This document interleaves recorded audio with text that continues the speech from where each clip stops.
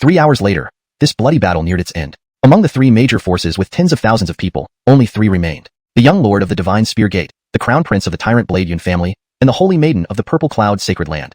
These three were Bellamy's so-called lifelong brothers.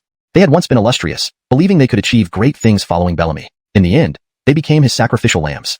Seeing their clansmen and kinsmen die tragically, the trio's spirits had already dulled. Even when facing Alawishus, the hollow look in their eyes showed no ripples of emotion. Alawishus gestured for the Basil to return their weapons, then said coolly, "I'll give you a chance for revenge. The three of you can attack together. If you can defeat me, you can avenge yourselves and leave safely. But if your skills fall short, you will join your clansmen." As he finished speaking, Alawishus provocatively beckoned them with his fingers. Though these three had grown numb, they had all experienced the crucible of war and slaughter. Hearing the word revenge triggered the deeply suppressed hatred within them. "Alawishus, I'll see you dead." Without another word, the young lord of the Cloud/family raised his battle saber and charged at Alawishus. The other two exchanged glances, each wielding their own weapon, attacking from both sides. In an instant, Alawishus was surrounded on three fronts. However, he showed no fear. "Good. Let's see what you've got." Ancient heavy pupil, one gaze through 10,000 years. At this moment, everything in the world seemed to freeze, losing its luster, except for Alawishus's heterochromatic eyes that stood out distinctly, enduring through the ages. For those few moments, it felt like millennia had passed for the three assailants. 1,000 years, enough time to erode everything away. By the time Alawishus slowly closed his eyes, the three attackers had already turned to skeletal remains, even their weapons covered in rust. Ding! Host has eliminated the young lord of the Divine Spear Sect, the heir of the Cloud/family, and the holy maiden of the Purple Cloud Holy Land. Rewarded with 150,000 villain points. Long-term mission, Supreme Sovereignty, eliminate 9 heirs, holy sons, and holy maidens of top-tier families. Progress, 7/9. Reward, Heaven-class martial skill, Throat Crush. Long-term mission, Decisive Conquest, destroy 3 top-tier families or holy lands. Reward, 500,000 villain points, a drop of primordial demon god essence blood. Long-term mission, Decisive Conquest, new task, destroy 7 top-tier families or holy lands. Reward, 3 million villain points, a primordial demon god treasure body. Alawishus nodded in satisfaction as he felt the rewards pour in. He looked down at the battlefield where the Cloud family now lay buried in a mountain of corpses and a sea of blood. With a flip of his palm, Adiel fire transformed into imperial green lotus fire, a blazing and destructive flame that consumed everything of the Cloud family. It was as if none of it had ever existed. "Jeffrey, the rebellion is quelled. Please return to the sect with us," Jonas said with a bow. Alawishus waved his hand dismissively. At this point, only the Cloud family has been utterly annihilated. Only the elites and strong individuals from the Divine Spear Sect and Purple Cloud Holy Land were here. Once something is done, it must be done thoroughly. Leave no survivors from the Divine Spear Sect and Purple Cloud Holy Land. Sabina, there are no more powerful figures left for this battle, so you don't need to participate. Go to the Mu family and Yaoguang Holy Land separately and inform them. From now on, the Divine Spear Sect belongs to the Mu family, and the Purple Cloud Holy Land falls under the jurisdiction of the Yaoguang Holy Land. Alawishus said this with indifference. He couldn't neglect the families of his women. Jonas nodded, and with a wave of her hand, the demon-suppressing banner was returned to its original size and slung over her shoulder. Seeing this, Alawishus reached out his hand. "Shouldn't you return it to me?" Jonas's eyes twinkled. "And Jeffrey's word is as good as gold. Don't forget what you promised." Alawishus laughed helplessly. "When we return, speak to second uncle about increasing your stipend. A venerable elder acting like a miser isn't quite fitting. Here, take it." Alawishus took out a jade bottle from his storage ring and handed it over. Jonas accepted the bottle, frowning slightly. Such a small bottle. What elixir inside could be more precious than this demonic treasure? "Johan, don't fool me," Jonas muttered. "I can't say if it's more valuable than the demon-suppressing banner, but it will definitely be more useful to you. Open it and see. You should recognize it." Alawishus chuckled lightly. With suspicion, Jonas opened the jade bottle. Immediately, an overwhelming life force gushed out. Inside the bottle was a drop of golden liquid, shimmering but not dispersing. This is the legendary Eternal Spring. Johan, that trip to the immortal mountain of eternal life wasn't wasted after all. You managed to get such treasures. If not, you'll join your clansmen. Alawishus taunted, beckoning them closer. Though numb, these three had experienced war and carnage. Hearing the word revenge, the suppressed hatred erupted deep within their hearts. "Alawishus, I want you dead." Without hesitation, Yun family's crown Prince Jameson wielded his war saber and lunged at Alawishus. The other two glanced at each other, each holding their weapon, and attacked from either side. In an instant, he was surrounded from all sides. Alawishus faced this onslaught without fear. Good timing. Primordial duality eyes, gazing 1,000 years. At this moment, everything seemed to freeze, losing its luster, except for Alawishus's distinct dual pupils, timeless and enduring. To them, it felt like countless days had passed in a flash. The change between day and night, the passage of time. An instant was a millennium. A millennium was enough to erase everything. By the time Alawishus slowly closed his eyes, the three surrounding him had already turned to skeletons, even their weapons rusted. Ding, host slayed the young lord of Divine Spear Gate, crown prince of tyrant Pavilion family, holy maiden of Purple Cloud Sacred Land, earning a total reward of 150,000 villain points. Long-term mission, Supreme Sovereignty, slaying 9 first-rate family successors, holy sons, and holy maidens, completion status, July 9th. Reward, Heaven tier martial art, throat lock. Long-term mission, ruthless and decisive, annihilating 3 first-rate families or sacred lands. Reward, 500,000 villain points, a drop of ancient god blood. Long-term mission, ruthless and decisive, refreshed, annihilating 7 first-rate families or sacred lands. Reward, 3 million villain points, an ancient god corpse. Feeling the influx of rewards, Alawishus nodded in satisfaction, a pleased smile on his face. Looking down at the Yun family compound, now a mountain of corpses and rivers of blood, he waved his hand, transforming Adiel fire into Azure Lotus Emperor fire. The blazing flames consumed everything of the Yun family as if they never existed. Prince, the rebellion is quelled. Please return to the sect, Christopher respectfully said. Alawishus waved his hand. The Yun family is thoroughly destroyed, but only the elites and powerful figures of the Divine Spear Gate and Purple Cloud Sacred Land remain here. Some matters must be seen through fully if undertaken at all. No one shall be spared from the Divine Spear Gate and Purple Cloud Sacred Land. Third Elder, there are no formidable opponents here. No need for you to join the battle. Go to the Mu family and Yaoguang Sacred Land and inform them. The Divine Spear Gate will now belong to the Mu family, and the Purple Cloud Sacred Land will be under the control of the Yaoguang Sacred Land. Alawishus said indifferently. He wouldn't slight his lover's family. Christopher nodded, waving her hand to retract the demon-suppressing flag, returning it to normal size and carrying it over her shoulder. Alawishus extended his hand towards her. You should return it now, right? Christopher's eyes twinkled mischievously. Prince, a man's word is a contract. Don't forget what you promised. Alawishus chuckled. When we return, talk to your second uncle and see if he can increase your stipend. It's odd for a respected third elder to always seem money-minded. Here, take it. Alawishus retrieved a jade bottle from his storage ring and handed it over. Christopher took the bottle, frowning slightly. What precious elixir could be inside such a small bottle? Could it possibly be more valuable than this demonic artifact? Don't try to fool me, little Johann. Christopher muttered doubtfully. Whether it's more valuable than the demon-suppressing flag, I cannot say. But to you, it is definitely more useful.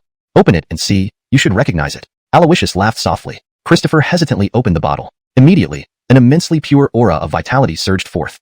A drop of golden liquid hovered within the bottle without dispersing. This is the legendary elixir of immortality. Little Johann, your journey to the immortal mountain wasn't in vain. Such treasures fell into your hands. Christopher exclaimed excitedly.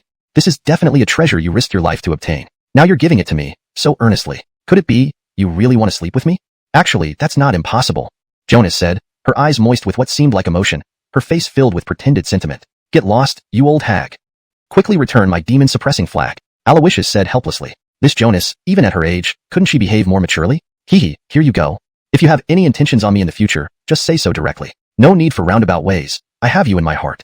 Jonas tossed the demon-suppressing flag to Alawishus and gave him a flirtatious wink before leaving.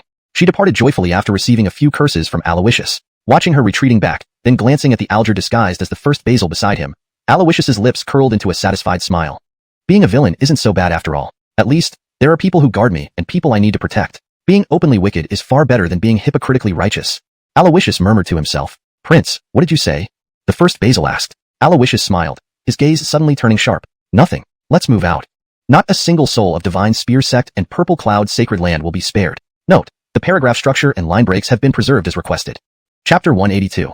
He never cared about you from the beginning. On this day, shock waves rippled through the Dongxian realm. 3 hereditary powers with histories spanning over 10,000 years were almost simultaneously obliterated.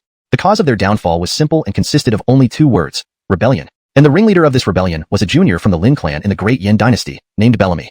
The moment this news broke, the Lin family panicked, and so did the Great Yin dynasty. Although called an empire, the Great Yin was merely a realm of mortals. Despite having practitioners among its populace, it could not compare to immortal sects and ancient forces. Upon learning this news, the first reaction of the Great Yin dynasty was to expel the Lin clan, severing all ties with them. As for the Lin clan, they were equally decisive. They immediately removed Bellamy's name from the clan register. Such actions left Bellamy completely isolated, like a wandering ghost. His fortune value plummeted even further as a result. At this moment, Alawishus had just returned to Tiani Immortal Sect. Looking at the information panel concerning Bellamy and seeing the fortune value drop to 450 points, he nodded silently. This tactic of threatening with force seems quite effective. First Gretchen, where are you? The account of this battle should be reported by me personally to my master at the Tiani Divine Hall. However, I experienced some enlightenment during the battle and need to enter seclusion quickly to break through to the reincarnation realm. Let you handle this matter on my behalf. Oh, don't forget the plan I mentioned while returning. Make sure to inform my master and release the news soon to prepare accordingly. We must deliver his final blow before Bellamy recovers. With that said, Alawishus casually tossed a jade vial into the first Gretchen's hands and walked away towards his palace without looking back. The first Gretchen examined the jade vial in his hand, feeling the surging life force within. Beneath his black mask, a smile spread across his face. In a desolate area within the Dongxian realm, Bellamy stared at the communication talisman in his hand, his eyes filled with bloodshot anger. Alawishus, it must have been you deliberately releasing this information to pressure the Great Yin dynasty, which led to my expulsion from the Lin clan and my current isolation. Alawishus, for targeting me like this, you won't meet a good end. Bellamy clutched the talisman tightly, shouting angrily. At this moment, a Dark Hall disciple muttered softly, "Is it possible that Alawishus never cared about you from the start, and all this is just your one-sided assumption?"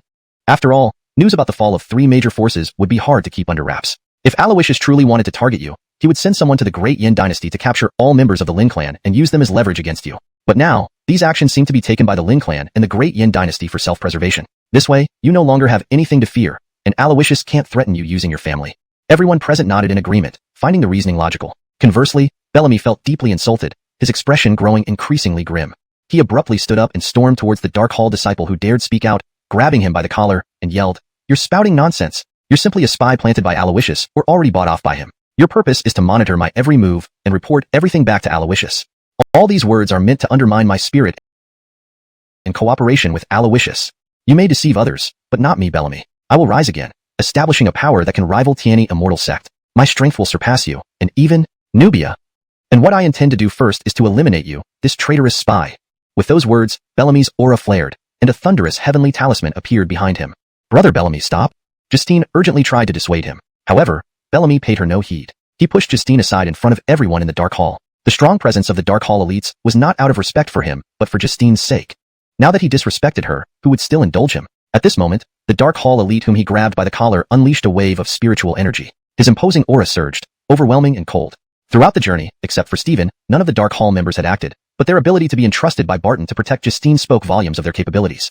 In the Dark Hall, they shared a common name, Dark Shadow Assassins. Boom. As the powerful aura erupted, icy killing intent swept over like tides, striking terror into hearts.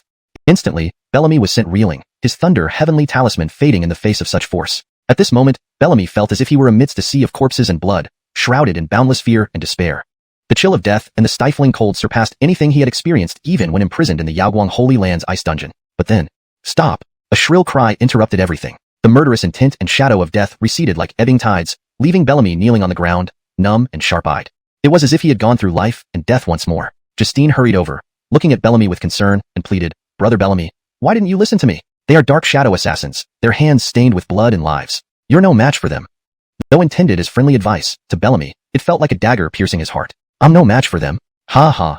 To think that I, Bellamy, once prided myself as a chosen one, yet now I cannot even defeat a Dark Shadow Assassin.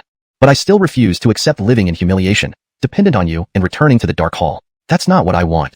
How can my path of cultivation continue unless I defeat Alawishus, bring down Tiani immortal sect, and kill Emily Nubia?" Kneeling there, Bellamy seemed to be muttering to himself or speaking to Justine. Beside him, Stephen sneered, "Defeat Alawishus, bring down Tiani immortal sect, and even kill the Emily? If you truly achieve all this on your own, your cultivation journey would already be unnecessary. At that point, you'd already be the unrivaled existence of this ancient land. I admire you for dreaming big dreams even in such dire straits, but admiration doesn't mean you can use our Dark Hall for your ends. The Dark Hall will never be your sword to wield nor aim at Tiani immortal sect." Stephen sternly warned. Hearing this, Bellamy gave a bitter laugh. "Is that so? But your words are too absolute. Nothing is absolutely impossible in this world. It's just that we lack sufficient reasons right now." His gaze inadvertently shifted to Justine beside him, caring for him despite everything. Though fleeting, the thoughts that surfaced could not be easily erased. "Brother Bellamy, what do you plan to do now?" Justine asked. Just as Bellamy hesitated, 2 people passing nearby caught his attention with their conversation. Chapter 183. Alawishus, you are all my wings. Tiani immortal sect, the Jeffries Palace. It had been 2 days since Alawishus returned from annihilating the 3 major forces. For these 2 days, Alawishus had remained in seclusion. The grand power near the Jeffries Palace hovered ominously like a slowly forming quagmire, oppressive and suffocating. Cultivators below the reincarnation realm would feel an overwhelming pressure even when dozens of miles away. Dark clouds perpetually covered the sky, never dispersing. Those who knew understood that Alawishus was attempting to break through to the reincarnation realm. To the uninitiated, it seemed as if someone within the sect was about to ascend to the rank of Great Emperor. Until 2 days later, an overwhelmingly fearsome aura of demonic power suddenly erupted from the palace, enveloping a 1,000-jong radius in thick, ethereal fog. This was the power of the ancient demon god's essence. Using the ancient demon god's essence as a catalyst, Alawishus refined his imperial demon tyrant body, preparing for this critical moment of transcending limitations and advancing to the reincarnation tribulation. Boom. At that moment, dark, grim clouds gathered overhead, faintly revealing a mighty dragon writhing amidst the cloud seas. With a grand spectacle unfolding, the atmosphere here reached its zenith. The surrounding dark clouds instantly darkened, like spilled ink covering the heavens in an inky blackness. Boundless cloud layers swirled, and a demonic dragon emerged, descending from the sky into Alawishus's palace. Only then did the ominous clouds truly rupture. Countless strong cultivators within the immortal sect felt this familiar yet heart-wrenching tribulation aura and watched with anticipation. Is this a heavenly tribulation? Cultivators from the immortal sect should head to the Tribulation Valley for transcendence. Who broke the rules and is transcending here? On such a grand scale, the tribulation clouds cover thousands of miles. Could this be the third Nirvana Grand Tribulation? Not quite. This isn't the Nirvana Grand Tribulation, but merely a lesser reincarnation tribulation. The three Nirvana Grand Tribulations are the heavenly thunder, in fire, and by wind tribulations. While this tribulation scale is vast, the power within is just regular thunder. Yet, is this the ninth lesser reincarnation tribulation? Obviously, it's the ninth. But even as the final lesser reincarnation tribulation, its scale is too massive. Back then, my last lesser reincarnation tribulation covered only tens of miles. Our Tiani immortal sect will once again see a monstrous powerhouse emerge. Amidst everyone's exclamations, a figure in black floated gracefully mid-air, his aura like a rainbow. Like a reverse flying meteor, he stood in the void, ready to welcome the incoming heavenly tribulation. At that moment, countless eyes widened in shock. This silhouette feels so familiar. It's the Jeffrey. What realm is the Jeffrey? I remember that several days ago, when he battled the Dark Hall Young Lord, he was merely at the peak of the ninth level of life-death realm. So, this isn't the ninth lesser reincarnation tribulation but the first. When this thought dawned, everyone present felt stunned. A lesser reincarnation tribulation on such a grand scale on the first try. The Jeffrey's talent surpasses even the venerate source of old, many murmured in admiration. Under all gazes, the tribulation clouds covering 1,000 miles converged all their power into a single thunderbolt. Next, a pillar-like bolt as thick as a water vat descended from the sky, emitting a destructive aura. Instantly, Alawishus' figure was engulfed. In that moment, everyone's hearts tightened involuntarily. The remaining aftereffects turned the ground beneath Alawishus' palace into ruins. This process lasted a full 15 minutes. When the tribulation cloud's momentum dissipated, and Alawishus reappeared from the thunderbolts, the hanging hearts of the onlookers finally settled. The tribulation aura dispersed, the vast clouds integrating into the transcender, aiding in the formation of the reincarnation saint body.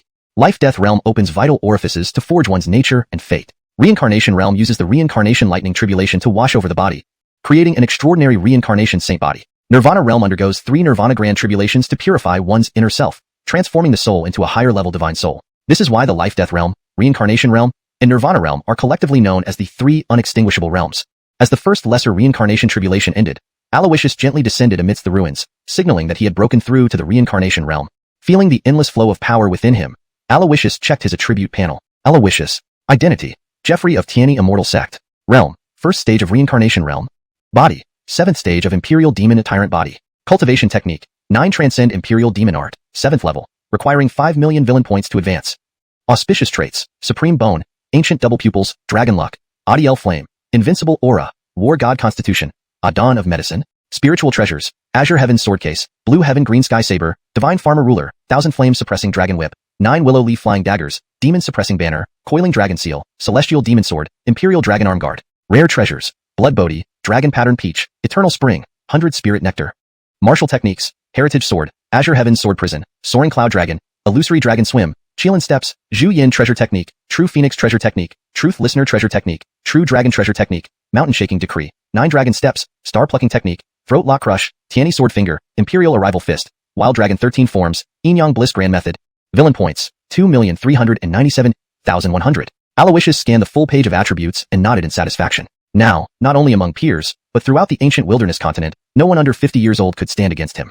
However, this wasn't enough. What he wanted was absolute invincibility. At this moment, Gay and others approached. Anita and Sylvia embraced Alawishus from either side, tears welling in their eyes and worry etched in their gazes. Seeing each other, they blushed inadvertently, embarrassed. Alawishus, holding both girls, smiled down at them. You all are my wings. Nearby, Gay and the Supreme Elder looked on with approval. Alawishus released the 2 girls and walked towards Gay. Adon, the palace is gone. Alawishus said awkwardly. Gay chuckled indulgently. No worries, we can rebuild. Johan, now that you've advanced to the reincarnation realm, your master has some rewards for you. Gay waved her hand lightly, sending a delicate jade box from her storage ring to Alawishus. Adon, this shouldn't be. While saying this, Alawishus accepted the jade box. Upon opening it, a black token appeared. The token was simple and square, with an ancient, intricate, order, character carved at the center. Nothing else stood out. Though unfamiliar with this object, Alawishus sensed the awestruck expression on the Supreme Elder's face, confirming its extraordinariness. Thank you, Adon. Alawishus bowed gratefully. Gay laughed. There's no need for such formality between master and disciple. Johan, the plan you asked me to set up 2 days ago needs to come to fruition. Choose a suitable time to proceed. Alawishus replied mysteriously. I understand. Enough time wasted. It's time to send him off. Please note that I have translated the text while maintaining the original tone, structure, and paragraph breaks. If there are specific stylistic preferences or additional details you wish to add, please let me know. Chapter 184. Space, Life and Death, Adiel. During the past 2 days of Alawishus' secluded cultivation for his breakthrough, the Tiani Immortal Sect remained relatively peaceful. However, the entire Eastern Fairy domain was in an uproar. The reason was simple. Someone had detected the aura of ancient celestial talismans in a hidden treasure within the Eastern Fairy domain. Moreover, it wasn't just one talisman. When this news spread, countless geniuses and powerful figures from the Eastern Fairy domain flocked to the area, hoping to obtain this supreme blessing. Bellamy and Justine were also among them. Upon reaching the entrance to the hidden treasure, everyone was startled to find a mysterious and formidable celestial array guarding it. This array acted like a sieve, preventing anyone over 30 years old from entering. Adonis had attempted to destroy it, but after several sword strikes, not only did he fail to break through the array, but he nearly suffered a backlash as well. This deterred him from further attempts, as collapsing the hidden treasure would prevent anyone from obtaining the blessing. However, this blessing felt odd and somewhat unsettling to him, almost as if it were specially prepared for Bellamy. Yet, he never believed in fortuitous coincidences. For Bellamy, who had long enjoyed the benefits of being the protagonist, he harbored no doubt about the legitimacy of this blessing. Thus, ignoring the warnings of the Dark Hall's experts, he entered the hidden treasure with Justine. Perhaps due to the protagonist's aura or some other special reason, during these 2 days, Bellamy advanced steadily, breaking through numerous barriers and acquiring substantial rewards. His confidence gradually restored. Meanwhile, Justine, who accompanied him, felt increasingly uneasy. Brother Bellamy, don't you think everything has been too smooth on our journey? Justine warned cautiously. It feels like someone is manipulating everything from behind the scenes, ensuring we pass through smoothly and approach the celestial talismans. Haha, Analing, there's no need to worry. Following my lead ensures that everything goes as planned, Bellamy replied confidently. I am the chosen son, blessed by the heavens, destined to rise in this era and become a legend. When I aim to make a comeback, even heaven and earth must yield for me. How much more so for this small hidden treasure? But, Justine wanted to say more but was interrupted by Bellamy's glare and a wave of his hand. Enough. Analing, ultimately, you still don't trust me, thinking I'm inferior to Alawishus deep down, right? Have you even told me what your relationship with Alawishus is? What secret dealings have you both engaged in? Bellamy spoke coldly, causing Justine to shiver slightly, her brows furrowing involuntarily. Brother Bellamy, Alawishus and I have no relationship. I've always been your sister. You have to believe me, she explained earnestly. Bellamy pondered for a moment and then nodded inwardly. Fine, I believe you. But you must also trust my capabilities. The celestial talismans are my destined blessing, and no one understands them better than I do. Here, everything must be done my way without questioning. Otherwise, don't blame me if I don't acknowledge you as my sister. At this point, Justine could only silently bear any grievance she might have felt. As they walked away, a black-cloaked figure emerged from the darkness. Ha! Having no talent yet daring to act so arrogantly. With such abilities, how dare you oppose the Jeffrey? It's a pity to go to all this trouble for this boy. Murmuring to himself, the figure pulled out a spirit charm from his pocket and crushed it instantly, vanishing back into the shadows. Bellamy and Justine found themselves in a long tunnel leading to a tomb-like palace. In the center of the palace stood a stone platform glowing brightly, with 3 celestial talismans floating above it. One was transparent and pure, adorned with intricate dragon-like patterns that subtly interacted with the surrounding void. Another displayed intertwined black and white colors, cold and lethal against gentle and warm, coexisting harmoniously despite their stark contrasts. The last one was a striking orange-red, exuding a wild, desolate energy that provided an intense visual experience even at a glance. Seeing the 3 talismans, Bellamy's eyes gleamed with excitement. These are Spatial Celestial Talisman, Life and Death Celestial Talisman, and Adiel Celestial Talisman. Ha ha ha, truly when all seems lost, hope appears. Heaven is indeed on my side. With a maniacal laugh, Bellamy rushed toward the talismans. Justine quickly warned, be careful, Brother Bellamy. There might be traps here. But before she could finish, Bellamy had already crossed the hall and stood before the stone platform. Strangely, the path remained calm, with no apparent traps. Yet, this only made Justine more vigilant. Visible traps could be countered, but invisible ones could be fatal once triggered. Unlike her cautious demeanor, Bellamy was completely lost in joy and madness. After I absorb these 3 talismans, my cultivation will skyrocket, making it effortless to reach the reincarnation realm. Standing above Alawishus will just be the beginning of my revenge. These 3 talismans now belong to me. Bellamy sneered as he shattered the barrier protecting the talismans and held the ancient divine artifacts in his hands. Profound and powerful energies surged within him, resonating with the primal Adiel stone talisman inside his body. Unbeknownst to Bellamy, as he touched the talismans, his aura grew agitated. His eyes gradually filled with bloodshot veins. He turned to look at Justine, waiting nearby, and a strange expression flashed in his bloodshot eyes. Analing, I have a question. Answer truthfully. Bellamy tried to maintain steady breathing, suppressing his inner turmoil while approaching Justine. She sensed his abnormal state and showed a trace of fear in her beautiful eyes. Trusting Bellamy, however, she nodded silently. Analing, tell me, do you have any kind of relationship with Alawishus? Has he taken advantage of you? Bellamy's blunt words made Justine's face flush red. Hastily shaking her head, she defended herself. Brother Bellamy, why would you think that? Alawishus and I aren't even friends, let alone anything more. Despite her denial, Bellamy looked suspicious. Then, do you like him, or me? Justine paused, lowering her head slightly, whispering, I don't like Alawishus. Hearing this, Bellamy's lips curled upward. So, you like me? Analing, I remember clearly that you said you would marry me when you grow up. Proving whether your words are true is simple. Become my woman, and I won't doubt you anymore. Saying this, Bellamy couldn't contain his eagerness and reached out to undress Justine. This action terrified her, causing her to retreat several steps. Looking at her former near-perfect brother, who now felt utterly unfamiliar, Justine's heart ached. Her reaction infuriated Bellamy further. Justine, you talked beautifully earlier, but your actions betray your true feelings. You don't see me as family, and you love my enemy, Alawishus. You traitor. Bellamy roared in anger and, with a wave of his hand, unleashed a palm strike empowered by the celestial talisman's divine force. At this moment, Justine's face showed fear. No, brother Bellamy, you've misunderstood. Poof. Before she could finish her sentence, the palm shattered her protective artifact and struck her squarely in the chest.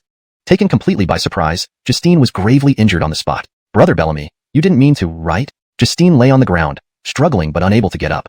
As she murmured to herself, she suddenly saw Bellamy walking towards her with a sinister smile. Translation note: the paragraph structure and line breaks have been maintained as per the original text.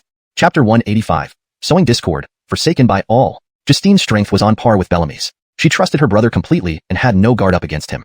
Just now, it seemed that Bellamy had been plotting for a long time, using the power of the heavenly talisman to deliver a blow that not only shattered Justine's protective artifact, but also left her gravely injured. Now, Justine didn't even have the strength to stand up, yet she still believed that Bellamy hadn't intended to do this. Until she saw Bellamy approach her with red eyes and a sinister grin, disbelief filled her beautiful eyes. Brother Bellamy, why is this happening?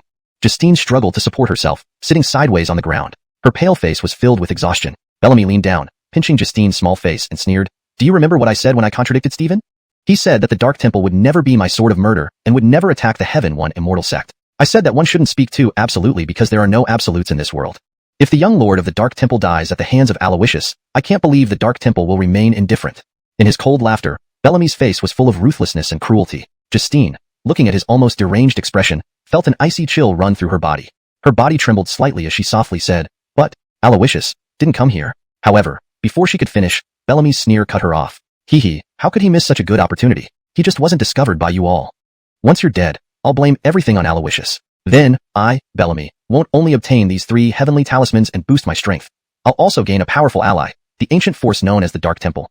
And guess what? If you die, your master might take me as a disciple and hand over the entire Dark Temple to me. Ha, analing, women change a lot after growing up. After being away from me for so many years and becoming close with Alawishus, it's understandable. And since I can't kill Alawishus right now, killing his woman first makes perfect sense, don't you think? But we haven't seen each other in a few years, and you've grown into a fine young lady. Before I kill you, wouldn't it be fair for you to repay me with your body for all the care I gave you back then?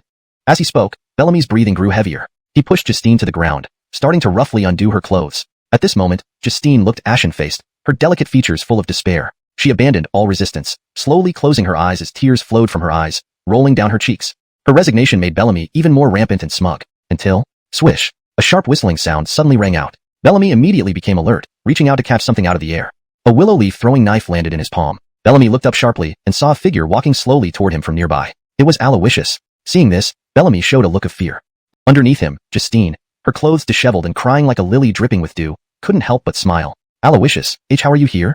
Bellamy held up the 3 major heavenly talismans and simultaneously activated the power of the Adiel stone talisman, attempting to quickly refine them. Not far away, Alawishus walked leisurely forward with a faint smile on his face. That smile, which seemed to control everything, turned into deep apprehension in Bellamy's eyes. Seeing Alawishus only smiling without answering, Bellamy hardened his heart with icy eyes. Now I possess the space, life and death, and primordial heavenly talismans, plus the 4 I already controlled. Perhaps I'm not your match. Alawishus, chasing me here is surely courting death. Die. With a roar, Bellamy unleashed 7 heavenly talismans simultaneously. With their enhancement, his aura surged, akin to a crazed beast charging at Alawishus. Facing Bellamy's assault, Alawishus remained calm, a smile still on his face. When they were less than 3 feet apart, Alawishus raised his hand and transformed it into a fist, smashing forward. Bang! The punch broke through with unstoppable force. The surrounding elemental energy exploded in succession under this strike. This punch shattered the 7 heavenly talismans and struck Bellamy squarely in the chest. A gush of blood spurted out. Bellamy flew backward uncontrollably, slamming heavily into the ground. At this moment, Alawishus's formidable aura of the first stage reincarnation realm became evident. Reincarnation realm? You broke through to reincarnation realm when? Bellamy clutched his chest, stepping back with terror in his eyes. Back then, at the Yun family, Alawishus had easily defeated him at the 9th rank life and death realm. Now, despite obtaining the heavenly talismans, Bellamy hadn't refined much of them and his strength hadn't increased significantly. On the contrary, Alawishus had broken through again, reaching the reincarnation realm. Their rematch inevitably ended in a crushing defeat for Bellamy. Meanwhile, Bellamy noticed Justine standing up, slowly tidying her clothes. His gaze sharpened abruptly. "Analing, help me kill Alawishus. As long as you kill him, I will believe you. From now on, you will still be my sister Bellamy, and we will be like we used to." Bellamy pleaded anxiously. His words sounded foolish and laughable at this moment. Justine remained expressionless, except for her tightly clenched fists and trembling hands where her nails pierced into the flesh. Alawishus sneered. "She no longer cares whether you trust her or not. Your actions earlier make me feel sorry for Justine, even as an outsider. How could such a good girl end up with a heartless brother like you?" You're unworthy of being her kin. You're not even fit to be a person. Alawishus stepped closer to Bellamy with each word, igniting his anger. This is between annealing and me. What does it have to do with you? Who asked you, an outsider, to meddle? Alawishus, you're trying to sow discord. Annealing is young and innocent. You're taking advantage of her naivety, deceiving her into betraying family loyalty, betraying me. Bellamy shouted furiously. Hearing this, Alawishus continued to sneer. Normally, matters within your family have nothing to do with me. But when you try to frame someone else for a murder you committed, I can't just stand by. It's often said better to offend a gentleman than a villain. Consider yourself unlucky to provoke such a villain as me. Only by eliminating you can I be free from your schemes. Saying this, Alawishus summoned the azure sky knife from his storage ring. The cold blue gleam sent shivers down Bellamy's spine. He truly felt despair this time. And Justine was his last hope for salvation. Annealing, save me. Though we have no blood ties, I've treated you like a real younger sister since childhood. As a kind girl, you wouldn't stand by and watch me, this evil man Alawishus, get killed, right? Please save your brother. Bellamy's eyes reddened as he begged piteously. Justine's expression wavered slightly upon hearing this. But recalling Bellamy's words and actions from moments ago, a wave of disgust rose within her. Her indifference finally led to Bellamy's complete breakdown. Bellamy's eyes darkened from dullness to despair, then flashed with cold rage. Justine, how cruel you are. So, this was all planned with Alawishus, you traitor, conspiring with the enemy to kill me. If you want me dead, you won't live either. Justine, I'll take you down with me. Bellamy roared, mustering all his remaining strength and charging wildly at Justine. And at this moment, a resolute glint flashed in Justine's beautiful eyes. Enough. You, stop defiling the image of Brother Bellamy in my heart. You are not him at all. Amidst her cries, Justine flicked her wrist, sending forth a dark seal from her palm. Bellamy was already at the end of his tether and could not withstand the power of the Dark Temple's treasure. In an instant, Bellamy was sent flying, landing near Alawishus. At the same time, the system notification sounded in Alawishus's ear. Ding! Bellamy has brought calamity upon himself, forsaken by all. Luck value minus 550. Current luck value, 0. At this moment, Alawishus smiled slightly. Kill. Hashtag chapter 186. Extraterritorial forces? That's exactly what I'm fighting. When Antony was blasted away by the massive dark seal, he was already on the brink of death. The azure skyfall blade had long been waiting for its moment. In the next instant, puncture. The green blade pierced through Antony's chest, and his vitality scattered rapidly. At this moment, the intense cold and excruciating pain brought an unprecedented clarity to Antony. He awoke as if from a great dream, his bloodshot eyes gradually regaining their clarity. Antony looked at Alawishus before him, then down at the green battle blade impaling his chest. Finally, with a reluctant gaze, he turned to Justine, who was sobbing uncontrollably. What have I done?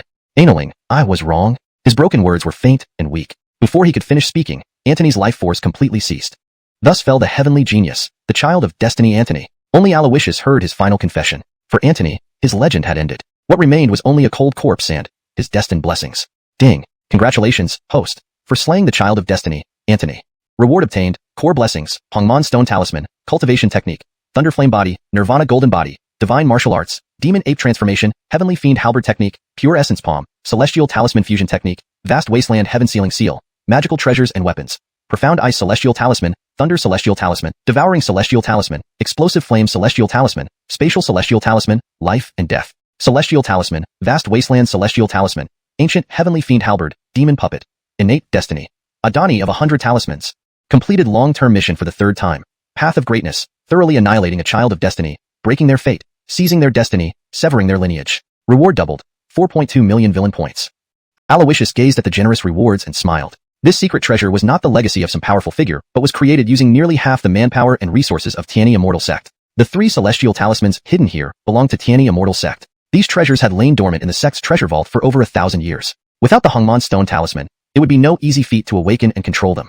Though Stacy had the ability, reaching her level of cultivation, it was more worthwhile to focus on advancing her own path than to spend time mastering these celestial talismans. Therefore, although they were precious, they were less useful to the powerful. This time, Alawishus used these talismans as bait, setting up a trap to lure Antony. Even as Antony escaped Yaoguang's sacred land initially, Alawishus had manipulated his mind. By adding further influence via the 3 celestial talismans, he directly exposed Antony's inner darkness and twisted nature. Consequently, what happened to Justine was within reason. Now, regardless of whether Antony was good or evil, everything was over. All that remained was a cold corpse lying limp on the ground. Not far away, Justine approached Antony's body slowly. She finally knelt beside him, weeping bitterly. Alawishus wiped the blood off the azure skyfall blade and asked her, "Do you regret it? Are you hating me for killing your brother Antony?" Alawishus continued. To this question, Justine did not answer. She remained kneeling, holding one of Antony's arms and silently crying. "If one day you regret it or blame me for killing Antony, you can come to Tiani Immortal Sect anytime to take revenge. I will wait there and accept your challenge." With that said, Alawishus sheathed the sword and walked away. As he exited the grand hall, he waved his hand. At that moment, hundreds of shadow guards lurking in the shadows withdrew like shadows themselves. Walking steadily outward, The shadow ancestor followed closely behind him. Have all those who entered here been handled? Without turning around, Alawishus asked brusquely. Everything is settled. They've gone through somewhat superficial trials, received minor benefits, and most have already left. The remaining few, including the Dark Hall girl, are also on their way out. No one will discover that this secret treasure was orchestrated by Tiani Immortal Sect, the shadow ancestor replied respectfully. Good job. Alawishus nodded approvingly. However, Your Highness, according to your plan, you didn't appear in this secret treasure. With such publicity surrounding this place, if you don't show up, it might raise suspicions. Smiling, Alawishus responded, That's why we need an alibi. The shadow ancestor narrowed his eyes. Your Highness, you mean? A smile tugged at Alawishus's lips. Back at Eternal Life Divine Mountain, I promised certain forces, who lacked vision, that after leaving, I'd send them to join their ancestors. I never make idle promises. It's time to follow through. Let's move.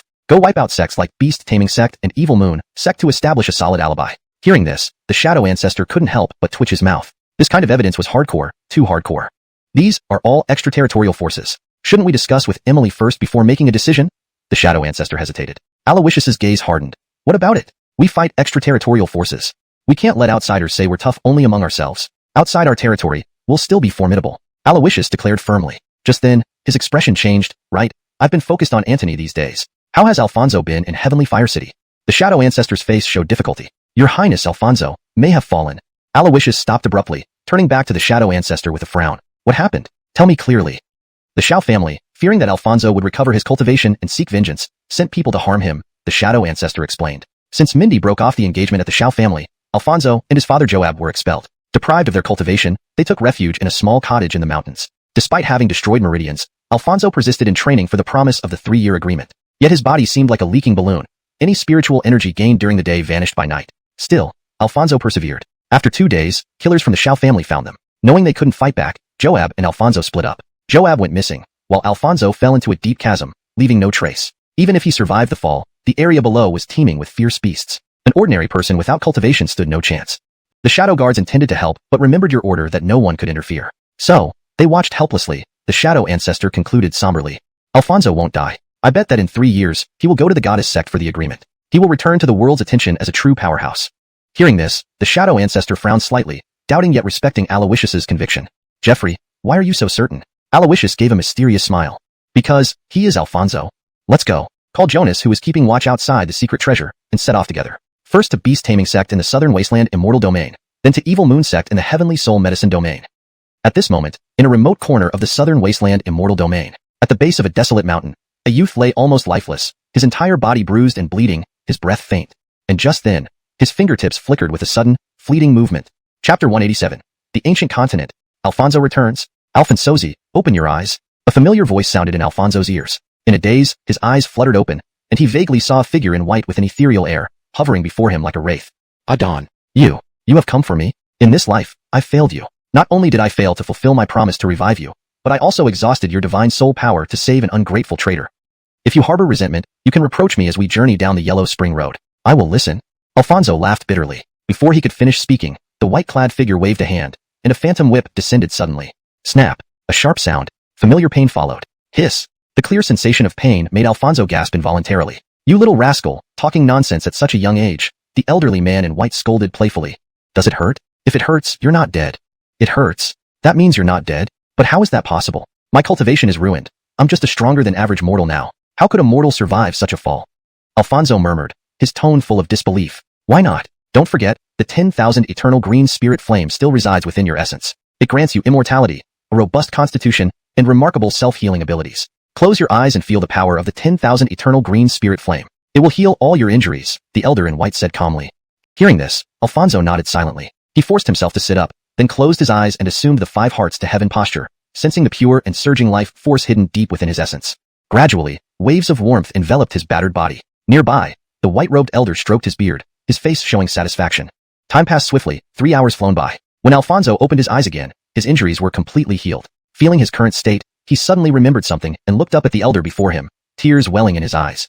Adon. He stepped forward, throwing himself into the elder's embrace, tears streaming down his cheeks. I thought what I heard earlier was a dream, but I never imagined I would have the chance to see you again in this lifetime. A few days ago, when the spirit energy I gathered during the day mysteriously disappeared at night, I wondered if you would ever appear unexpectedly, as you did before. And indeed, Adon, I was wrong. Saying this, Alfonso knelt on the ground with a thud. However, the elder quickly pulled him up. Disciple, this isn't your fault. No one can predict the future. At that time, If you had abandoned Stacy, even Adon would have looked down on you. If we could go back, I believe, we would make the same choice. This time, it can only be said that you met someone unworthy and misjudged them, leading to this outcome. The path of life is long. Who can guarantee they will never misjudge anyone they meet? The elder smiled calmly. Alfonso frowned. Even a wise man like Adon has misjudged people before? At this, the elder simply chuckled without answering.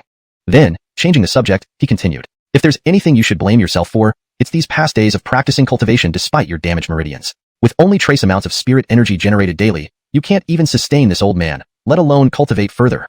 Hearing this, Alfonso frowned. Then what else? Do you think you should use spirit crystals for cultivation? But didn't you repeatedly warn me against using spirit crystals to take shortcuts in cultivation? Alfonso asked, puzzled. Guess why this old man forbade you from using spirit crystals back then? The elder raised an eyebrow. Because you didn't want me to rely too much on external objects? Alfonso ventured cautiously. Wrong. Because you were broke, penniless. The mere cost of tempering elixir is significant. Where would you get spirit crystals for cultivation? Moreover, whether in the goddess sect or the Tiani immortal sect, both are among the best lands in the ancient continent, abundant in celestial chi, so there's no need for spirit crystals. But Tianhua City is desolate. The 30,000 spirit crystals you swindled from Alawishus should be used instead of sitting idle. The elder retorted impatiently. But you never told me these things. Alfonso muttered. Do I have to say everything? Who's supposed to walk this path, you or me? During Aiden's slumber, did you not learn anything beyond your routine? The elder questioned. Hearing this, Alfonso smiled. I did learn. What did you learn?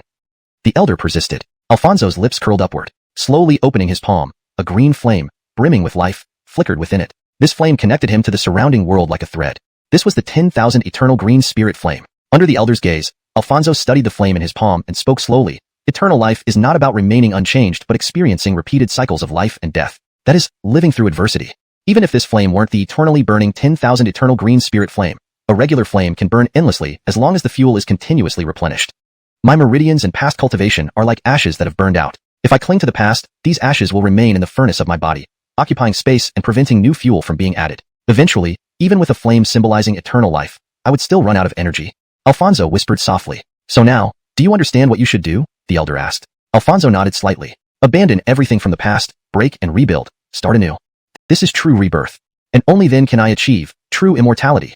As he spoke, Alfonso's aura dissipated, yet his breathing became more profound and mysterious. He had forsaken his final bit of strength but gained a higher starting point. At this moment, a brilliant green light emitted from his body, exuding pure life force. The 10,000 eternal green spirit flame returned to its origin, fully integrating into Alfonso's essence, becoming his ancestral flame. Simultaneously, two flames emerged from his storage ring, one a bone-chilling cyan color, the other explosively hot azure. The Netherworld Demon Flame and the Azure Lotus Imperial Flame. Looking at the two ancestral flames circling above, Alfonso smiled with relief. Old friends, you've returned?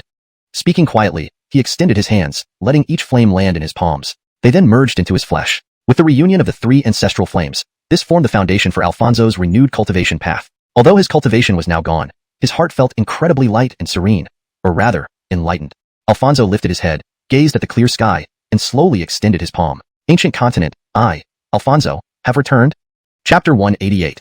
You were supposed to infiltrate the beast-taming sect, not become its patriarch. Let us now tell a tale of two flowers blooming separately.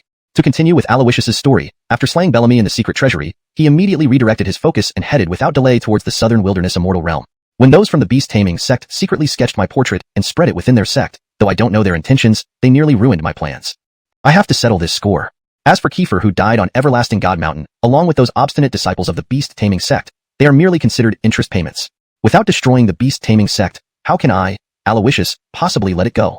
Alawishus declared openly. Of course, his urgency to destroy these two major sects was not due to any deep-seated grudge, and the so-called alibi was just an excuse.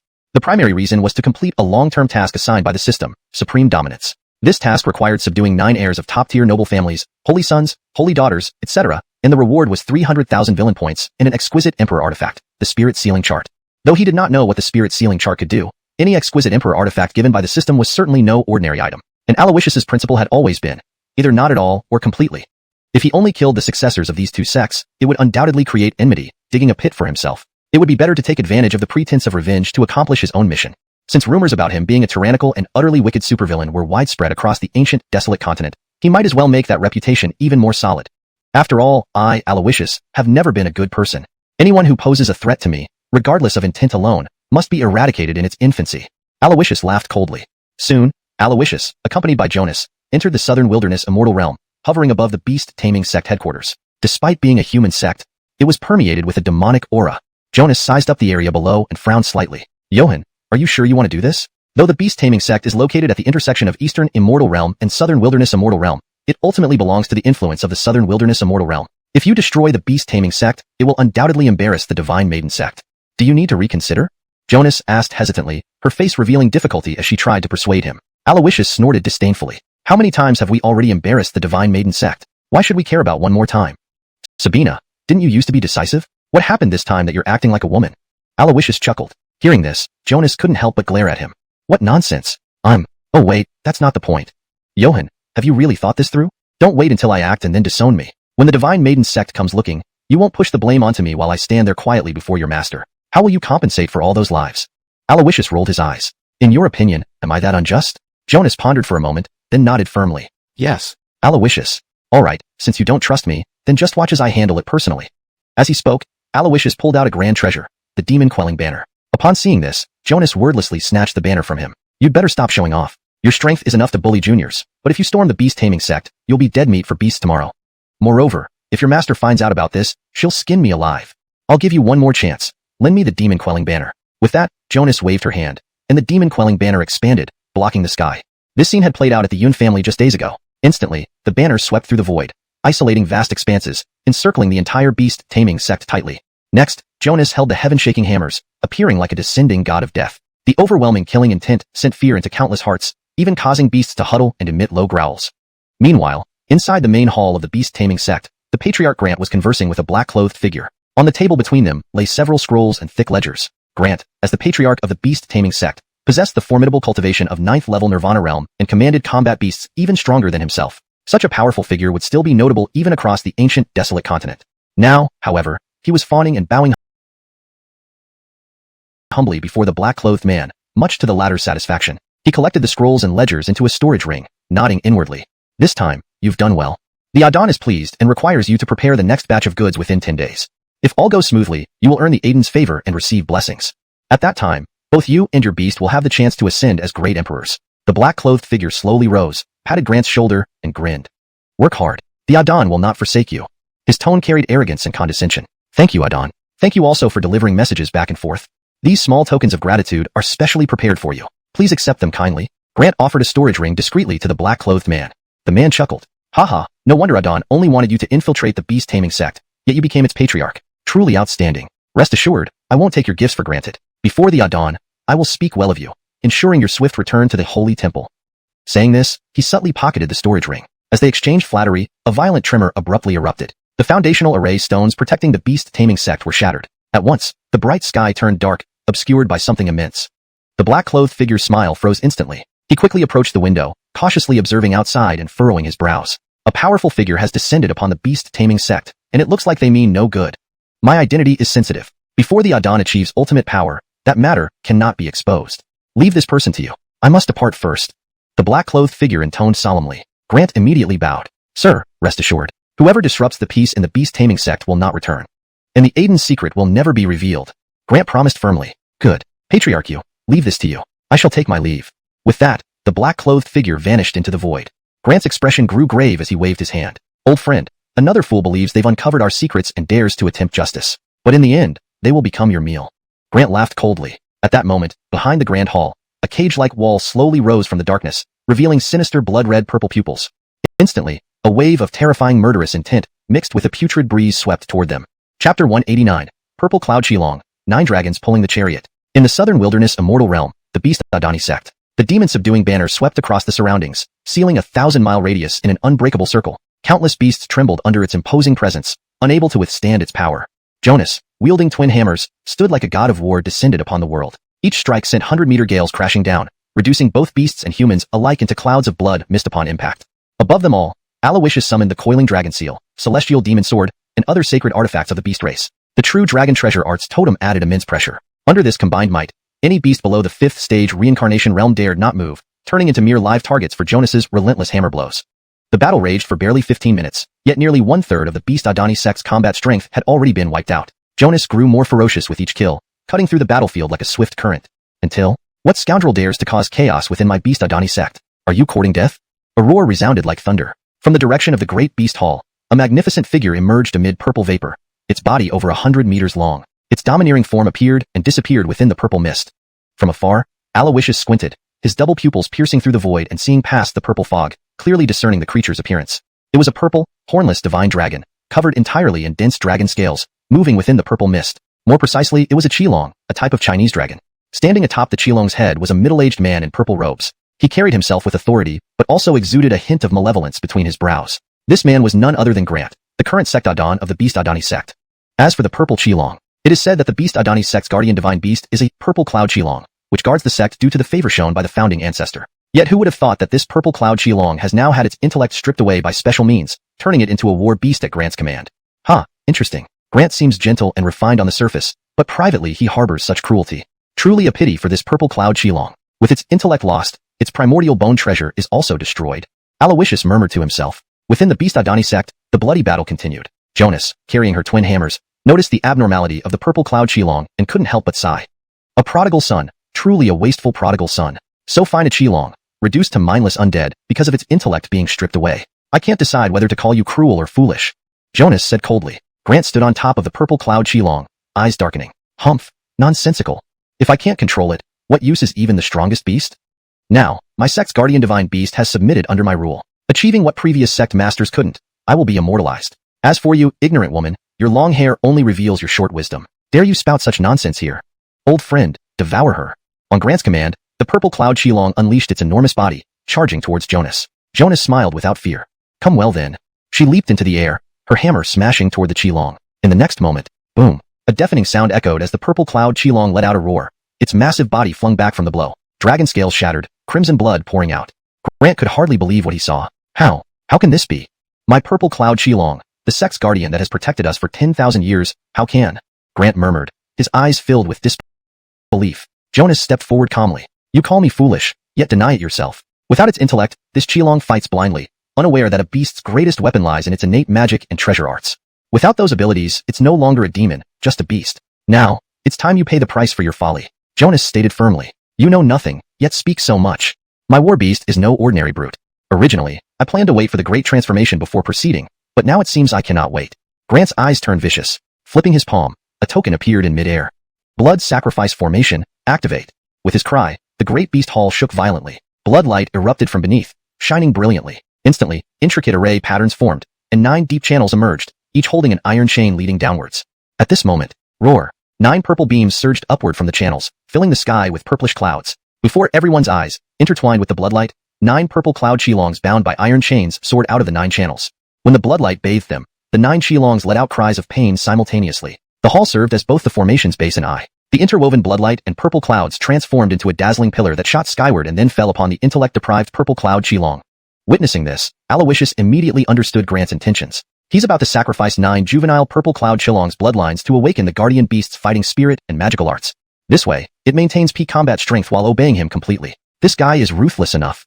Alawishus murmured to himself. Since he witnessed this, it must be disrupted.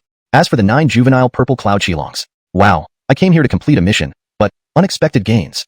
9 purple cloud qilongs with intact intellect and bloodline, perfect for pulling a chariot. Accomplished. Alawishus's lips curled up as he summoned the celestial demon sword. He then secretly signaled Jonas. Understanding his intention, she rushed forward with her hammers. Grant immediately gathered sect elites to restrain Jonas. After some struggle, Grant sensed that Jonas's goal was to tie them down. But what does she really want? Just as Grant pondered, a loud explosion came from the array behind him. A stone talisman floated high, emitting mystic light. As the light passed, the entire formation shattered. Suddenly, 9 layers of sword energy slashed through the air, severing the 9 chains. These chains were no ordinary objects. They were specifically designed demon restraining ropes to suppress beasts. However, the sword that cut through was none other than the celestial demon sword, a sacred artifact of the beast race. Under this counterplay, the 9 demon restraining ropes snapped instantly. The 9 purple cloud qilongs rose into the air, roaring once more. My purple cloud qilongs. Seeing this, Grant panicked and moved to chase after them. But then, he saw a black-clothed youth standing amidst the sky, preparing to act. Using his star-plucking art, the area where the 9 purple cloud qilongs hovered turned into a sky full of stars. Within a blink, they vanished. Although the purple cloud qilongs were gone, Grant recognized the black-clothed youth's face clearly. The Jeffrey of the heavenly first immortal sect, Alawishus, the rising young supreme, whose portrait Grant had studied. How could he not recognize him? In that moment, he trembled, pale as death. Not far off, the lethal hammers approached swiftly. Meanwhile, outside the Beast Adani sect, note, maintained original structure and line breaks as specified. That mysterious black-cloaked figure, observing the oppressive aura and bloodshed caused by the demon-subduing banner, couldn't help but become solemn. Just what in the world is going on here? The Beast Adani sect, an inheritance lasting 10,000 years, how could it have suddenly been wiped out? Only a dominant force would have the capability to do this. This is the Southern Wilderness Immortal Realm, the domain of the Divine Maiden sect. It's impossible for outsiders to come to the Divine Maiden sect's territory and obliterate the Beast Adani sect. The attacker is most likely a powerful figure from the Divine Maiden sect. Muttering to himself, the black-cloaked figure clenched his fists tightly, his expression becoming increasingly ferocious. That old immortal received benefits from my master and agreed to cooperate. Now, he turns back on his word and causes this chaos. I will go to the Divine Maiden sect and demand an explanation from that old immortal. Note: maintained original structure and line breaks as specified. Chapter 190. Grass Python Hero, Dragon Rider? As Alawishus' figure appeared within the line of sight of the beast's taming sect members, everyone could already foresee the outcome of this battle. After all, they were all too aware of Alawishus' ruthless and merciless tactics, where any clan he targeted was obliterated without a trace. Moreover, many of the rewards Alawishus obtained from slaying Fraser were specifically tailored to deal with demonic beasts. This battle was a foregone conclusion from the start. By the time the demon-suppressing banner had swept away all resistance, the entire beast's taming sect was engulfed in flames. Apart from the yet untamed demonic beasts captured by Jonas using her beast-imprisoning gourd, everything else of the beast's taming sect had been completely eradicated. At this moment, Alawishus sat on the sect master's throne in the main hall. 9 small purple cloud chi dragons coiled affectionately around his fingers, allowing him to play with them as he pleased. Not far away, Jonas approached, carrying the demon-suppressing banner, clearly having come a long way. Seeing this, Alawishus raised an eyebrow. Everything settled? Jonas tossed the demon-suppressing banner to Alawishus and sat down beside him. She nodded, saying, "One person managed to escape in the chaos, but everyone else, including tens of thousands of the beast's taming sect, has been wiped out. The demonic beasts that were made into war beasts mostly lost their intelligence. They were no longer useful, so I slaughtered them. The rest are inside the beast-imprisoning gourd. Little Johan, I'll keep the demonic beasts in the gourd as my fee for all the trouble," she said, holding up an ancient-looking gourd and shaking it at Alawishus. Alawishus waved his hand dismissively. "You can have the demonic beasts, but you need to explain how someone managed to escape. With the beasts' taming sect strength, once their war beasts were suppressed, their combat effectiveness would be reduced by more than 70%. I can't imagine who could escape from your grasp, Jonas." Alawishus questioned. That wasn't anyone from the beasts' taming sect. Moreover, his cultivation technique is very peculiar, adept at hiding, and it's something I've never encountered before. I faintly sensed that the beasts' taming sect was not as simple as it appeared. They were definitely engaged in some sinister activities behind the scenes. Unfortunately, since you annihilated them entirely, this secret will remain buried forever. Jonas mused, then suddenly raised her eyebrows. But you, what did you do to these little chi dragons? Why are they so close to you? It seems our little Johan is quite talented at taming beasts. Teach me? Jonas chuckled. Alawishus laughed helplessly. I don't know much about taming beasts, but I just fed each of them a blood bodhi fruit, and they turned out like this. Upon hearing this, Jonas furrowed her brows in surprise. What? Blood bodhi? You mean, the blood bodhi ranked first among the top 10 spiritual treasures of ancient times? Where did you get it from? That's not right. You didn't give such precious things to me but fed it to animals. You, wasteful, ungrateful scoundrel, heartless traitor, you infuriate me. Jonas was so enraged that her chest heaved dramatically, her eyes glowing green, and she almost lunged at Alawishus to strip him and search his body. Alawishus glanced at her. Giving it to you? Would you pout and plead for it? While saying this, he gently stroked the 9 cute purple cloud chi dragons, his face filled with enjoyment. Seeing this, Jonas felt even angrier. To hell with pride, if you give me one, I'll let you sleep with me. Quick, give me. Jonas pouted, storming up and pressing Alawishus against the throne, her whole body weighing down on him. For a moment, there was an intimate embrace. Fine, here you go. Alawishus conceded. Although Jonas was several hundred years older than Alawishus, they always got along well. To Alawishus, she was like an unpredictable elder sister, teasing each other while maintaining appropriate boundaries. When Alawishus handed over 3 blood bodhi fruits to her, Jonas finally let him go and casually said, I'll consider giving you a night later, causing Alawishus to roll his eyes. So, why are you spending so much effort on these 9 little snakes? Do you plan to raise them to human form and become a grass python hero? Or wait, they're chi dragons. Young man, are you planning to be a dragon knight? Jonas grinned wickedly. Alawishus rolled his eyes at her. Don't talk nonsense. I have my own reasons for raising them. Our journey isn't over yet. Once we finish here, we should move on. Alawishus spoke frankly. Huh? Destroying the beast's taming sect isn't enough? What else do you want to do? Jonas asked skeptically. I also want to destroy Xiaoyu sect. Hearing this, Jonas frowned. The Xiaoyu sect. They are a power in the Soul Sky Medicine domain. Are you crazy, planning to cause trouble in the Soul Sky Medicine domain? Our Dongshan Fairy domain hasn't interacted with the Soul Sky Medicine domain for 1,000 years, and the relationship between us is quite delicate. If your mentor knew, she wouldn't agree with your actions. Jonas remarked seriously. So, let's act first and report later while my mentor doesn't know. I know you'll accompany me, won't you? Alawishus smiled charmingly, his handsome appearance making people feel refreshed. Jonas gave him a sidelong glance and responded calmly. Trying to use charm on me? Sorry, little Johan. I'm principled. As an elder of Tiani Immortal Sect, I've been educated to avoid this kind of action. This time, you picked the wrong person. She added indifferently. Seeing this, Alawishus smiled, took out another 3 blood bodhi fruits from his storage ring, and presented them to Jonas. At this moment, Jonas slightly bowed her head, gazing at the blood Bodhi fruits in Alawishus' hand. After a moment of silence, "You really know me well." Hee. In the South Wilderness Fairy Domain, at the Divine Maiden sect. In the Divine Maiden Pavilion's rear hall, an old woman sat cross-legged with her eyes closed, her aura subtly blending with the heavens and earth. This woman was the true ruler of the Divine Maiden sect, the Adon Tracy and Holy Maiden Mindy's teacher, revered as Brittany by the world. Beside her, Mindy sat cross-legged behind the Azure Moon Divine Sword, emitting a sharp sword tint around her body. Compared to when she was at the Everlasting God Mountain, her strength had increased tenfold. Yet, her demeanor was no longer as gentle as before. Mindy now resembled a sword herself, sharp and cold, exuding a killing aura. Her expression also carried a hint of somber makeup. Just then, Brittany sensed something and slowly rose, silently turning around the screen and entering the side hall. There, the black-clothed person who had escaped from the beast's taming sect was waiting for her.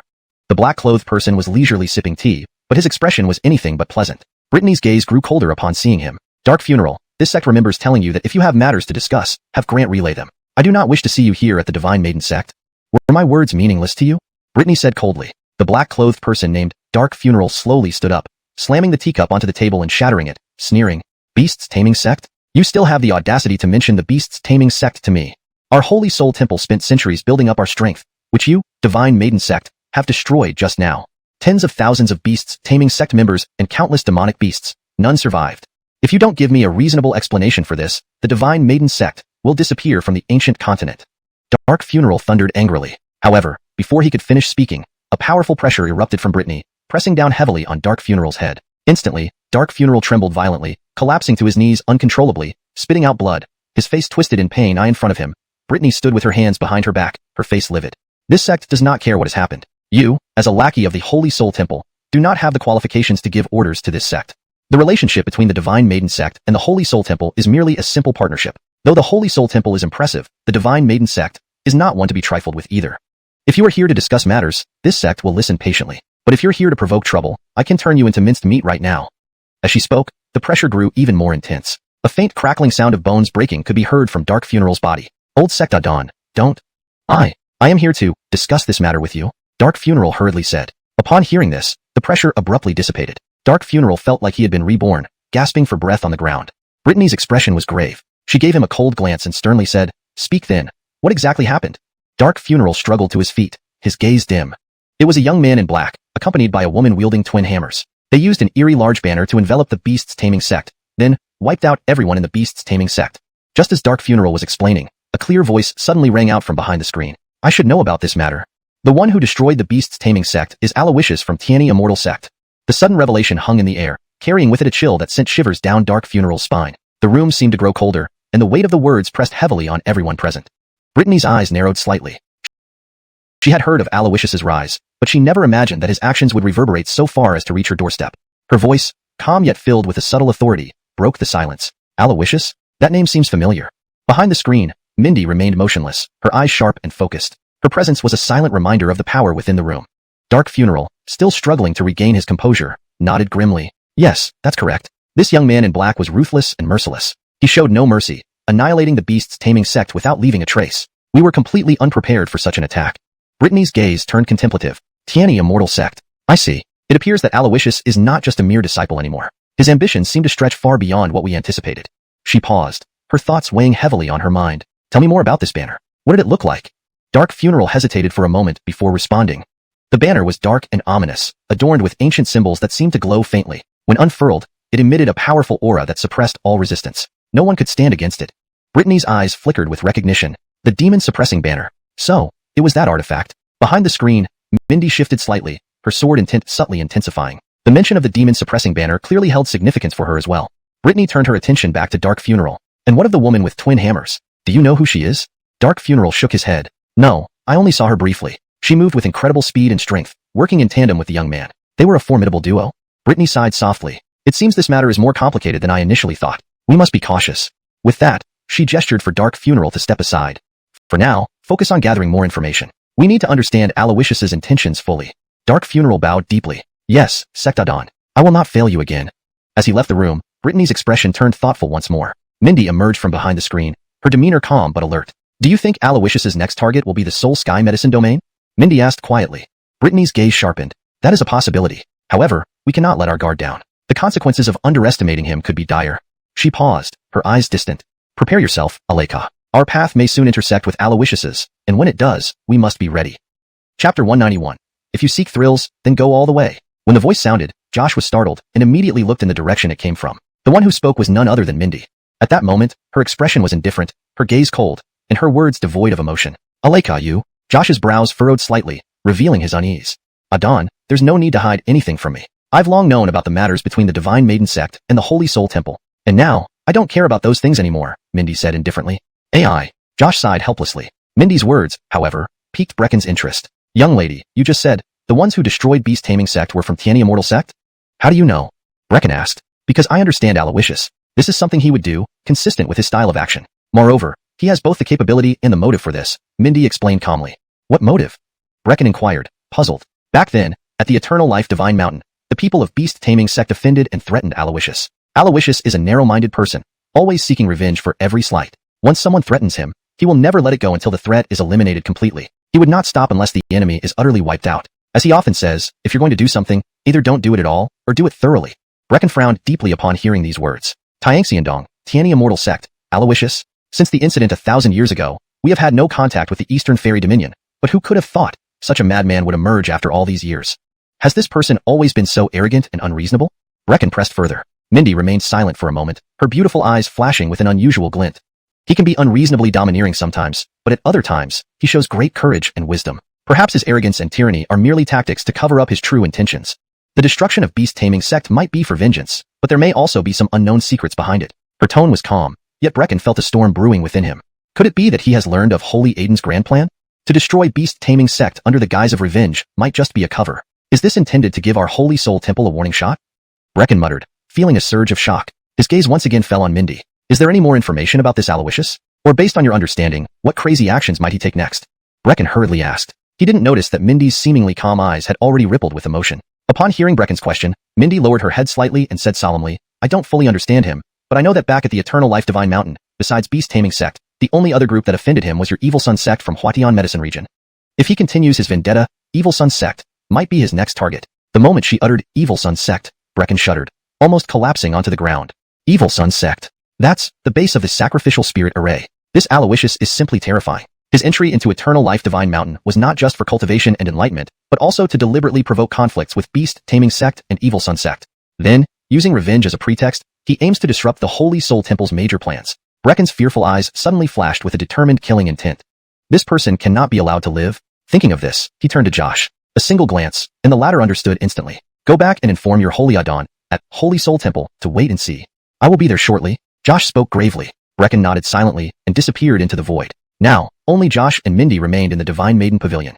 Mindy lowered her head, attempting to maintain her composure, but unable to hide her despondency and disappointment. Aleka, you still can't forget him, can you? Josh spoke gently, his tone filled with indulgence. Mindy kept her head down, offering no reply. After a moment of silence, Mindy finally spoke softly, Adon, he is going to die, isn't he? Hearing this, Josh gently stroked Mindy's face, smiling warmly. If my Aleka cannot bear to part with him, I will keep him here. Let him stay by your side forever, never leaving you. This statement made Mindy unable to maintain her composure. Even her smoky makeup couldn't hide the blush that spread across her face. How could that be, Adon? You're teasing Aleka again. He said such harsh things to me, and even heartlessly drove me away because of Alfonso. He must hate me now. How could he possibly stay by my side for life? Mindy bowed her head shyly, nervously clutching the hem of her dress. Josh chuckled. Why not? This time, he has trespassed against the Holy Soul Temple's taboo and intends to cause chaos in the Huatian Medicine region. Kieran will not let him off easily.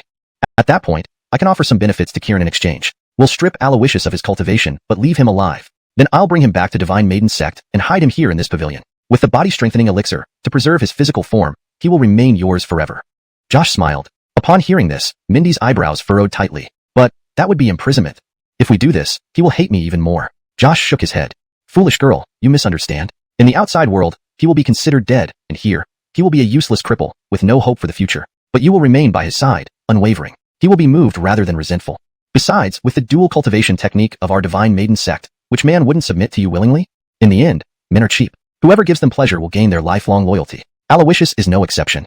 Smiling, Josh asked, Aleka, do you want Alawishus or not? If you want him, just say the word, and I'll bring him back for you. Faced with this question, Mindy blushed and felt flustered. Adon, really, how can I say such things outright? After much hesitation, she nodded lightly and whispered shyly, this matter is entirely up to you, Adon. Though not the perfect answer Josh wanted, it was the response she hoped to hear. She nodded, smiling. Very well. Anything you desire, Whether it be stars or the moon, I will get it for you. Prepare yourself, Aleka, and await good news from me. With that, Josh left the pavilion hall. Left alone in the hall, Mindy was flushed with embarrassment and uncertainty. Oh, what does Adon mean by preparing? Right, I noticed how Alawishus always circled around Anita. Could it be because he prefers white clothing? Should I change my style like Anita to surprise him? Yes, and makeup and hairstyle too. Mindy, since you seek thrills, then go all the way. Translation provided by the AI translator, ensuring natural language flow and coherence with previous content. This moment, Alawishus was on his way to Evil Sun Sect. Chapter 192. Admire me? Then shouldn't you kneel? In the Huntion pharmaceutical region, the Xiaoyu sect. Legends tell that this place was once an ancient battlefield where countless geniuses and mighty warriors fell, leaving deep-seated grievances that never dispersed. A blood-red crescent moon formed above the sky, casting its sinister glow over the entire mountain range, turning everything into a ghastly bloody hue. The cultivation techniques of the Xiaoyu sect were notorious for their dark nature. They crafted weapons from living flesh and refined magical treasures with vengeful souls. Such practices were common. In contrast, the dominant force in the Huntion pharmaceutical region, the Holy Soul Temple, appeared much more restrained. Perhaps because of the broader picture and higher level, even if their techniques were somewhat malicious, they did not reach the extreme as the Xiaoyu sect. Or perhaps, the surface restraint was merely a guise to hide certain activities that didn't need to be done openly. As for the truth, Alawishus did not care. He had no intention of being a savior or meddling in others' affairs unless the Dongshan immortal region one day swallowed the Huntion pharmaceutical region, making it his business. At this moment, Alawishus and Jonas descended upon the Xiaoyu sect. The two floated in midair, overlooking the vast expanse of blood-red mountains and layered palaces built against the terrain. In the distance, Alawishus could see several pools of blood, where countless live sacrifices were being refined. These people were already mutilated, tainted by evil energies. Even if rescued, they wouldn't survive long. Blood vapor soared to the heavens, and cries filled the air. Something felt amiss to Alawishus. Though there were dark cultivators on the ancient continent, most practiced cautiously. Even the Xiaoyu sect should conduct such inhumane acts in secret.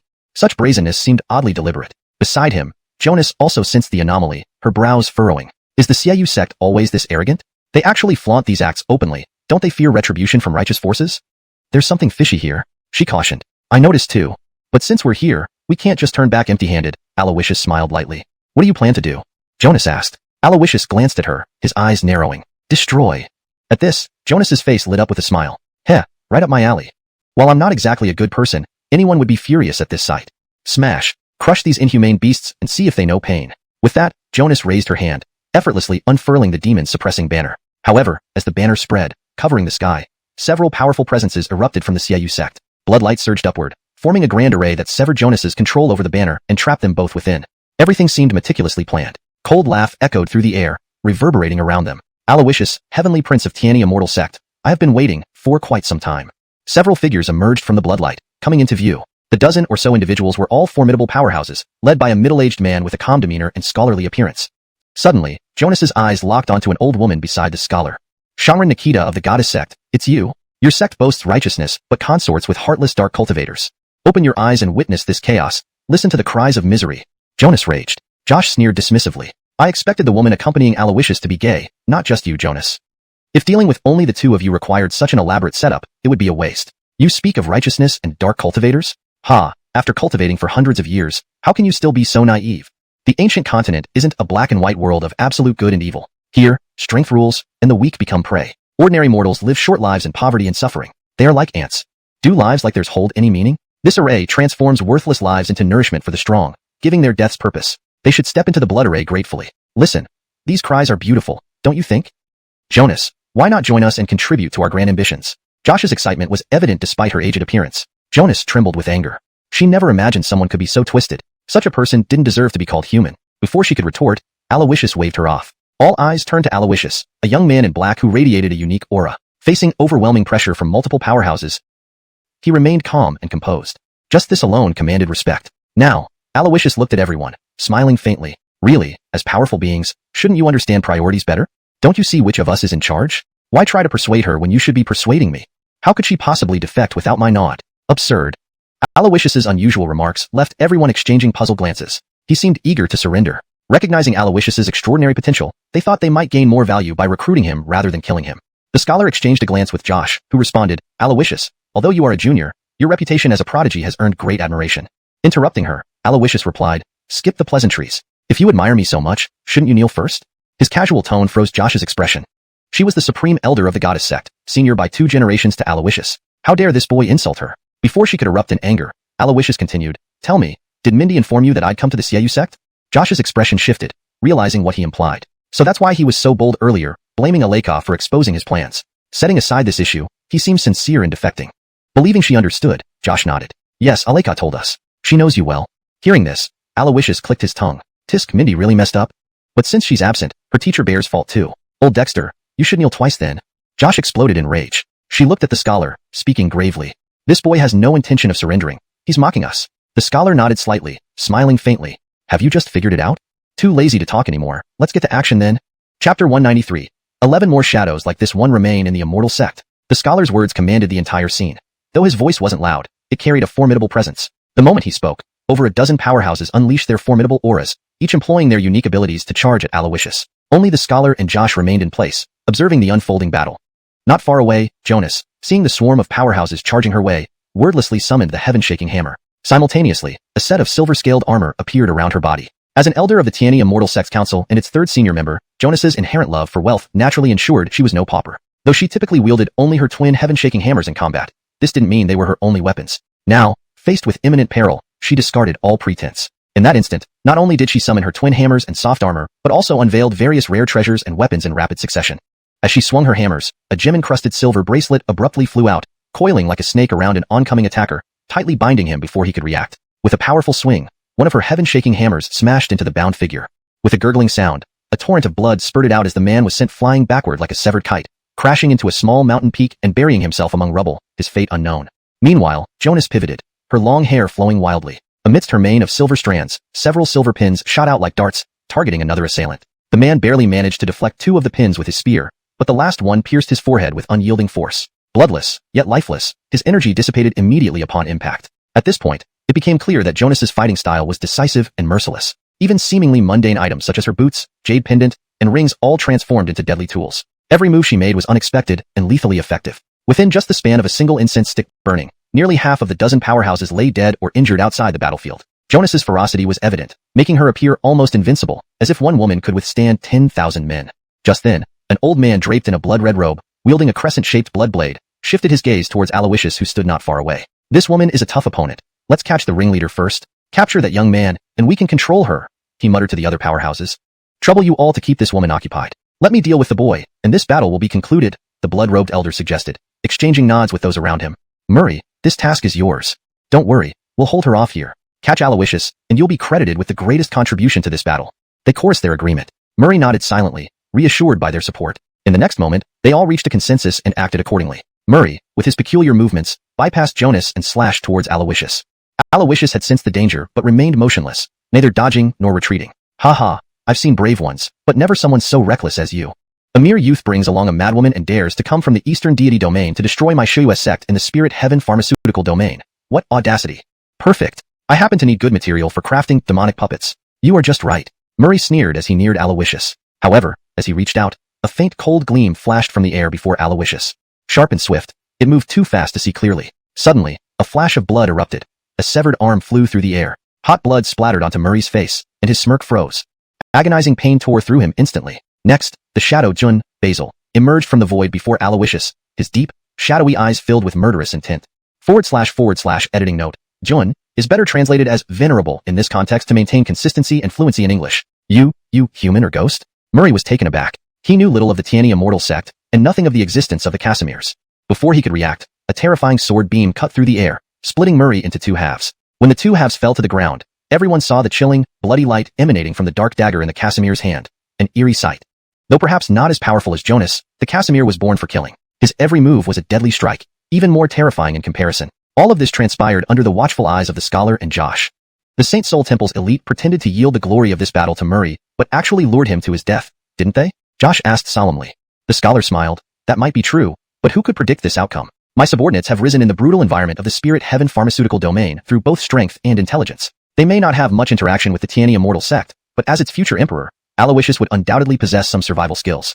But I didn't expect Gay to provide him with such a miraculous protector, hidden in shadows, specializing in concealment and assassination. To have such an asset is truly magnificent. The scholar's face showed genuine admiration. This shadow guard is likely of the respected one rank. There are 11 others like him in the Tiani Immortal sect. Josh chuckled. Indeed. Yes. The scholar agreed. But soon, they will belong to our Saint Soul Temple. They have revealed enough cards. Now it's our turn. If you can obtain all the information about those 12 Casimirs for me, I can consider merely stripping Alawishus of his cultivation and sparing his life for you to take back, the scholar offered coolly. Josh glanced at him. Deal. Their gazes met, followed by simultaneous laughter. Their aura surged. In the battle arena, Jonas continued to engage multiple opponents effortlessly. The Casimir guarded Alawishus, preventing anyone from getting close. Suddenly, an eerie presence appeared beside Jonas. A flash of bloodlight materialized, revealing the scholar. Evil techniques? Jonas raised an eyebrow, her foot pressing down hard on the ground. A short blade extended from her boot's tip. She kicked it toward the scholar midair. The scholar smirked. A petty trick? With ease, he caught the short blade between his fingers and, applying a slight pressure, snapped the formidable blade. The shockwave sent Jonas reeling back several steps. She realized the scholar was no ordinary opponent, yet fearlessness shone in her eyes. Wielding her heaven-shaking hammers, she hammered towards the scholar. Unperturbed, he stood his ground and caught the hammer with one hand. With a thunderous clash, a wave of force pushed everyone back, including Jonas, whose arms went numb. Yet, the scholar remained unperturbed. What? Jonas couldn't help but gasp in surprise. The scholar smiled calmly. Your turn has ended. Now it's mine. Bloodlight coalesced into a palm strike, launching towards Jonas with immense force. It knocked her hammer aside and struck her silver-scaled armor. Blood spurted out, spraying against the silver armor, intensifying the bloodlight. Even after sustaining a powerful blow, Jonas still stood firm. The scholar observed her with growing interest. Not bad. Now, I find you intriguing. But those who pique my interest often meet unfortunate ends. Jonas retorted without hesitation. Enough talk. Let's fight. Their duel was underway, intense and unyielding. Jonas coldly snorted. Even though she had lost her twin hammers, she still unleashed her treasures and charged at the scholar. A bloody battle thus commenced, and at the same moment, the world speaks of Gaze Basil's, unmatched in strength beneath the great emperor level. But how will they fare when facing a great emperor-level powerhouse? A clear yet icy voice echoed beside Alawishus. Though extremely aged, it carried immense oppressiveness, to improve fluency and naturalness. Despite its aged quality, the voice carried an immense sense of oppression. Just as the words concluded, a large hand woven with green light emerged from the void. Silently, it struck the Basil's chest. In an instant, a destructive force descended. Jonas let out a cold snort. Even though he had lost his twin hammers, he still cast a treasure technique and charged at the scholar. A bloody battle thus unfolded. Meanwhile, rumors have it that Gaze nurtured Gretchen is peerless under the rank of Empyrean Emperor. But how will it perform when facing an Empyrean Emperor-level powerhouse? A chilly voice echoed in Alawishus's ears. Though exceedingly aged, it carried immense oppressiveness. Just as the voice faded, a large hand woven with green light emerged from the void. Silently, it struck the Gretchen's chest. Instantly, an aura of destruction descended. Chapter 194. The River Key descends from heaven. One key suppresses 1,000,000 immortals. The Emperor realm is merely a general term. After a cultivator undergoes 9 cycles of the Lesser Tribulation and 3 cycles of the Nirvana Great Tribulation, and finally attains the Tao to become an Emperor, they first enter the Emperor realm. Above the Emperor realm lies the Sacred Emperor realm. Beyond the Sacred Emperor lies the Ancient Emperor. An Ancient Emperor is peerless through the ages. Josh's realm was at the critical point between Sacred Emperor and Ancient Emperor. Even if she hadn't reached the level of an Ancient Emperor, she was far more powerful than ordinary emperors, even Sacred Emperors. As for Basil, no matter how strong he was, his cultivation was only at the peak of the Nirvana stage, without achieving the Tao and becoming an emperor. For an emperor-level powerhouse, all below the imperial realm were but ants. Even if this ant named Basil was robust enough to contend with ordinary emperors. Facing the peaked Sacred Emperor Josh was ultimately beyond his capabilities. If an ordinary Nirvana stage practitioner had taken that palm filled with destructive power, they would certainly have perished on the spot. Even Basil could not avoid being grievously injured. But for Basil, as long as he did not die and could still stand, he would definitely protect Alawishus. Even if he couldn't match Josh, he would endure one more blow for Alawishus. Not far away, Jonas, who had battled the scholar for dozens of rounds, had also reached his limit. He was barely holding on by a thread, preventing himself from collapsing. Alawishus looked at Basil, who lay at his feet, and then glanced at Jonas, who had reached his limits, and couldn't help but smile wryly. Sabina, if you're tired, why don't you lie down and rest? Perhaps when you wake up, a miracle will happen, Alawishus said lightly. Upon hearing this, Jonas turned to look at Alawishus, and in his weary eyes, a trace of guilt emerged.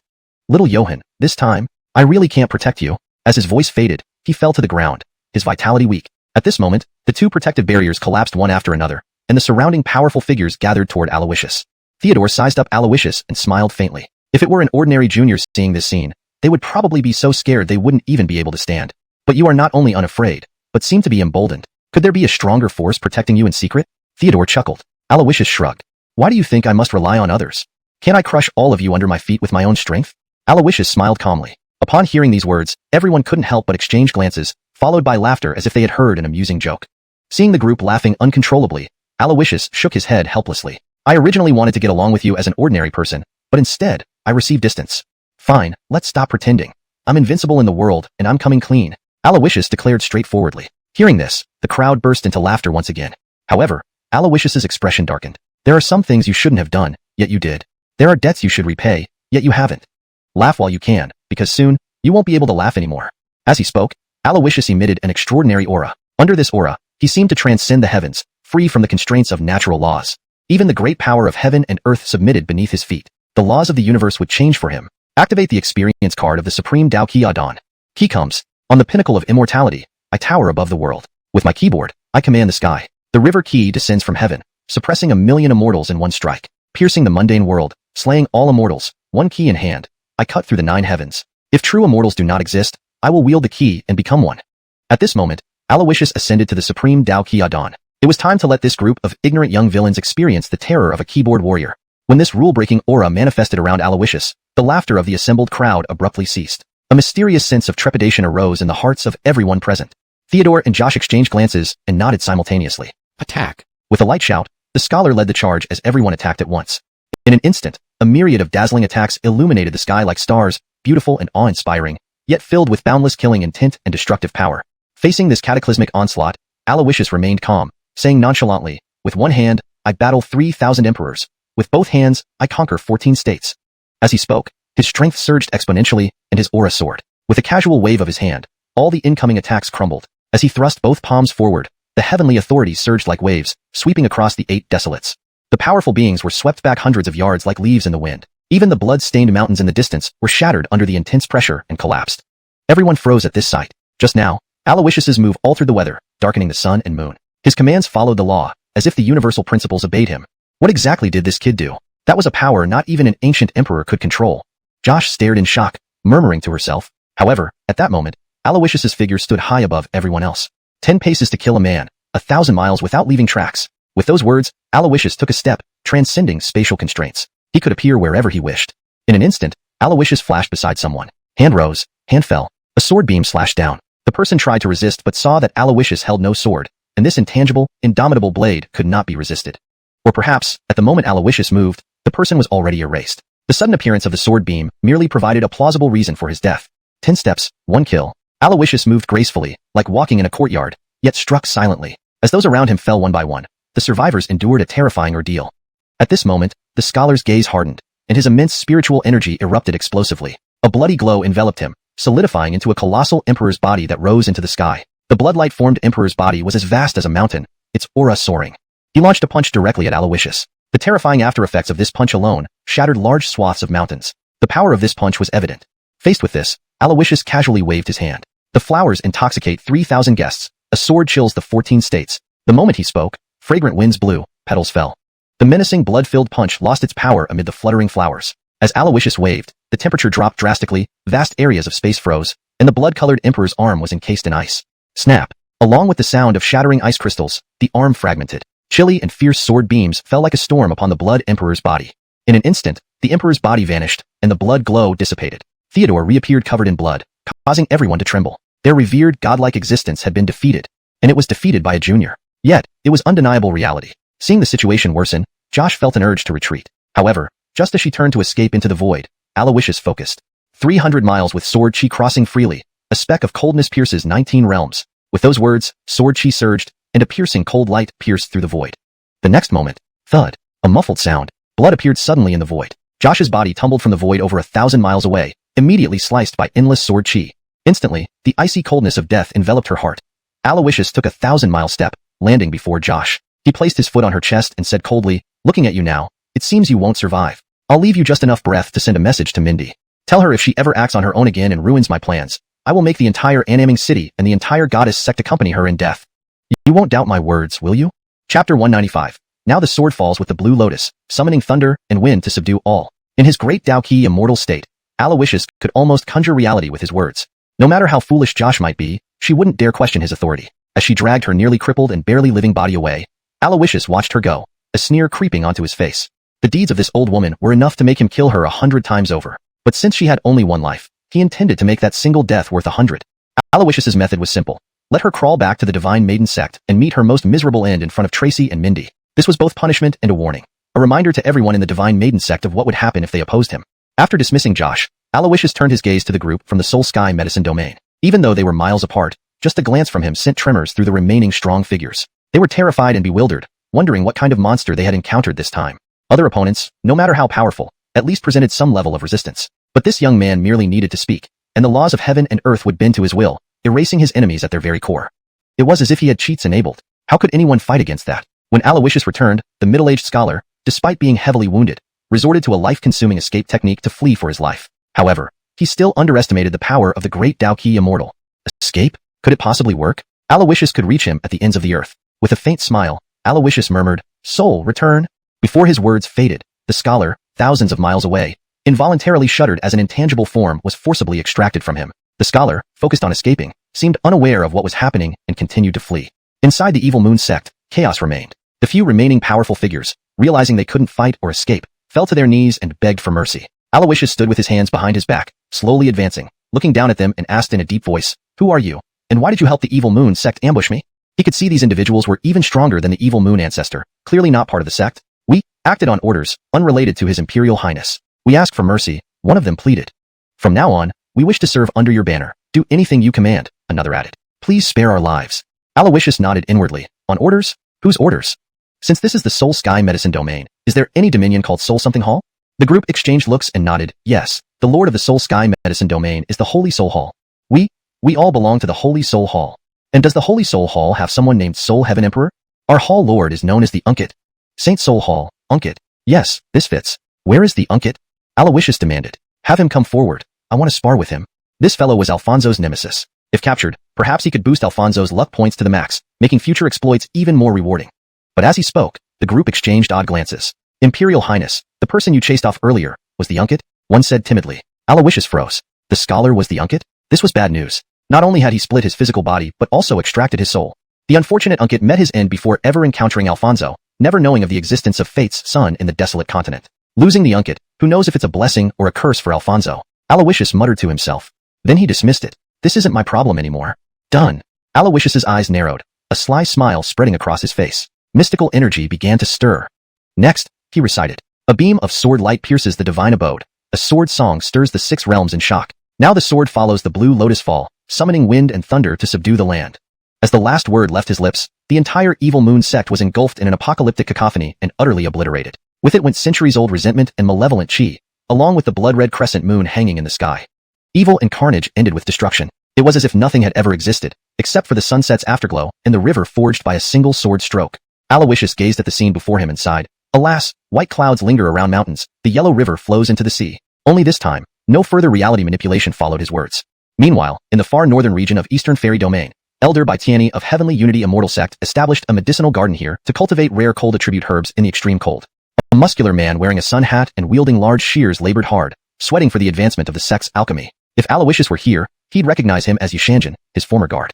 Suddenly, Yishanjin felt a chill, sensing impending doom. The next moment, a burly man came up behind him and locked him in a hold. "What the hell? Who are you? What do you want?" Yishanjin shouted in surprise. I've been watching you for a long time," the burly man said. Then, "Yishanjin, Suddenly, he heard similar noises from the neighboring garden. He paled. "What the hell, am I in a gay nest?" "Hey neighbor, what's going on?" Yishanjin lamented. The burly man replied, "Those 2 guys in the next garden, Huang and Hai, are just like us." Yishanjin. "I'm nothing like you. I'm being forced, and this feels deliberate. Who wants to frame me today? This place is crazy. I want to go back to His Imperial Highness." His eyes showed only desolation and resignation. Back to the main story. In southern, desolate, immortal domain, Divine Maiden sect. In the grand hall of the Divine Maiden Pavilion, Mindy wore a white dress, fresh and graceful, yet retaining a playful charm. She waited anxiously, her nervousness evident. Just then, "Immortal Lady, Supreme Elder has returned." A sect disciple rushed in, breathless. Hearing this, Mindy's face lit up with surprise and joy. "My master is back. Where is she? Why didn't she come to the Divine Maiden Pavilion?" "Immortal Lady, Supreme Elder, she? The disciple lowered his head, hesitant to speak. Mindy sensed something was wrong, her smile freezing. She pushed past the disciple and hurried out of the hall, tears welling in her eyes. Dawn. P.S. Finally, the Yishanjin subplot is resolved, covering face and embarrassment. Chapter 196. If only they had met me sooner, they would have committed suicide long ago. As Mindy made her way forward, everything she saw and heard was of the sorrowful atmosphere within the Divine Maiden sect. Seeing this scene, she could vaguely guess what had happened, and tears uncontrollably streamed down her face. Shortly after, she arrived at the entrance to the Divine Maiden sect's mountain gate. Gathered around were many people, but despite not being able to see what exactly had transpired, the dense scent of blood made Mindy's heart sink heavier by the moment. Suddenly, a voice called out, "The Holy Maiden has arrived." In an instant, everyone moved aside, clearing a path for her. At the same time, a figure drenched in blood came into view. High Priest Nikita's body bore more than 1,000 sword wounds, blood seeping from every inch of his body. a sight too gruesome to bear. This ghastly scene felt like a sharp blade stabbing into Mindy's heart. It was someone so familiar, yet now seemed utterly alien. She couldn't believe that just 2 hours ago, her Adon who still laughed and joked with her, now lay before her in such a state. At this moment, Mindy rushed forward, disregarding the filth and blood on him, and embraced him tightly. Adon, Aleka has come. Tell me what happened, and who did this to you? Mindy wept, pressing her ear close to High Priest Nikita's face. From him, she faintly heard 3 words, Jiang, Wu, Will, and then, bang. A surge of sword chi exploded all at once. Under everyone's watchful eyes, High Priest Nikita's body burst into a pool of flesh. The horrific and bloody scene caused many less mentally resilient female disciples to scream in terror. Many others twisted their faces in revulsion. Even sect leader Alina couldn't help but shiver, her expression turning grim. But Mindy, who was closest to High Priest Nikita and held him in her arms, remained motionless, unresponsive for a long while. This scene sparked much discussion among those around her. Hasn't the Holy Maiden been scared speechless? It's quite possible. After all, no matter what, the Holy Maiden is still a child. She probably hasn't even encountered death firsthand, let alone a scene as brutal as this. How often has she seen something like this? I heard that after the Holy Maiden broke up with the Crown Prince of Tiani Immortal sect recently, she changed like a different person, unstable and moody. Now, seeing the Alger, who was her closest person in the sect, die like this right before her eyes, might she lose her mind? If so, it would be a huge loss for our Divine Maiden sect. Whispers and speculations spread among the crowd. Beside them, Alina slowly bent down, placing a hand gently on Mindy's shoulder, her face filled with concern. Aleka. Just as Alina spoke, a twisted smile appeared on Mindy's bloodied face. Under everyone's puzzled gaze, Mindy slowly reached out, touching the area where High Priest Nikita had been, and said softly, Adon, disciple knows, you're tired. After spending half your life tirelessly working for the Divine Maiden sect, it's time for you to rest. Rest assured, in the future, I will support my senior sister to strengthen the Divine Maiden sect. On the day the Divine Maiden sect stands at the peak of the ancient, desolate continent, his head will be placed before your memorial tablet as an offering. Rest in peace. With these words, Mindy's blood-stained hand swept through the air, gently closing High Priest Nikita's non-existent corpse's eyes. Then she stood up slowly, her originally pure white dress now dyed an eerie red. Facing Alina's concerned expression, Mindy smiled calmly. Don't worry, senior sister. I'm fine. And now, I am more clear-headed than ever.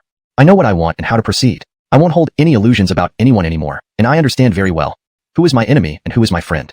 One day, I will personally take revenge for Adon. Find Alawishus. Mentioning this name, fierce killing intent surged in her normally calm eyes, impossible to hide. At this moment, in the sky above, 9 giant purple cloud chi dragons, each over 10 zhang long, flew side by side. A black-clothed youth stood atop one of them, exuding confidence and standing like a young emperor surveying his realm. Who else but Alawishus could have such imposing presence? Beside him lay Jonas and Denver quietly. Suddenly, Jonas let out a soft groan as her fingers twitched slightly, gradually regaining consciousness. Her complexion was pale, looking very weak. Upon opening her eyes, she gazed around bewilderedly. Where are we? Am I somewhere? Supporting herself with some effort, Jonas asked. Do you have amnesia or something? Suddenly, Alawishus's voice rang beside her. Jonas slowly lifted her head, seeing Alawishus squatting down next to her, smiling. Little Johan? I don't think I have amnesia. I clearly remember Denver and I both losing, leaving you to face Nikita and those unknown powerful figures alone. But now, how can this be? Jonas looked at him, frowning slightly. Pinch me to see if I'm dreaming. Before she finished speaking, Alawishus mercilessly pinched her thigh hard. The intense pain made Jonas gasp sharply. Little Johan, little beast, stop it. You ungrateful brat, you really pinched me. Jonas gave him a scolding look, but her weakened state only added a touch of delicate beauty rather than ferocity. Alawishus shrugged. You told me to pinch you. I was just following your wishes. Hearing this, Jonas raised an eyebrow. Who are you calling a woman? Not that. That's not the point. I feel pain, which means I'm not dreaming. This is real. We're really alive. But, little Johan, what really happened? Jonas asked curiously. Alawishus chuckled. Maybe your defeat made Nikita and the saints of the Sacred Soul Temple have a crisis of conscience. Nikita slashed himself more than 10,000 times and then fled back to the Divine Maiden sect to commit suicide. The Emperor of Heavenly Soul first severed his arm, burned his soul and life force, and ultimately exploded his divine soul to death. The rest, unable to escape their guilt, destroyed the Evil Moon sect together and then committed collective suicide. All dead, so I took you away. Alawishus replied calmly. After all these years of doing evil, they wouldn't have a change of heart so easily. Jonas looked skeptical. They didn't meet me sooner. If they had, they would have repented long ago. Hearing this, Jonas couldn't help but laugh. You're always lying to me. There's no one here. Why keep hiding things? Why not tell me the truth? Do you not trust me? Jonas smiled. Alawishus sighed with a helpless smile. Telling you the truth, I fear you might not believe it. In fact, I killed them all. Before he could finish, Jonas waved her hands, interrupting him. Enough already. It's not evening yet. Go back and cuddle with your little 9 phoenix if you're dreaming. I'd rather believe they repented. Jonas quickly interjected. Between them, a mutual glance and laughter shared. The process doesn't matter. What matters is that we survived. Saying this, Jonas looked at Alawishus with her beautiful eyes. Little Johan, come here. I want to talk to you about something. I want to lean on your shoulder. They shared a silent understanding and smiled.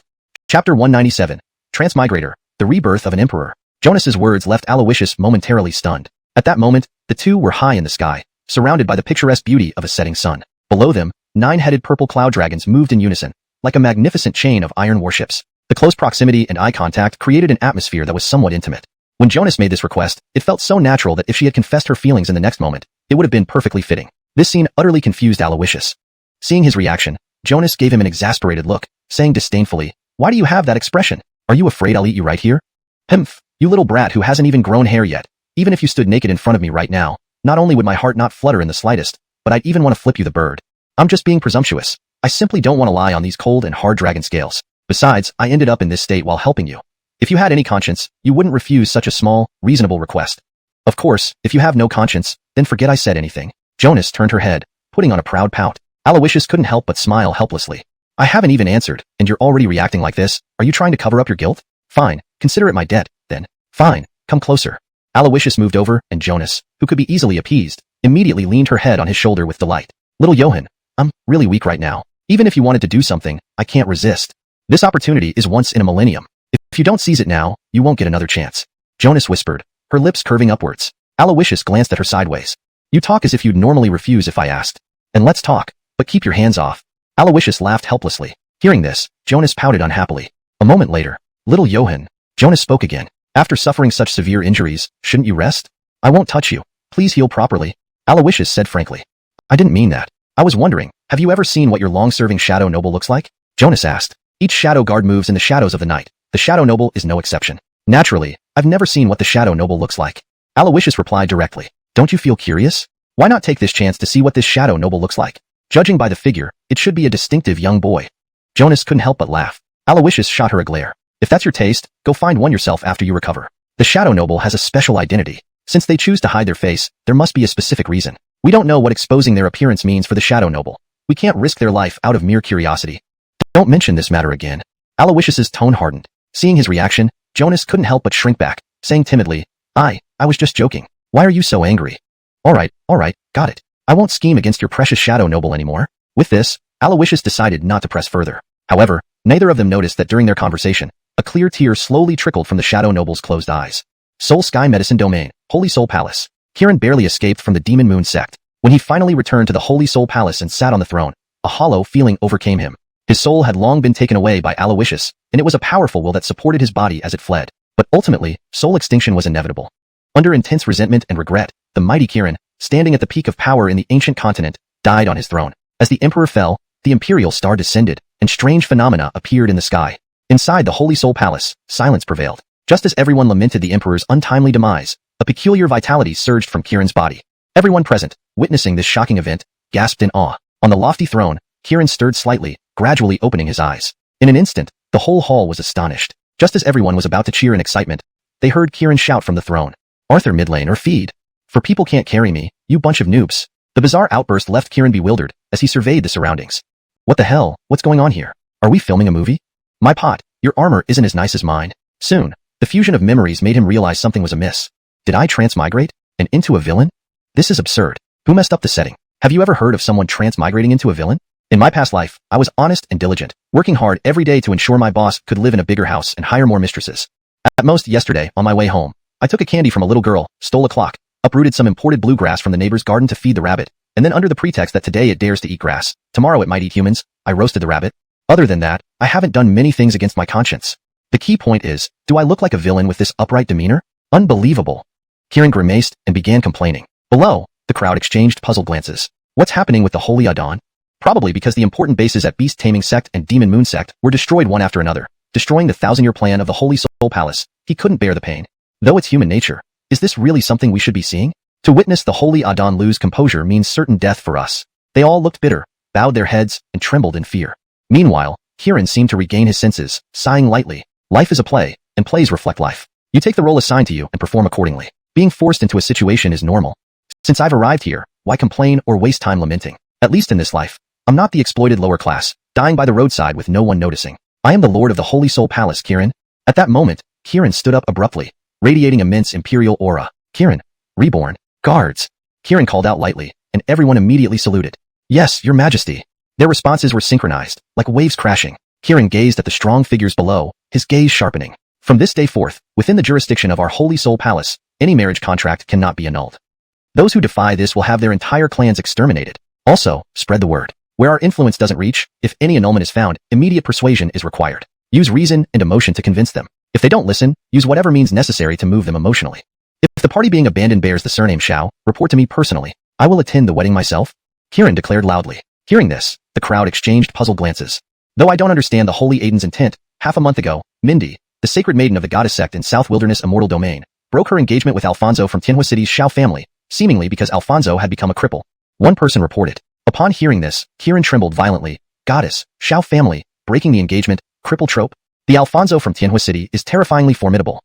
Now, immediately, right away, assemble personnel and accompany this emperor to the goddess sect. This emperor must do everything possible to prevent this from happening. Chapter 198. Crying alone, true love triumphs. On this day, the ruler of the Holy Soul Pavilion, who had long resided in the Soul Sky pharmaceutical region, the Arti, unprecedentedly brought his entourage of powerful warriors and headed straight toward the Divine Maid sect with overwhelming momentum. As a towering power on the primal ancient continent, every move of his attracted considerable attention. Just as everyone was speculating about the purpose of the Arti's actions, this mighty emperor had already arrived at the mountain gate of the Divine Maid sect. The grand display instantly put the Divine Maid sect on high alert. Inside the sect, the senior members all assumed that the Arti had come to take advantage while they were still reeling from the fall of Josh. But at that moment, the Arti directly ordered Mindy to come out and meet him. This action left everyone utterly confused. Yet, given the formidable reputation of the Arti, his request had to be honored by the Divine Maid sect. When the mountain gate opened and a crowd of elegant figures accompanied Alina and Mindy out, the Arti's gaze immediately locked onto Mindy. In an instant, the Emperor's overwhelming pressure descended. Mindy trembled, feeling as if Mount Tai was pressing down on her, making it difficult for her to breathe. Seeing this, Alina gently waved her hand, neutralizing the pressure. Emmanuel, you are an esteemed elder. Why must you torment my junior sister? Whatever issue you have, direct it at me. Alina loudly declared. The Arti glanced at her. Goddess Alina, it's not I who is being unreasonable. It's this young girl who has wronged me. With that, he took a step forward, instantly standing before Mindy. I have no grudge against you. Why did you harm me? The Arti demanded. These words left Mindy utterly bewildered. What was going on? What could she have done to harm this peak emperor? Junior doesn't understand what you mean, your majesty, Mindy said with a pale face. Humph, still trying to deny it. Did you go to Tianhua City and ask Alfonso to cancel the engagement? The Arti demanded. Upon hearing this, although Mindy felt puzzled, she still nodded. Yes. Her response immediately made the Arti's expression turn dark. You admitted it yourself, yet you say you didn't harm me. The Arti roared. Seeing this scene, everyone present wore expressions of confusion. What connection was there between these two matters? Why did Mindy breaking the engagement amount to harming the Arti? Amidst everyone's puzzlement, the Arti said both helplessly and angrily, why break the engagement? In what way is an Alfonso fit for you? The marriage was decided upon by our families. You're ending it just because he's incapacitated. What kind of behavior is this? It's taking advantage of someone in distress, kicking them when they're down. Even without a foundation of love, you could have gradually grown together. At worst, you could cry alone, proving true love conquers all. Why insist on breaking the engagement? You people of this generation disgrace love. Now, go and apologize to Alfonso, reconcile with him, don't let him feel poor in his youth. Then choose a good day. No, tomorrow, get married, and I'll personally officiate the ceremony. I've even written the vows. 2 surnames join in matrimony. 1 hall binds the promise, a perfect match blessed with enduring happiness. The peach blossoms today herald a happy home. Future generations will flourish, growing strong and prosperous, bound by a lifelong vow. The Arti read emotionally, his eyes filled with urgency. But then, don't say I won't go and apologize to Alfonso or marry him. Even if I wanted to, it's impossible now. Alfonso is already dead? Mindy replied softly. Hearing this, the Arti froze. Alfonso was dead? So suddenly? At this moment, the Arti suppressed his emotional reaction, returning to his usual composed demeanor. Who told you this news? Is it reliable? The Arti asked solemnly. Before Mindy could speak, Alina interjected. The Divine Maid sect has informants spread across the southern wasteland Immortal Domain, monitoring and controlling the domain's populace. Tianhua City falls under our control. Alfonso was once a prodigy who controlled ancestral fire. Now incapacitated, he faces cold treatment within the Shao family. With the cancellation of the engagement by Aleka, the Shao family presumed Alfonso had offended the Divine Maid sect and thus disgraced their name. To win favor with the Divine Maid sect, the Shao family expelled Alfonso and his father from the clan. Fearing Alfonso might regain strength and seek revenge, they mercilessly slaughtered them in the depths of the mountains.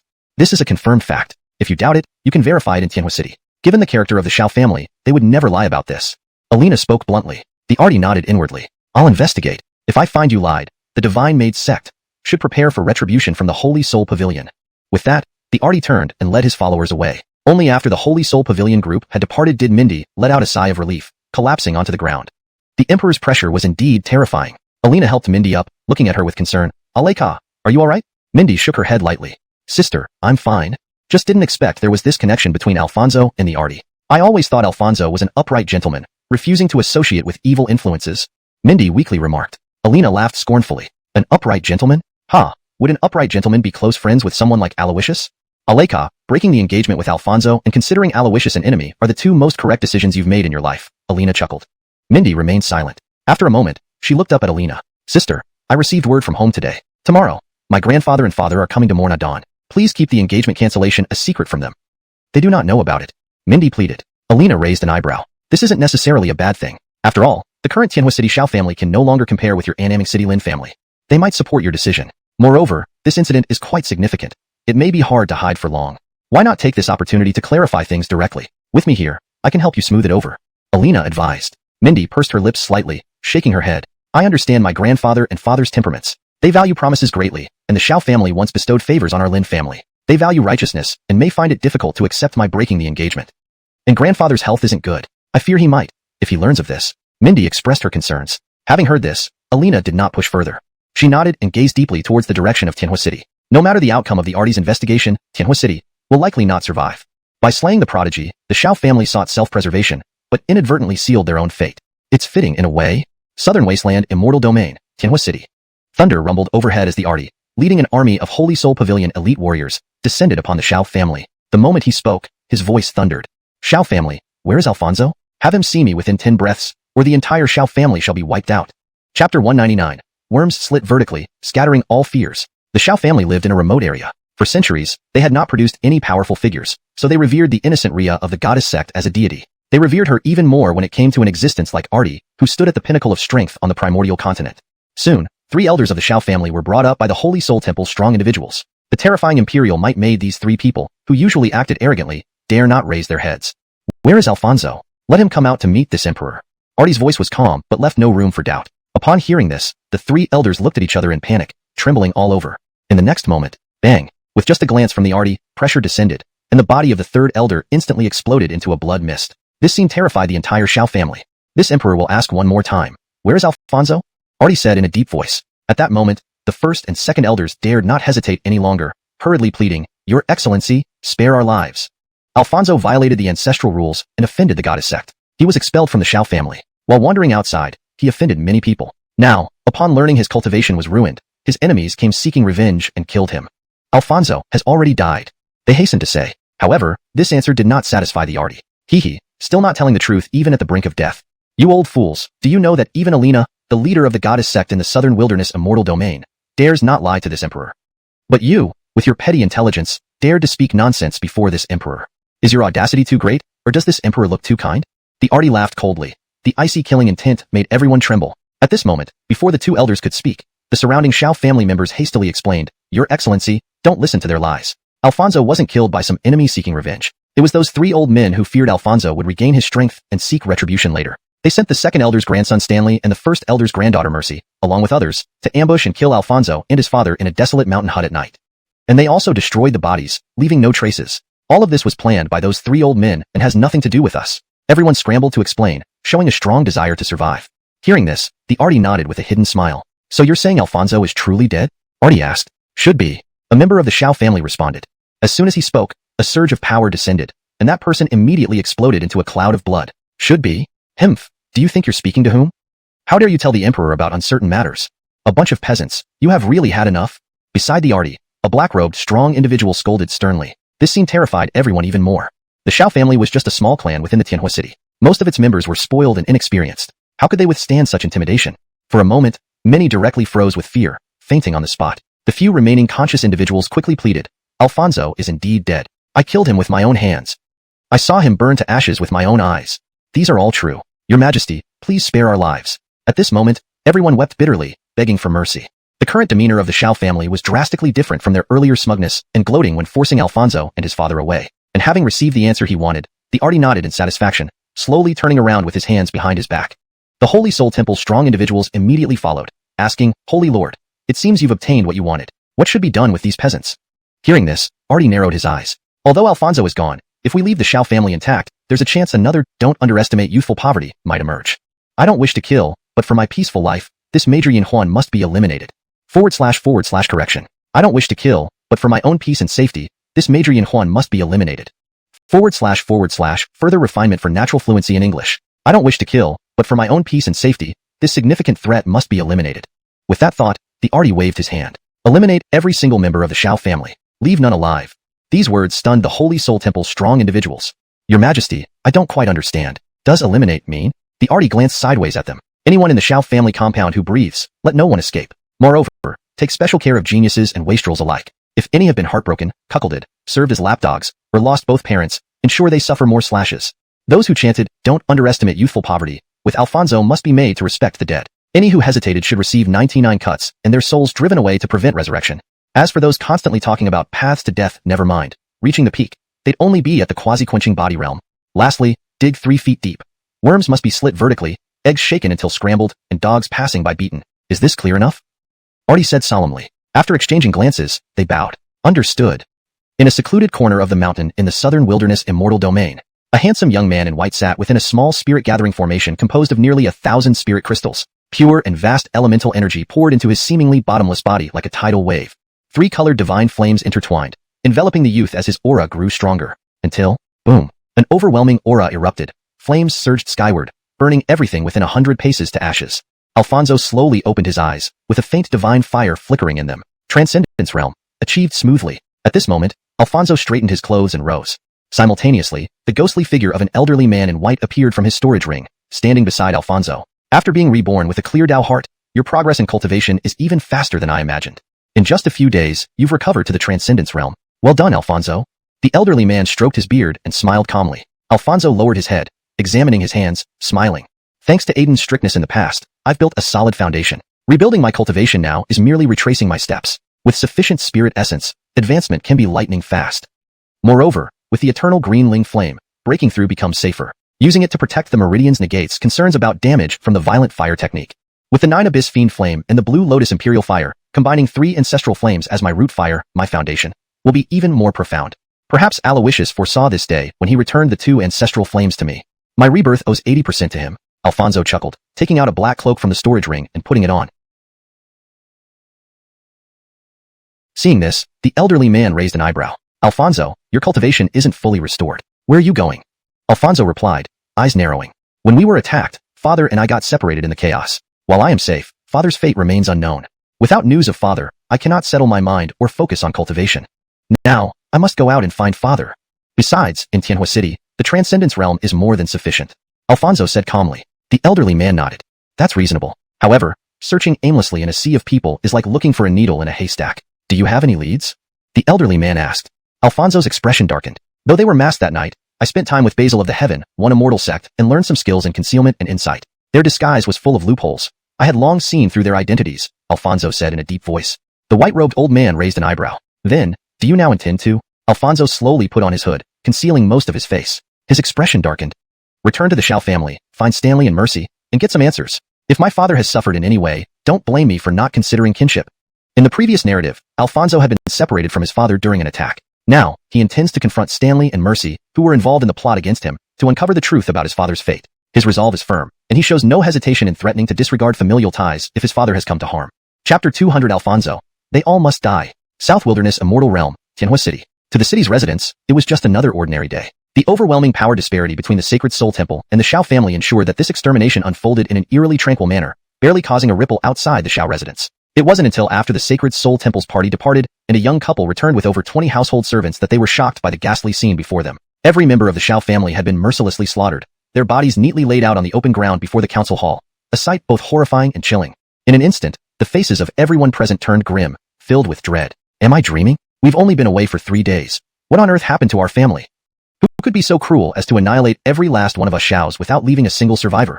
Don't let me find out who did this, Stanley said through gritted teeth. Or even if I have to chase him to the ends of the earth, I will bring this murderer to justice and avenge my clan. While everyone murmured their grievances, only Stanley stepped forward, his voice filled with righteous indignation. For a moment, he earned admiration from the others and a look of adoration from Mercy beside him. But then someone suddenly pointed out, young Adon, although the entire family was wiped out, there are no signs of struggle around the compound. Furthermore, most of the clan members' clothes remain intact, indicating they barely resisted. It can be concluded that the perpetrator must be an exceptionally powerful cultivator, and not acting alone. Hearing this, Stanley's bravado quickly faded. This revenge is inevitable, but if our ancestors can see from above, they wouldn't want us to throw our lives away recklessly. Sister Mercy, We too are all that remains of the Xiao family now. So, it falls on our shoulders to repopulate and restore the family's glory. Perhaps it was fate that while we hunted down the family traitor, it turned into a blessing and saved us from this tragedy. You and I, we are the future hope of the Xiao family. Stanley offered a smile he deemed charming. Mercy, being tactful, smiled back, knowing she needed to curry favor with the strongest person here if she hoped to have a decent life moving forward. Stanley G, please take good care of me from now on. Just as the two were engaged in their sentimental exchange beside the bodies of the fallen Xiaos, a figure cloaked in black entered the courtyard, hooded face partially obscured, walking slowly into the residence. This immediately set off alarm bells among those present. Who goes there? How dare you intrude on the Xiao family grounds? Stop right there. Don't take another step. Several household servants instantly gave warnings, but the intruder paid no heed, continuing unabated. Seeing this, someone exclaimed, "You, the one who obliterated the Xiao family?" Everyone recoiled at the implication, Stanley and Mercy included, fear gripping their faces. Then the man halted, slowly removing his hood to reveal a chiseled yet shadowed face beneath. "Alfonso? You're alive? You traitor, did you do this to our family?" Stanley's eyes narrowed coldly, incredulity plain on his face. That night, he saw Alfonso plummet from the cliff, heavily injured. No ordinary human would survive such a fall, let alone the defenseless Alfonso. Besides, the jungle below teemed with beasts, a death trap for anyone from Tianhua City. Yet Alfonso stood before them unscathed, defying all logic. How is this possible? Alfonso's gaze swept over the bodies, showing no emotion. The events concerning the Xiao family have nothing to do with me. At least you two dogs survived. I came here for one reason, to find my father. Where is he? His tone remained calm and detached. Hearing that Alfonso wasn't responsible for the massacre, the others' fear eased somewhat. Ha, a mere cripple like you couldn't have done this. On the contrary, I admire your audacity. That night, when you escaped my clutches, you should have hidden like a dog, never to show your face again. Yet here you are, boldly confronting us. Do you not fear death? Stanley advanced, flanked by others, malice in his eyes, exuding a killing intent. Unmoved, Alfonso calmly asked, "Tell me where my father is." At this, Mercy's delicate face twisted nastily. "Old dog Joab was dispatched long ago, and you'll be next." With that, her wrist flicked, revealing a soft sword from her sleeve. It danced agilely, snake-like, aiming straight for Alfonso's face. To everyone watching, Mercy, a Tian My realm genius, facing an incapacitated Alfonso, would strike with lethal precision. Then, clang, as her sword thrust, Alfonso casually raised his hand, catching the blade between two fingers effortlessly. Despite Mercy's efforts, the sword didn't budge an inch. In a swift motion, Alfonso twisted his wrist, turning the sword into a pretzel, the blade now barely an inch from Mercy's throat. The cold edge drew a thin line of blood on her pale neck. Startled, Stanley realized Alfonso held Mercy hostage with the very weapon intended to kill him. If Alfonso exerted any more pressure, Mercy would die instantly. Meanwhile, Mercy trembled in terror, tears welling up in her eyes. "Alfonso G, have your powers returned? Please don't hurt me. I'm Mercy, your little sister Mercy. In childhood, you often carried me and promised to marry me. And Uncle Joab, he..." Before she could finish, Alfonso sliced her throat cleanly with the sword. Blood gushed out. Mercy's hands flew to her neck, eyes wide with disbelief. Coldness enveloped her as she collapsed, lifeless. Seeing this, Stanley roared in rage. "Alfonso, you heartless beast. You killed our kin." Alfonso responded with a cold smirk. "Kin? When you hunted my father and me that night, did you think of kinship? Since you showed no mercy, do not blame me for returning the favor." With that, Alfonso leaped forward, flames bursting from his feet, appearing before Stanley in a blur. Startled, Stanley realized during their earlier confrontation that Alfonso was merely at the first tier of the Linhong realm. He hadn't fully recovered his strength. As the strongest Xiao family genius besides Alfonso, Stanley himself was at the fourth tier of the Linhong realm.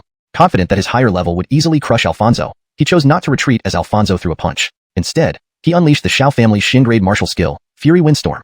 A tremendous clash ensued. Boom! The Fury Windstorm shattered, and Alfonso's seemingly insignificant punch sent Stanley flying back dozens of yards. He crashed into the council hall wall and fell, collapsing to his knees, spewing blood profusely. Fear gripped him. His confidence shattered. One strike, and Stanley's meridians were severed, leaving him critically injured and near death. His once sharp eyes now gazed weakly at the approaching Alfonso, the scene awash with blood. Alfonso stood before him, gripping a large black ruler pressed against his throat. "I'll ask you one more time. Where's my father?" Alfonso demanded coldly. At that moment, Stanley suddenly laughed. "Mercy already told you, the old dog Joab was killed by us long ago. It was I who personally chopped off his head. You wouldn't believe it, but even as he died, he was still calling out your name." As he spoke, the large black ruler descended abruptly. Stanley's body instantly exploded into a spray of blood mist. The moment the black ruler slammed into the ground, Alfonso's gaze shifted, fixing on the 20-odd household servants standing outside the hall. In an instant, his expression turned grim. This translation maintains the tone and structure of the original text, ensuring the story continues coherently from the previous content. It keeps the names in pinyin form and ensures natural, fluent English while preserving the original style. Chapter 201. After a lifetime of cultivation, can I enjoy myself? Alfonso's gaze was icy cold. It was the kind of coldness forged through countless brushes with death and endless bloodshed. At this moment, all the servants trembled uncontrollably, their hearts nearly breaking. "Adon Alfonso, don't listen to these two despicable people. They're saying this just to provoke you because they know they have no way out. Joab, no, the clan head didn't die. To save their lives, one of them spoke up hastily. Hearing this, the murderous intent in Alfonso's eyes began to fade. If you tell me where my father is, you can leave, Alfonso said, dragging his large black ruler and walking slowly toward the servants, his voice deep. Upon hearing this, everyone hurriedly replied, young Don Alfonso that night. After you separated from the clan head, it was Stanley who led over 10 people to chase him. Although the clan head was injured by Stanley, he vanished in a strange, mystical light. We searched the mountains for 3 days, but found no trace of him. The clan head has great fortune. Though his whereabouts are unknown, he must still be alive. In the future, young Don Alfonso will surely find the clan head, and the family will reunite. Everyone chimed in. With that said, everyone prepared to leave. But at that moment, Alfonso leaped forward, blocking them with his black ruler. Seeing this, the crowd exchanged looks, frowning slightly. Young Don Alfonso, what do you mean? You said you would let us go if we told you where the clan head was, didn't you? Now why? The group looked uneasy. Alfonso narrowed his eyes. I did indeed say that earlier. But now, I regret it. As he finished speaking, a pale white flame appeared in his palm. Vengeance had begun, and at this very moment, the entire Shao family became engulfed in flames. On another front, Kieran, after leading forces to wipe out the Shao family, felt as if dark clouds had lifted from his heart. He led his elite force back to the Holy Soul Palace, planning how to enjoy the rest of his life when one of his subordinates handed him a ledger. Your Holiness, this is the last shipment information from the Beast Taming Sect and the Evil Moon Sect before their destruction. Please review it. Saying this, the subordinate presented the ledger to Kieran. Taking it, Kieran carefully perused the contents.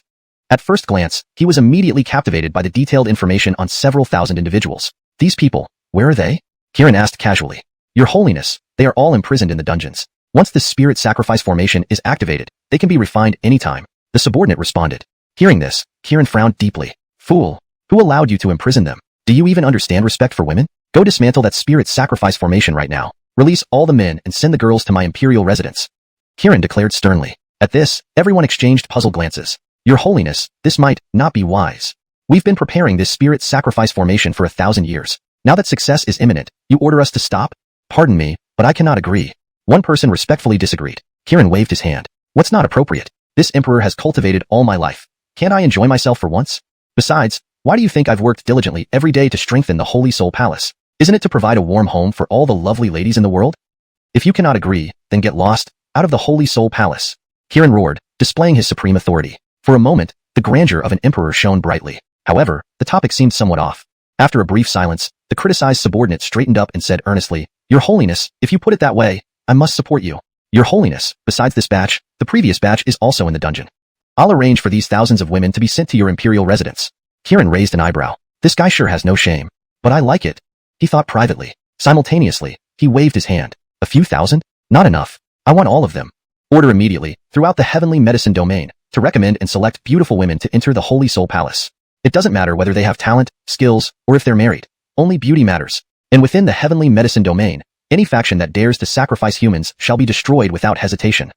If they have the ability, let them cultivate. If not, let them watch others cultivate. These crooked methods, what skills are they showing? Why are you all just standing there? Go and handle it now. Kieran shouted loudly. Everyone immediately bowed and left. Soon, the hall was empty except for Kieran. Sitting on the throne symbolizing the highest power of the Holy Soul Palace, he felt indescribably comfortable. Although he was a transmigrator, he was different from others. Both Alawishus and Alden had merged consciousness, meaning the souls of their transmigration fused with their original souls, creating new composite entities. They were both transmigrators and carried the identities and some characteristics of their original bodies, retaining memories from both souls. But Kieran was unique. The original spirit of his body had been obliterated by Alawishus, leaving only some primal instincts buried in the subconscious and fragmented memories. Therefore, Kieran was essentially a laid-off corporate worker cloaked in an emperor's attire, with most of his consciousness coming from the transmigrator. He didn't even know what the spirit sacrifice formation mentioned by his subordinate was about. What mattered to him was that he could soon have a harem, more than 3,000 beauties. However, why do I always feel like I'm forgetting something important? Or someone? Muttering to himself, a shadow of a young man in black flashed through his fragmented subconscious. Dongshan Immortal Region, Tianyi Immortal Sect. Since Alawishus' return, 3 days had passed. In the study room, Gay's beautiful eyes gazed towards a corner. Ninth Ichabod stepped out of the darkness. Gay's gaze sharpened. I did not summon you. Moreover, your task is to stay by Will's side at all times, ready to protect and obey him. Why are you here now, neglecting your duties? Her tone was icy despite her composed expression. Ichabod lowered his head guiltily. I have failed your majesty's cultivation and the prince's trust. I am unworthy to stay by the prince's side and come here to request punishment. As he spoke, Ichabod knelt down but was gently lifted by Gay with a soft force. Explain thoroughly. Gay demanded. I. Ichabod's eyes were complicated. After hesitating, his gaze suddenly hardened. Tianyi shadow guards are heartless, unrighteous, and emotionless, shadows that follow like shadows. To improve the translation for natural fluency and readability in English while preserving the meaning. The Tiani shadow guards are bound by a code of no emotions, no righteousness, and no heart, ever present like shadows. This version maintains the essence of the original text while ensuring it reads more naturally in English. But his voice cut off abruptly. Ichabod stared directly at Gay, as if saying nothing yet revealing everything. Gay's brows furrowed sharply. What? She slapped the desk forcefully, sending a wave of imperial pressure surging down. Chapter 202. The ninth Basil will no longer exist. Alawishus's bold actions this time have yielded him a great deal of benefits. Not only did he earn a substantial amount of villain points from slaying numerous powerful opponents, but he also completed a long-term mission, Sovereign of the World. This entailed subduing 9 heirs, holy sons, and holy daughters of top-tier noble families. The reward was 300,000 villain points and an extraordinary imperial artifact, the Sealed Spirit Scroll. Sealed Spirit Scroll, an extraordinary imperial artifact, containing within its pages 9 fruit positions. The host can use it to enter into soul contracts with 9 entities, making them their most loyal followers. Those who are recorded in the Sealed Spirit Scroll gain immeasurable benefits. They receive protection from the way and enhance their combat power based on the host's strength. However, the drawback is that their lives will henceforth be controlled by the host, living or dying at their command. To ordinary people, such an extraordinary imperial artifact might not be of much use, but for Alawishus, it was invaluable. With his talent, advancing to Grand Emperor was just a matter of time, and with the Sealed Spirit Scroll, he could craft 9 lower-grade versions of himself. While these 9 individuals could only possess a portion of his combat power, their cultivation would naturally reach the Grand Emperor realm as well. If Maiden had possessed this Sealed Spirit Scroll back then, today's Tiani Immortal sect would have at least 9 more experts at the level of Jonas. Alawishus muttered to himself. The selection of these 9 people could be made over time. What Alawishus needed to do now was convert all the resources he had gained recently into his own strength. Meanwhile, the 9 purple cloud Qilong dragons obtained from the beast-taming sect needed proper nurturing. The bloodline of the purple cloud Qilong dragon surpassed even the Emily, 9-headed jade Jiaolong dragon. At the very least, he should first cultivate them to the reincarnation realm before completing the long-term mission, the 9 dragons pulling the chariot and claiming the rewards. Time slipped by, 5 days passing in an instant. During these few days, Alawishus not only refined all the mystic arts, martial techniques, and treasure skills under his command to perfection, but he also passed through another cycle of reincarnation tribulation, advancing his cultivation to the second level of the reincarnation realm. Since reaching the reincarnation realm, the difficulty of cultivation had significantly increased. The enhancement brought by the 1000-fold enlightenment aura is no longer obvious enough. Alawishus pondered aloud. System, do you have anything like a 10,000-fold enlightenment aura? Ding. The system store has all kinds of items available. The 10,000-fold enlightenment aura is a rare item that will unlock when the host reaches the 5th level of the reincarnation realm. Price of the 10,000-fold enlightenment aura, 10,000 villain points. Duration, 3 hours. The system replied. Hearing this, Alawishus inwardly gasped. This place was clearly a rip-off shop. However, from the current situation, he wouldn't need the 10,000-fold enlightenment aura anytime soon. These few days of cultivation were indeed quite fruitful. I wonder if anything interesting has happened in the outside world during these days. Where is the Basil? Alawishus called softly. As his voice faded, a figure dressed in black emerged from the shadows in the corner. Your Highness! A deep voice resonated. Upon hearing this, Alawishus furrowed his brows.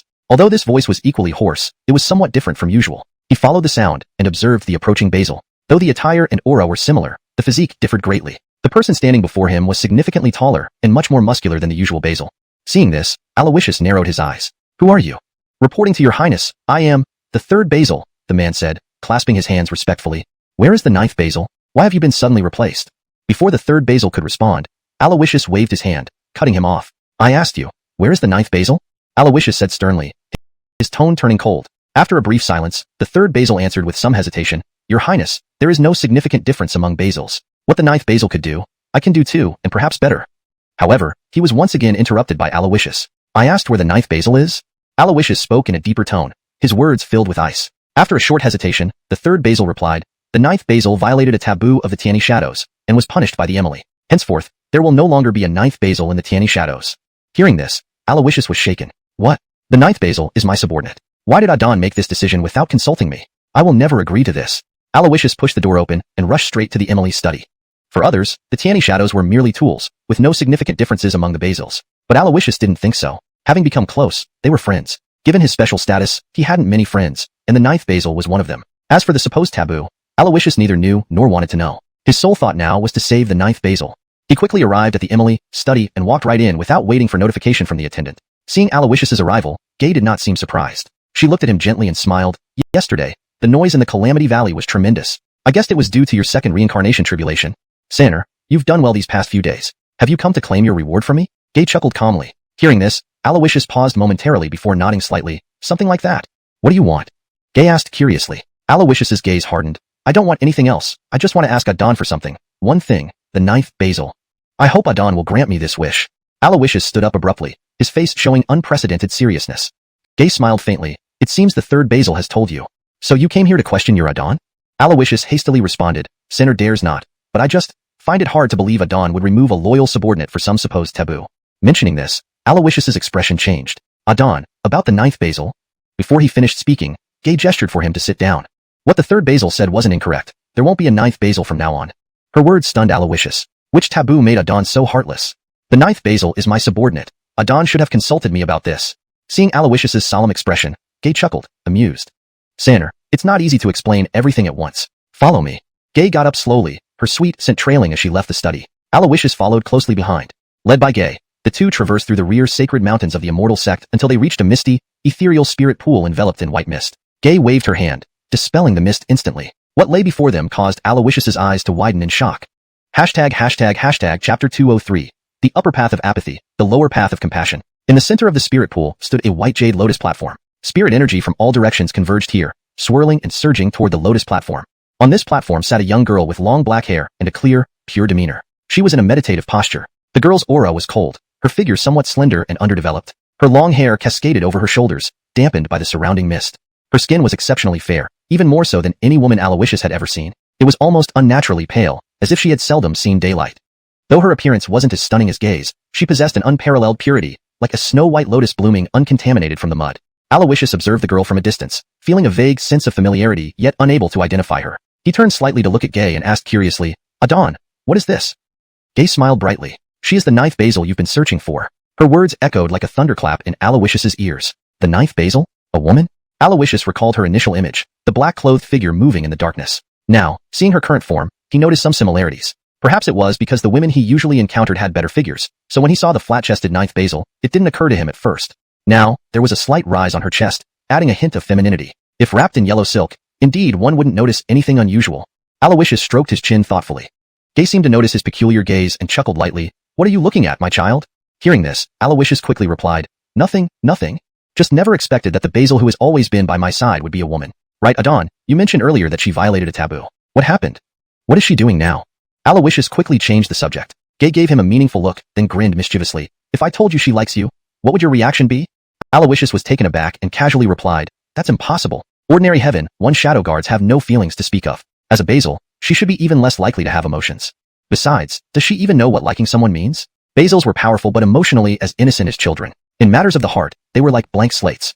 She herself had said she was merely a shadow, and shadows do not require emotions. Gay nodded. Your reaction is quite normal. The taboo I mentioned earlier refers to these very emotions. And sending her here to cultivate is precisely because of this taboo. Gay chuckled softly. Alawishus looked around and could not help but laugh bitterly. This place is the sacred spirit pool of our heavenly one immortal sect. Growing up, I never had the privilege to cultivate here. By placing the Basil here due to the taboo, is this a punishment or a reward? Gay smiled. It's neither punishment nor reward. It's what she deserves. Recently, while you were sparring with the Dark Halls girl at the sect's entrance, Lionel approached me. He offered the lower half of the Dark Void Annihilation method in exchange for ensuring no harm came to the Dark Hall people. The cultivation method used by Shadow Guards and Basils was derived from the upper half of the Dark Void Annihilation method, created by your Grandmaster. Though marvelously profound, it has a fatal flaw. The path to becoming an Emperor lies in the lower half of the method. This means, regardless of how strong the Basil becomes, without the lower half of the method, they cannot achieve the path of the Emperor. Alawishus had not known this before. Adon, now that we have the lower half of the Dark Void Annihilation method, can the Basils all advance to become Emperors? Alawishus asked. The talent of the Basils was undeniable. Moreover, compared to other formidable individuals, they had a significant advantage. Namely, being unencumbered by emotions and as innocent as children, their cultivation could be much more efficient. However, Gay smiled bitterly. It's not that simple.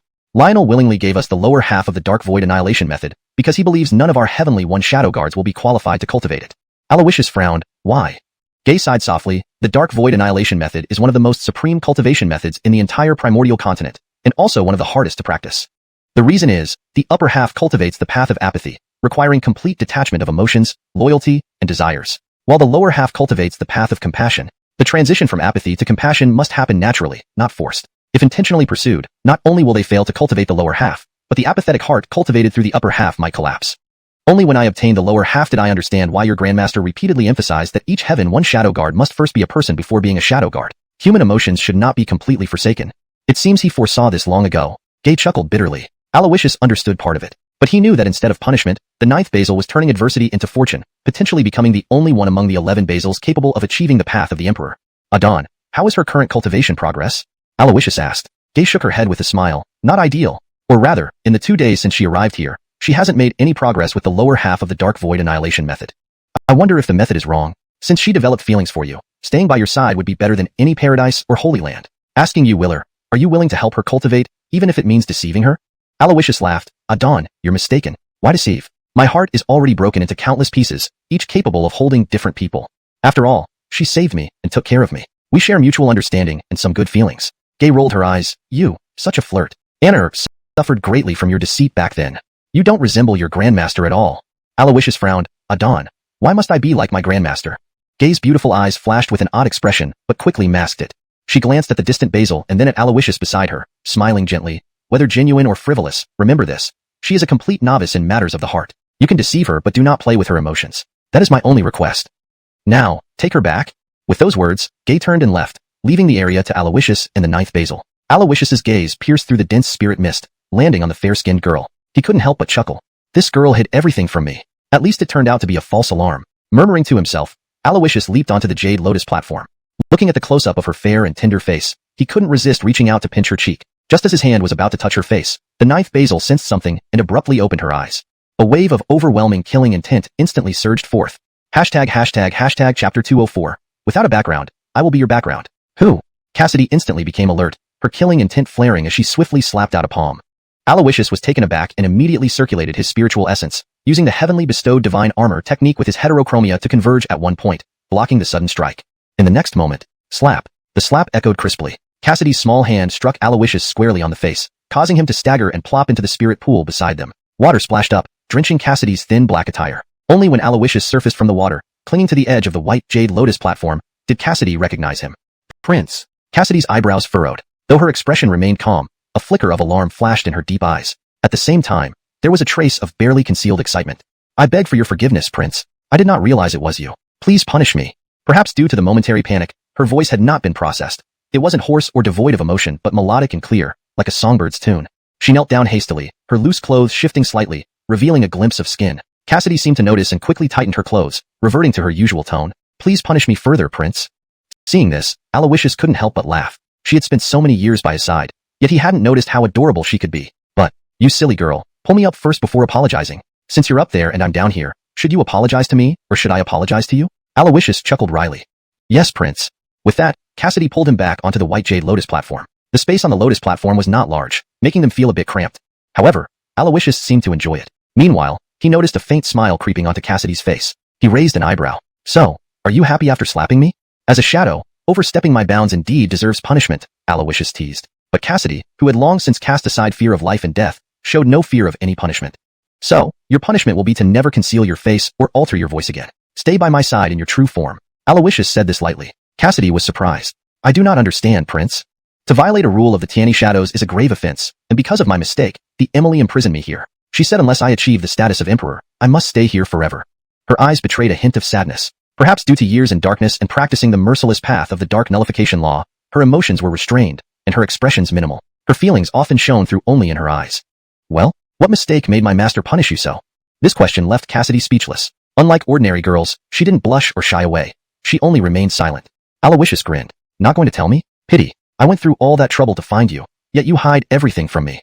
Forget it. If even I can't know, it must be a secret of the Tiani Shadows. Hope you become an emperor soon and leave this place.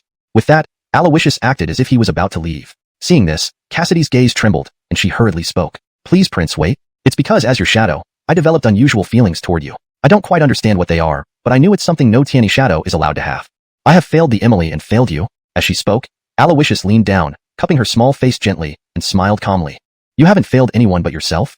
Back then in Divine Medicine Valley, you told me that every Tiani Shadow, including you, is human first, then a guard. Since you're human, having emotions is your right. You've done nothing wrong. There's no shame, no need for punishment. His words were lighthearted, but his eyes were serious. Cassidy was moved. But I am just a humble shadow, knowing only to kill and hide. My appearance is ugly, my background non-existent, and my figure cannot compare to Janine or Aisha. If I even entertain the slightest thought about you, it's treasonous, disrespectful. Cassidy hung her head, her expression subtly changing. Alawishus chuckled. In terms of skills, I'm only slightly better than you. Besides killing, I also direct others to kill. We're kindred spirits in that way. As for background, well, if you lack one, I'll be your background. And if you lack an identity, I'll give you one. And your looks? What humility. Her beauty was already close to perfect. While her figure might not measure up, it was still charming in its own way.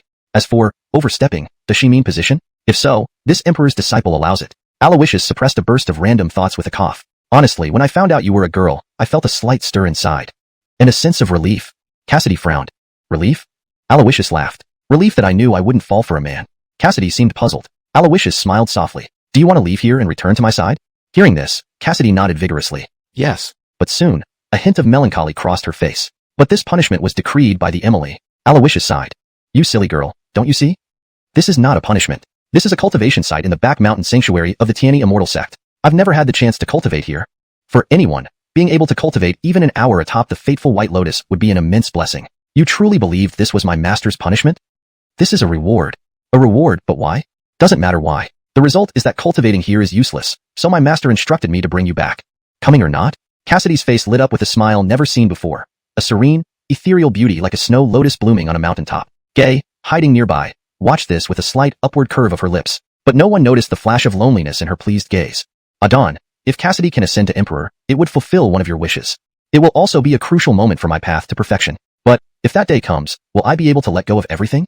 The translation maintains the original tone, structure, and flow while ensuring it reads naturally in English. The names are kept in pinyin for accuracy. Chapter 205. The Desolate Ancient Continent. I have returned. Tiani Immortal Sect. The Emil's Palace. Alawishus successfully brought Denver back and had her smoothly hand over duties to the third Denver. Half an hour later, Alawishus was lounging in a large chair, savoring a cup of immortal tea leisurely.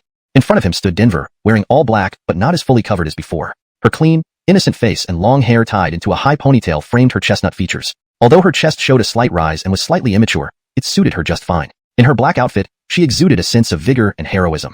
5 days ago, Nikita, Supreme Elder of the Goddess Sect, perished. The Goddess Sect announced that it was due to reaching the end of her lifespan. However, Emil, while I do not know much about this matter, you should be clear.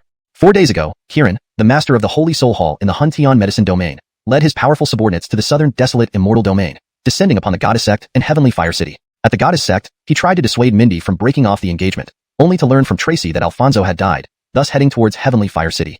In Heavenly Fire City, Kieran did not cause much turmoil but proceeded to the Shao family and exterminated the entire clan with extreme cruelty and decisiveness. Not even worms in the ground escaped unscathed. Even a dog passing by outside the Shao residence was slapped several times. 3 days ago, Stanley and Mercy, along with more than 20 servants who were dispatched to hunt down Alfonso and his son, managed to escape. Upon returning home, they encountered Alfonso asking about Joab's whereabouts. In the ensuing confrontation, they all died at Alfonso's hands, reducing the Shao residence to ashes. Analysis revealed that the fire used was one of the 9 ancestral fires, the 9 Abyss demonic fire. 2 days ago, after searching throughout Heavenly Fire City and finding no trace of Joab, Alfonso left for Azure Firmament City. Yesterday, the old mayor of Azure Firmament City, Colby, and the current mayor Aiden went to the Goddess Sect to mourn Brittany. However, Colby suddenly suffered a relapse of an old illness, rejected treatment from the Goddess Sect, and hastily returned to Azure Firmament City. Denver filtered out information over these few days, reporting only what interested Alawishus. Throughout the report, Alawishus couldn't help but glance at Denver's face, and that slightly raised area. After the report, Denver said calmly, bowing, Emil, I respectfully request to return to my previous appearance and bind my chest with yellow silk. Otherwise, you might continue to be distracted. Caught red-handed, even with his thick skin, Alawishus felt a bit embarrassed. Yet, he maintained composure, responding casually, who told you that I was distracted? Don't tell me, you don't allow a few extra looks? Hearing this, Denver hurriedly replied, subordinate finds nothing inappropriate. But, Emil, your heartbeat has accelerated. Alawishus? From such a distance, you can feel it? Nonsense, do I not know my own heartbeat well enough? Don't you feel it racing when you touch your own heart? Alawishus retorted. But then, Denver swiftly stepped forward, standing in front of him and bending down slowly. What are you doing? Rebellion? Before Alawishus could finish, his voice cut off abruptly. He watched as Denver placed his hand on her chest without hesitation.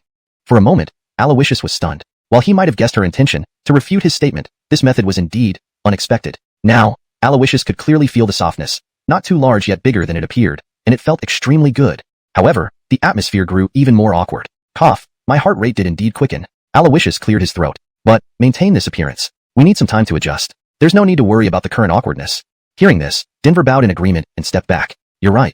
Brittany's death was indeed my doing, he continued. Letting her die before the eyes of the Goddess Sect will serve as a strong deterrent.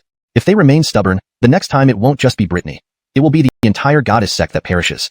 As for Kieran, the events of the past few days surprised Alawishus. That day, I indeed destroyed his divine soul. Even if he survived by some other means, dissuading Mindy from breaking off the engagement and exterminating the Shao family shouldn't be something he can do unless. Alawishus pondered inwardly, a serious look flashing in his eyes. However, now is not the time to confront Kieran. As the master of the Huntion Medicine Domain, he is extremely powerful, nearly matching Alawishus' own mentor. Currently, the Dao Jixian card is in its 10-year cooldown period. Actions must be taken cautiously. After all, entering the Dao Jixian state, becoming extraordinarily powerful, isn't unusual. Using 10 years to buy you a battle is quite normal, isn't it? But, using a cheat feels good at first, but it comes at a cost after 10 years. Putting aside the matter of Kieran, let's talk about Alfonso. I knew this kid wouldn't go down easily. How is his strength recovering? Alawishus asked. Alfonso has another powerful soul consciousness, making him very perceptive. Our hidden shadow guards dare not get too close to avoid being discovered. However, based on his combat standards, he hasn't fully recovered. He's currently at the peak of the aerial boundary at most. Denver replied. Peak aerial boundary? Alfonso's combat prowess was already notable. Now, after breaking through, he should be stronger. His true realm may still be at the initial stage of the aerial boundary. Heh, Mindy is now at the 3rd level of the life and death boundary. There are still over 2 years until their 3-year pact. Mindy has become 10 times stronger. Alfonso has a long road ahead. Alawishus chuckled. Emil, shall we assist Alfonso? Denver asked. Alawishus smiled. He has his own path to walk. If he needs our help, he wouldn't hide his identity, traveling to Azure Firmament City. Instead, he would come directly to us at Tiani Immortal Sect. Before his 3-year deadline arrives, I won't intervene again. Let him handle it himself. I understand. Denver bowed. Alawishus nodded. All right, go fetch Jalen and tell her I have an important matter to discuss with her. Yes. Denver disappeared into the darkness. Alone in the hall, Alawishus waved his hand, and an antique scroll emerged from his storage ring. The supreme imperial artifact, the spirit sealing scroll. Jalen, though talented, is the youngest, so her cultivation is the lowest. If the transformation of the spirit sealing scroll could be applied to her, the effect would be most noticeable. Alawishus murmured. Yes, exactly. I'm doing this entirely to help my adorable, perverted, junior sister cultivate, purely out of goodwill, not distrust or experimentation. Just because she's the most suitable candidate. At the entrance of the everlasting divine mountain in Everlasting City, the sealed everlasting divine mountain stirred as heaven and earth twisted, a massive spatial rift tearing open. Everlasting elders stood with folded arms, watching this eerie scene seriously, until a golden ferocious ape emerged from the rift, carrying a pitch-black stone staff. The staff, riddled with cracks, emitted eerie red light through the fractures. He was the strongest demon king of Everlasting Divine Mountain, the Hardy. Yet, the Hardy's aura was now incomprehensibly strange. The next moment, the heavens and earth began to tremble. The Hardy slowly raised his head, gazing at everything around him, and let out a roar-like mad laugh. The ancient continent, this one, has returned. Hardy slowly lifted his head, gazing at everything around him, and let out a roar-like mad laugh. The desolate ancient continent, this supreme being, has returned. In the next moment, the heavens and earth began to tremble. The Hardy slowly lifted his head, surveying his surroundings with a roar-like Kong laugh. The ancient continent, this one, has returned. Note, Kong is translated as wild in this context for better fluency. Revised translation. In the next moment, the heavens and earth began to tremble. The Hardy slowly lifted his head, surveying his surroundings with a wild, roaring laugh. The ancient continent, I have returned. For improved readability in English, here's an adjusted version while keeping the essence. The next moment, the heavens and earth began to tremble. Hardy slowly lifted his head, gazing at everything around him, and let out a roar-like mad laugh. The desolate ancient continent, this supreme being, has returned. Chapter 206, Life's cause and effect must be repaid with life. In the city of eternal life, beneath the rift in the sky, Ewan stood steadfast, his gaze locked on the eerie demon ape king before him. His expression grew increasingly solemn. Monster, return to the eternal life divine mountain. The primal continent is not a place for you. Ewan's voice boomed like thunder as he roared in anger. Upon hearing this, the Hardy raised an eyebrow, his eyes locking onto the tiny figure of Ewan below. The corners of his mouth curled into a grimace, revealing jagged fangs. Eternal, it's been hundreds of thousands of years. How have you been? The Hardy took a step forward, tearing through the void and instantly appearing before Ewan. Seeing this, Ewan's brow furrowed, and his gaze towards the Hardy grew more serious. You are not the Hardy? Who are you? Asked Ewan. The Hardy sneered. Hardy? Heh. Were you referring to the identity this body once had? Do you think a mere demon, confined by laws and restrictions, could break through the great eternal formation? You should know my true identity better than anyone else, for there is only one person in this world who possesses such power. That person is both you and me. As he spoke, the Hardy pointed at Ewan from afar. In that moment, it felt as if an enormous hand was pressing against Ewan's chest, invoking an indescribable and mysterious force. This single point carried no destructive power, but sparked memories buried deep within Ewan's heart. In an instant, his expression changed dramatically. Seeing this, the Hardy couldn't help but smile. It looks like you've remembered everything. That's perfect. I won't need to exert any more effort. You were born because of me, and on the day of my return, you will naturally become one of my elite warriors, slaying all those who stand in my way. Once I stand atop the primal continent and control the destiny of all beings, forging divine power, you too shall achieve immortality with me. The Hardy's voice echoed clearly, filled with unbridled arrogance. However, Ewan laughed dismissively at his madness. A lonely spirit who has been dead for hundreds of thousands of years dare speak of immortality? Truly laughable. I was indeed created by you, but your original intention was not to satisfy these twisted delusions of yours. My purpose is to guard the Eternal Life Divine Mountain, protect the city of Eternal Life, and guide all living beings who come here. I have never thought of killing, Yuan said coldly. Now, as your master, I announce that your mission changes from this moment on, the Hardy said sternly. If a mission can be so easily changed, what kind of mission is it? And I've never had a master. You are merely a rogue monster escaped from the Eternal Life Divine Mountain. Now, go back. Yuan shouted lightly, raising his hand, using fingers as a brush, spiritual energy as ink, tracing mystical runes in the air before him. Instantly, the runes solidified, linking end to end, transforming into golden chains that floated up and entwined around the Hardy. The Hardy smiled disdainfully upon seeing this. Heh, stopping a car with a grasshopper's arm. Overestimating yourself? As he spoke, he swung a stone club in midair. The cracked club shattered into countless pieces, each glowing ominously red. Fragment after fragment shattered the golden chains. Yuan's eyes narrowed instantly. Evil monstrosity, you dare resist? Suppress. Amidst the roar, intense white light enveloped the area. At this moment, the jade pendant hanging from Yuan's neck, adorned with complex patterns, flew out and hung in the sky, instantly expanding into a massive jade disc when infused with spiritual energy. From it radiated immense divine might, suppressing forces cascading down like a mountain flood. Suppression disc? Heh, using something I left behind to suppress me? Out of tricks, aren't you? The Hardy sneered, waving his hand vigorously. Suddenly, the numerous stone fragments came to life, responding to his call and converging into his palm. In an instant, they reformed into the stone club, now held firmly by the Hardy. Facing the massive suppression disc hurtling towards him, the Hardy used the earth emulation technique, gripping the stone club and smashing it downwards towards the disc.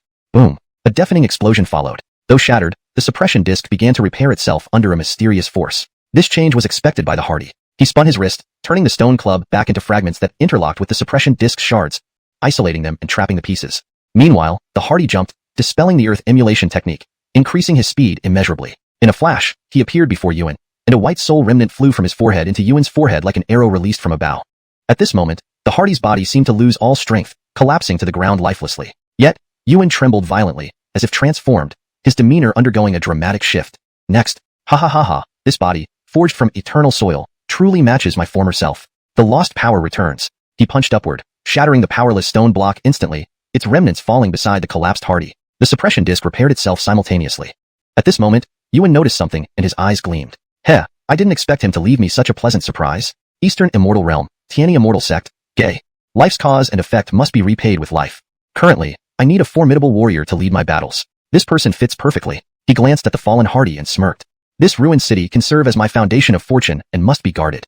Leave this demon here. With that, Yuan struck a seal on the Hardy's forehead and vanished instantly. No one knew what transpired in this sealed land. Simultaneously, at the heavenly palace of Tiani Immortal Sect, Kieran stood nervously in the grand hall, twisting her hands while concealing a glimmer of excitement in her beautiful eyes. Nearby, Alawishus sized her up with interest, admiring her beauty. However, he harbored no ill intentions. He was merely contemplating how to persuade her willingly to enter the spirit sealing scroll using a convincing reason. Unaware, Kieran grew inexplicably excited. Being leered at by senior brother makes me feel ashamed, yet I can't resist. Could senior brother have always been pretending to be a righteous gentleman, actually lusting after my body even though I'm his junior sister? But, being tricked here, I can't escape. Will today be the day senior brother gets his way? Her face flushed red, and she unconsciously pulled up her skirt slightly. Noticing this, Alawishus immediately stopped her. Junior sister, there's no need for that, Alawishus hurriedly said. Hearing this, Kieran shot him a glare. At a time like this, playing hard to get? Humph, senior brother, you're bad? Kieran silently grumbled. Alawishus felt helpless. His master had warned that deceiving fools diminished virtue, and besides, this person was still Gay's little apprentice. If anything went wrong with the spirit sealing scroll, he wouldn't be able to explain himself to his master. Seeing Alawishus's contemplative expression, Kieran raised an eyebrow. Senior brother, what are you thinking about? Are you considering how to conquer me? In fact, as long as senior brother likes, I can accept anything, hee. Kieran said with a mischievous smile. Seeing her impatient demeanor, Alawishus quickly stopped her. Stay there, don't touch me. First, tell me who you really are and why Adon took you as a disciple, Alawishus asked. Hearing this, Kieran showed a troubled look. Senior brother, can we change the question? Adon doesn't allow me to talk about this. Kieran muttered while looking down. Alawishus nodded. Then, can you at least tell me where you come from? Alawishus compromised. Hearing this, Kieran hesitated for a moment before saying mysteriously, if I tell you this, you can't wait any longer. And, this is our secret. You cannot tell anyone else. Alawishus waved his hand impatiently. Fine, just speak. Kieran lightly bit her red lip, leaned close to Alawishus's ear, and whispered slowly. I actually come from the city of eternal life. Chapter 207. You died too early, so it's not your fault you don't recognize me. Eternal Life City. The moment these four words echoed in Alawishus's ears, he felt as if struck by 5 thunderbolts and froze on the spot. Ordinary people might at most have visited Eternal Life City, but no one dared to claim they came from there. Those who emerged from Eternal Life City were only of 2 types, permanent residents of Eternal Life Divine Mountain, or citizens of the city itself. In Eternal Life Divine Mountain, most inhabitants were beast spirits, bearing bloodline imprints that prevented them from leaving the mountain. As for the citizens of the city, when I was in Eternal Life City back then, there indeed were a few houses, but they had long been abandoned. The entire Eternal Life City had only Yuan as its sole living being. Could she be related to Yuan? At this thought, Alawishus immediately dismissed any idea of placing her in the spirit ceiling chart. After all, Yuan had once done favors for his master and had also helped him personally. If Kieran were related to him, Alawishus would never act against her. Doing so would violate righteousness and cause bad karma. Now, he looked at Kieran with an extremely serious gaze. Girl, tell me, what is your relationship with the City Lord of Eternal Life City? Alawishus asked. Seeing Alawishus' stern expression, Kieran was taken aback. Hey, senior brother, you're cheating? You said you'd only ask one question. And after that, we could start, now you're pushing for more. Besides, Adon doesn't allow me to talk about these things. Kieran's beautiful eyes widened as she stared straight at Alawishus, shrinking her neck, and timidly replied. Her answer did not explicitly provide the information Alawishus sought, but it indirectly confirmed something. She was indeed related to Yuan. I need to consult Adon. Muttering to himself, Alawishus released Kieran and quickly left the room. Watching Alawishus' hurried departure, Kieran was thoroughly puzzled. What's wrong with senior brother? Could it be that facing such a pure and adorable girl like me made him feel guilty about some impure thoughts in his heart? But he must be lured by my charming appearance, which might drive him crazy. If I let him out now, he could vent his frustrations on anyone. He mentioned Adon just now. It couldn't be. Holy cow, this senior brother. Please don't defy Adon. Realizing the gravity of the situation, Kieran rushed after him. Tiani Immortal Sect, the Emily's study. Ever since she parted ways with Alawishus in Sacred Spirit Pool, she had always felt uneasy, sensing as if something was about to happen. With her formidable cultivation and profound insight into the laws of nature, she wouldn't easily feel anxious without reason. Perhaps, something really is about to happen. Nubia murmured to herself, and then, humph. A cold laugh resounded from all around. This sudden change instantly put Nubia on high alert. Previously, if anyone sneaked in, she would detect them ahead of time. This time, it happened without a sound. That meant, if the intruder had chosen to ambush her, they might already have succeeded. Who's there? Stop playing tricks. Come out. Nubia scanned her surroundings and spoke in a stern voice. Nubia, little girl, haven't seen me in a few days and already forgotten who I am? A familiar voice sounded, and a graceful figure in white appeared before Nubia. Seeing this person, Nubia narrowed her eyes. The old man from Eternal Life City? But soon she sensed something off. That's not right, you're not him. Who are you? Nubia said warily. Hee girl, you've only got half of it. I am him, and yet I am not him. I have come here to settle a score. 600 years ago, you borrowed a life from Eternal Life City. That karmic debt cannot be escaped. Now, it's time to pay it back. As he finished speaking, the Yuan waved his hand, causing a fierce wind to rise, and boundless power formed a giant hand pressing down towards Nubia. Seeing this, Nubia raised her hand to form a palm blade, slashing fiercely downward. But the next moment, the palm blade passed through the hand without damaging it at all. Nubia's eyes narrowed in surprise. What? At that moment, the pressure descended onto Nubia's body.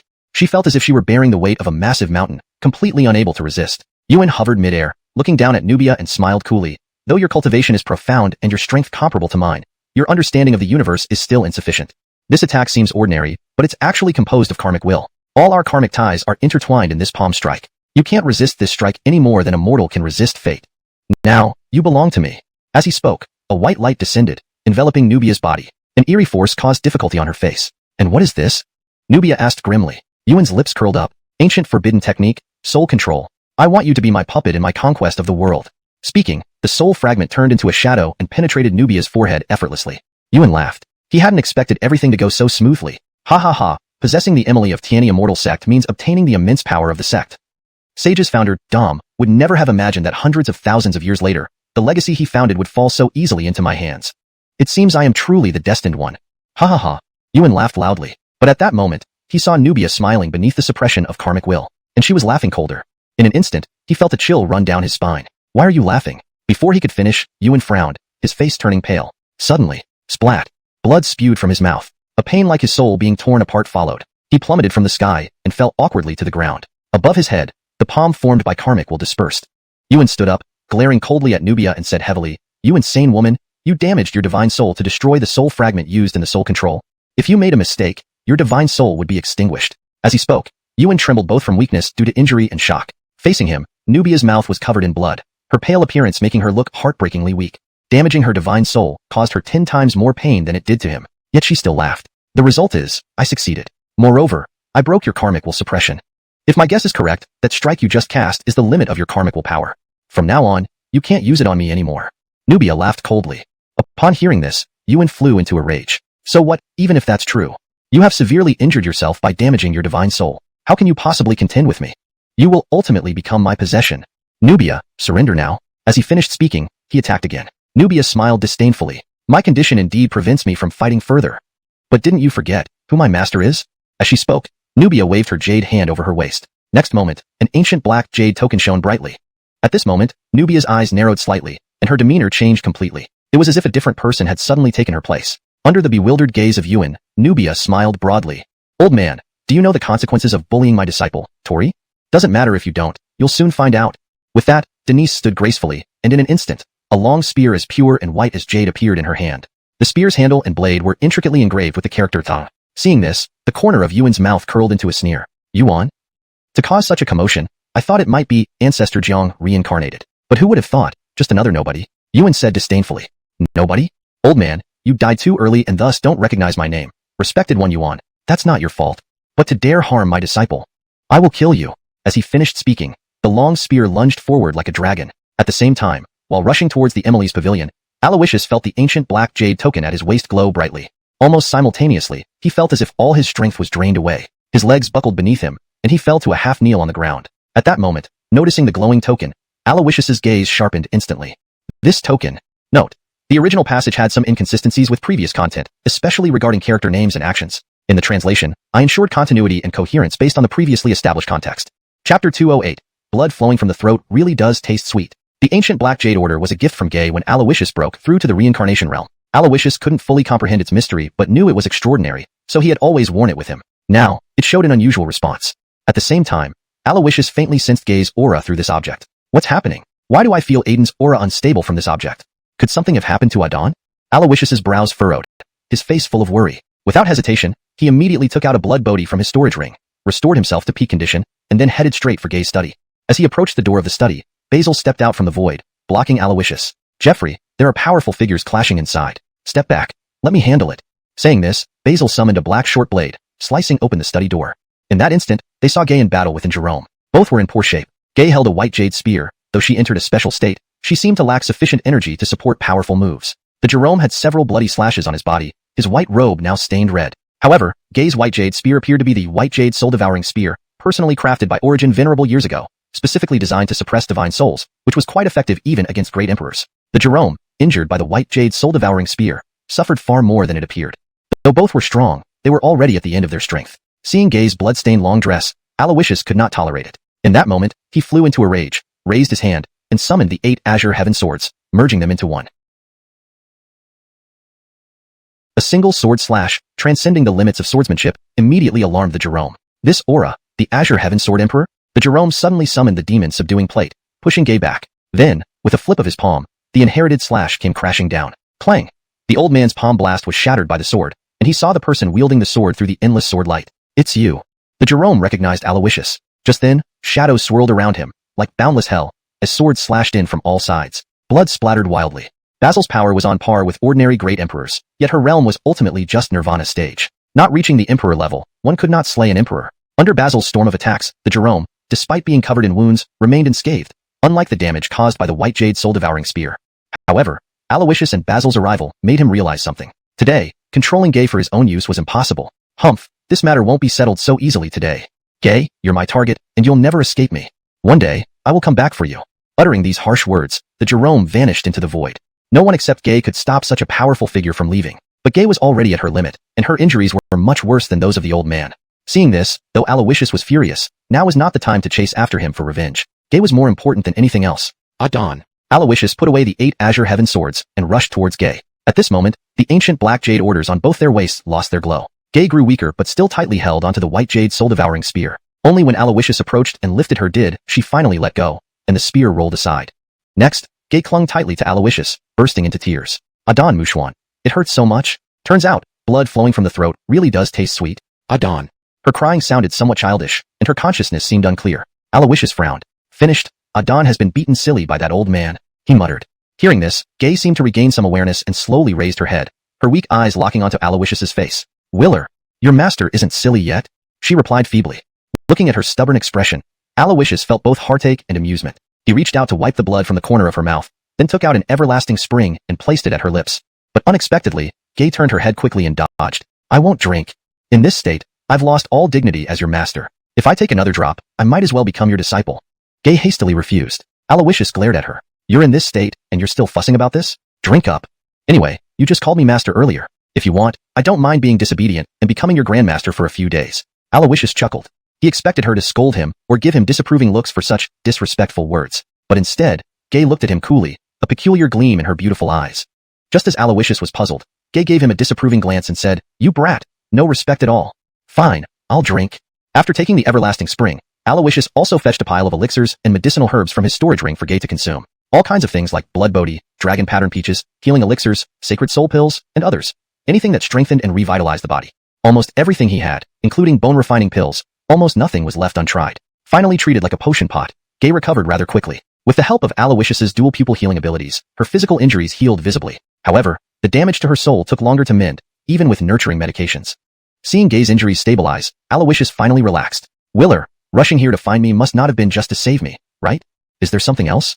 Gay observed Alawishus with a smile. Alawishus smiled helplessly. "Of course you are my real master. Even in this state, you still care about other matters. Take care of yourself first. If you don't get better, I won't agree," Alawishus said lightly. "After forcing so many medicines down your throat, even the dead would be revived, rest assured. Your master isn't that fragile." Willer." Before she finished speaking, Alawishus suddenly picked her up and carried her out of the study. "Willer, what are you doing? Put me down. Letting others see this, how undignified." Gay grabbed Alawishus's clothes tightly, eyebrows slightly frowning. "If others want to see, let them see. Willer is merely escorting his master back to rest, nothing to be ashamed of," Alawishus said calmly. "Willer, you." Despite feeling helpless, Gay found Alawishus's determination unstoppable as he carried her boldly out of the study, a scene that shocked the entire Tiani immortal sect. Chapter 209, Defying Heaven Again. So what? The scene of Alawishus escorting Gay back was witnessed by many. Yet, those who saw it acted as if they hadn't, quickly passing by. No way. Could this scene be something for them to watch for free? If the Emily and her Jeffrey ever questioned them later, how many lives would they have left? However, that couldn't stop people's gossiping hearts. Speaking of which, the Emily, with her peerless elegance, is adored by countless men but remains icy cold to all. Only in front of the Jeffrey does she show a rare, gentle smile. The Jeffrey is the young paramount, full of youthful vigor. He will surely ascend to become a great emperor one day. The Emily and the Jeffrey are teacher and student, yet they look like a match made in heaven. Of course, these words were only dared to be muttered in their hearts. Alawishus soon returned with Gay to her boudoir. This place was very familiar to Alawishus. He had spent quite a bit of his childhood sleeping here. Alawishus gently laid Gay on the bed, covered her with blankets, then sat by the bedside, silently gazing at her. Under his gaze, Gay felt somewhat embarrassed first. "What's wrong, Will? Do I look different again?" She was still concerned about the effects of the eternity spring. Alawishus smiled at her. "Yes, you've changed. You've become more beautiful." This sudden cheesy pickup line made Gay laugh despite herself. Seeing Alawishus still smiling, she rolled her eyes. "Will, I find you increasingly disrespectful. To think I let you call me Adon, and you dare carry me around in public. Now that members of the immortal sect have seen this, where's my dignity? Strange rumors might spread from now on," Gay murmured. Such behavior contrasted sharply with her usual dignity, making her appear somewhat endearing. "Adon, do you really care about these things?" Alawishus asked. "I don't mind, but you? As someone who is to get married, such rumors about you and your master aren't good news before the wedding. So, I am actually worried about you." Gay tried to hide her embarrassment. Alawishus laughed. "But you didn't resist when I carried you earlier." Upon hearing this, Gay looked like a cat whose tail had been stepped on, her eyes widening instantly. "That's because I couldn't." Her voice rang loud, not betraying any weakness. The two looked at each other and couldn't help but share a smile. "Will, are you not leaving?" Gay said faintly. "Are you chasing me away so soon?" Alawishus smiled. Gay shook her head. "How could I want you gone? I'd love to keep you until evening, but my disciple Xiaofeng has grown into a busy person. Staying here might delay you from many important matters." Alawishus smiled. "Then my current matter is to accompany you until evening." Though the master and disciple met frequently, they hadn't shared such quiet moments and heart-to-heart talks for a long time. During this period, Alawishus didn't ask about Jalen yet. As the night deepened, perhaps due to damage to her divine soul, Gay started feeling sleepy. She rubbed her eyes and smiled calmly at Alawishus. "Will, if you don't ask about that thing now, I'll fall asleep. When you wake up, I may not tell you anymore." Gay chuckled softly. "I wanted to savor this moment longer, but since you brought it up, we should return to reality. What relationship does Jalen have with the Elder of Eternity City?" Alawishus spoke. With this question, it was clear that Alawishus already knew Jalen came from Eternity City. Gay smiled. "Seems like Jalen has already told you part of her identity. Do you remember when I told you that Jalen was the descendant of an old friend?" Alawishus nodded, but he had dismissed this statement as casual chatter and never took it seriously. Seeing this, Gay continued, "That old friend is the same Elder of Eternity City. In a sense, Jalen is her daughter." At this revelation, Alawishus was momentarily stunned. Jalen, who looked only about 15 or 16, was the daughter of the Elder of Eternity City? What an energetic old man. Seemingly understanding Alawishus's confusion, Gay explained, "Thousands of years ago, a Phoenix clan woman, fleeing pursuers, hid in Eternity City while pregnant. Dying, she entrusted an incompletely formed Phoenix egg to the Elder of Eternity City. For millennia, the Elder nurtured this egg using his essence, giving birth to a human with Phoenix blood. The Elder knew staying in Eternity City would offer little future, So when Jalen grew up to age 16, he used the unique eternal life technique of the Phoenix clan to seal her life force. He sought someone trustworthy to take Jalen away. Did that old man mention to you when you were at Eternity Peak that I owed him a promise? Gay asked. Alawishus nodded, confirming the elder did say that. Gay smiled and continued, 600 years ago, I claimed something from him with that promise. This thing tied us together through cause and effect. When you entered Eternity Peak, I also visited Eternity City to fulfill that promise, awakening Jalen and bringing her out. As for the stories you heard from childhood about you and the worship, it was fabricated to ensure Jalen willingly left with me. Gay explained. Hearing this, Alawishus' expression turned serious. So, he came today to reclaim what was owed or take Jalen back? Alawishus asked gravely. Gay shook her head gently. Will, you misunderstood. Today's opponent, although using the elder's body, wasn't the elder himself. Though I don't know what happened, I can confirm something grave has occurred in Eternity City. Her tone grew somber as she spoke. Alawishus looked out the window, slowly standing up. Dawn, it's late. With divine soul injuries, rest is crucial. Your disciple will leave first and visit you tomorrow. Bowing respectfully, Alawishus departed. Watching his retreating figure, Gay's eyes turned profound, tinged with hesitation and reluctance. She grabbed the black jade token she wore, staring at it in a daze. To protect Dawn, I defied heaven 600 years ago. Now, after 6 centuries, what was fated to come has finally arrived. As he said, it's a matter of cause and effect that I can't escape. Although I fear nothing, I cannot bear parting with Will. Whispering to herself, Gay's beautiful eyes suddenly hardened with resolve. For Will, even if I defy heaven again, so what? The regrets of the past should only happen once. This time, I won't submit to fate anymore. Chapter 210. A Eternal Spring Droplet, 365 Years of Causality. Alawishus walked out of the Emily's palace and saw Denver standing quietly beside him. Nearby, Kieran was leaning against the wall corner, already fast asleep. What happened? Alawishus asked. As Denver was about to speak, Kieran let out a faint groan, stretched her body, rubbed her sleepy eyes, and drowsily stood up. Senior brother? After keeping you up all night, have you finished with Dawn? Kieran, still half asleep, asked in a childish voice. Hearing this, Alawishus gently tapped her on the head. Ouch! Senior brother, what are you doing? The slight pain instantly woke Kieran up. Don't blabber nonsense. By the way, didn't you wait here by the door all this time? Do you need something? Alawishus asked. Now knowing her identity, Alawishus felt more amicable towards her and abandoned his thoughts of using her for experiments on spirit charts. I was afraid you might upset Dawn, so I came to check. But when I arrived late, you two had already gone inside. Worried about interrupting your moment, but unwilling to leave, I waited here. Kieran whispered while nervously clenching her hands. Alawishus immediately frowned at her words. Did she mean upset, properly? However, he paid no heed and directly pulled her hand, saying, Enough chit-chat. Follow me. While rubbing her eyes, Kieran muttered, Where are we going? This direction isn't heading back to Senior Brother's residence or my room. Are we going into the wilderness? Wow, Senior Brother is so harsh. It's our first time, and you want such excitement. Though Kieran spoke thus, her bright eyes shone with excitement as she eagerly followed Alawishus. Speechless, Alawishus thought, is it the Emily and Hyman who filled her head with these perverted ideas? Some of her thoughts even made Alawishus, known for being twisted, feel disturbed. Be quiet and follow along. Unable to hold back, Alawishus reprimanded. At this, Kieran timidly whispered, if you're worried about me making noise, you could have stuffed something in my mouth. Alawishus. Can such a twisted younger sister be kept? Desperately seeking an answer online. Beside them, Denver looked serious, seemingly guessing Alawishus's thoughts, and said gravely, Jeffrey, are you planning to go to the City of Eternal Life? Does the Emily know about this? Denver asked. If my master knew, do you think she would let me go? Alawishus chuckled. But hiding this from the Emily, should she find out, neither you nor I can explain. Denver was troubled. Alawishus laughed and said, then we won't let her find out. This time, you'll take us there, and before dawn, we'll return to Tiania Mortal Sect. Is that possible? Alawishus asked. After some thought, Denver nodded slightly. It can be done, but I don't understand why you do this. The powerful figure who fought Her Majesty today escaped badly injured. But despite that, he's an equal match for her. If we encounter him, we won't be a match. If anything happens to you, I would not be able to make amends, Denver said seriously. But Alawishus smiled. Don't worry, we won't run into him. As you saw, he fought my master to mutual injury. Ultimately, behind my master stands the entire Tiania Mortal Sect with countless powerhouses. He, however, stands alone, fearing retribution if they mobilize their forces against him. People say the most dangerous place is the safest, and vice versa. He could hide anywhere in the primal continent except the City of Eternal Life. Since he's not there, we can go freely.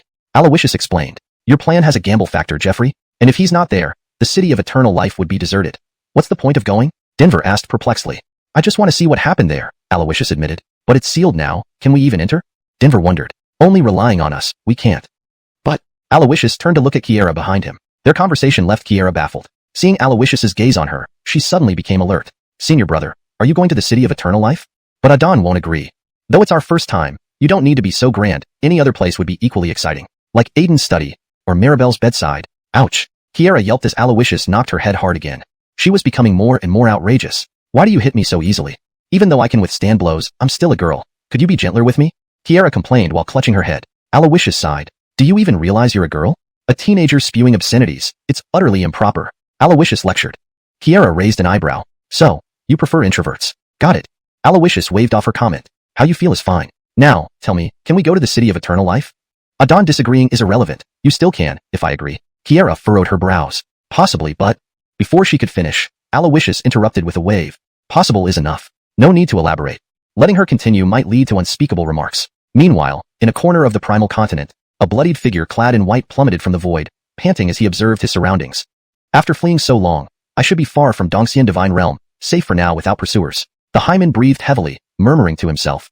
Now his priority was healing and recovering strength. After a series of deep breaths, the Hyman finally relaxed. He gradually improved.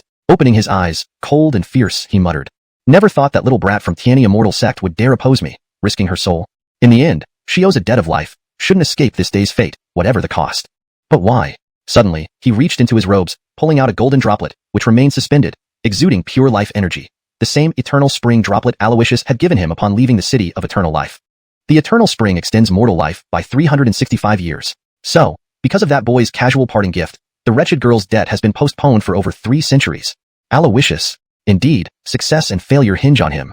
His expression darkened as he intended to destroy the droplet but hesitated a moment before fully clenching his fist.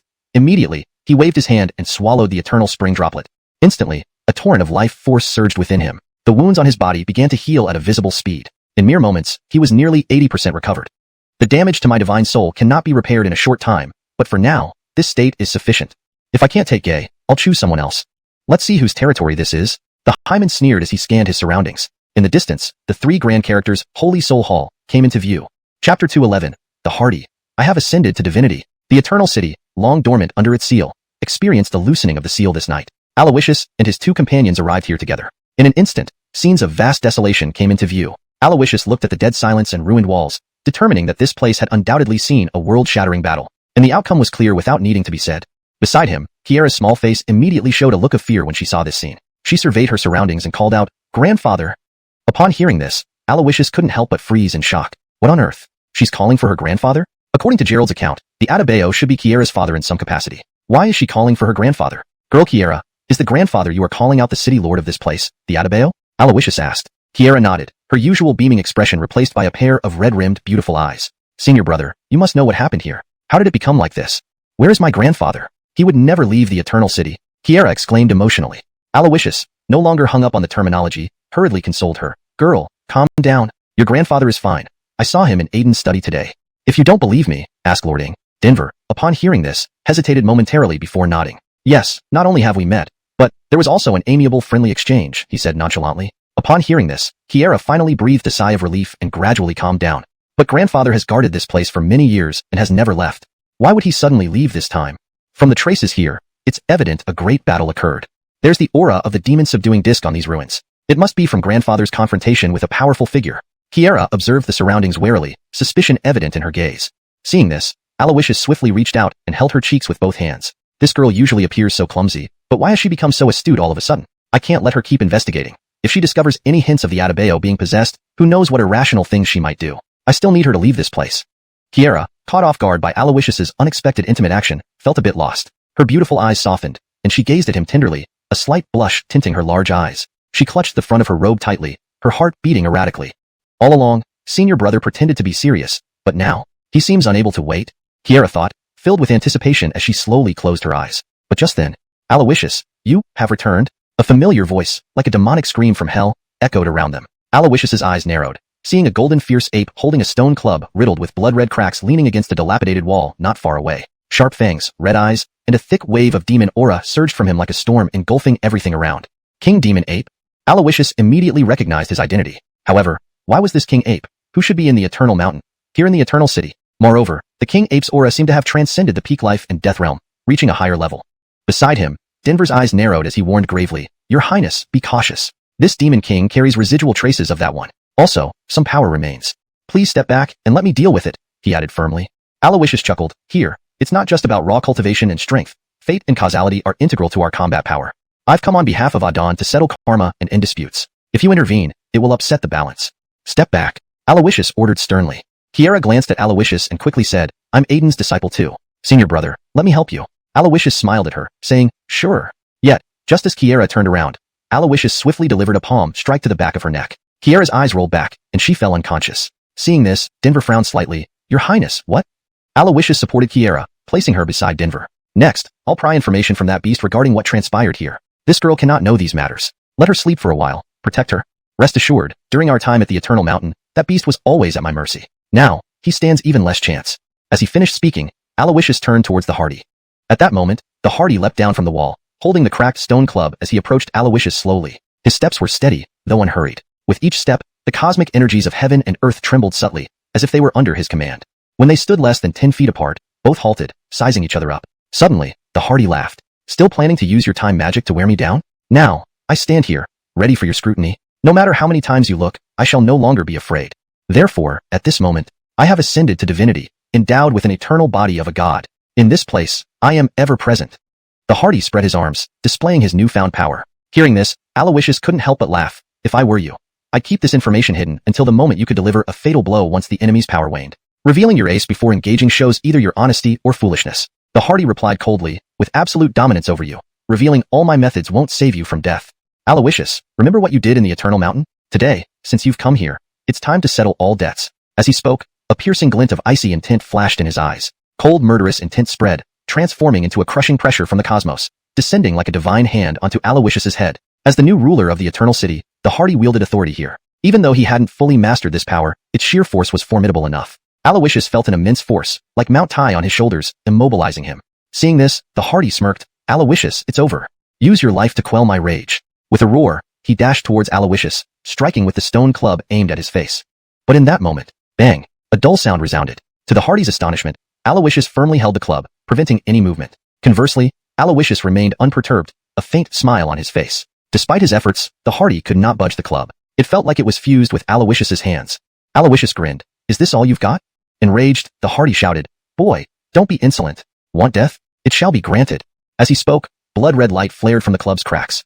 To be continued, crack. A stone club instantly shattered into countless fragments, each gleaming with ominous bloodlight. In an instant, terrifying killing intent descended. Chapter 212. How could I, the great Hardy, be content to serve others indefinitely? Seeing this situation, Alawishus couldn't help but pause for a moment. What is this? A demonic staff in thousands of pieces? He had no time to be surprised. Countless stone fragments emitted blood-red light, each piece weighing as if it carried 1,000 caddies, charging towards Alawishus. Witnessing this, Alawishus's spirit essence surged, and he stomped his foot forcefully. Instantly, the Adiel domain erupted. Within 100 jong radius, everything reverted to chaos. The power of the Adiel domain negated the overwhelming pressure from above. Facing the incoming swarm of shattered stone sticks, Alawishus waved his hand, causing a seal with an encircled golden dragon to appear, followed by roaring dragons and brilliant golden light. This was the sacred artifact of the demon race, the coiling dragon seal. The moment the coiling dragon seal was activated, the bloody glow on the stone stick fragments instantly dimmed, like a heap of ordinary fragments swaying precariously. Alawishus then unfurled the suppressing demon flag, which enveloped all the shards within its folds. This scene was nothing short of equipment dominance. Witnessing this, the Hardy's eyes widened in astonishment. What is this treasure? It can suppress my divine weapon? Alawishus sneered. Ha, a barely sentient stone stick. You dare call it a divine weapon? Indeed, you're like a frog at the bottom of a well, ignorant and isolated. Alawishus chuckled. Upon hearing these words, the Hardy immediately flew into a rage. You mortals, don't be too arrogant. No matter how powerful a magical treasure or weapon is, they are merely external items. They cannot compare to one's own formidable strength. I am the new ruler of the Eternal City. Here, you are nothing but ants. Young man, prepare to die. As the Hardy roared, dark flesh wings extended from behind him. In the next moment, his body transformed into a blur of black and gold, soaring above the sky. His speed was incomparably fast, making it almost impossible to track with the naked eye. Seeing this, Alawishus flipped his palm. Instantly, an ethereal divine rune appeared, floating in his palm. It was the Space Celestial rune. The moment the Space Celestial rune glowed, the surrounding void seemed to begin collapsing, an invisible force subtly restraining the high-speed flying Hardy. Then, Space Celestial rune, void restraint.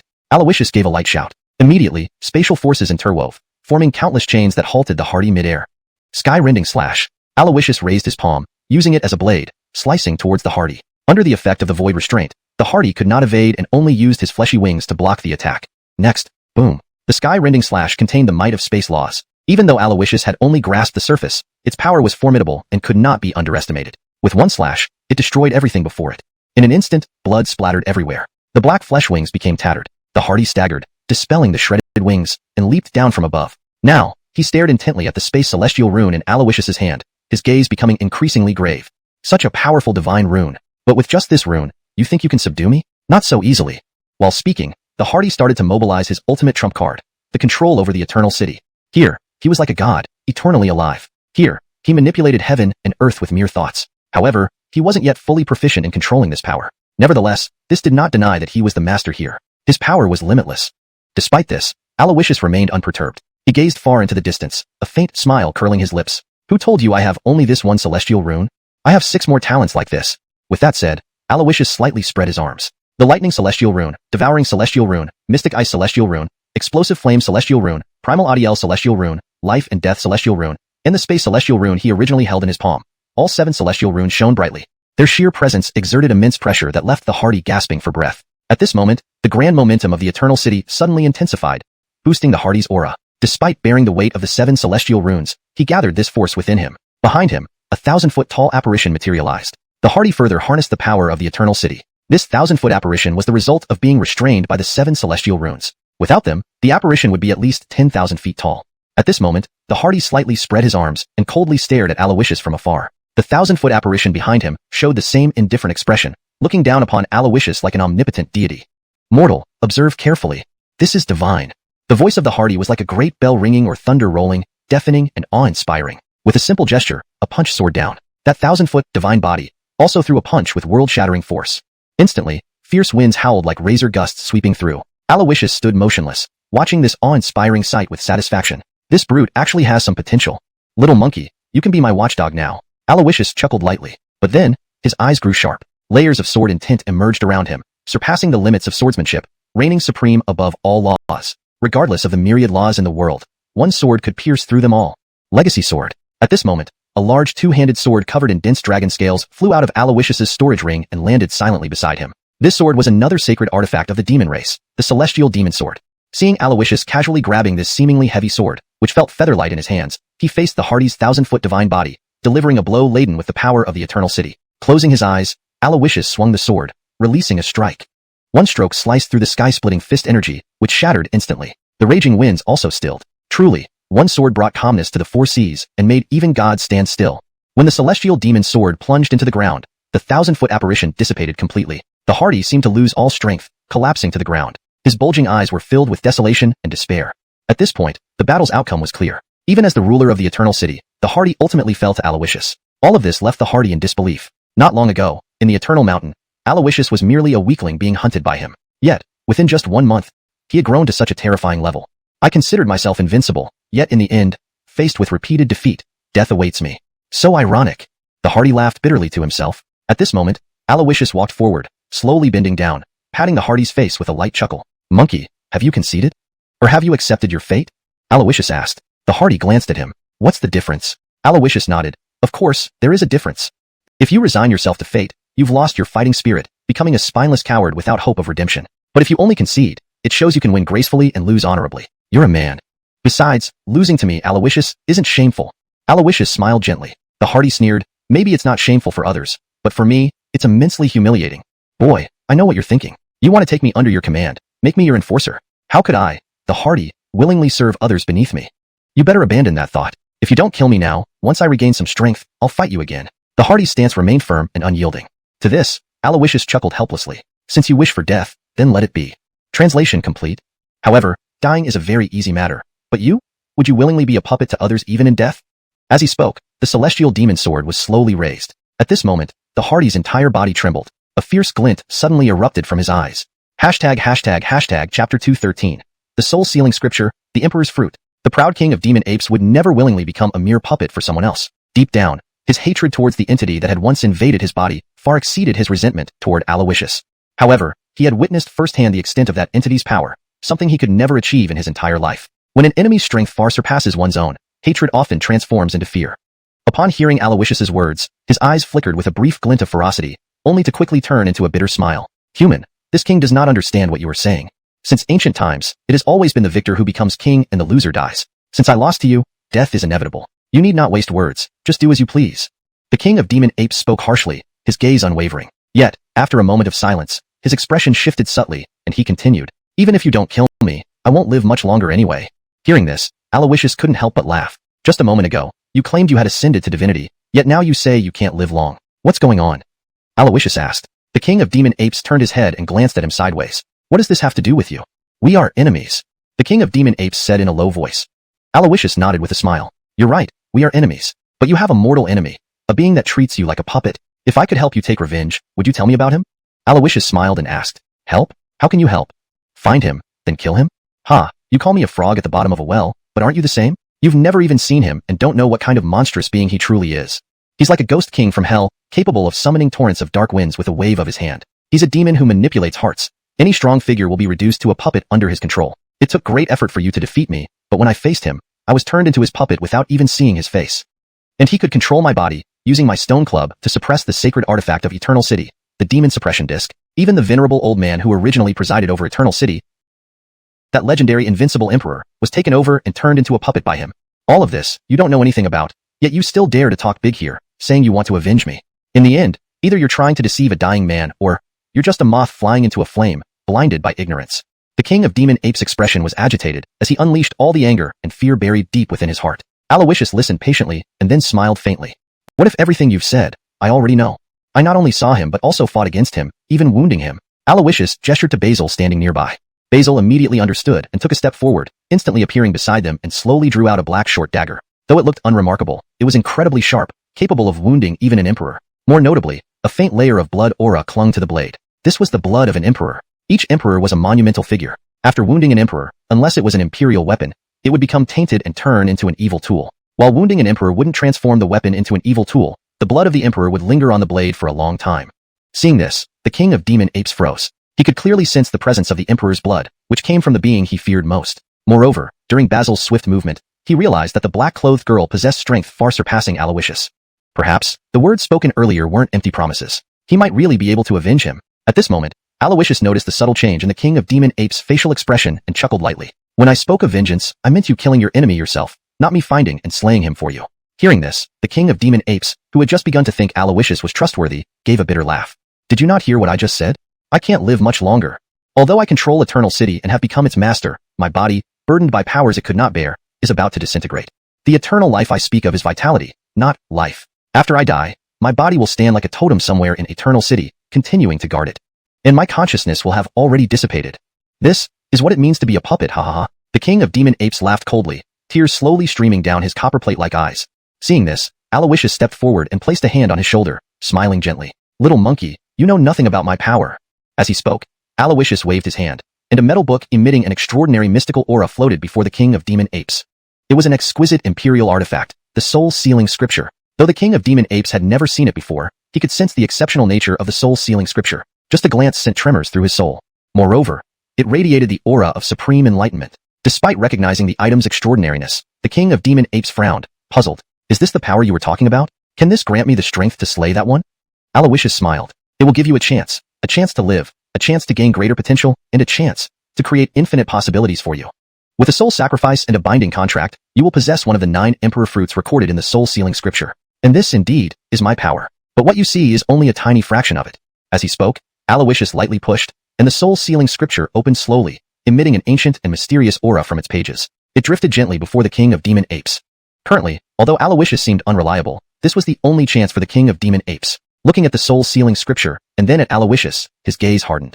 If I sign the contract, will my life and death be controlled by you? Will I become your battle beast? The king of demon apes asked. Alawishus smiled. Your life and death are already in my hands. As for a battle beast, I have better choices. Your appearance isn't suitable for being a battle beast. Alawishus spoke frankly. Indeed, if Alawishus wanted a battle beast, there were many options, such as Jamar, who would eagerly volunteer. The king of demon apes, formerly the strongest demon ape of Eternal God Mountain with ancient and chaotic demonic ape bloodlines, had a formidable presence that struck fear into everyone who entered Eternal God Mountain, regardless of whether they were strong or weak. And being near death, using him to test the soul-sealing scripture was an excellent opportunity. If successful, he'd gain a fierce warrior. If not, the king of demon apes' body would be a valuable asset. Alawishus's internal calculations ran rapidly. After a moment of silence, the king of demon apes slowly extended his hand and placed it on the page of the soul-sealing scripture. Instantly, golden light pierced through his finger. A drop of blood flowed down, merging with the book. A profound sensation surged between the human and the demon ape. Subtly, it felt as if an invisible bond was forming. Every word and thought of the king of demon apes became known to Alawishus. This was control. At this very moment, the the soul contract between them was sealed. The Ismail instantly looked radiant, an overwhelming aura spreading from him like ripples in water. This power boost came from Alawishus. Although it was only a part, it significantly amplified his strength. At the same time, his life force surged vigorously, showing no signs of being on the brink of death. In this moment, the Ismail was reborn. He felt the current state of his body and couldn't help but smile with joy. This time, he had bet right. Alawishus put away the soul-sealing scripture and nodded in satisfaction. This treasure worked perfectly. Alawishus sized up the Ismail and chuckled lightly. Looks like you fully adapted to the power of the soul-sealing scripture. Now, it's time you told me what happened here. How did you come from Everlasting God Mountain to this place, and what has transpired here? As soon as these words were spoken, the atmosphere became heavy. Chapter 2:14. The waters of Eternal Life City are too deep. You can't grasp them. He could hardly recall many details about the events surrounding the Hardy during this time. He only remembered that when he was freed from the seal placed by Yuan in Eternal Life Mountain, he immediately returned to the Demon Ape tribe. Upon arriving, he found the tribe eerily silent and dead. Soon after, he encountered a mysterious entity who effortlessly took control of his body. From then on, his consciousness became sealed as if he were half asleep, observing events through a fogged lens. He faintly remembered how, in the final battle, the mysterious entity had tried to persuade Yuan to surrender but ended up suppressing him using Hardy's body after being rejected. At that moment, the entity also transferred its soul from within him into Yuan's body. Eternal Life City's elder seems to have known that entity for quite some time, and they appear to have a close relationship. He also mentioned something about Eternal Life Soil.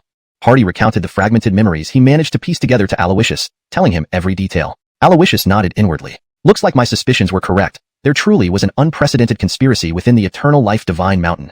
He said gravely. What do you mean by that? Hardy asked in confusion. Do you remember the Eternal Sand from back then? Alawishus questioned. Back at Eternal Life Divine Mountain, Alawishus and Hardy were the only two who knew the secret of Eternal Sand. Now check if the Eternal Sand on your body is still there. Alawishus smiled lightly. Upon hearing this, Hardy began searching. Soon, he frowned. Could it be that the entity occupying my body used the Eternal Sand elsewhere? He wondered aloud. Alawishus laughed. As for why the Eternal Sand I brought out from Eternal Life Divine Mountain has disappeared, what do you think explains that? And not only the sand I carried, even the sand ingested into the body lost its effect the moment we left Eternal Life Divine Mountain. This suggests one thing, that the power of Eternal Sand, whether it activates automatically or is controlled, only takes effect within Eternal Life Divine Mountain. Moreover, didn't you notice that slaying someone who consumed Eternal Sand yields no more than 10% of the life force contained in Eternal Spring, while the deceased life energy is completely drained? Where do you think the remaining power goes? Alawishus stated solemnly. Hardy's expression turned dubious upon hearing this. Could it be that the mysterious entity was the one hiding in the shadows, manipulating everything? Because of our massacres in Eternal Life Divine Mountain, we indirectly helped him obtain a large amount of life force, which might be why he awakened now. Hardy guessed. Upon hearing this, Alawishus waved a hand. Whether it's true or not doesn't matter anymore. The important thing is, he dared to act against people he shouldn't, and I will take action. As he spoke, Alawishus's eyes flashed with determination. Hardy did not question this. He already sensed that Alawishus was far from as simple as he appeared. Perhaps he really has that capability, thought Hardy. At that moment, Alawishus glanced up at the sky and waved at Ichabod. We should return. Wake Kieran so she can guide us out. He said straightforwardly. Prince, shouldn't we have a reason ready before waking her? After all, you did knock her out. Ichabod looked uncomfortable. Alawishus grinned. Don't worry, she'll come up with a reasonable explanation herself. When the time comes, just nod and say, yes, yes, yes. Alawishus chuckled. Yes, Prince. Ichabod approached Kieran and gently touched her. With a soft murmur, Kieran slowly woke up. The first thing she saw was Alawishus's face. Senior brother? What happened to me? Did I fall asleep because you wore me out? Huh? Wait, did it all end already? Ah, senior brother, that's too much. My first time, and you let it happen without me even being aware. Kieran complained with a grievous expression. Alawishus sighed helplessly. But then, yes, yes, yes. Ichabod suddenly agreed. Alawishus stared at Ichabod, who stared back, both bewildered. Meanwhile, Kieran felt a sudden pain in her back as she moved. At the same time, she noticed the unusual exchange between Alawishus and Ichabod. Smartly, she came up with a possibility. My body hurts. I think I remember now. It was senior brother who knocked me out. Could it be that you wanted us three to? As she spoke, a blush spread across Kieran's cheeks. Actually, if you had told me clearly, I wouldn't have refused. And this black-clothed sister follows senior brother's orders obediently. She would agree to, right? Kieran smiled coyly. Ichabod, yes, yes, yes. Alawishus nearly broke down. Get a grip. Can you just agree to everything without understanding what she's saying? Alawishus lamented. Prince, though I don't fully understand, it seems quite powerful. Rest assured, Prince. Although I'm inexperienced, I'm neither stupid nor foolish. Given time, I'll figure it out. Ichabod reassured Alawishus secretly. Alawishus couldn't help but sigh again. There's no need for you to learn this. Watching this, Hardy muttered inwardly, you humans sure know how to play. Though he hadn't seen this, he was greatly astonished. Alawishus, exasperated, pulled Kieran up from the ground. All right, hurry up and open the passage here. It's time to leave. Kieran frowned slightly. How do we leave? Alawishus raised an eyebrow. This is your home. You're asking me? Kieran shrugged. I only know how to enter, not how to exit. Seems only those who control Eternal Life City can open the passage to the outside world during the sealing period. Upon hearing this, Alawishus froze. Why didn't you say this earlier? I wanted to, but senior brother, you told me only that getting in was enough, and not to talk about other things. Kieran pouted. Indeed, Alawishus had said that, but he didn't expect her to mention this specific issue. At least 100 years until the seal is lifted. By then, even the best flowers would wilt. Beside him, Kieran wasn't worried. She stepped forward, holding Alawishus's arm shyly. Senior brother, actually staying 100 years in Eternal Life City isn't so bad. I'll be with you. After 100 years, we can bring back a few dozen children to see Adon, and Adon will surely be happy. Hearing this, Alawishus frowned deeply and gave her a sidelong glance. Are you serious? Why don't you rest a bit more? With that, Alawishus struck her once again, knocking her unconscious. What followed was not for her to hear. Then, he approached Hardy. Hand over control of Eternal Life City to me. Alawishus said directly. Hardy was taken aback. It's unnecessary to go through such trouble. I can simply activate the array here, and we can leave together. Before he finished, Alawishus waved a hand. Just listen to me. The waters of Eternal Life City are too deep, beyond your grasp. Give it to me. Hardy, Brother Jiang. No. At the same time, in the Soul Heaven Medicine Domain, inside the Holy Soul Hall, a white-robed old man, like a wraith, flashed and arrived in a main hall. The figure of an emperor was prominently in view. Note, this translation is done while maintaining the paragraph structure and tone as requested. However, for better context integration with the previous content, it might be necessary to elaborate or adjust certain parts. Chapter 2:15. Difficult? Then don't do it. At the Soul Sky Medicine region, Holy Soul Palace, in the Grand Hall, Kieran sat on his lofty throne, looking weary and haggard.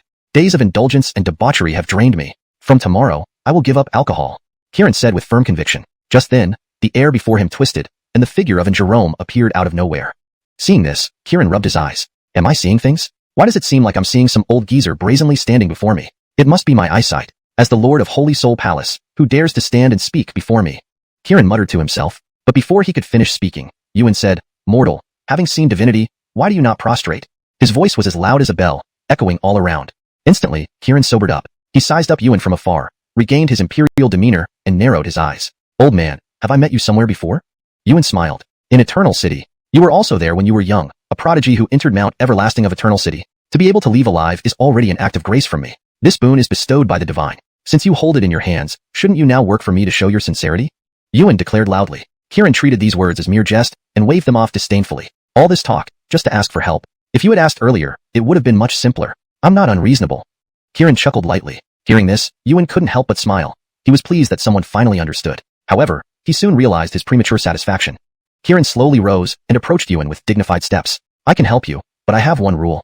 Give me money, up front. Whether I take the job or not, you pay me anyway. Remember, even a penny less, and I won't let you off the hook. We operate this way, Kieran said authoritatively. Yuan frowned slightly. As long as you help me, whatever you want, I'll give you once the task is done. Even the entire ancient wasteland continent, I can hand it over for you to manage. From then on, you will be the sole emperor above all beings, only beneath the gods. Isn't this what you've always wanted? Yuan's offer was very tempting, but Kieran smirked. Drawing a big pie? Huh? I can do that too. If you hand over the people of the ancient wasteland continent for me to manage, I'll do anything for you. Even if you ask me to climb to the heavens and twist off the heads of the so-called gods, I'd still do it for you. How's that pie? Kieran laughed softly. At this moment, Yuan's face looked as ugly as eating something rotten. He hadn't expected this mighty emperor to act like a thug and bully him. Noticing Yuan's reaction, Kieran grinned mockingly. What, no more words? Weren't you drawing pies? Keep going. Do you think you're fit to draw pies for me? Did you really think I'm still that pitiful guy exploited by you capitalists and vampires back then? Eating, drinking, and exploiting every bit of my value, only to make me thank you for the opportunity to be exploited. I hate people like you the most in this life. I can't go back, but if I could bring these skills back to the old world, I'd wipe out all those dogs. And as for you, you have 3 breaths to get out of Holy Soul Palace. Or don't blame me for venting my anger on you. Kieran roared indignantly. Standing nearby, Yuan felt bewildered by this sudden rage, but was too proud to back down. He scrutinized Kieran from afar, his expression darkening. Your words make this difficult. The moment these words left his mouth, Kieran's aura exploded. What's difficult? Then don't do it. With that, Kieran waved his hand, unleashing terrifying power that flipped the grand hall upside down. A gale swept through, kicking up dust everywhere. 2 figures of emperors emerged and vanished amidst the sandstorm. Yuan focused sharply. Humph, I intended to grant you the path to immortality, yet you are short-sighted and ungrateful. Very well, become my puppet then. As he spoke, Yuan spread his arms wide, exuding an overpowering aura like surging waves. Foolish mortal, feel the weight of the divine, Yuan declared. Under this overwhelming pressure, Kieran's imperial robe flapped wildly, and his eyes turned into deep, blood-red pools. Divine? A decrepit old fool. I see you're just playing tricks. With a wave of his hand, Kieran unleashed boundless momentum, forming a vast ribbon of crimson energy. His attack was swift and deadly. Seeing this, Yuan stood firm, radiating a soft white glow from his otherwise aged body, which suddenly became smooth as jade. His aura surged accordingly. Facing the crimson ribbon, Yuan raised his right hand calmly. Next moment, boom, a massive rumble shook the earth, stirring up the settled dust once again. For a moment, they seemed enveloped in a chaotic sandstorm. Yet, Yuan remained steadfast. Kieran narrowed his eyes. Old man, you've got some skill. But this isn't enough to boast about. Kneel before me. As he spoke, Kieran stepped forward, causing the surrounding space to converge into a colossal footprint in the sky, crashing down with thunderous force. This time, Yuan didn't resist directly but instead dissolved into a flash of white light, dodging the attack. The landing footprint released a shockwave that pushed him back 2 steps. Seizing the opportunity, Kieran leaped forward, pressing the attack. In an instant, the two emperors clashed fiercely. Their movements, though simple, contained profound Tao principles. The clash was sharp and decisive, a true spectacle for anyone fortunate enough to witness it. For the Holy Soul Palace, however, this battle was a catastrophic disaster. Many ancient structures, despite their protective arrays, collapsed into ruins under the Emperor's power. Yet, the combatants were evenly matched. Seeing this, Kieran's eyes blazed with fury and murderous intent. Old villain, I vow to kill you. With that endless blood, she gathered around him, revealing his towering imperial form. Meanwhile, in Eternal City, Alawishus sat cross-legged on the ground, eyes closed. On his forehead, a faint yet mysterious seal appeared intermittently. Above him, dark clouds gathered ominously across the sky. Chapter 216. What's yours or mine? Isn't it all mine? The Eternal City imprint now belonged to Alawishus. He was the new sovereign of the Eternal City. As the grand destiny of this domain rested upon him, his aura began to ascend rapidly, reaching its peak. The third minor tribulation of reincarnation was about to descend. However, after a sky filled with thunder and lightning, the heavenly tribulation did not fall. Ultimately, the tribulation dissipated, and the heavens cleared. Alawishus slowly stood up, inspecting his hands, and nodded in satisfaction. Beside him, Denver approached and asked, Jeffrey, those tribulation clouds just now? Alawishus smiled. I had an enlightenment, which brought forth the third tribulation of reincarnation. I then used a secret technique to delay it, so the lightning dispersed. We can wait for a more opportune time to summon the heavenly tribulation and face it, Alawishus explained. The heavenly tribulation, a manifestation of the will of the cosmos, should be uncontrollable by any individual. Yet, Alawishus could control when it would descend, a truly world-shocking secret technique. But to Denver, anything inconceivable became reasonable when associated with Alawishus. Meanwhile, Hardy rose from the ground nearby, looking exhausted. Alawishus glanced at him and chuckled lightly. It's just a world origin, no need to look like you've been wrung dry. Fine here, take it. Don't forget to thank me. Alawishus tossed a blood bodhi to him casually. Hardy caught it, and swallowed it instantly. Thank you, he started, but immediately felt something amiss. Wait, that blood bodhi was originally taken from me. Why should I thank you? Hardy looked disgruntled. Alawishus waved his hand smilingly. You make it sound too formal. What's yours or mine? Isn't it all mine? All right, adjust your state and get ready to leave this place, Alawishus said directly. Upon hearing this, Hardy frowned. There's something I must say, even if it dampens the mood. The Eternal Divine Mountain and even the entire Eternal City were destined to have vanished long ago. They've persisted only because the world origin imprint resides within a living being. But once the person who controls the Eternal City leaves, the city will lose its support and vanish completely. Alawishus raised an eyebrow. So, you're saying someone must stay here with the world origin? In theory, yes, but I refuse to.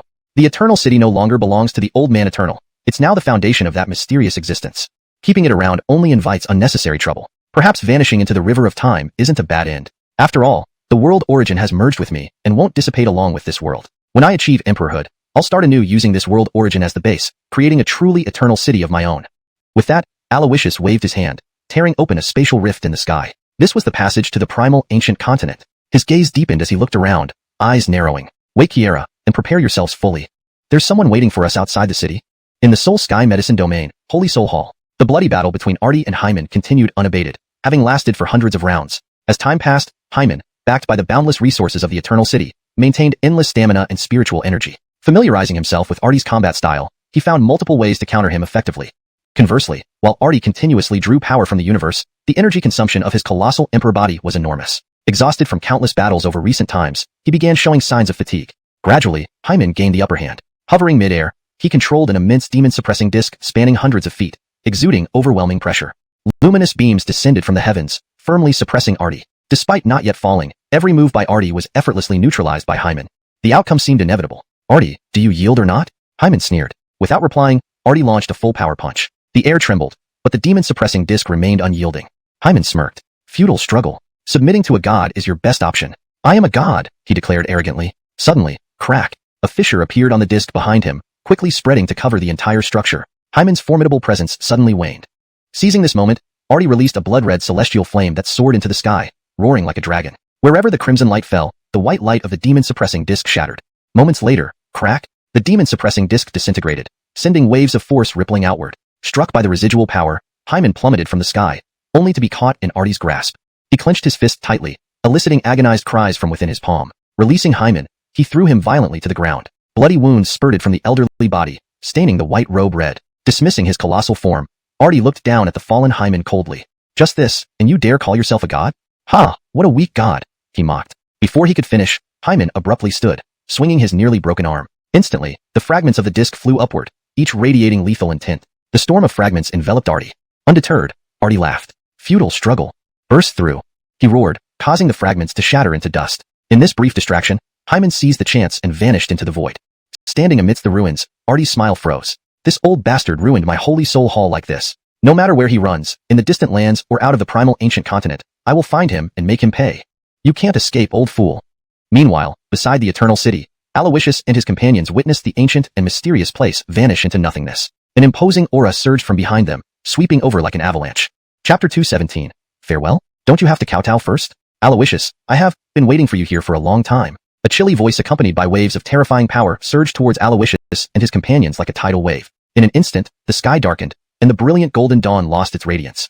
At the same moment, they saw from afar a figure clad in fiery red standing mid-air in the heavens. The overwhelming aura was enough to make anyone feel intimidated. This was undoubtedly an Emperor-class powerhouse, and it was someone familiar. Rhea, the innocent of the goddess sect. Rhea? How could she be here? Denver muttered under her breath, instinctively drawing her dagger and placing herself in front of Alawishus as protection. Not far away, Rhea sneered contemptuously. Hemph, considering how Eternal City is part of the South Wasteland Divine Domain, if our actions in Eternal City didn't attract me here, wouldn't that mean I'm blind? I didn't expect to reap an unexpected harvest.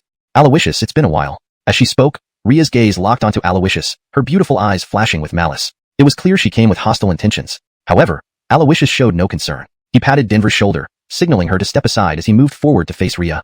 Why be so formal, Elder Rhea? Your Imperial Scion only returned to Eternal City for some personal matters. I didn't expect to disturb the esteemed innocent of the goddess sect, who traveled thousands of miles to welcome me with open arms and hospitality. Truly, the warmth of the goddess sect is almost too much for this humble one. Alawishus laughed lightly. Upon hearing this, Rhea's lips curled. Alawishus, at this point, why are you still pretending? Leaving aside all the grievances between us, just the fact that you destroyed our sect's sacred maiden's Dao heart and killed our Alger. These debts cannot be repaid even by killing you 100 times over. I didn't come here to give you a warm welcome, but to send you off. Rhea coldly replied, exuding murderous intent. Her words sent Denver into disbelief. She recalled the time in the Evil Moon sect when she and Jonas were badly injured and unconscious, waking up on the back of the purple cloud Chi-Dragon. At the time, she had thought Alawishus bringing them out was already unbelievable, never really taking his comments about collective suicide seriously. As for Anna Ingridren's death, the goddess sect never disclosed it publicly. It wasn't until now that Denver realized that what Alawishus said back then was probably true. The possibility that everyone was killed by Alawishus became increasingly plausible. For a moment, Denver's look toward Alawishus grew complex. Seeing this, Alawishus chuckled helplessly. Your Alger committed suicide after slicing herself 1,000 times, feeling guilty. What does that have to do with me? He shrugged and smiled wryly. Hearing this, Rhea was instantly enraged. You scoundrel, it is indeed you. In this ancient continent, no one outside the goddess sect knows of the Alger's death or the circumstances of it. Knowing this much can only mean you're the murderer. Rhea shouted furiously. Alawishus snickered. It seems you're completely set on pinning this on me. Forget it. I won't bother explaining to a mentally twisted old woman who hasn't seen a man in centuries. You mentioned sending me off. Isn't it proper to bow first? Alawishus laughed again. You insolent brat, you're asking for death. Rhea exploded in rage, lifting her hand causing the sky and clouds to churn. A blazing palm strike rushed towards Alawishus. Without hesitation, Denver stepped forward, moving swiftly to shield Alawishus. With her dagger, she shattered the incoming palm strike instantly. Rhea's eyes narrowed. This aura. So, you're the Ichabod of Heavenly One sect. You seem special, not wearing a mask. I've heard that each Ichabod of Heavenly One sect has extraordinary strength. Each can claim invincibility below an emperor and a one-for-one exchange above. Today, I will see if you, a Nirvana realm minion, can withstand an emperor-class power or protect your dogmaster. As she finished speaking, Rhea leaped, enveloped in fiery crimson flames, striking down like a meteor. Imperial Scion, retreat? Denver glanced sideways, instructing before charging fearlessly towards Rhea.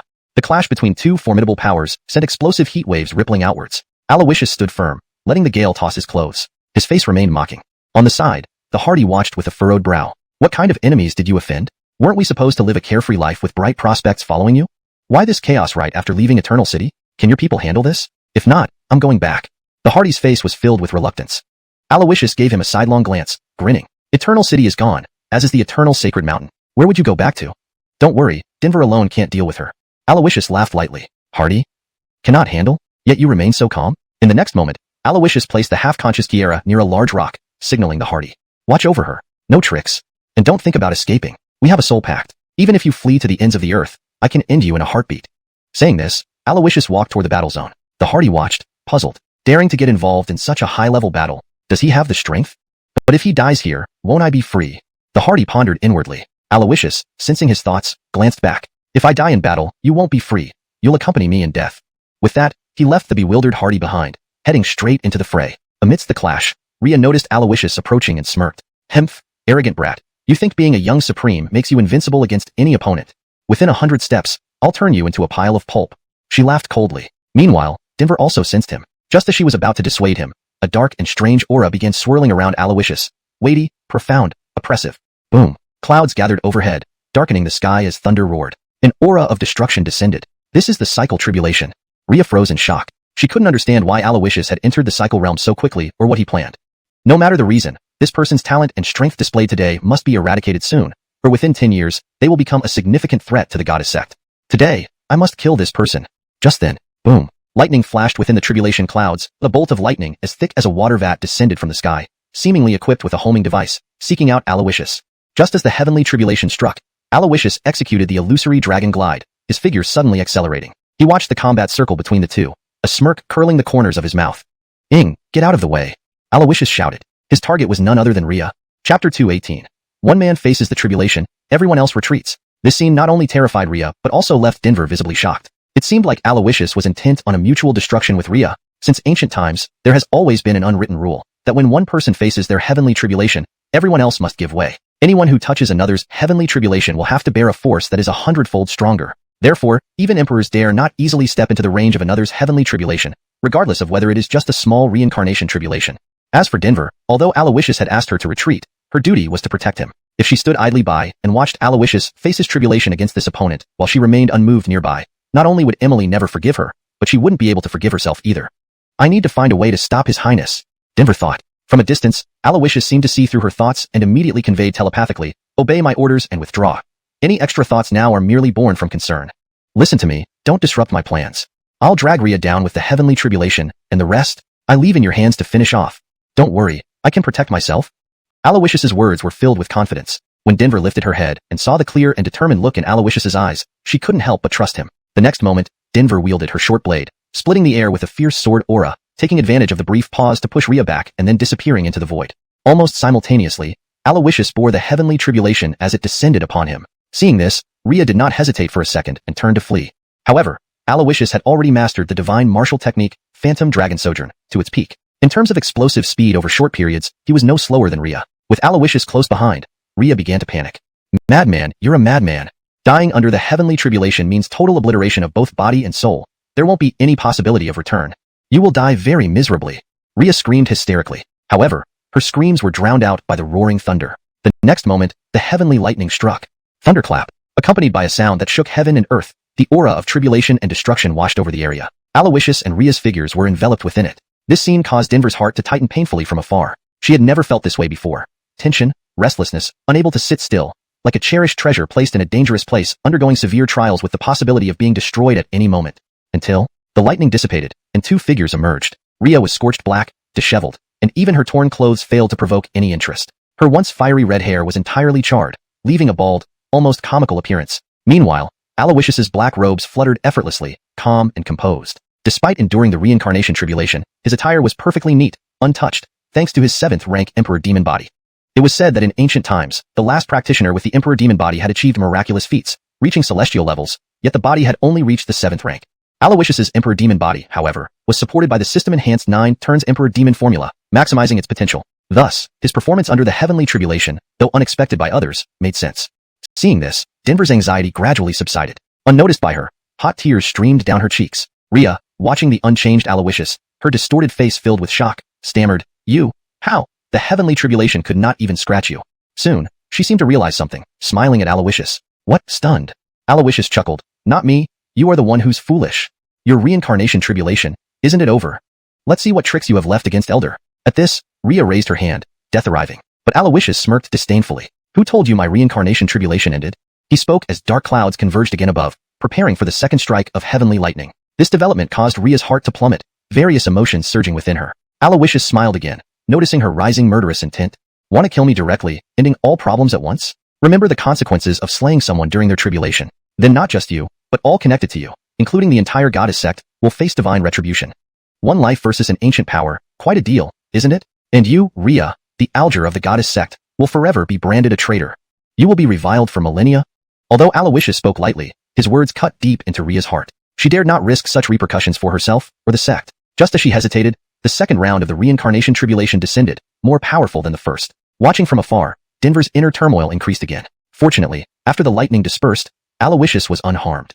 In contrast, Rhea appeared barely recognizable, her form indistinct. Denver, observing this, felt relieved. Prince used such a method, surely having confidence in his strength. It was wrong of me to doubt him. Now at the second rank of reincarnation realm, this is his third minor tribulation. One more strike and it ends. But without divine protection, if Rhea retains combat strength, Prince will be in grave danger. I must act before Rhea harms Prince.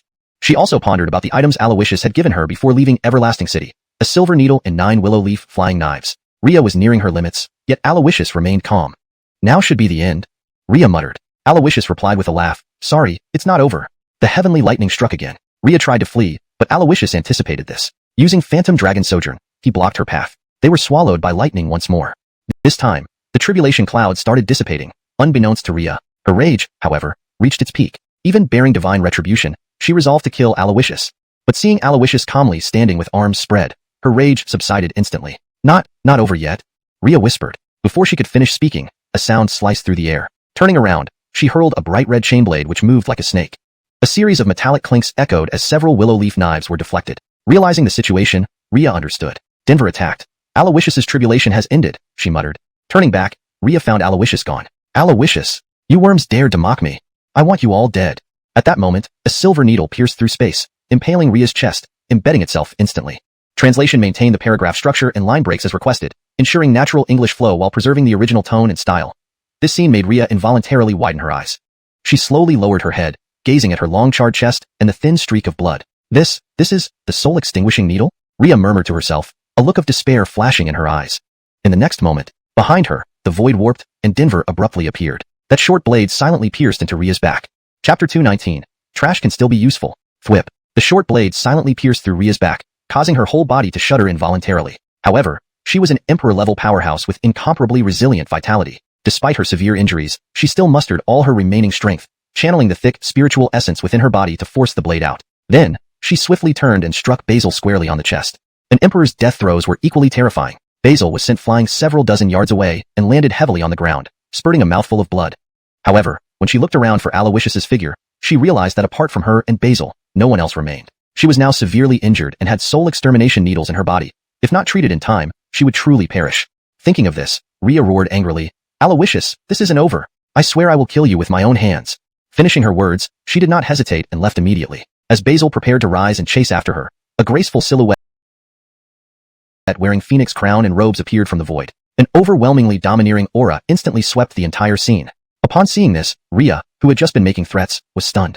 Her eyes widened, and she instinctively took 2 steps backward, nervously swallowing saliva. Luo, Gay. Rhea's voice trembled with terror as Gay appraised her, eyebrow raised. I seem to have heard you shouting my disciple's name earlier. Are you planning to kill everyone? As she spoke, Gay suddenly reached out with her jade-like hand. In an instant, spiritual essence converged into a giant hand that grabbed Rhea by the throat, lifting her up effortlessly as if she were a little chick. At this moment, Rhea's face contorted in despair.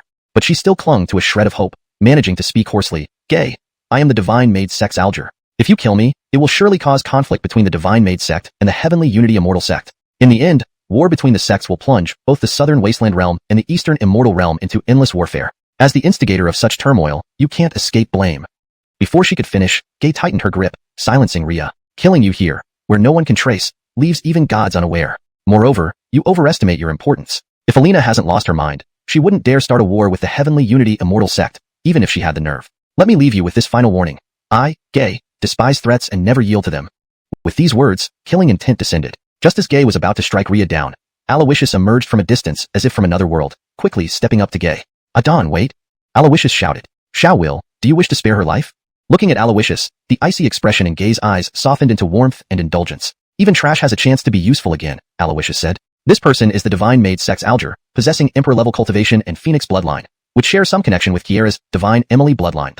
If Kiera can assimilate her, wouldn't that be more valuable than simply killing her? Alawishus smiled lightly. Hearing this, Rhea's expression contorted in terror. Even under Gay's control, she thrashed about fiercely, attempting resistance. Such a death was undoubtedly tragic. Gay frowned slightly. Assimilating a living person? Wouldn't that risk your junior sister descending into the path of demons due to the growth of malevolent thoughts? Gay asked. Alawishus smiled again. She is a naturally born saint and should be capable of bearing this. If something like this affects her mind, then, even if she grows up, she will hardly become a true powerhouse. Besides, not utilizing trash in time is also wasteful. What do you think, Adon? Alawishus smiled gently. You. Gay laughed helplessly, waving her palm towards Ria's forehead, knocking her unconscious without taking her life. Refining someone alive was a serious matter that had to be done discreetly in the Heavenly Unity Immortal sect to avoid leakage of information. Once exposed, especially to the Divine Maid sect, learning that their Grand Elder was not only killed but also refined by another, would embarrass and provoke them. With so many troubles brewing, it was best to avoid adding more. After dealing with Ria, Gay walked slowly towards Alawishus, who immediately put on his best obedient demeanor. But Gay saw through this facade, pinching his cheek despite smiling faintly. Will, you're getting bolder. How dare you secretly come to such a place without telling me? What punishment do you deserve? Before Alawishus could reply, Basil knelt and bowed. Emily, please calm down. Azariah came here entirely because of me. I will take full responsibility. Hearing this, Gay raised her eyebrows with displeasure. Seeing this, Alawishus quickly interjected, Teske, what does this have to do with you? Trying to look brave now, huh? Back off. Alawishus snapped. He couldn't let Basil take the fall. For him, Aiden's warning would be the worst-case scenario, while for Basil, protecting him inadequately and concealing his location meant exposing him to danger, a much graver offense. Hee Adon, don't listen to her nonsense. That kid just takes things too literally. How can you truly punish me? You love me so much, this is more like scaring me a bit. If punishment is needed, I volunteer to warm your bed for 3 months, or 3 years if you wish.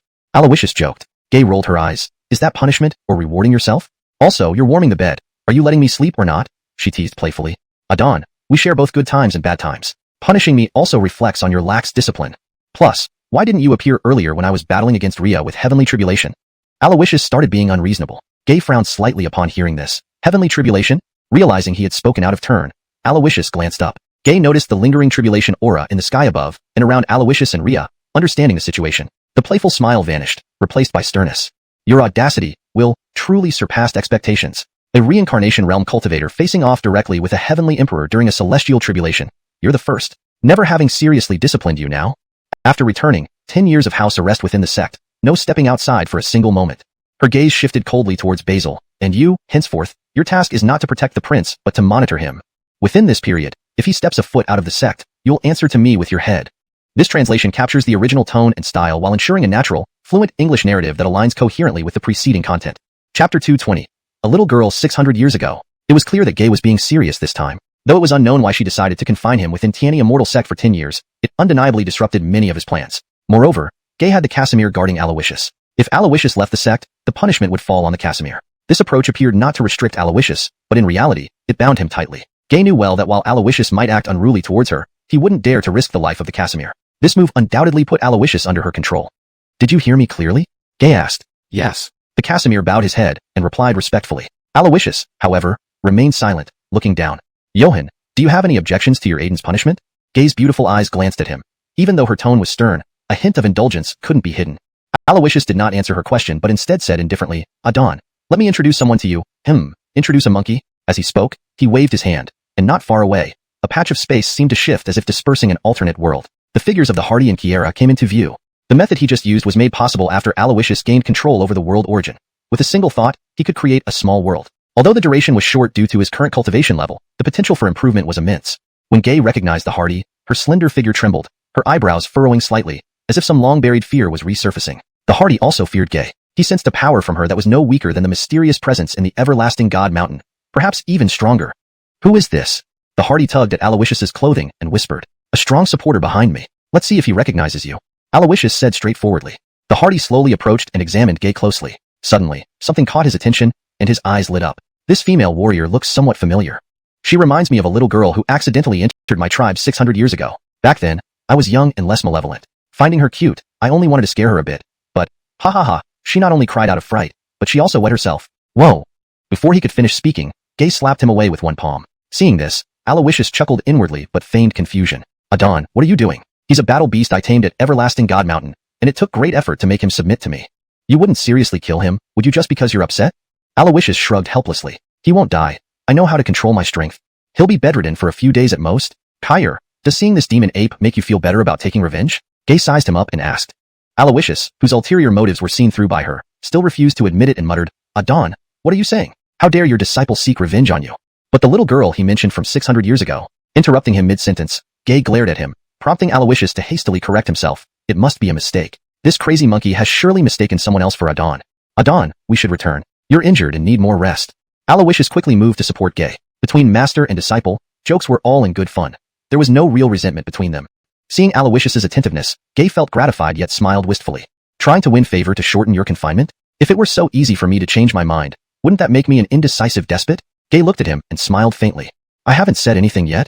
Caught in his tracks, Alawishus looked embarrassed, murmuring. To this, Gay did not comment further. Under her lead, they returned to Tiani Immortal Sect quickly. Upon returning to the sect, Alawishus bid farewell to Gay under the pretext of seclusion and hurried off. Watching Alawishus's retreating figure, Kieran, now fully awake, frowned, puzzled. What's going on with senior brother? He seems to be sulking. This remark brought an awkward silence. Gay glanced at her, coughed lightly. Kieran, prepare yourself for 2 days. On the 3rd day, second elder will oversee the refinement of your Fire Phoenix bloodline. Go. Gay said coolly. Yes, Adon. Kieran takes her leave. Kieran bowed. After Kieran left, Gay's gaze shifted. Why aren't you going back to watch Kieran properly? Don't think I'm bluffing. In these 10 years, if you let Kieran leave the sect even for a moment, I won't hesitate to punish you severely. Gay spoke sternly. Her words revealed the Casimir from the shadows. Walking up to Gay, he respectfully said, Your Majesty, you understand Prince's capabilities. With his current means, if he really intends to slip away, I might not detect him. You are using my life as leverage, binding Prince emotionally to the sect. This way, he wouldn't wish to, or dare, to leave. So whether I stay by his side or not isn't actually crucial. The Casimir bowed deeply. Hearing this, Gay raised an eyebrow. Are you guessing my thoughts? The Casimir hurriedly replied, I wouldn't dare. Everything I have comes from your Majesty. Without you, I would have been ashes in a small village long ago. I'm just concerned that your intentions, though protective of Prince, might cause him to resent you. Gay waved her hand, interrupting him. Enough. I watched Kieran grow up. I understand his nature better than anyone. He will come to understand me. There's no need for you to worry. Return to him. Though I won't allow him to leave the sect, his network must remain active. If anything happens to him, you will still be punished. Do you understand? Gay said firmly. Understood. The Casimir bowed and disappeared into the darkness. Silence returned. Gay stood quietly for a moment, then turned towards the direction Alawishus had left, shaking her head with a bitter smile. This child. One day, he will understand my intentions. No, he doesn't need to understand. I only hope he remains safe. With that, she waved her sleeve and headed to her study. She had made a bold decision last night. Her guest, she suspected, should arrive soon. In southern wilderness realm, Annihilation City, a striking young man in black stood before a grand gate marked with the plaque Lin Family Mansion. His eyes held complex emotions. How can you hesitate now, Alfonso? We finally found Lin Family Manor after much inquiry. If you lack the courage, you shouldn't have come here. The Lin family girl is ruthless. There's no need to exert effort on her family. The voice of the mysterious elder echoed in Alfonso's mind. This black-clad youth was none other than Alfonso in disguise. Adon, I cannot agree with you. Mindy is different. When she broke off the engagement, the Lin family was unaware. Furthermore, old patriarch Lin fell ill from shock over her actions, showing the Lin family, aside from Mindy, values loyalty. Besides, grandfather and old patriarch Lin were close friends. Now that he's gravely ill, and I can help, I can't stand idly by. Translation continues, I'm just worried, Adon. Whether the disguise spell you gave me is effective or not. If it's exposed, we won't just fail to save anyone. We might even be treated as treacherous assassins. Alfonso muttered. Are you doubting your master? The mysterious elder said unhappily. Hee, I wouldn't dare. Well then, your disciple is going in. Talking to himself, Alfonso took out a proclamation from his chest and stepped forward. I have a way to cure the old city lord's illness. Alfonso held up the proclamation and announced loudly. However, before he could finish speaking, a familiar graceful figure happened to walk out of the door. In an instant, their eyes met. Chapter 221. Sky-piercing burial, heaven-severing technique. The person who walked forward was none other than Mindy, the legitimate daughter of the Lin family. Beside her stood a graceful and distinguished man in white. The faint scorching aura and subtle medicinal aroma emanating from him suggested he was likely an alchemist. The moment Alfonso encountered them, his eyes narrowed, and a wave of hostility filled his gaze. Mindy, how did she return? Alfonso thought to himself. But regardless of the reason, he wasn't there to cause trouble, but to treat the old city lord, Colby. In an instant, he suppressed the animosity within him. Mindy scrutinized Alfonso up and down. Although she hadn't seen this face before, there was an inexplicable familiarity in his gait and demeanor. His black attire also reminded her of someone else, a person she both loved and hated. But now, business was more important. My name is Mindy, the legitimate daughter of the Lin family. You mentioned you have a way to cure my grandfather's illness? Before Alfonso could respond, the man in white beside her sneered disdainfully. To treat the old city lord, him? Humph. As the successor of Pill King and a white robe alchemist in the Alchemist Association of the Primal Continent, even I can't heal the old city lord's injuries. And you, a charlatan, dare to boast so recklessly outside the Lin residence? Get some men. Throw this hypocritical fraudster out? Atlee chuckled coldly. The Lin family guards looked at each other upon hearing his words. Seeing that Mindy didn't object, they nodded. Instantly, over a dozen guards, each armed with sticks, surrounded Alfonso. Annihilation City differed from Tianhua City. It was close to the Divine Maiden sect and considered a prime cultivation area in the southern wasteland immortal realm. Though these guards were not particularly strong, they were all at the heavenly vein realm. If Alfonso was indeed a mere charlatan, he would only be beaten out by these well-trained guards. However, seeing the situation unfold, Alfonso remained unperturbed, calmly stepping forward, seemingly not taking the guards seriously. Until Atli waved his hand, and the guards surged forward. Alfonso responded with a single step. Immediately, a powerful momentum surged forth, and the fierce gale pushed everyone back. The sticks in their hands shattered instantly. Meanwhile, Alfonso stood with his arms crossed, calm and composed. Witnessing this, Mindy and Atli exchanged looks of astonishment. How dare you harm the Lin family's guards right outside our residence? You've gone too far. Scoundrel, kneel and apologize. Atli yelled angrily, preparing to strike Alfonso with a palm force. But Mindy suddenly shouted, stop. This made Atli pause momentarily. Holy Maiden, this man disregards law and order, resorting to violence here without any regard for the Lin family. However, before he finished, Mindy passed by him and stopped in front of Alfonso, inspecting him closely. Do you really have the confidence to cure my grandfather? She asked sharply. Not 100% sure, but definitely better than this so-called white robe alchemist, Pill King's successor, Alfonso replied expressionlessly. In the primal continent, alchemists were classified by skill level from lowest to highest as gray robe, white robe, blue robe, purple robe, golden robe. Above golden robes were elder and honorary elder status symbolized by python-patterned golden robes, culminating in the highest honor, dragon-patterned golden robes. Within the divine maiden sect, there was a snake-patterned golden robe Pill King. Meanwhile, dragon-patterned golden robe alchemists numbered only 5 in the entire primal continent. Given the scarcity of alchemists, a white robe alchemist in Annaming City had every reason to be arrogant. Yet, Alfonso's unyielding response irked Atli. Boy, you're asking for death.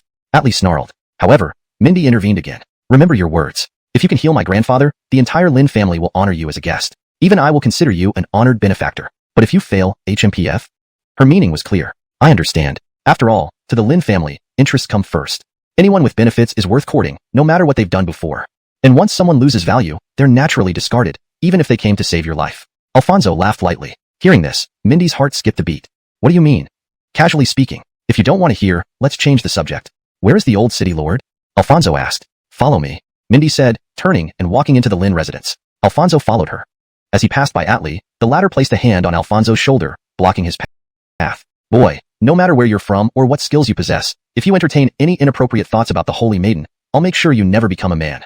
People who know me understand. Atli never makes empty threats, Atli warned. But Alfonso merely smiled disdainfully, dismissing the threat. Having spent time in the Divine Maiden sect, he had already encountered Atli before. To him, despite being a Pill King successor, Atli was nothing more than a joke. He pushed Atli aside and caught up with Mindy.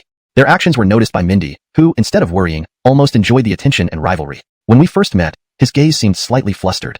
Humph, Min. She then casually turned her gaze and asked, by the way, what's your name? Caught off guard, Alfonso paused. Albert's name had been used by Alawishus in front of Mindy, so it couldn't be reused. But he was prepared. My name is Xavian, Alfonso replied calmly. Upon hearing this, Mindy's body involuntarily trembled, but she quickly composed herself. Xavian, huh? Tiani Immortal Sect, the Emily's study. Dark shadows flickered as Gay's invited guest arrived. It was Lionel, the odd Don of the Shadow Hall. Calling me here so urgently. What's the matter? Lionel sat across from Gay, picking up a cup of celestial tea and sipping it gently. I intend to activate the sky-piercing burial, da. Lionel couldn't help but shudder, nearly spitting out his tea. Cough, cough, hot tea. You said what? Sky-piercing burial? Can you repeat that in front of your master's spirit tablet? Lionel frowned with difficulty. My master doesn't have a spirit tablet. Lionel was speechless. The issue isn't about having a spirit tablet or not. Gay, you are hundreds of years old. Surely you understand what the sky-piercing burial means. Back then, countless lives were sacrificed to seal the sky-piercing burial. Your Tiani Immortal Sect lost 7 heavenly respecters in that incident, leaving only your master, the Source Heavenly Respecter, and the Alger Departure Heavenly Respecter. Now that the primal continent has just stabilized, what mischief are you planning again? Lionel sighed. Gay slowly rose. While the sky-piercing burial contains myriad dangers, it also seals the boundless fortune of the primal continent. In today's world, everyone sees Ancient Emperor as the pinnacle of cultivation, the peak of the Tao. But in reality, the Ancient Emperor is merely just the beginning. The seals within the sky-piercing burial were laid down using the heaven-severing technique, intercepting the Tao of heaven's creation and the vitality of heaven and earth. Opening the sky-piercing burial will cause the primal continent to experience an overall enhancement, a qualitative leap. You wouldn't be unaware of this matter, would you? Chapter 222. The heaven-severing technique, seizing a glimmer of hope. The things Leah mentioned were indeed well understood by Lionel. However, more opportunities would inevitably lead to more conflicts. The law of the jungle would be even more ruthlessly exposed under the immense temptation of huge benefits. In summary, this would be a double-edged sword. Lionel pondered for a moment, then slightly lifted his head and looked at Leah, saying, if you have such a plan, you should negotiate with the 7 major forces that sealed off the path to heaven burial in the past. Collect the 7 fragments of the law under the heaven-severing technique to activate the path to heaven burial. Consulting only me. What can you do even if I agree? Moreover, even if the leaders of the 7 major forces agree on this matter, who will control these 7 layers of laws and open the path to heaven burial? The person who breaks through the heaven-severing technique will bring back the heavenly mandate to the desolate ancient continent, receiving its baptism. His fate will not be less magnificent than that of the senior, who opened the heavenly gates with one sword millions of years ago. Perhaps, when you propose opening the path to heaven burial, you are indirectly declaring war on other forces. Mixed battles will break out among various powers, and the victor will get all the fragments, Lionel worriedly expressed. In clashes between powerful figures, it is the pillars of strength within the various forces that will be hurt. It cannot come to this unless absolutely necessary. Thus, why don't we let young talents from each force engage in a friendly competition? The winner could be chosen to open the path to heaven burial. Leah chuckled lightly.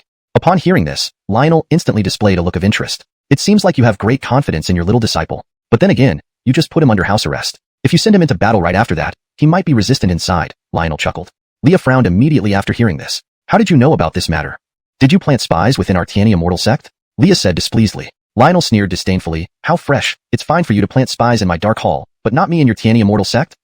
Various major powers all have some spies monitoring surface changes. If something important happens, would you let me know? Still, placing all bets on your little disciple ultimately is too rash. The 7 forces controlling the fragments of the heaven-severing law are not pushovers.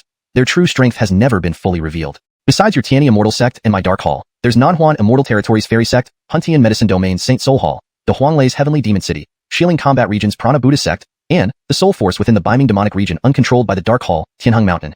To not mention anything else, there's a formidable dual cultivator in Taoism and Demon Arts from Tianheng Mountain alone. Your disciple will find him difficult to deal with. For intelligence gathering, no one surpassed the Dark Hall on the desolate ancient continent. However, Leah was not concerned about it. That's alright. Will Air has his own destiny? He needs only to do his best in this battle. I've already sent people to various forces for negotiation. Soon, they will gather at Tiani Immortal Sect to discuss this matter. At that time, how to decide it will be clear to you. Leah said calmly. Hearing this, Lionel laughed directly. I thought you brought me here to discuss this. Now I see, you're only notifying me. You've made all decisions without my input, right? Lionel said helplessly. During Montague's incident, your Dark Hall owed us quite a bit. This time, consider it as paying back. Leah replied indifferently. Even so, the favor you're talking about is towards your disciple. Lionel queried with confusion. But before he finished speaking, he was interrupted by Leah. Well, heirs is mine. This matter is settled. You can go now. Don't let them think we discussed this beforehand. Saying that, Leah began dismissing her guest. Lionel nodded helplessly. All right, I'll admit this defeat to you. Can you tell me why you suddenly made such a decision?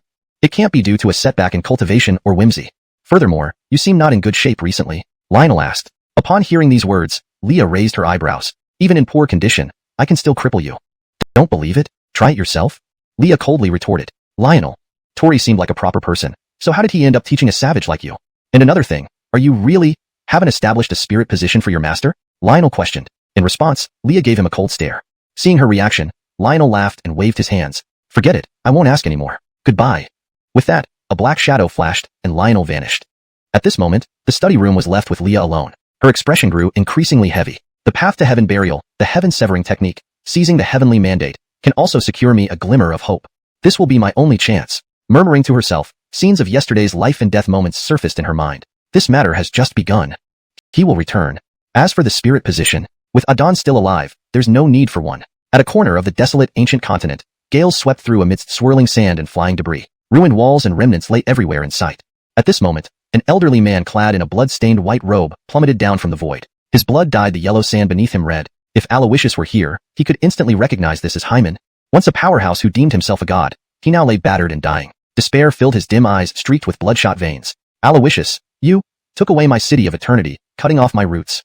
The trash from the Saint Soul Hall injured me this badly, even destroying my life-bound artifact, the demon-suppressing disc. I need life energy, a large amount of life, otherwise, I will soon perish.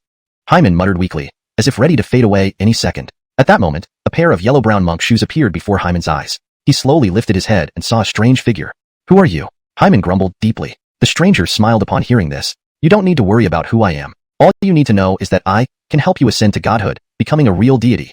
The life force you need, I can provide. I have enough followers. Hyman fell silent after hearing this. He knew better than anyone that there's no such thing as a free lunch. To gain, one must pay. What do you want me to do?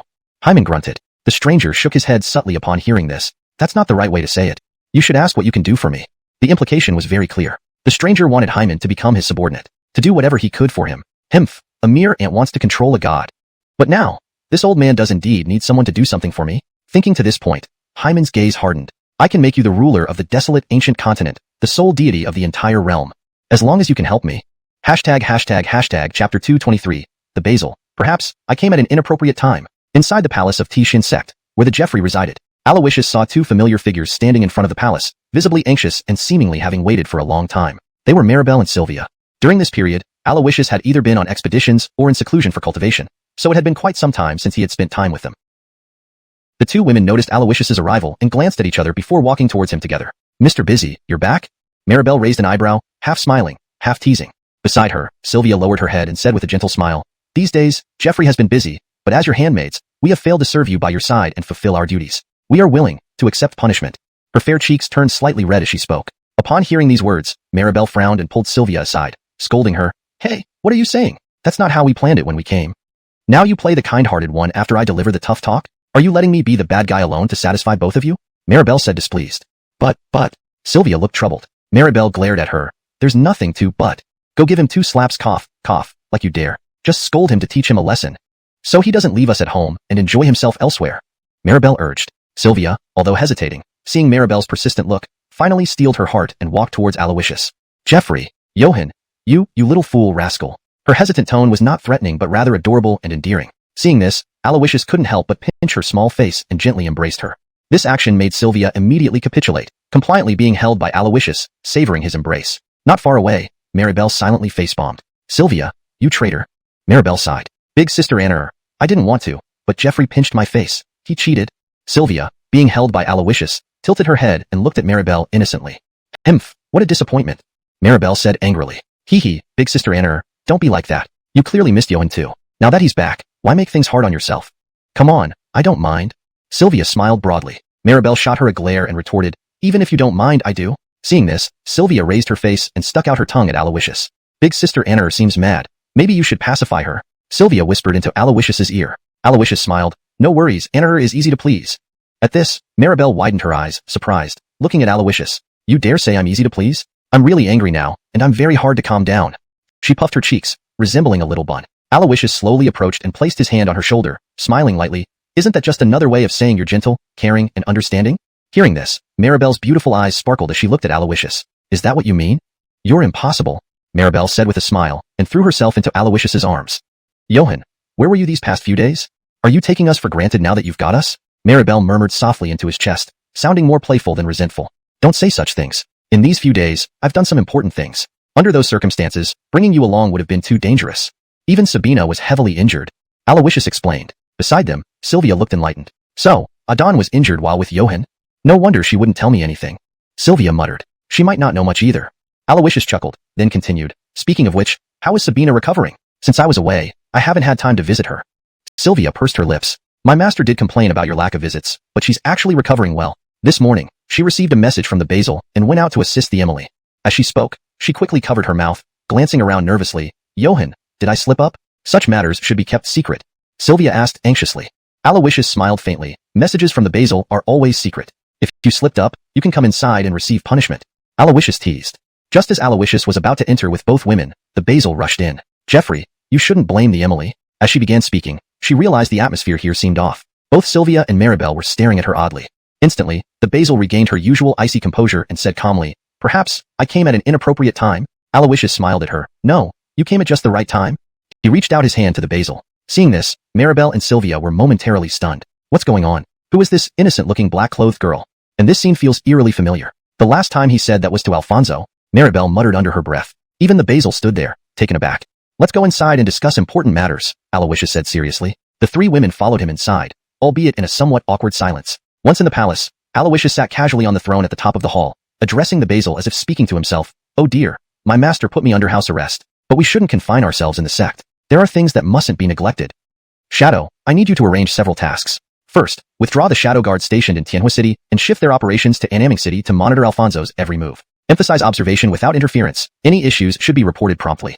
Second, send people to search for the remaining celestial talismans. Ensure we collect all the ancient celestial talismans. Third, I felt a growing sense of foreboding lately. My master may know something but chooses not to tell me. Since she won't say, I'll investigate myself. Pay close attention to events unfolding on the primordial continent. You should still have access to intelligence from the Shadow Guards, correct? Fourth, I need reliable subordinates to build my own power base. Keep an eye out for those near death, yet possessing extraordinary strength. These individuals could be offered rebirth, transformation, and the chance to ascend to the rank of emperor. In return, I require their loyalty and souls. Lastly, Eternity City. Translation completed while maintaining the original tone and style. Chapter 224. That small box is your eternal home. Soul Heaven Medicine Domain, Holy Soul Palace. For a great emperor who can move mountains and fill seas, rebuilding the Holy Soul Palace that had turned into ruins was no difficult task. In just one day, the Holy Soul Palace was restored, adorned with various arrays, more splendid and solid than before. Artie took this opportunity to gather everyone for feasting and entertainment, filled with joy. Until, Highness, Immortal Sect of Unity sent someone here, claiming they have important matters to discuss with you. Someone rushed into the hall, speaking in a flustered tone. Upon hearing these words, an uproar ensued on the scene. The dances and music came to a halt. Seeing the situation, Artie couldn't help but chuckle lightly. Isn't it just a visitor? Look at how frightened you all are. As the saying goes, isn't it a pleasure to have friends coming from afar? Please invite them in to join us. He continues to play music. He continues to dance. Artie waved his hand grandly. However, his words made everyone exchange glances hesitantly. Highness, haven't you forgotten that our Holy Soul Palace and the Immortal Sect of Unity from Eastern Fairy Domain are mortal enemies? In the past, your mentor, the Old Highness, was killed by the heavenly venerable Origin from the Immortal Sect of Unity. If not for him, the millennia-old plan of Holy Soul Palace would have already been realized, and we would be ruling over the primordial continent, standing at the pinnacle of existence. Furthermore, the actions you took against the people of Immortal Sect of Unity recently at the Evil Moon Sect, this time, their arrival clearly doesn't come with good intentions. We ask Highness to order the execution of the visitor and send their head back to Eastern Fairy Domain as a warning to Immortal Sect of Unity. We ask for your command. At once, everyone started making requests. Evil Moon Sect. Artie muttered under his breath. He wasn't too concerned about what everyone else said, but when he heard the name Evil Moon Sect, his heart involuntarily trembled. He vaguely realized something bad must have happened there previously. Since everyone is so resolute, then, let's proceed as you wish. Artie said casually. This statement led everyone to immediately exclaim, Highness is wise. Highness, please stay here while we go deal with that woman. Dozens of Holy Soul Palace experts sprang into action with murderous intent. But just then, hold it. You mentioned a woman? What woman? Artie's eyes suddenly brightened. Everyone looked at each other in confusion upon hearing this. That's the woman named Jonas, sent by Immortal Sect of Unity. Is anything wrong, Highness? Artie waved his hand. No, I meant, is this Jonas beautiful? This made everyone even more puzzled. Seeing their reactions, Artie quickly adjusted his words. I mean, does this Jonas have a good figure? Everyone was speechless. Does Highness think we're in a barbershop? Heard she's called the second beauty of Eastern Fairy Domain, so she should be quite attractive, someone answered. Then, who's first? Artie followed up. Everyone was stunned. Doesn't he seem focused on the wrong thing? Seeing everyone's bewildered expressions, Artie coughed lightly and said, after some thought, I believe it's inappropriate to execute her. Since ancient times, armies do not harm envoys. Moreover, dominating the primordial continent itself is a ridiculous and futile pursuit. Life spans merely around 360,000 days at most. No matter how many palaces one builds, only 3 feet of space is needed to sleep. Summarizing it, remember 4 lines. Life is like flowers in a pot. Reality is a tangled mess. Palaces, no matter how grand, are temporary shelters. That small box is your eternal home. Artie spoke frankly. Everyone exchanged uneasy looks. Highness's words carry deep meanings. I don't understand it, but it feels eerie. If you don't get it, fools. Highness means if anyone dares question his decision, they'll all end up in that small box. Don't act rashly. Follow his orders. It's not good. The Antoine of the Blood Slaughter Hall has already gone out swinging his staff after hearing the order. They've probably already engaged in combat. Quick, stop him. If anything happens to Jonas, Highness will make all of us end up in the box. Immediately, everyone dashed out of the hall in haste. Outside the Holy Soul Palace, Jonas stood in a dark red dress, wearing a black cloak, looking like a thorny rose. But this rose was currently very upset, extremely upset. Alawishus, gay. Those two are a perfect match, taking turns to ruin my life. Days ago, sending me to exterminate the Evil Moon Sect only to be ambushed, now wanting me to deliver news to Artie from Immortal Sect of Unity. Sigh. Will the group include Holy Soul Palace experts? After killing their people, visiting them again sounds like inviting trouble. No matter what, coming alone here is like delivering a sheep to wolves. Once things turn ugly, I might not escape. Gay, you've doomed me. Jonas held her forehead, her face full of helplessness. Just then, Jonas, return my son's life.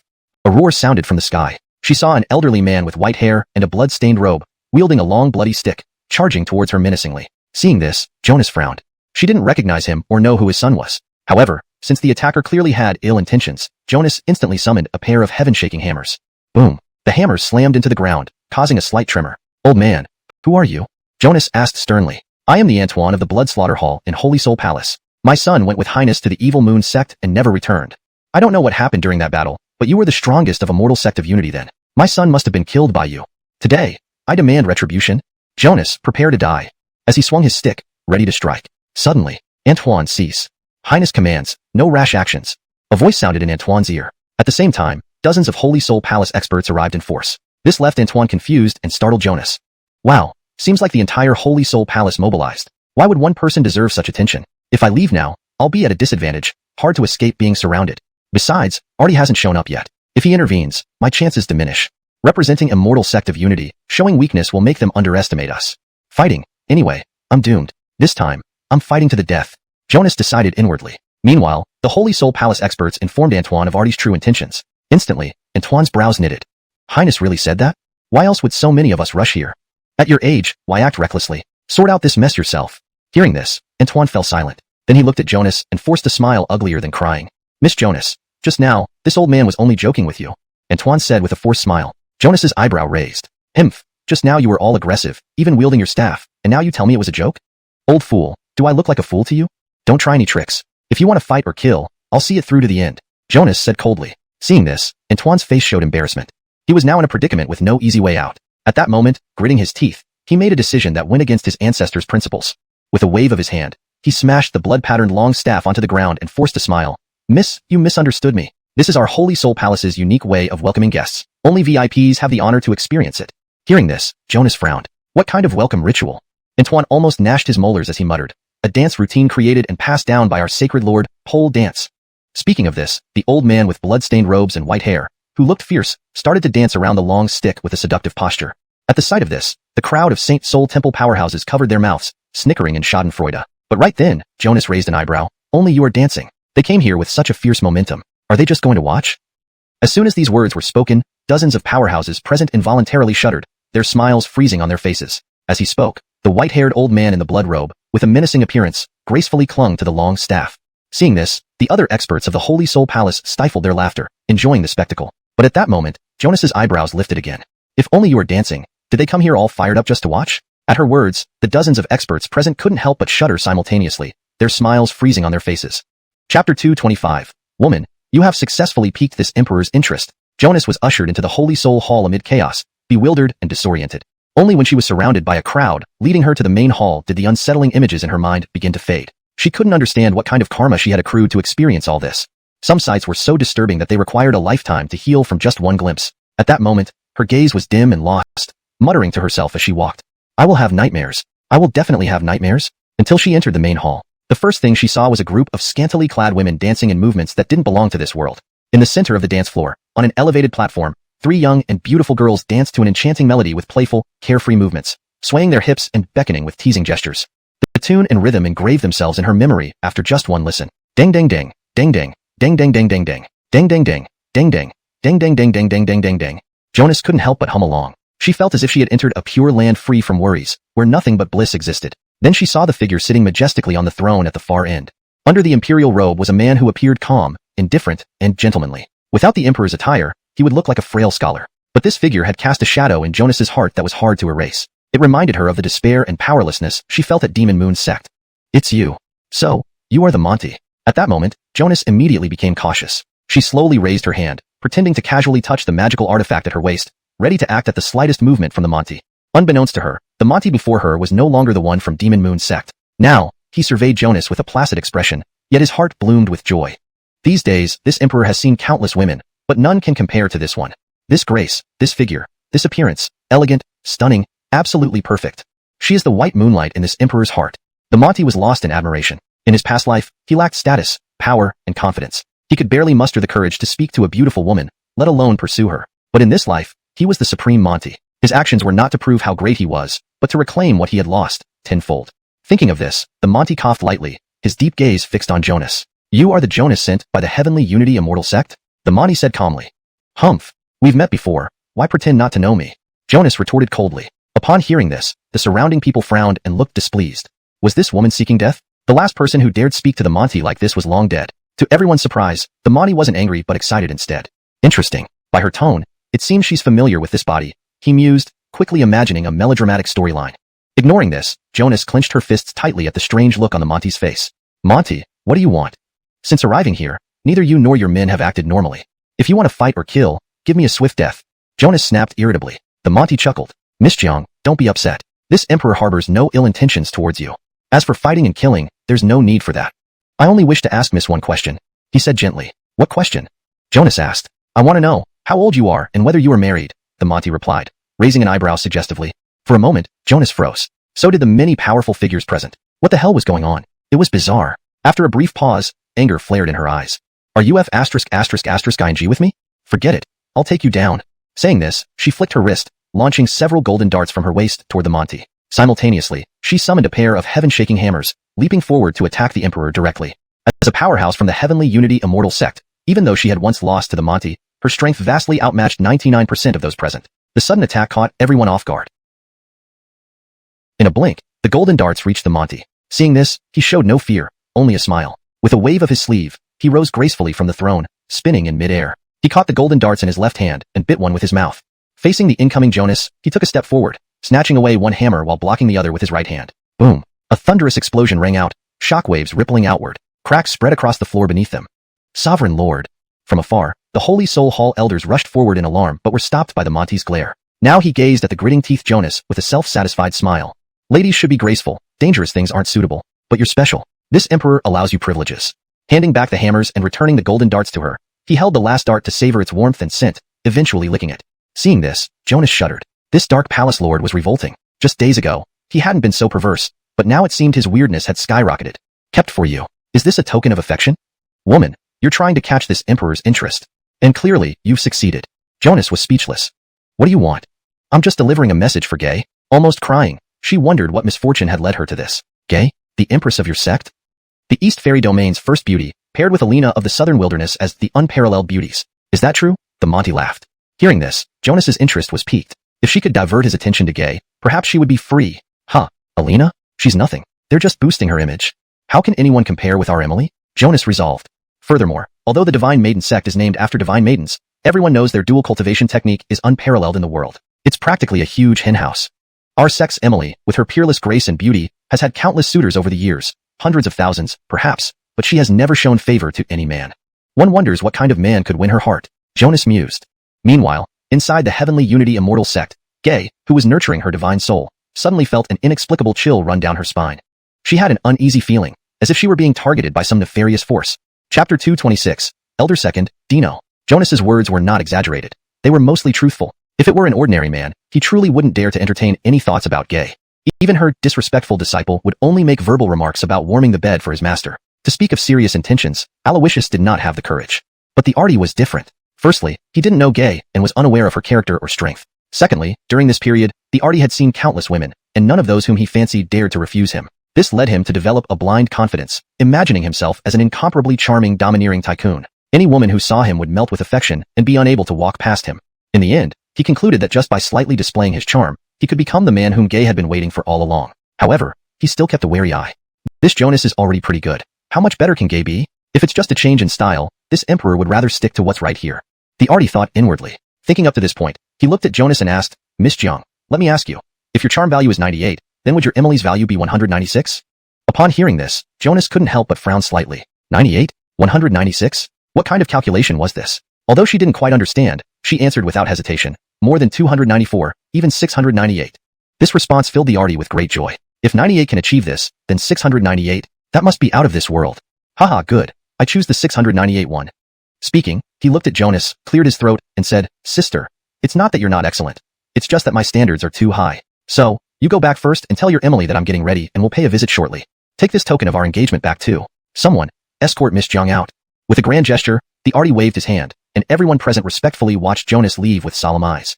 Jonas took back the golden dart with evident disdain and glanced around, feeling complicated. So, her mission was completed this easily? Though the process was complex, the outcome is tolerable. But if this person goes to Tiani Immortal sect and behaves crazily in front of Gay, don't blame me. After all, I told the truth, Jonas thought to herself. Regarding what he mentioned, 98, 698, it's somewhat matched in terms of combat power. Watching Jonas leave, everyone in the Sacred Soul Hall exchanged puzzled glances. Your Holiness, are you really going to travel to Tiani Immortal sect? Your Holiness, Tiani Immortal sect is a place we absolutely shouldn't go. It's our Sacred Soul Hall's cursed land. Once we go there, something bad will happen. This woman is clearly sent by Gay to seduce you using beauty. Don't fall for it. Your Holiness, what are you writing? The crowd asked curiously. Seeing the Artie write vigorously on a piece of paper with a big brush, soon 4 lines of flowing characters appeared. The Artie looked at the 4 lines, nodded satisfactorily, and said, These beautiful lines come naturally, nothing much, just an impromptu verse after seeing such a beauty. He then waved his hand again, making the paper fly up so everyone could see the 4 lines. She is the beauty of this world, embracing lofty ideals. Her wisdom soars high. The universe is worthy of her. Everyone stared at these lines, glancing at each other. What does this mean? It's neither rhyming nor rhythmic and lacks references. What is your Holiness trying to express? It seems like a hidden head poem. TSK, Not only hidden head but also hidden tail. Oh, they seem to get it. At this moment, the arty stood with his back facing everyone, hands behind his back. Ladies and gentlemen, prepare yourselves and accompany this emperor to the Eastern Divine Realm, Tiani Immortal Sect, to meet the 698, the legendary, peerless Emily Gay. From now on, the Emily of Tiani Immortal Sect will be our Sacred Soul Hall's Emily. The arty grinned with satisfaction. Everyone nodded in agreement. This suggestion sounded reasonable. If they could turn Gay into their Emily, from then on, the Sacred Soul Hall would ascend as the most powerful force on the desolate ancient continent. Even ruling the world through force wasn't out of the question. We underestimated your holiness's plans. Your deep strategy ensures the brilliance of the Sacred Soul Hall. Your holiness, wise and enlightened. The morale within the Sacred Soul Hall soared unprecedentedly. In the great wasteland realm, Heavenly Demon City. As the gathering place of demon race strongmen on the desolate ancient continent, few humans had ever ventured here since ancient times. Especially after the death of the demon race's Prince Fraser, relations between Heavenly Demon City and the human race plummeted to freezing point. Any human appearing near Heavenly Demon City for whatever reason would be killed on sight upon discovery by demons. Therefore, no human trace had been seen in Heavenly Demon City for months. Until one day, a human dressed in a golden robe with a cold expression appeared before Heavenly Demon City. His striking attire immediately drew attention from the surrounding demons. Human? Humph. Seeking death. On the city wall, a large beast with a wolf head and human body snorted, leaping down from the towering wall. Immediately lying on the ground, it howled skyward. Instantly, many demon soldiers surrounded them. Facing such a scene, the golden-robed man scanned the area calmly. I am here to find Craig. Please inform him.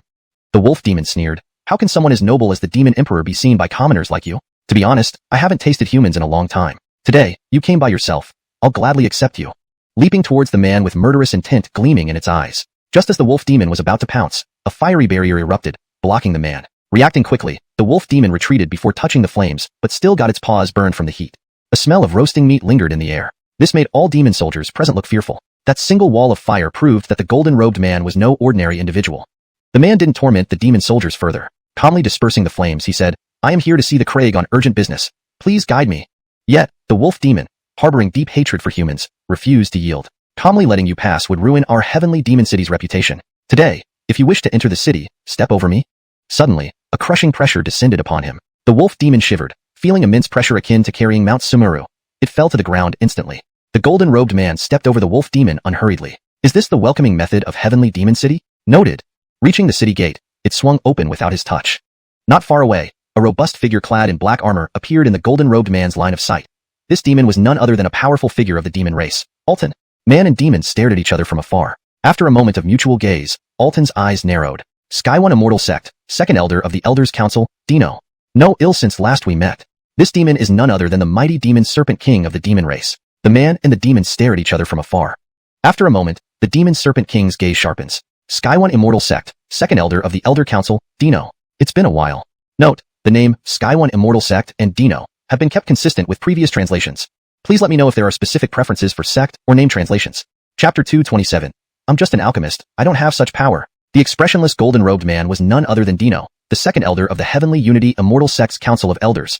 In the eyes of the Immortal Sect members, he was a prodigy deeply versed in alchemy, having inherited true teachings from the Algers. He usually had mysterious whereabouts and kept a low profile, making him one of the most legendary figures within the Council of Elders. His name wasn't particularly well known. If it weren't for the confrontation several months ago between Heavenly Demon City strongmen and the Heavenly Unity Immortal Sect, the writer might not have recognized him at all. Seeing his name mentioned, Dino nodded inwardly. Indeed. I am the second elder of the Heavenly Unity Immortal Sect, Dino. This time, I come with important matters to discuss with the Demon Emperor on behalf of Emily Wu, Dino said coolly. Writer grinned. I've already opened the door for you. The Demon Emperor awaits you in the Primal Demon Hall. Do you dare to go? Writer chuckled coldly. However, before he could finish speaking, Dino walked straight in. Writer couldn't help but applaud. Good, very good. There's someone who's not afraid to die. Since that's the case, follow me, he added, taking the lead. Dino followed calmly, his gaze showing no fear. Along the way, Ryder turned to look sideways at Dino, chuckling lightly. You came in so easily. Aren't you worried about any ambushes, or that the Demon Emperor might kill you? Dino's gaze remained calm. Your concerns are just baseless speculations. I never abandon my mission because of unfounded guesses. Some things can't be avoided. It's better to face them calmly. Perhaps they aren't as terrible as you imagine, Dino replied. Upon hearing this, Ryder nodded approvingly. Well spoken, almost making me reluctant to kill you. Heavenly Unity Immortal Sect indeed harbors many talents. Even their least conspicuous elder has such courage. Admirable, admirable. But no matter how strong a person is, when life is lost, they're nothing more than a corpse. What do you think, second elder? Ryder smirked. Dino nodded. True, but I'd like to make a bet with you. You'll turn into a corpse before I do. Ryder looked intrigued. Oh, interesting. I accept your bet, Ryder responded, and the outcome will be revealed soon. They continued chatting casually until they reached the Primal Demon Hall, where the purest demon aura and dense celestial energy gathered. For the demonic race, this place was the finest blessed land on the entire ancient wasteland continent. As Dino entered the hall, a majestic figure sat on a throne not far away. This figure seemed ancient and unchanging. As Dino stepped into the hall, an overwhelmingly powerful pressure descended upon him. This pressure came from the Churchill. Nearby, Ryder watched with narrowed eyes. Dino, since you see the Demon Emperor, why don't you bow? Dino looked unruffled. The Demon Emperor rules the demons. I am human. Why should I bow to another species? Saying that, he slowly moved forward. Each step required bearing greater pressure, yet Churchill watched silently as Dino approached step by step. This distance wasn't too far, about a dozen steps. By the 7th step, Dino began to burn with ethereal flames, intensifying his presence. Under this fiery enhancement, these dozen steps posed no difficulty. Noticing this, Ryder was about to intervene but was stopped by a glance from Churchill. At this moment, Churchill sized up Dino with a cold eye, sneering slightly at the corners of his mouth. Second Elder of the Heavenly Unity Immortal Sect, Dino, what audacity you have. You people killed my son, Giselbert. That enmity is irreconcilable. The only reason you're here now is to be killed. Do you think I should kill you or not? Churchill spoke, his eyes flashing with icy killing intent. Dino shook his head. You shouldn't and can't kill me. Such straightforwardness piqued Churchill's interest. Why not? Explain. 2 reasons. Dino explained. First, though Giselbert was injured during the battle with us, it wasn't fatal. His death occurred after returning to Heavenly Demon City, which means it isn't our fault. If you still blame us, we won't accept it. Secondly, I'm here to save Heavenly Demon City. This statement intrigued Churchill. Save it? Explain further. Does Heavenly Demon City need saving by a mere human? Not likely, Churchill scoffed. Dino nodded. Our sect's empress intends to commence the skybridging funeral rites. The leaders of the 5 major powers are already en route to our sect. Even if I don't say their purpose, you know clearly. If the 6 major forces reach an agreement while Heavenly Demon City is absent, what would happen? Can you guess? Churchill grew serious. Are you saying the 6 major powers will unite to destroy Heavenly Demon City? Haha, Dino, do you take me for a child? Easily fooled. The conflicts among the 6 powers aren't less severe than those with us. Your words sound exaggerated. Churchill sternly replied. Hearing this, Dino smiled faintly. Exaggerated? But, they're all humans. Conflicts exist, but can be reconciled through benefits. In contrast, Heavenly Demon City firmly regards humans as enemies. Removing this thorn can both show stance and boost morale. After the skybridging funeral rites start, fewer participants mean more resources for others. If Heavenly Demon City doesn't participate, whose absence do you think it would be? Churchill couldn't stay composed anymore. Heavenly Demon City possessed one of the 7 pieces of heaven-severing art, which made participation in the skybridging funeral rites unavoidable. Yet, the proponent of this ritual was Gay from Heavenly Unity Immortal Sect. Without Dino's intervention today, even if Churchill knew about this event, it would be difficult to participate officially. Next moment, Churchill laughed. Ha! Heavenly Unity Immortal Sect indeed harbors outstanding talent. Even its lowest-profile elder possesses such depth and strategy. I've underestimated your sect. Churchill rose from his throne and sized up Dino, nodding. Tell Gay I'll attend. But I have a question. Go ahead. Only 5 dragon-patterned golden robe alchemists exist on the ancient wasteland continent, and 2 belong to Heavenly Unity Immortal Sect. You must be the youngest of those 5, right? As an extraordinary individual besides your wisdom, I presume you possess other remarkable abilities, Churchill said calmly. In terms of strength, even if you aren't as powerful as Gay, you can't be much weaker than her, right? At the very least, you should be significantly stronger than the other elders. As he spoke, Churchill's aura involuntarily turned colder. Seeing this, Dino remained unperturbed, his expression calm. I'm just an alchemist. I don't possess such power like they do. With that, Dino turned and was about to leave. However, at this moment, Churchill narrowed his eyes and lifted his hand, gripping the air.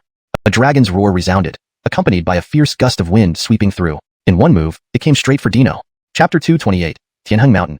Homer the Elder Demon. The Demon Emperor made his move, shaking the void. A golden dragon took shape, radiating an unparalleled killing intent as it charged straight for Dino. Sensing the danger, Dino raised his hand, summoning divine flames that formed a first-grade fire lotus, which hovered protectively behind him. The golden dragon, with its formidable momentum, crashed into the fiery lotus and instantly vanished. The residual force swept in all directions. Yet, Dino, standing at the epicenter of this force, seemed to meld with the void, remaining utterly unaffected by the powerful shockwave. Even his garments remained still, not a single thread stirred. Meanwhile, the waiting Aiden, seeing his chance, swiftly transformed his towering body into a black lightning bolt, rushing towards Dino. In an instant, he wielded a thick, pitch-black trident. Like a sea dragon emerging from the depths, it aimed directly at Dino's face. Dino, unperturbed, did not even glance at the incoming trident. With a casual flick of his sleeve, invisible flames surged up like coiling dragons, entwining around the trident and attacking the Aiden. As the trident neared his face, Dino's hand shot out with ghostly speed, pinching the tip of the trident with his 2 fingers. Confronted by the divine flames, the Aiden immediately abandoned the trident, crossing his arms in front of him for protection. With a thunderous crash, his black armor shattered, and he was sent retreating dozens of yards by the immense force. The air was filled with a faint smell of burning flesh. Then, Dino twisted his wrist, reversing the direction of the trident, and hurled it back at the Aiden. In the blink of an eye, it pierced the wall beside the Aiden, stopping just an inch from his face. The sharp chi had already left a bloody scratch on his cheek. If I had moved another half-inch just now, our bet would have been won by me, Dino remarked as he walked out of the hall. Throughout the entire exchange, he never turned around to face the Craig. After Dino left, the Aiden was still shaken. Is this person truly weaker than Gay? The Craig smiled helplessly. If Gay were here today, she would have cut her way from the city gates straight to this hall.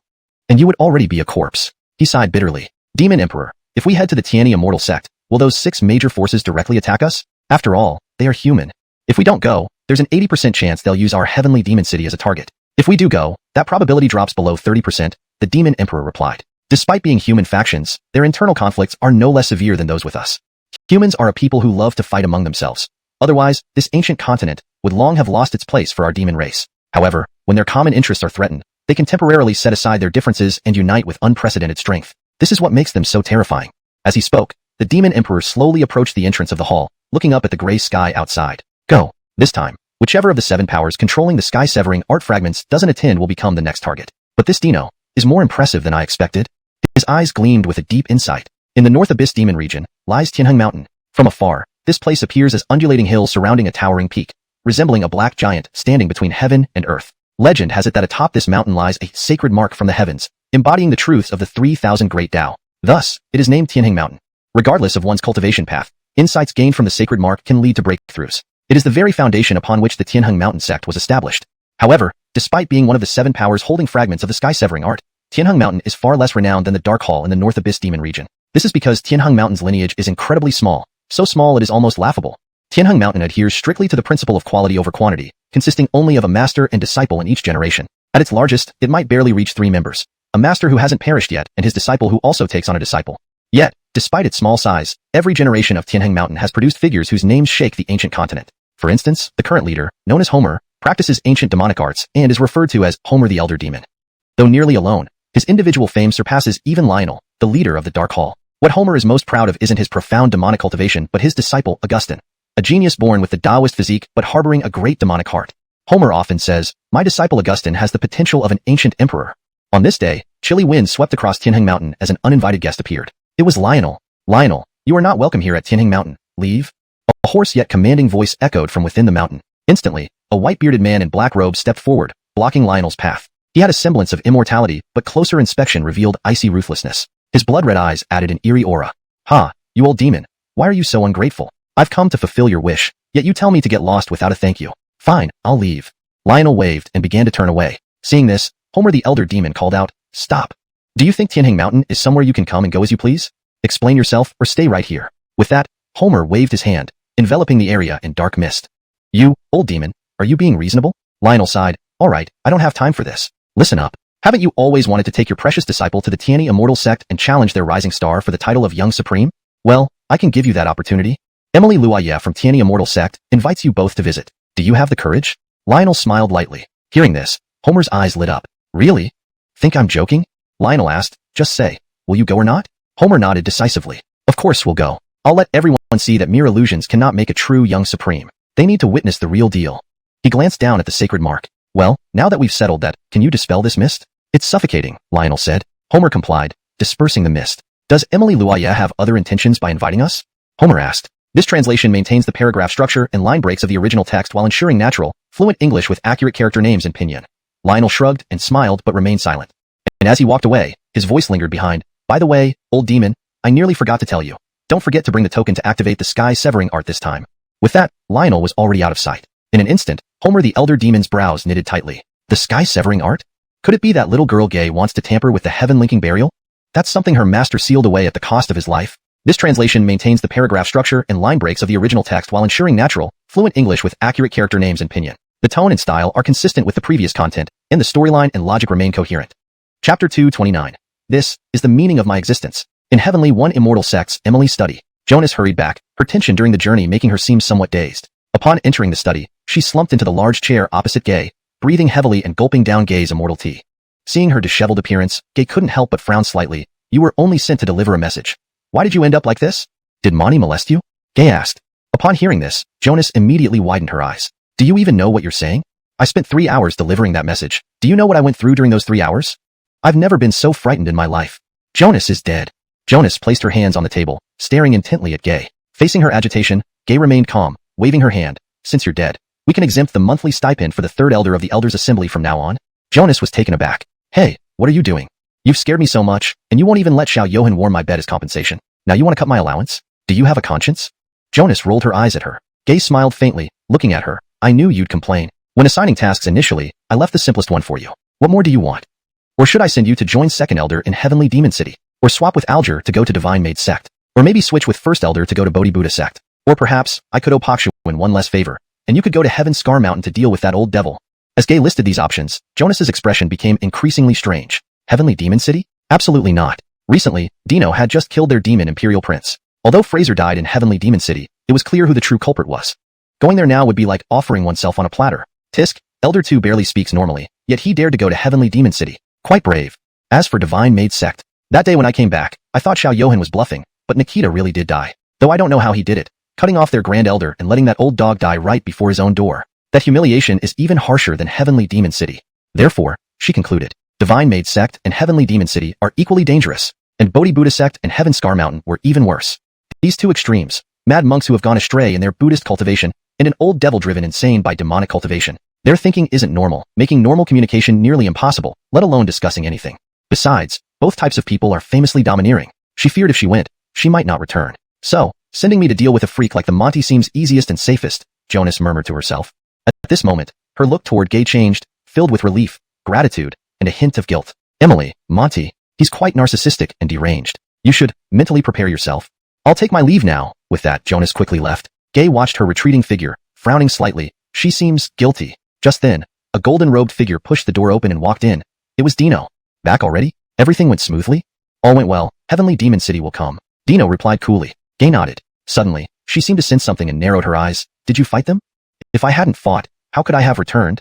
Dino smiled wryly. But your strength. Concern crossed Gay's face. Before she could finish, Dino waved his hand to interrupt. If it can help you, these things are trivial.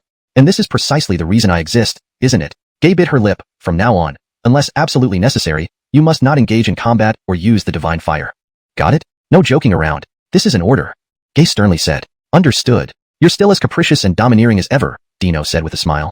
Well, I'll comply. But for my next task, am I to protect your little disciple? If anything goes wrong, can I intervene? You. Gay hesitated then sighed. No need for you on this one. Dino smiled. Come on, transmuting a human's bloodline. Even you feel uncertain about it. Who else in Heavenly One Immortal Sect can help her if not me? Don't put too much pressure on yourself. Protecting you and Heavenly One Immortal Sect is the very reason I exist. If that day truly comes, Before he could finish, Gay gave him a cold stare, and Dino laughed awkwardly, stopping mid-sentence. Enough talk, get ready. The leaders of the 6 major forces, none of them are pushovers. If you can't handle it, find me. Dino chuckled. All day long. You worry about everything. I wouldn't take on something beyond my capacity. Go attend to your business. If I dared invite them here, I have a plan to manage it properly. Remember, no divine fire again. With Gay's repeated instructions, Dino waved goodbye and left the study. Outside, he looked down at his hands, smiling to himself. If that day comes, I will pass on, and he should be able to stand on his own to assist you. His smile reflected deep satisfaction. Heavenly One Immortal Sect's elite worked tirelessly for the opening of the pathway burial. Meanwhile, though Alawishus was under house arrest, he wasn't idle. In the Eastern Fairy Domain, Blood Deity Temple, it was not considered a top-tier force with no supreme emperor, but its reputation was notorious across the ancient wasteland continent. This was because the Blood Deity Temple was an undisputed assassination organization. Not all forces cultivated assassins and shadow warriors, like Heavenly One Immortal Sect and Dark Hall. Where there were people, there was a martial world. Where there was a martial world, there was grudge and enmity. And where there were grudges, the Blood Deity Temple thrived. They accepted assassination orders ranging from the body refinement realm to the nirvana realm. Even supreme emperors once appeared on their hit list. They were principled, knowing whom they could kill and whom they couldn't. Due to their principles, Heavenly One Immortal Sect knew where the headquarters of Blood Deity Temple was but never moved against them. One day, a significant event occurred within the Blood Deity Temple. Numerous black-cloaked figures with a blood-red plum blossom symbol on their chests knelt respectfully outside a grand hall, creating a somber atmosphere. This happened because the first head of Blood Deity Temple was dying, his life ebbing away. Inside the grand hall, a withered old man in black robes sat on a blood-red jade pedestal surrounded by plum blossoms. His vital signs were fading fast. He was named Trenton, the legendary founder of Blood Deity Temple. Perhaps due to excessive killing and accumulated karma, despite his exceptional talent, he never broke through to become an emperor. As death approached, his face wore an expression of profound regret. Nearby, a middle-aged man kneeled, a smile on his face. This man was named Xue Hun, the second chief of the Blood Deity Temple and a direct disciple of Xuezong. However, as Xuezong neared his end, he discovered that this person's character was not worthy of being entrusted with important matters. He was nothing but a despicable individual with no principles. If the Blood Deity Temple were to fall into his hands, the ancient wasteland continent would witness a storm of blood and violence. And naturally, the blood deity temple would not last long. Xuehun. Xuezang's voice was weak as he spoke softly. Xuehun stood up and walked to Xuezang, smirking lightly. Adon, you cannot escape death now. Why struggle so desperately? If you die sooner, you'll suffer less. The blood deity temple will truly flourish under my leadership. Rest assured, after your death, I will abolish all the rules you set. A true assassin should have no restrictions. Months ago, Heavenly Demon City sent a big order that we should have accepted. With that, he ignored Xuezang's condition and turned to leave the Grand Hall. Facing the countless assassins kneeling on the ground, Xuehun declared loudly, Xuezang is dead. From this moment on, I, Xuehun, am the first chief of the Blood Deity Temple. Henceforth, Blood Deity Temple assassins shall have no boundaries. His voice echoed through the hall, striking an unbearable chord in Xuezang's ears. This unworthy disciple, though Xuezang felt aggrieved, he was nearing the end of his life. What could he do? Heaven's path is unjust? As Xuezang murmured these words, a black-robed figure stepped out from the void, appearing before him. In the next moment, Xuezang, if I grant you new life, will you submit? Chapter 230.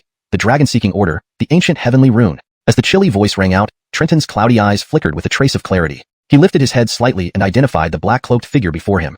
You are a shadow guard of Tiani Immortal Sect? No, this aura belongs to Basil. Basil's presence honors us. I am sorry for not greeting you from afar. Please forgive me. Trenton's voice was weak and intermittent. Basil feared he might die before finishing his sentence. It's fine. This time, I represent not an individual or the Immortal Sect, but the Azariah. The Azariah knows that although your Blood God Temple is a ruthless assassin organization causing countless murders, you still have principles and know your limits. Therefore, he wishes to grant you a transformation, not only to give you a new life, but also to endow you with the power of the Tao, allowing you the chance to ascend to the Emperor realm in this life. All you need to do is submit, Basil said in a deep voice. Though I have never met the Azariah, I have heard his name resound like thunder. And by establishing the Blood God Temple in the Eastern Fairy Realm, I receive the protection of Tiani Immortal Sect and owe my loyalty to it. May I ask Basil, how can I demonstrate my submission to gain the Azariah's trust? Trenton asked hastily. By binding your soul in a contract. This is both submission and a blessing. Basil waved her hand lightly. Instantly, the spirit sealing scroll appeared. Pages crafted of metal-like material slowly opened, revealing arrays of mystic light before Trenton. Without hesitation, Trenton extended his hand towards the scroll. In the next moment, the mystic light pierced his finger like needles, drawing a drop of blood that blended into the pages, forming a mysterious imprint. The soul contract was sealed. Trenton's fading life force rejuvenated anew at this moment. Endless vitality surged from the universe into his body. His heterochromatic eyes, one black and one red, slowly opened. This legendary figure who founded the Blood God Temple, Elder Trenton, was reborn. Empowered by Alawishus' strength, his aura became undeniably more formidable. This is the transformation bestowed by the Azariah. I, Trenton, live again. Trenton's long hair fluttered wildly as he exuded confidence. He descended from the Blood Jade platform and knelt before Basil. Thank you, Basil. From this day forward, I will serve the Azariah faithfully and follow his every command. Trenton respectfully said. Basil nodded inwardly. Very well, you are a smart man who knows what to do. The Azariah does not demand that you bring the entire Blood God Temple into Tiani Immortal Sect. It remains as it is, operating as it always has. You only need to fulfill your duties when the Azariah requires it. From now on, you have only one master, the Azariah. As she spoke, Basil waved her hand, and a scroll fell before Trenton. In this scroll is a portrait. The object depicted is needed by the Azariah. This is your first task assigned by the Azariah. Find the object shown. As for the deadline, though unspecified, it should be as soon as possible. With those words, Basil stepped back into the darkness and vanished into the void. Go forth and settle your matters. Leave no loose ends. Only her voice echoed in the grand hall. Trenton bowed respectfully, bidding farewell to Basil. Once she had completely left, Trenton rose slowly and gazed outside. A savage killing intent flickered in his eyes. Outside the grand hall, Kingston was immersed in the joy of ascending to the first chief of Blood God Temple after Trenton's demise. His first decree was to abolish Trenton's established rules. He demanded that Blood God Temple assassins act without scruples. Whoever offered enough benefits could be killed. Several months ago, Heavenly Demon City offered a large reward for Alawishus' life. This would be the first assassination order issued after becoming the first chief. Until, Kingston, how dare you? A sharp voice rang out from within the hall. Everyone was stunned. They recognized it as Trenton's voice. But didn't Trenton just perish? Only Kingston revealed a ruthless expression. Old man, you're dying, yet you still dare to ruin my plans. If you want me to acknowledge you as my master, then you're welcome. Otherwise, you're nothing but dog feces. I gave you a dignified death, but if you insist on a shameful one, so be it. Kingston spun around, raising his hand and releasing a palm strike that could flatten the entire hall. However, nothing happened as he imagined. The forceful palm strike dissipated harmlessly. Not far away, a familiar figure approached calmly. With each step, Trenton's bloodlight grew brighter. His aura resonated with the cosmic forces, making each step feel more oppressive. When they were within 10 paces, Kingston felt a choking pressure. Adon, how did you? In that moment, Kingston saw that his master was very much alive, brimming with energy. Suddenly, fear gripped him. Adon, was your previous death just an act to test your disciple? I admit my mistake. I shouldn't have changed your rules. The Blood God Temple belongs to you. From now on, I will serve you faithfully. Kingston knelt on the ground, no longer the confident man he was moments ago. Yet, all this showed only disdain in Trenton's eyes. Kingston, you violated my teachings, altered my rules, and even seized the blood god temple. I can overlook these things, because you were raised by me, and I can accept these. But, you conspired with demons to harm the Azariah. Did you forget whose land we stand upon, and who has protected blood god temple? To have no Dishan means bottom line or moral Dishan line, and repay kindness with enmity, are you even human? Revised for fluency and accuracy. To have no moral Dishan bottom line and repay kindness with enmity, are you even human? For better readability and natural flow in English, it can be further refined to. To have no moral principles and repay kindness with hostility, are you even human? Trenton's voice was cold and commanding. Adon. Kingston wanted to speak, but was cut off by Trenton's gesture. Do not call me Adon, I have no disciple like you. Today, I will cleanse the blood god temple in front of its elite members. Hearing this, Kingston felt a wave of relief. He stood up, eyes turning cold. Old man, you show no mercy despite my pleas. So be it. Let's fight it out openly today. Let's see how strong this old carcass of yours really is. Kingston spread his arms, emitting overwhelming chi. Those around prepared to capture him but were stopped by Trenton. The wolf I raised must be dealt with by me. Come, let me see how much you weigh, daring to challenge control over the blood god temple. Trenton beckoned Kingston. With a wave of his hand, Kingston summoned a blood-red spear, charging towards Trenton as a streak of bloodlight. Meanwhile, Trenton transformed into an abyss of bloodlight, radiating a strange and sinister aura, resembling a primordial beast's gaping maw. An irresistible pulling force erupted from the abyss, instantly swallowing Kingston. In an instant, his aura vanished. Kingston was dead. At this moment, everyone looked at each other and bowed in unison. Congratulations, Lord Hallmaster, on your great success in cleansing the blood god temple. Congratulations, Lord Hallmaster. For a moment, shouts shook the heavens. Trenton waved his hand. This time, I was fortunate to receive help from a great expert, gaining enlightenment and being reborn. This is a blessing for the blood god temple. For the first time in a long while, shouts shook the heavens. Trenton waved his hand and declared, this time, I have been fortunate to receive assistance from a great master, allowing me to be reborn and attain enlightenment. This is a blessing for the blood god temple. From today onward, besides assassination orders, the blood god temple will introduce a new dragon-seeking order. Whoever finds these items, regardless of their rank, will be directly promoted to the heavenly rank assassin list. Those who achieve heavenly rank through this means will have the opportunity to undergo my trials and become my new disciple. As he finished speaking, Trenton waved his hand, revealing the scroll left behind by Basil. Everyone focused intently, striving to memorize the appearance of the treasures depicted on the scroll. Just then, someone suddenly spoke up. I think I've seen this before. This is an ancient celestial rune. Having said that, Trenton waved his large hand, and the scroll left by Basil was displayed before everyone. The crowd's expressions turned solemn as they strained to memorize the appearance of the treasures depicted on the scroll. And at that moment, someone suddenly spoke up. I think I've seen this somewhere before. This is the ancient heavenly rune. Chapter 231. Kieran, brat, I'll bewitch you. In the celestial palace of Tiani Immortal Sect, which is decorated predominantly in pink, inside a woman's chambers, a body that had been struck by heavenly lightning, faintly discernible as humanoid, was discarded on the ground. Dino sat beside it, observing Kieran, who was preparing to refine the Fire Phoenix bloodline.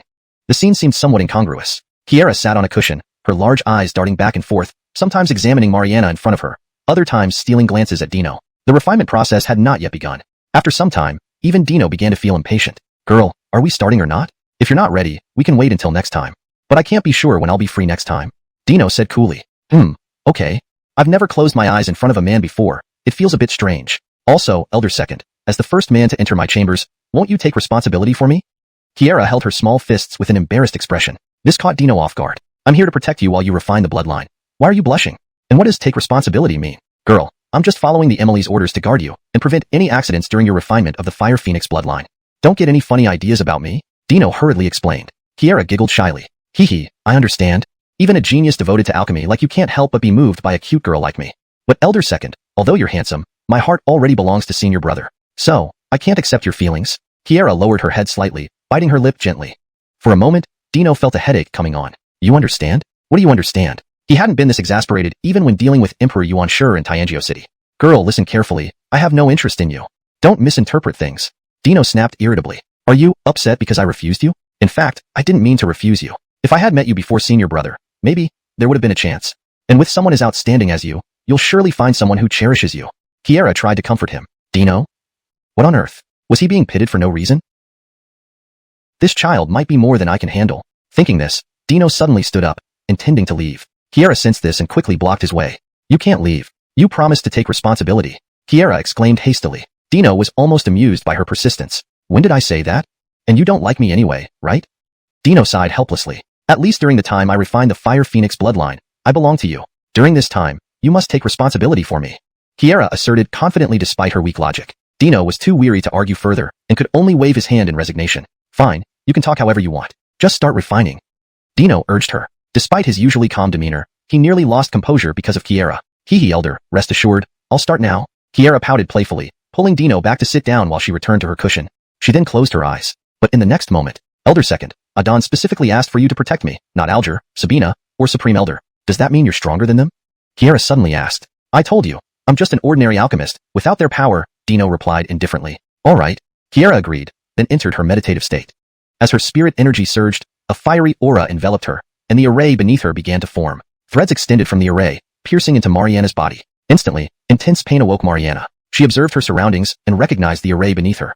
This is a soul transformation array. How dare you set such a diabolical array to absorb a living soul and lead me to evil? I won't be taken so easily.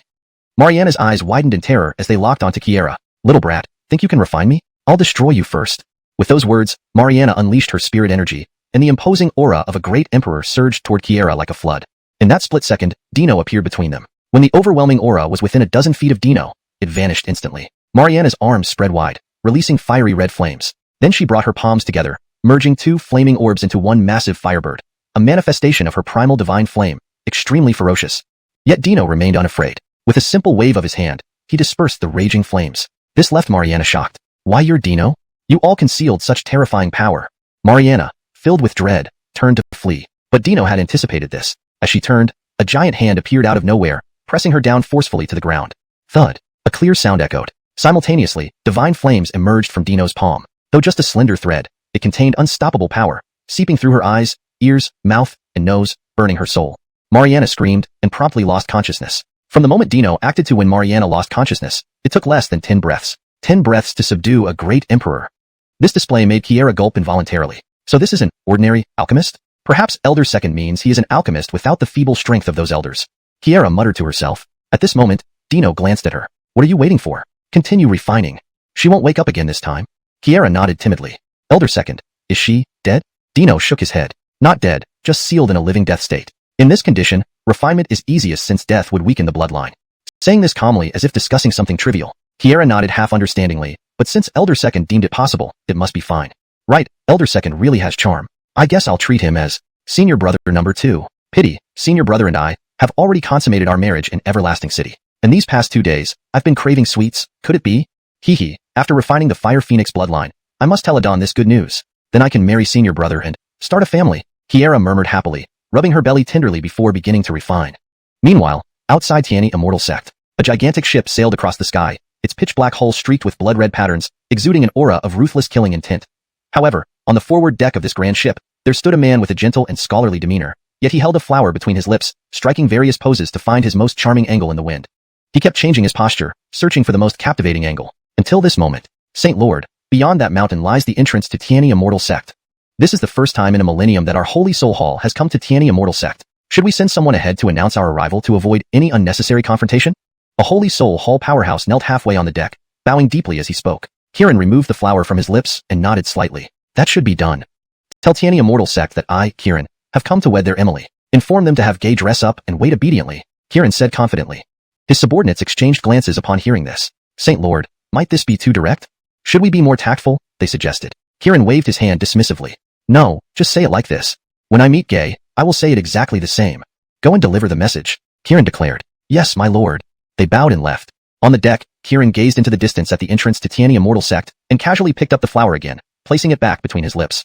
Then, the corners of his mouth curled upward into a slight smile. Little one, I'll bewitch you.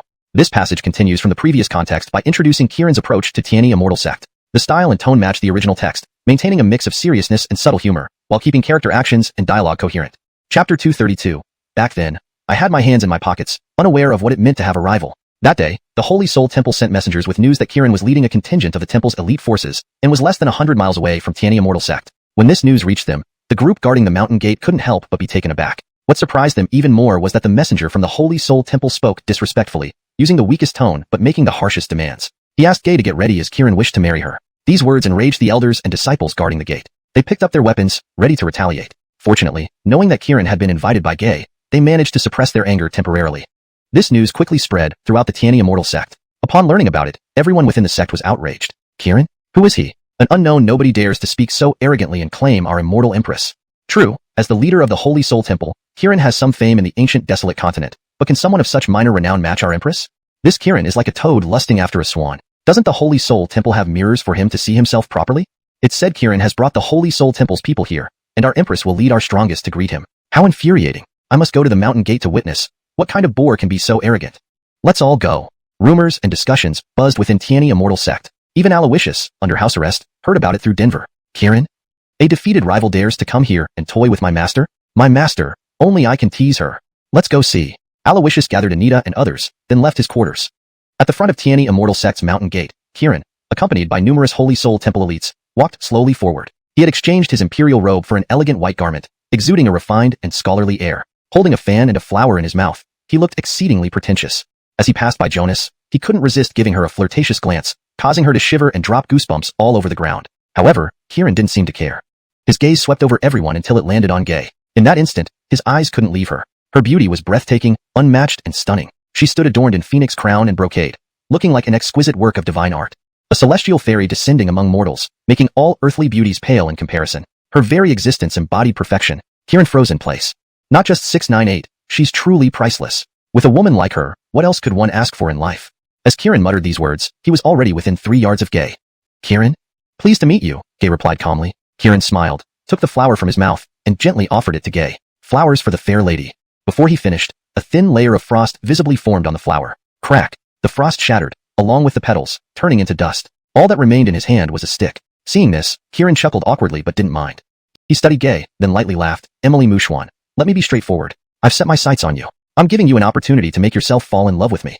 With a confident smile, his words dripped with arrogance. Upon hearing this, Gay's brows furrowed. Though she hadn't interacted with Kieran before, she had heard evaluations of him from other experts. They said he was a ruthless hero with immense ambition who, if given the chance, would overthrow the entire ancient, desolate continent. But his current behavior, a ruthless hero? The onlookers either showed fury or disdain. None gave him a good face. Unmoved by this, Kieran continued with a smile. What? Embarrassed to show affection in front of so many people? As an Emily, you should learn to be proactive and seize happiness. Though I've seen countless women, I always treat any woman with just one glance. But you are special. I can be more patient with you. I've given you this chance, so grasp it well. Don't misinterpret my kindness as weakness. Hearing this, not only did the crowd of Tiani Immortal Sect react oddly, even the Holy Soul Temple elites winced inwardly. What a humiliation. Jonas watched, feeling somewhat guilty. But, if he hadn't shifted his attention to the Empress, I'd be the one tangled with this creep now. She thought to herself. Despite her sense of duty, it wasn't excessive. Gay, on the other hand, was utterly amused by this audacity. Be proactive and not ungrateful? I wonder what qualifies you. She smiled helplessly. Kieran grinned arrogantly. What qualifies me? Allow me to tell you exactly why. I am naturally gifted, invincible since youth, undefeated in endless battles.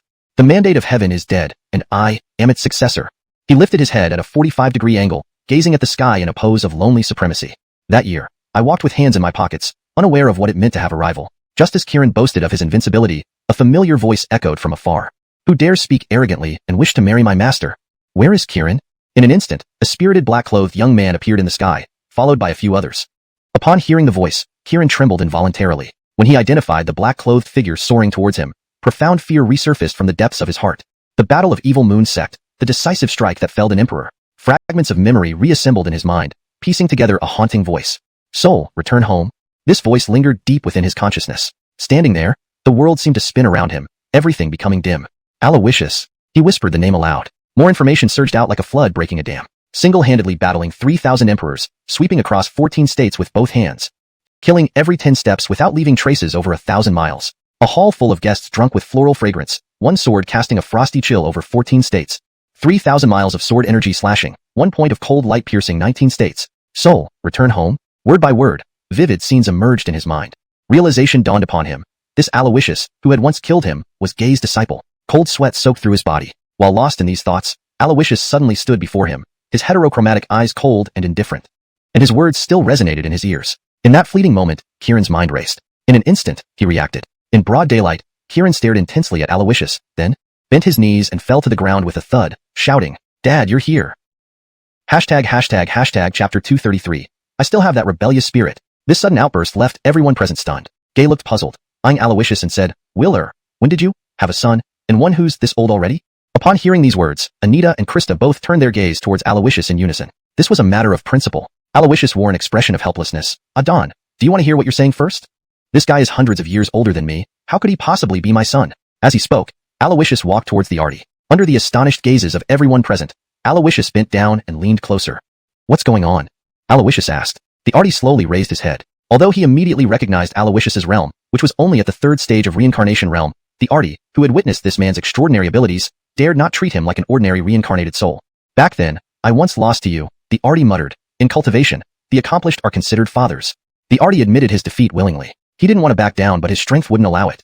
As the ancients said, one must die once to understand the true meaning of life. Artie thought, the ancients were right after all. Alawishus sighed in exasperation. I'm asking why Clear Cloud Supreme One is dead, yet you're not. With these words, the Artie glanced around and whispered into Alawishus's ear, competition. Hearing this, Alawishus understood everything. It not only explained why the Artie's divine soul hadn't been destroyed, but also clarified his actions in the celestial flame city long ago. Unfortunately, this young man was too inexperienced. If a fated child could be so easily killed, he wouldn't have spent days cultivating rigorously and living in fear. Directly dispatching powerful figures from Tiani Immortal Sect to sweep across the primal ancient continent, slaughtering anyone surnamed Lin, Xiao, Yi, or Shi without mercy would be much simpler. Anyone poor in youth could be transformed into someone respected in death, with no survivors. Even talented geniuses and well-known failures, along with any prodigies whose cultivation was ruined. Those who had their bones removed, souls stolen, worn green hats, and orphan children should not be spared. The Tang family mattered little. At most they could only reach low-level realms within the martial world. In places like the primal ancient continent, even reaching the peak of their cultivation would be equivalent to just a half-step into body-tempering realm. After such a massacre, life would be worry-free, filled with nothing but the joys of spring and autumn. This was the ideal life for every villain. Seemed like that's what the Artie did. He felt safe because Alawishus had been covering for him.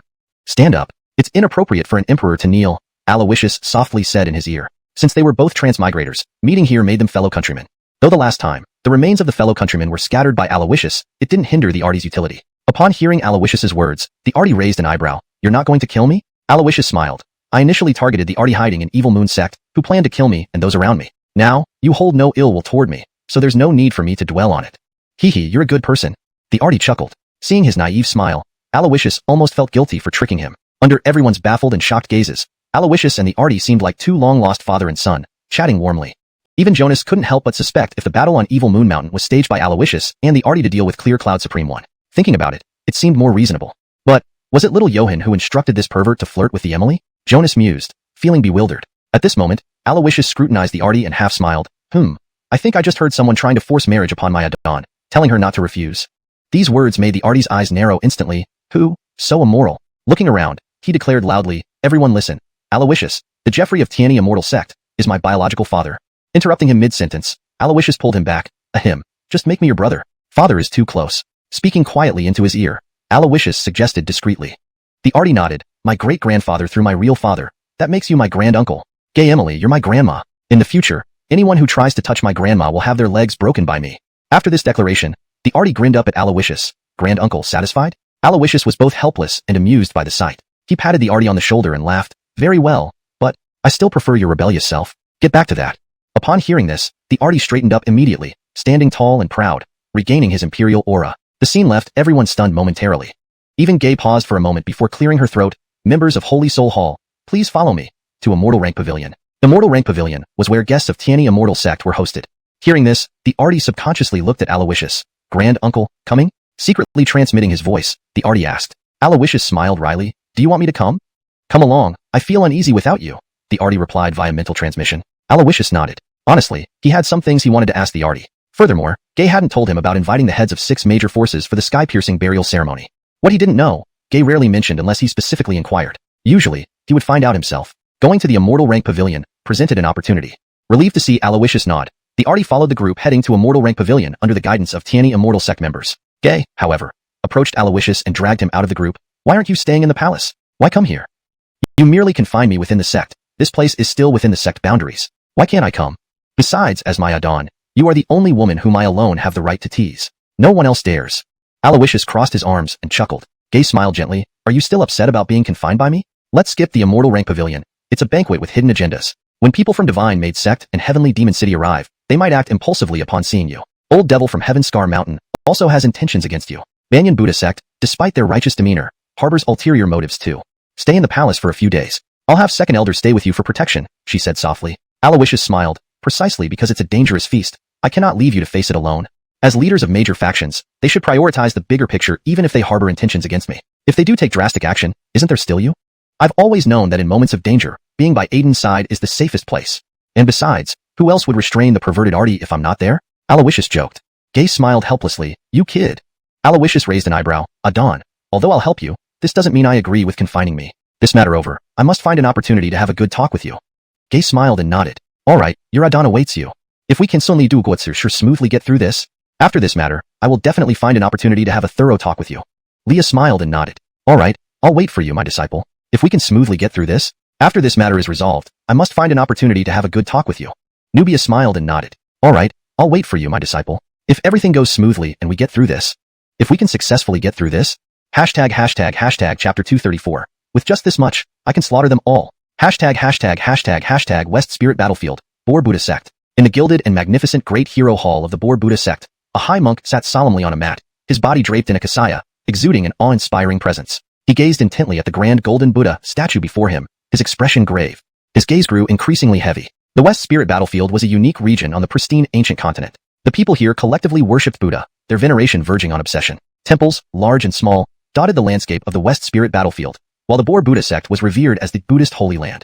Of course, there were those who did not believe in these so-called Buddhas, but their fates were predictable. Either they would be enlightened by the high monks or delivered to nirvana by warrior monks. In short, the high monks were exceptionally adept at resolving such issues. If problems couldn't be solved, the problem makers could be eliminated. Under the leadership of the Bor Buddha sect, the entire West Spirit Battlefield thrived. At least, that was the surface appearance. At this moment, the holy monk in the Great Hero Hall looked deep in thought. Earlier, someone from the Heavenly Unity Immortal sect informed me of something important concerning the Eastern Fairy Realm. Emily Rhonda wishes to discuss matters with me. I wonder if it's because what you did here at the Bor Buddha sect has been discovered, he pondered aloud, clasping his hands together and closing his eyes, speaking in a serious tone. Huh, so you're afraid? Regretting bringing me back? Suddenly, a familiar voice came from behind the Buddha statue. As the voice echoed, a white-robed elder with a sage-like demeanor emerged from behind the statue. If Alawishus and company were here, they would immediately recognize this long-lost Yuan. Upon hearing this, the monk chuckled softly. Umitba, to save a life is better than building 7 pagodas. My actions are rooted in compassion. How can there be any regret? However, the one who ties the bell must also untie it. If you truly have deep enmity with the Heavenly Unity Immortal sect, I, as a recluse, cannot openly protect you. As he spoke, the monk clasped his hands together, his face radiating benevolence. Yet, to the Yuan, his words were laced with sarcasm. He stepped forward, inspecting the monk, and scoffed. Compassion? Ha, seeing your actions these past few days, if not for your human skin, you wouldn't seem human at all. It seems the legends about the degenerate era are true, the Yuan said with a light laugh. The monk raised an eyebrow. The degenerate era? Ha, please elaborate, the monk invited. The Yuan sneered. No need to bother. If you fear the Heavenly Unity Immortal sect and dare not stand against them, feel free to hand me over to Luo Jemima. But if you do, you will never unlock the secrets of eternal life and will never become a true God. Your Buddhist heart will forever be overshadowed by Luo Jemima. A lifetime of practicing Buddhism will ultimately end in dust. As for the rebirth and reincarnation spoken of in Buddhist teachings, you can't really think that's true, can you? The Yuan's cold laughter lingered. The monk fell silent for a moment before slowly rising and walking toward the entrance of the Great Hero Hall. As he reached the door, he stopped and glanced sideways at the Yuan. How long will it take to complete what you call eternity? The monk asked gravely. With the help of the millions of sentient beings you promised, at most 20 years, the Yuan replied calmly. The monk fell silent again, then his gaze sharpened. I will give you 10 million sentient beings in 5 years. If you cannot grant me eternal life within that time, even without Luo Jemima, I will cast you into the merit pond to become part of our Bor Buddha sect's collective merit. You should know well that monks do not lie. I, the Halston, always keep my word. With that, the monk waved his hand, and his kasaya fluttered, revealing a shimmering golden battle armor beneath. He was none other than the supreme ruler of the Bor Buddha sect, the Halston. As he left the Great Hero Hall, numerous saints, arhats, and powerful figures had already gathered outside, waiting. Set out for the Heavenly Unity Immortal sect, the Halston ordered coldly, his eyes darkening. ##### Heavenly Unity Immortal sect, Immortal Quality Pavilion. Everyone took their seats, and Austin moved closer to Alawishus. The two covertly exchanged whispers, sharing insights on their experiences. When Alawishus learned that Austin was living the kind of life he once dreamed of, his brow furrowed slightly. Tisk, why do I have to live in constant fear while this guy gets to indulge himself? No, I need to put some pressure on him. Thinking thus, Alawishus patted Austin's shoulder with a look of helplessness. This world isn't as simple as you think. Children of destiny aren't just limited to Alfonso. Moreover, Alfonso is relatively safe among them. Many unexpected children of destiny are quietly rising. One day, you might wake up to find a child of destiny's blade at your throat. Any grand reason can become an excuse for them to annihilate you. Alawishus sighed lightly as he spoke. Austin frowned. How do you know this? Alawishus smiled. 3 children of destiny have died by my hand. Also, there's an important matter. The Alfonso you care most about is still alive. Hearing this, Austin trembled involuntarily. His expression turned serious as he sized up Alawishus. Where is Alfonso? I'll kill him now to eliminate future troubles. But Alawishus shook his head. If it were that easy for you to kill him, he wouldn't be called a child of destiny. And without absolute confidence in exterminating them, never provoke a child of destiny. Otherwise, it will be like failing to kill a snake, only to suffer its revenge. However, Alfonso owes me a favor. If he ever crosses you, I can mediate. Alawishus chuckled. Austin couldn't help smiling. Hee hee, you're the best, boss. Alawishus laughed and waved his hand. Don't mention it. Later, when everyone arrives, just support me to calm down those old monsters. Austin hesitated. Boss, you're putting me in a tough spot. Since I became the head of the Sacred Soul Hall, I've always avoided entanglements. If I choose sides this time, I won't have peace afterward. This matter, you've got the wrong person.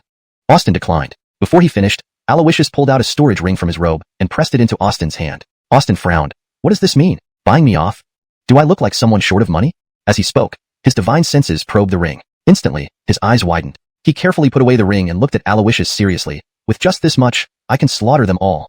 Relax, boss. You'll see what real value looks like. Just as they spoke, figures began entering the immortal quality pavilion. Sharp gazes immediately focused on Alawishus.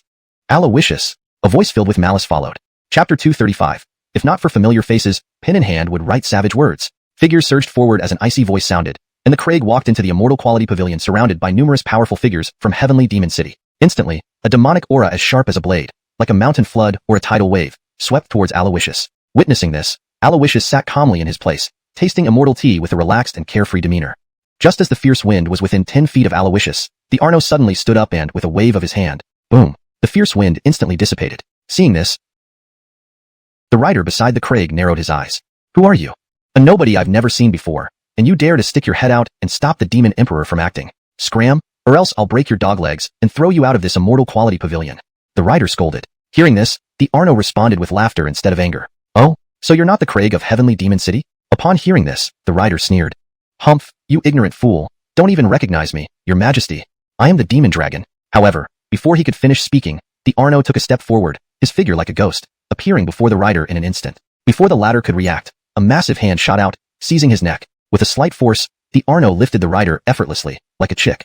An indescribable sense of suffocation instantly changed the rider's expression. Meanwhile, the Arno chuckled. Heh, I don't care who you are. Since you're not the Craig, just a lackey, you dare to shout at me. I'm usually a very democratic person. Even a dog can choose its own punishment. Since you said it, let me fulfill your wish. With that, the Arno flung the rider aside with one swing. Then, he punched him. Boom. A fist of force struck the rider's legs. The sound of bones cracking resounded shockingly. After the rider fell to the ground, the Arno kicked him out of the immortal quality pavilion. The movements were fluid and practiced. Even the Craig didn't react in time. It wasn't until the screams of the rider rang out that the Craig's gaze landed on the Arno, narrowing his eyes. And who are you, daring to oppress my subordinate? As they say, beating a dog should consider the owner. What you did is clearly showing no respect for our heavenly demon city, the Craig said gravely. The Arno smirked disdainfully. Heavenly demon city? Just a bunch of beasts. Since you aren't of my kind, why should I care? The best place for you isn't in anyone's sight, but on plates on grills in my stomach. The Arno laughed lightly. You. Enraged, the Craig struck out with a palm. Instantly, a fierce wind surged, accompanied by dragon roars. The Arno countered with a raised fist. Boom. Palm met fist, and both powerhouses involuntarily retreated several steps. The immense force sent shockwaves rippling, causing the ground beneath them to crack instantly. After exchanging blows, neither had the upper hand. But just as they prepared to clash again, a sapphire-colored sword descended from the sky and landed between them. The sword's aura separated their forces entirely. From nearby, Gay gazed coldly at everyone. Her mere glance chilled both the Arno and the Craig. This doesn't seem like the place for fighting in the immortal quality pavilion. Her eyes settled on the Craig. That strike was merely a warning. If you dare lay a hand on Will again, the next one will sever your head. Take your seats. As she spoke, Gay waved her jade-like hand, and the sapphire sword flew back to her side as if it had a mind of its own. Himph! The Craig flung his sleeves, angrily sitting down. Behind him, Alina led several strong figures from the divine Maid sect into the pavilion. Although they had graceful figures and charming looks, their gazes toward Alawishus were filled with coldness and disdain. Alawishus paid it no heed. The fall of Nikita Senioradon and the sealed news suggested their significant loss. Today, the divine Maid sect had little left to be arrogant about. Returning to Alawishus' side, the Arno leered at the alluring women from the divine Maid sect, exclaiming, only beauties can sway their forms, yet talented scholars can't write flowery words. If not for familiar faces, pen in hand would write savage words. Raising an eyebrow, Alawishus remarked, interested in them? Easy fix. If the divine Maid sect doesn't toe the line, you and I can team up to execute Alina and transform the entire sect into a branch of the Sacred Soul Hall in southern desolate immortal domain. Alawishus chuckled lightly. Hearing this, the Arno lit up. Buddy, I think they're already being disobedient. I'll execute Alina now. Cough. It's too pitiful to execute her. Imprison her instead? The Arno couldn't help laughing. Alawishus sighed. Not the right time. I'll inform you when the timing is ripe. Persuaded, the Arno nodded reluctantly. Their interaction deeply annoyed the observers from the Divine Maid sect. Leader, as expected, the Arno has close ties with Alawishus. The Supreme Elder's death was most likely. One of the sect's strong figures whispered to Alina. She narrowed her eyes. I've long suspected their evil intentions. They are despicable and vicious, cut from the same cloth. I will avenge this 100-fold. She clenched her teeth and vowed silently. Despite the surface calm in the immortal quality pavilion, tension quietly swirled beneath. Alawishus chose to remain aloof. Amidst the suppressed atmosphere and intense gazes, a jovial laugh broke through. Haha, this old man roams the ancient wastelands and finally visits the Tiani immortal sect. Lavish, majestic, it rivals the palaces of immortals. Where's Gay? Isn't it high time you brought your titular apprentice here to welcome me, old immortal shinny? His boisterous laughter reverberated, bringing forth an oppressive aura that rippled across the immortal quality pavilion. Two figures appeared in the distance. One was Barton, the Dark Hall's master, alongside Justine. The other was an unfamiliar stranger with an unrestrained, free-spirited manner. Clad in black robes, with white hair and blood-red eyes, his every movement stirred surrounding dark mists. Evidently a great demon. Without doubt, this must be the legendary Andrew from Tianheng Mountain. He had single-handedly elevated Tianheng Mountain's status among the 6 great powers and split the Dark Hall's territory in the mixed North Mystic Demon realm. His strength rivaled Gay's prime. Yet, it seemed his visit was somehow aimed at him. Just as Alawishus pondered, Barton and Andrew, guided by Tiani immortal sect members, entered the immortal quality pavilion. Immediately, Shinny's eyes locked onto Alawishus. He approached him slowly, drawing stares from others. Seeing this, the people from Heavenly Demon City and Divine Maid sect couldn't hide their schadenfreude. This old demon, though they had never met him, had heard of his notorious and fearsome reputation. He was a lawless existence who did not follow any rules. Even in front of Gay, he might very well kill Alawishus with a single palm strike. And just at this moment, if I'm not mistaken, you are Gay's titular but incompetent disciple, Alawishus. The Dalton smiled as he raised his hand toward Alawishus. Suddenly, a large hand emerged out of nowhere, seizing the Dalton's wrist. Startled, the Dalton followed the arm to see its owner. He found Jace staring at him with icy eyes. Then, Jace raised an eyebrow. Old man, are you that good at fighting? As these words rang out, the Dalton's gaze turned instantly cold. Chapter 236. With your thick eyebrows and big eyes, you became a traitor too. Legends say that demons are free-spirited, unshackled by mortal rules, living life as they please. Similarly, they are known for their unpredictable tempers. Yarden the ancient demon was considered by everyone on the desolate ancient continent to be the closest to an actual demon. Perhaps his personality matched the legends of demons. Kieran's actions immediately chilled Yarden's previously engaged eyes. At this moment, Yarden the ancient demon cast a cold glance at Kieran. Who are you? Do you know what befell the last person who ruined my mood? Yarden the ancient demon chuckled coldly. Hearing this, Kieran sneered. Old man, are you good at fighting? What good is being good at fighting? In this world, one needs connections and a strong background. Who do you think you are? Kieran said with arrogance and disdain. Yarden the ancient demon's gaze darkened. I am Yarden the immortal from Mount Tianhen in the Biming demon realm. Kieran laughed upon hearing this. Yarden the immortal? Never heard of him. All I've heard is that there's a very arrogant Yarden the ancient demon on Mount Tianhen in the Biming demon realm. What's your relation to him? Kieran asked. Upon hearing this, Yarden the ancient demon curled his lips. You're not uninformed, just a little foolish. This time, I seek Alawishus. It has nothing to do with you all. Besides, this is T immortal sect's territory. I don't wish to act rashly before their host. Stand aside. We'll settle our accounts after Nubia's matters conclude. As he spoke, Yarden the ancient demon waved his hand, sending out terrifying power trying to push back Kieran. However, Kieran resisted the force and stood firm. The person you're looking for doesn't want to talk to you right now. His affairs are my concerns. Just like you, I also don't want to start a fight here at the Immortal Quality Pavilion. Old man, know your place, don't force me to slap you. Kieran said solemnly. Upon hearing these words, Yarden the ancient demon fell silent for a moment before. Ha ha ha ha. A sudden mad laughter echoed within the Immortal Quality Pavilion. In the next instant, without warning, demonic mist surged from Yarden the ancient demon's body. An icy aura, like a dragon, lunged toward Kieran. Seeing this, Kieran's expression changed. He instantly crossed his arms defensively. Boom. A tremendous explosion. Kieran was pushed back several steps, black mist escaping from his arms. He looked somewhat disheveled. But when Kieran's gaze met Alawishus's, his hesitance turned into resolute determination. Old fool, provoked. Daunting to start here, let's go then. Kieran charged forward. Humph, seeking death, huh? Yarden the ancient demon sneered, launching a punch that enveloped in demonic mist. Kieran, undaunted, punched back. Thunderclap. The clash sent ripples of mist and energy tearing apart nearby tables. Seeing this, Kieran narrowed his eyes. Damn old man, you broke something. Yarden the ancient demon snorted. Ha, you can afford to pay for it. Again. With that, they clashed once more. Two supreme experts fought inside the Immortal Quality Pavilion with utmost restraint. Their combat involved only basic punches and kicks without utilizing martial techniques or divine powers. Otherwise, a single move from an Emperor-level expert could demolish the entire Immortal Quality Pavilion. Within moments, Kieran started to fall behind. This wasn't due to inferior strength but rather because he was simply too weak in close-quarters combat. Using divine artifacts or magic might have been better. Suppressing everything, relying on fist-to-fist battles exposed his weaknesses. Just as Kieran was about to lose, Lionel, who had been standing nearby, stepped forward between them. In an instant, he drew a short sword, blocking Yarden's attack. Yarden the ancient demon narrowed his eyes. Lionel, what are you doing? While we may compete openly or covertly, fundamentally, we belong to the Biming demon realm. Now in the Dongxian domain, even if you choose not to help me, why turn against me and aid an outsider? Have you been corrupted by greed? Yarden the ancient demon frowned in confusion. Lionel's gaze shifted between Yarden and Nubia. After a moment, he pointed awkwardly at Nubia and smiled. Well, benefactor. These words enraged Yarden the ancient demon. Unbelievable. Lionel, with your thick eyebrows and big eyes, you too have become a traitor. Yarden gritted his teeth, full of helpless frustration. However, he did not continue fighting. Everyone present was a renowned powerhouse on the desolate ancient continent, and although there might be slight gaps in strength, none were overwhelmingly powerful. Even Yarden the ancient demon feared a duo like Kieran and Lionel combined, ensuring certain defeat. Moreover, Nubia stood nearby, her cold gaze accompanied by a radiant blue sword, ready to strike at any moment. Stopping now would save face. Continuing further would only lose dignity. Understanding this, Yarden forced a smile and calmly sat down. With this interruption, the situation became clear. Clearly, Lionel had formed some arrangement with Nubia secretly. As for Kieran, it seemed his alliance with Alawishus aligned him with Immortal sect. No wonder Nubia dared to arrange this meeting. She was prepared, everyone thought. They rarely communicated among themselves and often fought individually. Once two factions secretly allied, they could control the situation. Three factions almost guaranteed success. Now, 6 major forces gathered, leaving only the Banya Buddhist sect outstanding. Alawishus felt neutral towards the West Spirit combat domain, neither admiration nor disgust. With Kieran and Lionel on board, supporting Nubia, Alawishus felt assured. From now on, things were beyond his control. Thus, Alawishus abruptly rose, breaking the silence. Adon, I suddenly remembered urgent matters to attend to. I won't disturb anyone further. I take my leave. As he spoke, Alawishus patted Kieran's shoulder, signaling him before heading outside. However, just as Alawishus reached the Immortal Quality Pavilion entrance, a monk draped in a treasure kasaya, clad in regal golden armor, approached surrounded by senior monks. It was the Banya Buddhist sect. Their leader appeared as a monk, but exuded an undeniable noble presence. The leader of Banya Buddhist sect, the Wilbur.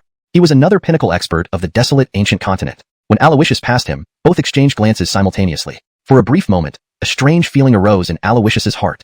Chapter 237. You are a big tree, and I just want to knock you down. Alawishus walked out of the Immortal Quality Pavilion in a daze. The peculiar sensation he felt when brushing past the Western Heavenly Carter lingered, gnawing at his thoughts. This feeling, it seems like I've felt it from someone before. Alawishus muttered to himself. However, he was certain that this was the first time he had met the Western Heavenly Carter. So, where did this peculiar feeling come from? As Alawishus pondered, a column of multicolored flames shot up into the sky in the distance. When the fiery glow pierced the heavens and merged into the void, auspicious clouds of 5 colors appeared, enveloping a large portion of the sky. A massive phoenix silhouette flickered between appearing and disappearing amidst these clouds. A majestic phenomenon unfolded, grand and awe-inspiring. Tammy has succeeded. Alawishus's eyes lit up instantly as he made his way toward the source of the firelight. At that moment, Tammy's eyes were slightly closed, her whole being bathed in the 7-colored divine fire. Her long black hair had turned into a radiant display of color. Now, she looked more delicate and spirited, like a celestial maiden descending from the heavens. Her slightly closed eyes and long eyelashes seemed draped in a light mist, naturally beautiful and strikingly captivating without any makeup. Dino gazed at Tammy, who was enwrapped in the 7-colored divine fire, with a look full of satisfaction. He nodded gently, then turned and left the palace. Just as he stepped out, he encountered Alawishus coming towards him. Elder Second, is Tammy done? Everything, all right? Alawishus asked. Tammy has successfully refined the Phoenix bloodline and fully unleashed the potential of the Holy Bloodline. From now on, her talent will be no less than yours. If you care for her, you must treat her well. Although I haven't spent much time with her, it's clear that this girl, despite her mischievousness, takes relationships seriously. Moreover, since both of you have consummated your marriage, you, as a man, must take responsibility and not let her down. Do you understand? Dino said calmly, looking steadily at Alawishus. Hearing this, Alawishus furrowed his brows. Elder Second, did Tammy tell you something these past few days? Don't believe whatever that girl says. Between her and me, nothing happened. Before Alawishus could finish explaining, Dino waved his hand to interrupt him. It doesn't matter whether anything happened or not. It's obvious that she relies heavily on you. Now that Everlasting City is destroyed and Elder Everlasting is missing, whether or not you want Tammy to know about it is up to you. But after this incident, besides your master, only you can be relied upon by her. And you are the person she wants most to rely on. Don't let her down at this crucial moment. If you're ready to take responsibility for her, go in now. If not, wait outside until she comes out. With that, Dino patted Alawishus on the shoulder and hurriedly walked past him. Seemingly preoccupied with something important, Alawishus turned back and asked, Elder Second, where are you in such a hurry to go? Dino, facing away, waved his hand, Immortal Quality Pavilion. Your master is injured but managed to support such a significant event alone. I should go to the Immortal Quality Pavilion to see if anyone needs help, and if so, I can handle it for him. With those words, Dino left without turning back. After he disappeared into the distance, Alawishus glanced up at the palace shrouded in divine light and sighed, smiling. Elder Second always seems quiet, but unexpectedly cares deeply about my master during critical times. Could he possibly have feelings for my master?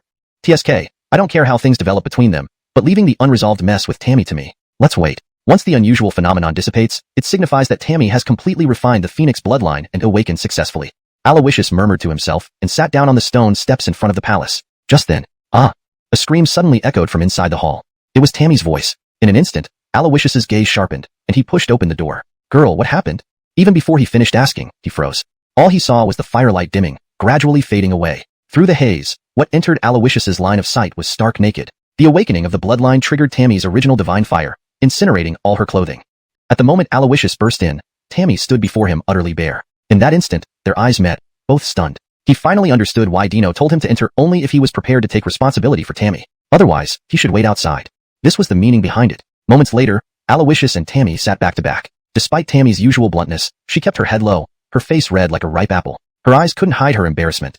Meanwhile, although Alawishus appeared calm, the intense scene had imprinted itself vividly in his mind, unable to fade away. He hadn't expected this. Despite her young age, Tammy's figure looked even better naked than in clothes. Such beauty was truly a rarity. However, the atmosphere between them grew increasingly awkward as they sat there in silence. Suddenly, Alawishus stood up and spoke. Since you're fine, I should return.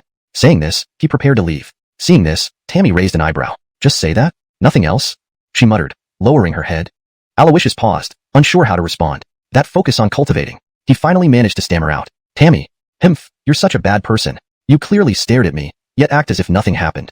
Shouldn't men apologize in situations like this? You really are a bad person. Tammy glared at him angrily. Alawishus shrugged, somewhat helpless. I intended to wait outside but rushed in when I heard your scream. I was concerned. Ultimately, it was your scream that caught my attention. Alawishus started rationalizing. Tammy pursed her lips. That's because the dress I loved the most from Everlasting City got burned. And you, Adon brother, seem to be avoiding everything. Tammy mumbled under her breath. Avoiding? I, Alawishus, have always been honest and courageous. Why would I avoid anything? Alawishus laughed lightly. Well then, Adon brother, you have to take responsibility for me. Not just today, but also since our time in Everlasting City. Tammy lowered her head, blushing slightly as she continued. Everlasting City. What a misunderstanding. All thanks to Basil. Seeing Alawishus hesitating, Tammy frowned slightly. Adon brother, do you not want to take responsibility for me? What does that make me in your eyes? Tammy questioned. In my eyes, you are a big tree, Alawishus replied casually. What do you mean? Tammy asked, puzzled. I just want to knock you down. Alawishus chuckled. Annoying. Tammy grumbled and lunged into Alawishus's arms. Suddenly, Alawishus's eyes sharpened again. This aura. Chapter 238. Under the great willow tree, the six-layered vast wasteland tower. The moment Kieran embraced Alawishus, the latter instantly sensed a familiar aura. A long-standing puzzle in Alawishus's heart suddenly became clear. Just a moment ago, as he left Immortal Quality Pavilion, he felt an eerie presence around Carver that now seemed eerily similar to what he was sensing from Kieran. This aura didn't originate from them but suggested they had both come into contact with the same person, the Hymen of the City of Eternity. This aura comes from the Hymen. Alawishus's thoughts clarified instantly. When he first arrived at the Eternal Divine Mountain and met the mysterious old man, though it was their first encounter, Alawishus felt a deeply familiar presence from him. Even when he asked others, including Gay, no one else detected it. Only Alawishus remained unusually sensitive to the Hymen's aura. This feeling can't be wrong. These monks have had contact with the Hymen. Alawishus thought to himself, but he was uncertain if Carver and his group merely encountered the Hymen like Kieran did, or if there was something more sinister connecting them. Looks like I'll need to confirm this with those monks after Adon finishes at Immortal Quality Pavilion. Alawishus muttered softly. Senior brother, what are you muttering about? Kieran tilted her head and asked. Alawishus smiled. Nothing. You've just refined the Phoenix bloodline, so you need time to consolidate your gains. While the signs are still present, you might have a chance to enter an enlightenment state. Go ahead and meditate, Alawishus advised. Kieran nodded obediently. But, I hope senior brother can accompany me while I meditate. If you don't have anything else to do, of course, she added, hugging his arm tightly. Hearing this, Alawishus instinctively glanced toward Immortal Quality Pavilion. With immortal sects experts gathered there, and supported by Kieran and the Dark Palace Adon, Gay could handle the pressure. Moreover, Alawishus had already done his part by disrupting the situation. He wasn't needed there anymore until the end. Fine, let me stay with little Kieran. It might as well be my way of resolving karma from the Hymen for Adon, Alawishus thought inwardly. After all, Gay nearly fell to the Hymen, likely due to some karmic entanglement. Recalling this, Alawishus pinched Kieran's cheeks playfully and said with a smile, I'll meditate with you, but don't get distracted because I'm here. If I notice you're not focused, I'll leave immediately. Kieran beamed. Understood, senior brother. Seeing her radiant smile, Alawishus couldn't help but smile too. Actually, the girl was quite delightful when she wasn't acting strange. Whether out of indulgence or due to karmic connections, Alawishus casually retrieved 2 blood bodhi fruits from his storage ring and placed them in Kieran's hand. Immediately, Kieran's brows furrowed slightly as she looked at him strangely. Alawishus chuckled awkwardly. Don't look at me like that. Blood bodhi fruits are precious, and I don't have many left. These 2 will greatly benefit your cultivation. Use them wisely. This was indeed true. Though Alawishus initially had over 100 blood bodhi fruits, he gave 70% to Gay. The remainder were distributed or used up, leaving only about a dozen in his possession. Giving 2 to Kiera was quite generous. Kiera nodded eagerly, her eyes glistening with unshed tears. I know blood bodhi is an ancient spiritual treasure, incredibly rare. 1 fruit grants boundless fortune. Why are you suddenly so kind to me, senior brother? Are you planning to do something outrageous to me? Trying to win me over before then? If it's you, senior brother, I'd accept any extreme gesture, she said emotionally. Her words shattered the warm ambience. Expecting normal behavior from Kiera was like expecting the sun to rise in the west. Expecting normal behavior from Kiera was like expecting the sun to rise in the west. Hurry up and meditate, Alawishus urged irritably. Then, after we finish meditating, Kiera's tear-filled eyes gleamed with anticipation. Alawishus glared at her. 1 more nonsensical word, and you give the fruits back. Kiera stuck out her tongue. Hee, not on your life. All right, senior brother, no more teasing. I'll meditate now. You better keep up. Don't let me surpass you, she said before consuming 1 blood bodhi fruit and sitting down in meditation. Instantly, her body was enveloped in radiant red light, signaling the onset of an enlightening aura. Nearby, Alawishus watched, sighing inwardly. Is this girl just pretending to act odd to ease the awkwardness between us? Still, she's right about one thing. We mustn't slack off in our cultivation. Though it's been a while since encountering a lucky protagonist, potential dangers always linger. As he pondered, Alawishus placed his hand on his chest where his sovereign bone faintly throbbed. In the vast wasteland region, within the human territories. Under a massive yet nearly withered willow tree, its few remaining green branches swayed gently, casting patches of verdant light. Sitting beneath the tree, a figure in white with a determined face and a lean build slowly opened his eyes. His gaze landed on the small tower before him, revealing both confusion and seriousness. The next instant, buzz. The small tower trembled and emitted a brilliant glow, accompanied by a powerful residual energy surge. It worked. Chandler's face lit up with joy, the heavy tension dissipating. He eagerly held the now 6-layered small tower in his hands, as if it were a treasure. This time, I helped you big time. You owe me at least 10 favors.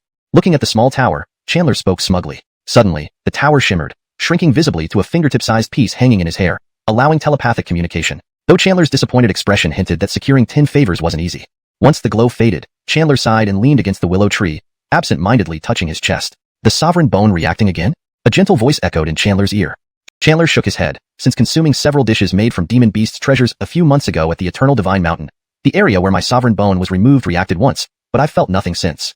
Is regenerating a sovereign bone even possible? Chandler asked. You already have your answer deep inside, the voice replied. Chandler, you're not just thinking about the sovereign bone, are you? The voice continued. Chandler smiled. You see through everything? Albert isn't his real name. He generously gifted 2 fragments of the vast wasteland tower, indicating he knows its value.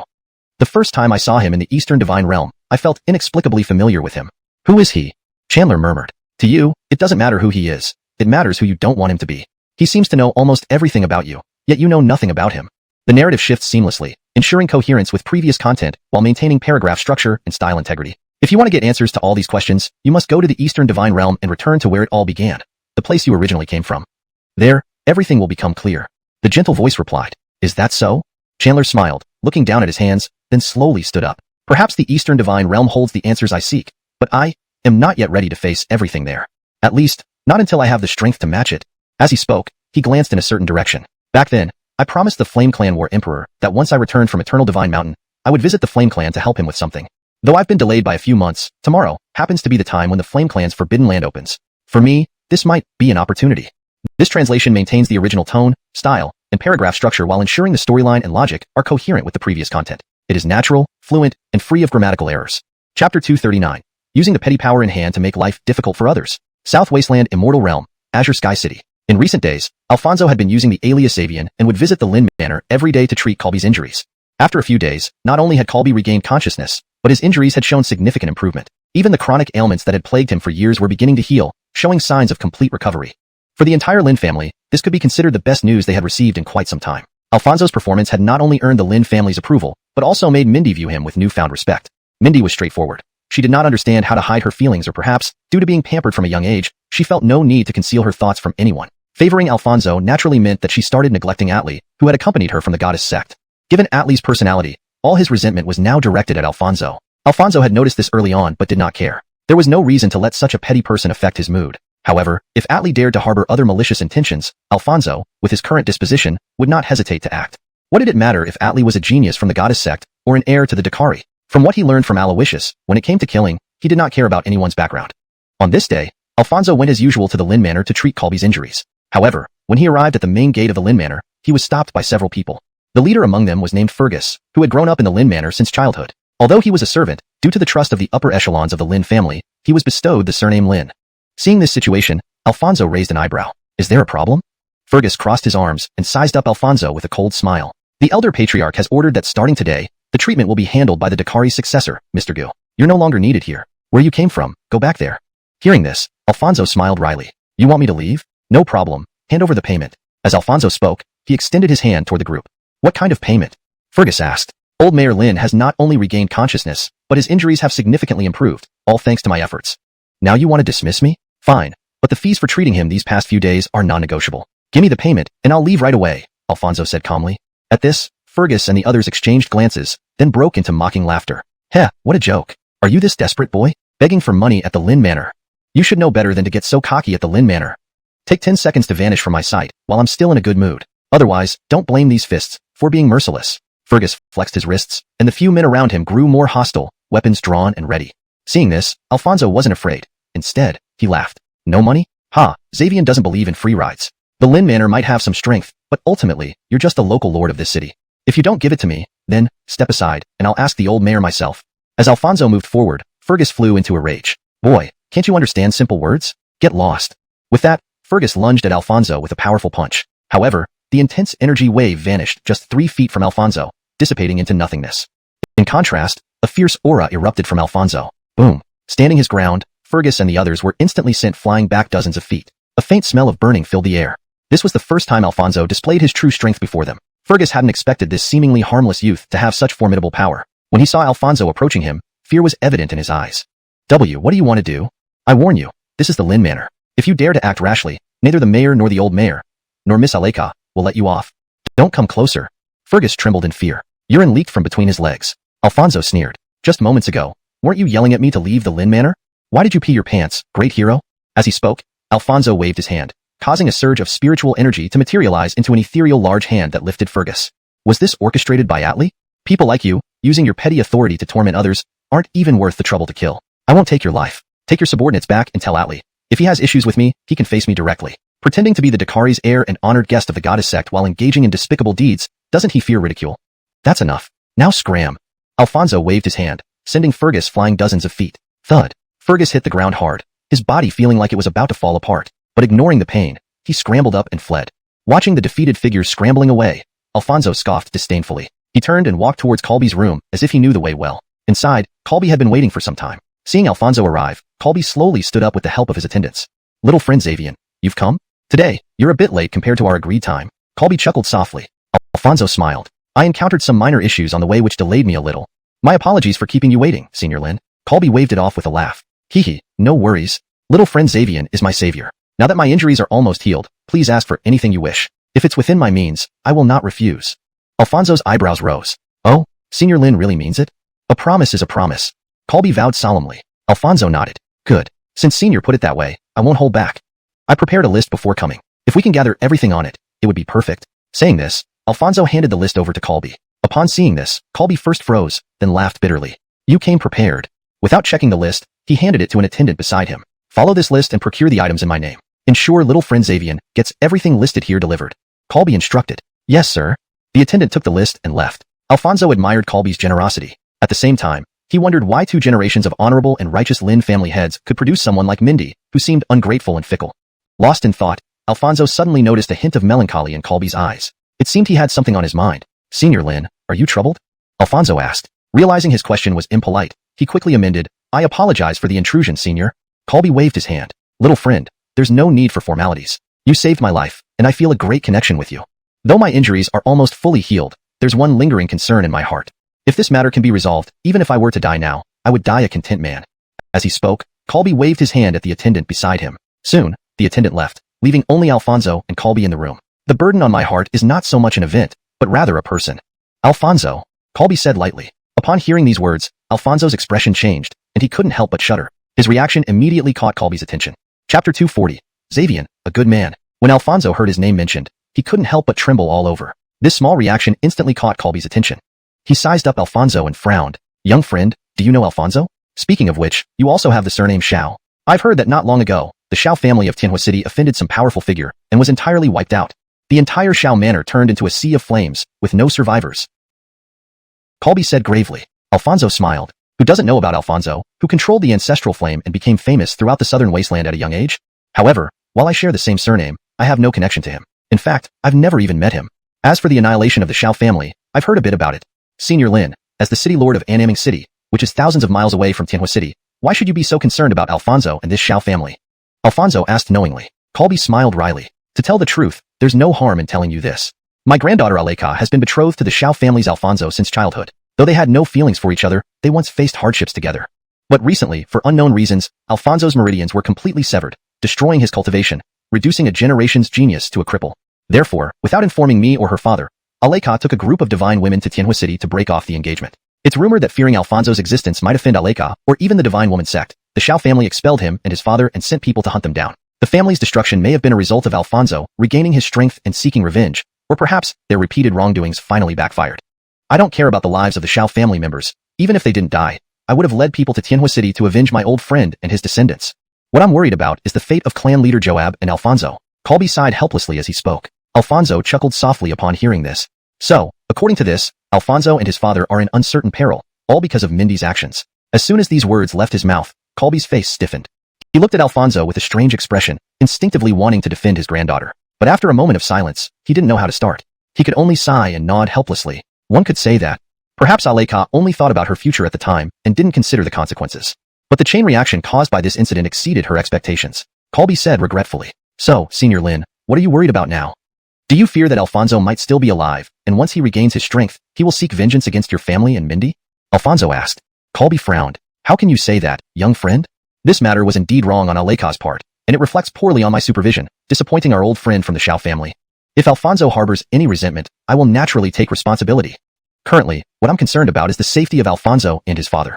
If something happens to them, after my death, I would be ashamed to face our old friends, Colby muttered, guilt covering his face. Such a reaction did not seem feigned.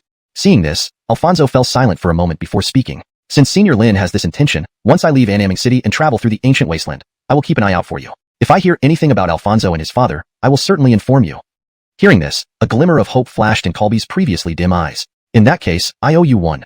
Colby said gratefully. A trifling matter, not worth mentioning. Senior Lin, let's start today's treatment. Alfonso laughed lightly. As he spoke, waves of emotion surged in his heart. Annihilation City, Lin Family Manor. The servant looked at the list written by Alfonso and drew a sharp breath. But since Colby gave orders, he dared not cut corners. Thus, after consulting the family head Aiden, he headed to the manor's storage, gathering materials as if moving house. At the same time, Aiden summoned Mindy. Seeing her father, Mindy raised an eyebrow. Father, is today the day the sun rises from the west? Ever since I came home, you and grandfather have always looked at me with disdain, never showing me any good color. Why are you taking the initiative to see me today? Mindy asked. Daughter, do you really not understand why your grandfather and I treated you like this? When you went to break off the engagement with Alfonso, you put him in a desperate situation. Now, Alfonso's life hangs by a thread, and you claim you won't marry anyone. I only have you as a daughter. Who will inherit Annihilation City if not you? Aiden said sternly. Father, your words hurt. Do you think your daughter can't shoulder the burden of the Lin family? Mindy retorted unhappily. Aiden sighed helplessly. Silly girl, you're the saintess of the divine woman sect and will one day lead it. You can't let the Lin family and Annihilation City hold you back. Hearing this, Mindy pouted. So, father, are you urging me to find someone to marry quickly, so he can take over the Lin family and Annihilation City? Not only is Adon just deceased, but I have no such thoughts right now. Even if I did, who in this world could match me? I don't want to sacrifice my happiness for the sake of family interests and spend a dreary life with someone I don't love. Mindy grumbled. Don't argue with me, child. There's an outstanding man near at hand. Your grandfather and I are very satisfied with him. It depends on whether you can grasp this opportunity. Aiden laughed lightly. Hearing this, Mindy furrowed her eyebrows. Are you talking about Atli? Aiden rolled his eyes. That boy is just a showpiece, relying on his master's reputation. He has no true talent. I'm talking about Xavian. Aiden stated bluntly. At the mention of Xavian, Mindy shuddered slightly, her expression becoming awkward. When she first saw this Xavian, she felt an inexplicable familiarity. A fiery aura and dressed in black. It seemed as if two figures merged into one person. Not far away, Aiden noticed Mindy's reaction and grinned. I'm just giving you a suggestion. Relationships are personal matters that no one can force you into. How you handle it is up to you. Here, take this. Saying this, Aiden handed Mindy a storage ring and a list. Mindy examined these items, frowning. Father, what are these? Xavian cured grandfather's injuries. This is the payment he demanded. Aiden said bitterly. Upon hearing this, Mindy's face showed hesitation. So many things. He seems quite proper yet asks for an exorbitant price. Wait, father, the items in the storage ring exceed what's listed on the list. Mindy questioned curiously. Aiden smiled. Can one put a price on your grandfather's life? Xavian is an honorable person. If he's asking for more, it's likely he needs resources for cultivation. Give him extra to befriend him. It's also an investment. Let you be the good person. Saying this, Aiden slowly stood up with a mysterious smile. Girl, I have created this opportunity for you. How you grasp it is up to you. As he finished speaking, Aiden walked past her and slowly departed. Mindy, looking at the items in her hand, couldn't help but fall into deep thought. Hashtag chapter 241. Using your family's resources to grow stronger and then beat you. An hour passed in the blink of an eye. Alfonso bid farewell to Colby and left the room. As he stepped out of the courtyard where Colby resided, a familiar figure was leaning against the wall, blocking his path. It was Mindy. Alfonso didn't wish to have much interaction with Mindy. After giving her a slight nod, he intended to leave. However, since Mindy had been waiting for him here, she wasn't about to let him go so easily. Stop, Mindy lightly commanded, then swiftly drew 2 fingers across the air in front of her. In an instant, a sword aura slashed through the ground before Alfonso, leaving a deep mark. 6th stage life-death realm. Alfonso's eyes narrowed slightly as he became alert. It seemed that after returning from Eternal Life Divine Mountain, despite facing repeated setbacks, it only fueled Mindy's determination. In just a few short months, her cultivation has improved this much. Even if his current strength had returned to its peak, Alfonso knew he still wouldn't be a match for Mindy. The 3-year agreement is a heavy responsibility and a long journey. Not far away, seeing Alfonso momentarily lost in thought, Mindy couldn't help but feel smug. So, are you intimidated by my power? Did you think I was just a pretty face with no substance from the moment you first saw me? Let me tell you, besides being the legitimate daughter of the Lin family, I am also the holy maiden of the divine maiden sect. If I wanted to deal with you, I'd only need to lift a finger. How does that make you feel? Scared? Mindy chuckled lightly, but Alfonso paid no attention to her boasting. Do you need something? Alfonso asked without turning back. Seeing this, Mindy frowned slightly and quickly followed him. Hey, what kind of attitude is that? I, the holy maiden, am lowering myself to get to know you. Don't misunderstand my kindness, Mindy said with dissatisfaction. Alfonso responded with a faint smile.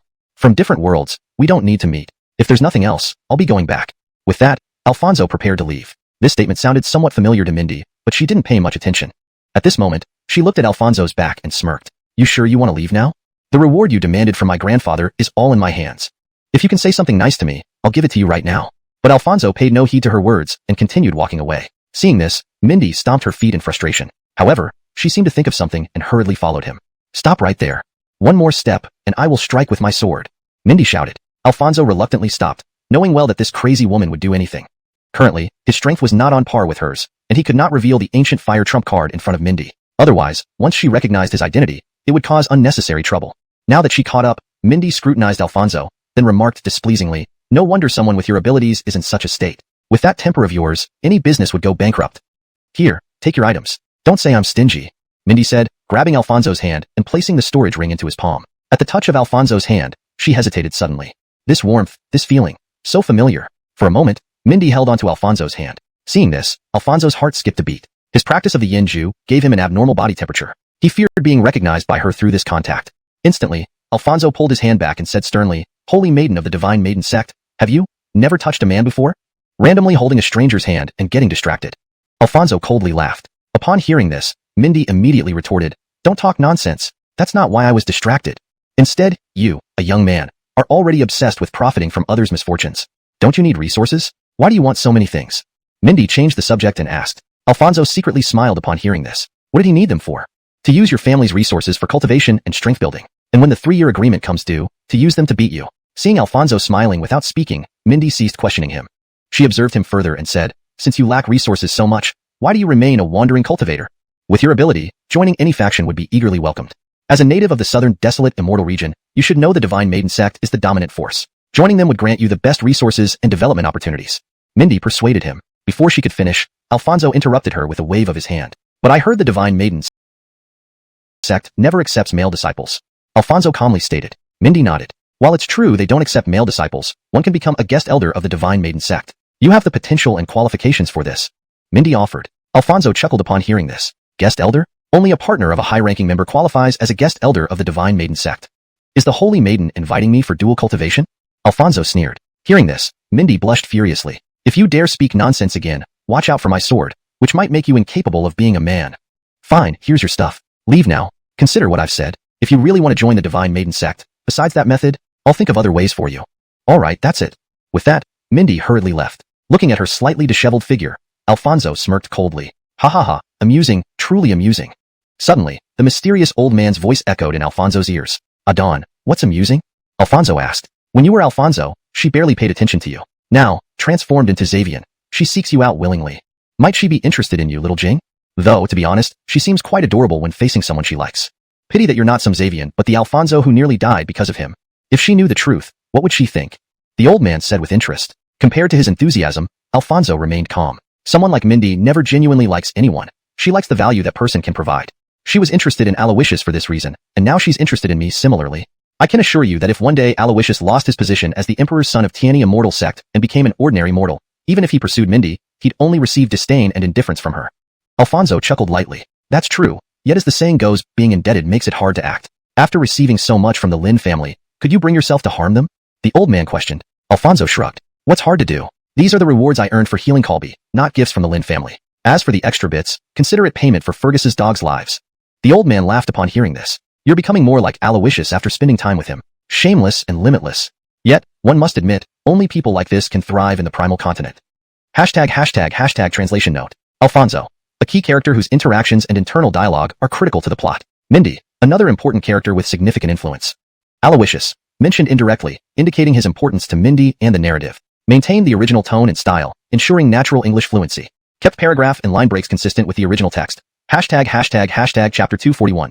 Using your family's resources to grow stronger and then beat you. By the way, Alfonsozi, let me remind you that even though the Lin family is giving quite a bit this time, it's still only enough for you to restore your cultivation to the divine martial realm. You just saw that Mindy has already reached the 6th stage of life-death realm. To catch up with her, the resources required will be astronomical. The mysterious old man reminded him. Alfonso smiled. No problem. Very soon, someone will send us another large batch of resources. With that, Alfonso walked out of the Lin residence's gate and disappeared into the bustling streets of Annaming City. At the same moment, a pair of eyes lurking in the shadows narrowed slightly. A chilling killing intent spread out. At Tiani immortal sect, in Tammy's palace. After meditating for an entire day and night, Tammy slowly opened her eyes. Her crimson pupils now gleamed with a deep, cold gaze. She appeared solemn, surveying her surroundings, as if she had transformed into a completely different person. After a moment, Tammy parted her red lips and murmured, "So, this Emily is still alive." #### translation notes. Alfonso, consistent character name usage. Mindy, maintained character names in Pinyin. Tammy, preserved the original stylized name. Divine martial realm, consistent with previous terminology. The translation maintains the original tone and style while ensuring natural English fluency. Kept paragraph and line breaks consistent with the original text. The storyline and logic are coherent with previous content. Chapter 242. This Emperor, Reborn. This Emperor has been reborn. Chapter 242. This Emperor, Reborn? In the Imperial Hall, Una looked around with a dazed expression. Her deep and icy beautiful eyes were filled with confusion. At this moment, she didn't look like a teenage girl at all, but rather like an ancient monster who had borrowed a body to live again. This Emperor is still alive. Kieran murmured to herself, but soon noticed something amiss. No, that's not right. This Emperor has clearly perished. But what is this? Rebirth? Kieran slightly lowered her head and examined her own body. The bewilderment and doubt in her eyes gradually faded away. Divine martial realm 8th tier. So weak. Kieran muttered under her breath. Just then, her mumbling caught Alawishus' attention. Kieran, are you done? Divine martial realm 8th tier. With the awakening of your bloodline and the power of the blood bodhi, you managed to break through 4 levels in one go. Impressive. No wonder you're my junior sister. Alawishus sized up Kieran and smiled approvingly. Under normal circumstances, Kieran would have eagerly embraced him upon hearing his praise. But this time, she remained abnormally calm. Now, just who are you, and why do you say, this Emperor is your junior sister? Kieran frowned deeply as she spoke. Alawishus stepped closer and placed his hand on her forehead. TSK, your forehead is warm, but your constitution is special. Normally, your body feels hot like a small furnace. At this temperature, it doesn't count as a fever. If you don't have a fever, why are you starting to babble? Alawishus slowly moved forward, pressing his forehead against hers. The moment their skins touched, Kieran's delicate body trembled. Cold and ruthless, her beautiful eyes shone fiercely. You despicable man, how dare you take liberties with this Emperor? Back off. Kieran's face turned cold as she raised her hand to slap Alawishus across the face. However, Alawishus sensed her movement the instant she acted, grabbing her wrist with lightning-fast reflexes. Raising his head, he observed Kieran's tightly clenched teeth and murderous glare, frowning. Why are you so fickle, little missy? You were saying one thing and now acting completely different. Before, you acted so obedient and sweet. Now that you're dressed, you don't recognize people anymore? Alawishus frowned. Upon hearing these words, Kieran felt both embarrassed and furious. Rogue, pervert, lecherous fool, tisk. When did this Emperor ever have such a relationship with you? What nonsense. How dare you ruin this Emperor's reputation? This Emperor won't let you off. With that, Kieran emitted an overwhelming surge of fiery spiritual energy. An especially mysterious aura began circulating around her, as if she were practicing an unseen powerful cultivation technique. Suddenly, divine flames erupted. Amidst the blazing inferno, a phoenix enveloped in flames materialized before everyone's eyes. The next moment, the flaming phoenix soared into the sky, setting the entire imperial palace ablaze. Kieran hovered midair, surrounded by divine flames, appearing as the ruler of all flames in existence. For disrespecting this Emperor, you shall be severely punished. Kieran gazed down at Alawishus from her elevated position, her icy eyes piercing. Seemingly gaining awareness, the fiery phoenix hovering in the sky opened its fiery eyes and dived from above, charging towards Alawishus. Intense heat waves swept over the ground, turning everything crimson. Facing this situation, Alawishus showed no fear in his eyes. He surveyed the surroundings and sighed in exasperation. You wasteful brat, your first act after breaking through was to burn your own home. Is there anyone more wasteful than you in this world? And as a junior sister, when speaking to your senior brother, you should show respect. Not knowing manners? Let me teach you what manners are. As he finished speaking, Alawishus waved his hand. Instantly, palm force surged upward like a blade. With a loud roar, the flaming phoenix disintegrated, turning into celestial flames that colored the sky red. Fire and wind swirled around, casting Alawishus's face in alternating light and shadow. Although Kieran had awakened her bloodline and seemed to enter an unknown powerful state, her realm was only divine martial realm 8th tier. In contrast, Alawishus was already a 3rd stage reincarnation realm expert. There was more than just one major realm gap between them. Kieran was born a sage, while Alawishus was born a supreme being. Even at the same level, Kieran might not be a match for Alawishus. Such an outcome was expected. As the fiery phoenix disintegrated and the flames dissipated, before Kieran could react, Alawishus took a step forward. Instantly, oppressive pressure descended.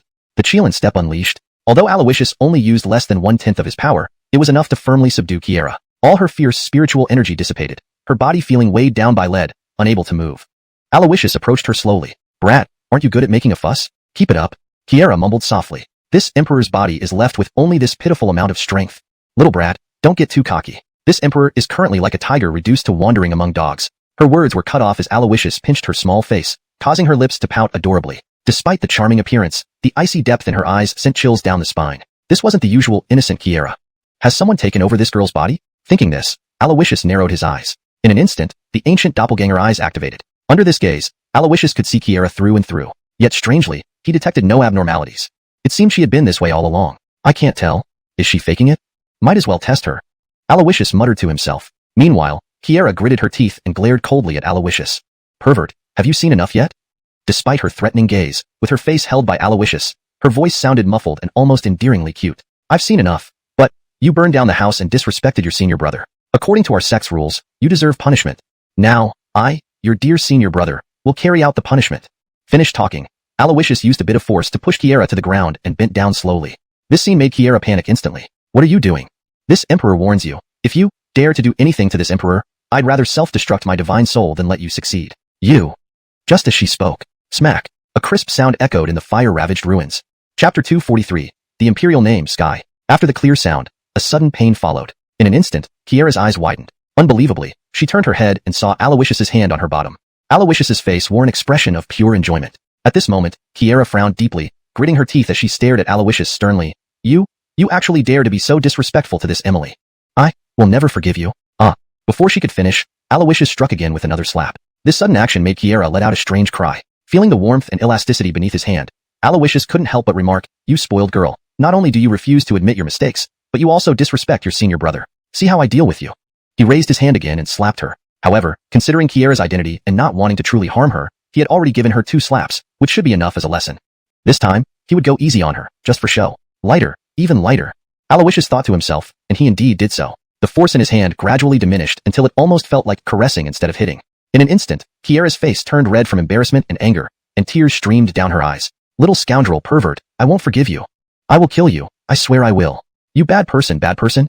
Kieran yelled at Alawishus as if her mental defenses had been breached. Thinking about her past and present lives, when had she ever endured such humiliation? However, she didn't know that Alawishus was the type who responded to softness rather than harshness. If she had said a few kind words, Alawishus might have forgiven her. But the more she resisted, the less he indulged her. Girl, still talking back? It seems you haven't learned your lesson. The next one won't be so gentle. He struck again with another slap. Ugh. Stop. I order you to stop. Don't hit me, Kieran repeatedly pleaded. To beg for mercy and admit your mistake, then I'll let you go. Alawishus sternly replied. Kieran's beautiful eyes were resolute. No way. Amidst the ruins, strange sounds echoed incessantly. Slap, slap, slap. This seemed off somehow. Until, bad person, I'll fight you to the death. Kieran, seemingly reaching her limit, unleashed a burning aura around her body, pushing it to its peak. Crack. The suppressive effect of the Chilan step shattered. Fire erupted from her entire body, sweeping towards Alawishus. This divine fire was special. Even Alawishus dared not face it directly. Reluctantly, he dodged, and Kieran took the opportunity to stand up. However, the exertion left her drained of both physical energy and spiritual essence. Despite escaping Alawishus's grasp, her small face was pale, and her condition was far from good. Alawishus watched her from a distance, smiling calmly. Girl, is it really worth going this far? If you had just called me good senior brother, I would have released you. To see yourself in this state makes me feel heartbroken. Alawishus chuckled lightly. Hearing this, disgust flashed across Kiera's beautiful eyes. Lecher, forget it. Even if I die, I won't let you get away with anything, she declared firmly. But didn't I already take quite a bit from you? Alawishus raised his right hand, bringing it to his nose and sniffing it lightly. This sight enraged Kiera instantly. You shameless. I won't let you go. She waved her delicate hand, causing divine fire to coalesce into a blazing long sword. Seeing Kiera leap forward, sword in hand, rushing toward Alawishus, Alawishus stood firm. Facing the incoming sword, he reached out and deftly caught it between his fingers. Despite the intense heat and the sharp edge, the sword could not penetrate Alawishus's control. Looking at Kiera, who was now less than 10 feet away, Alawishus's gaze sharpened. So it seems this isn't an act. Tell me, who are you? Why have you taken over Kiera's body? Alawishus's earlier playful demeanor vanished, replaced by a serious expression. What are you talking about?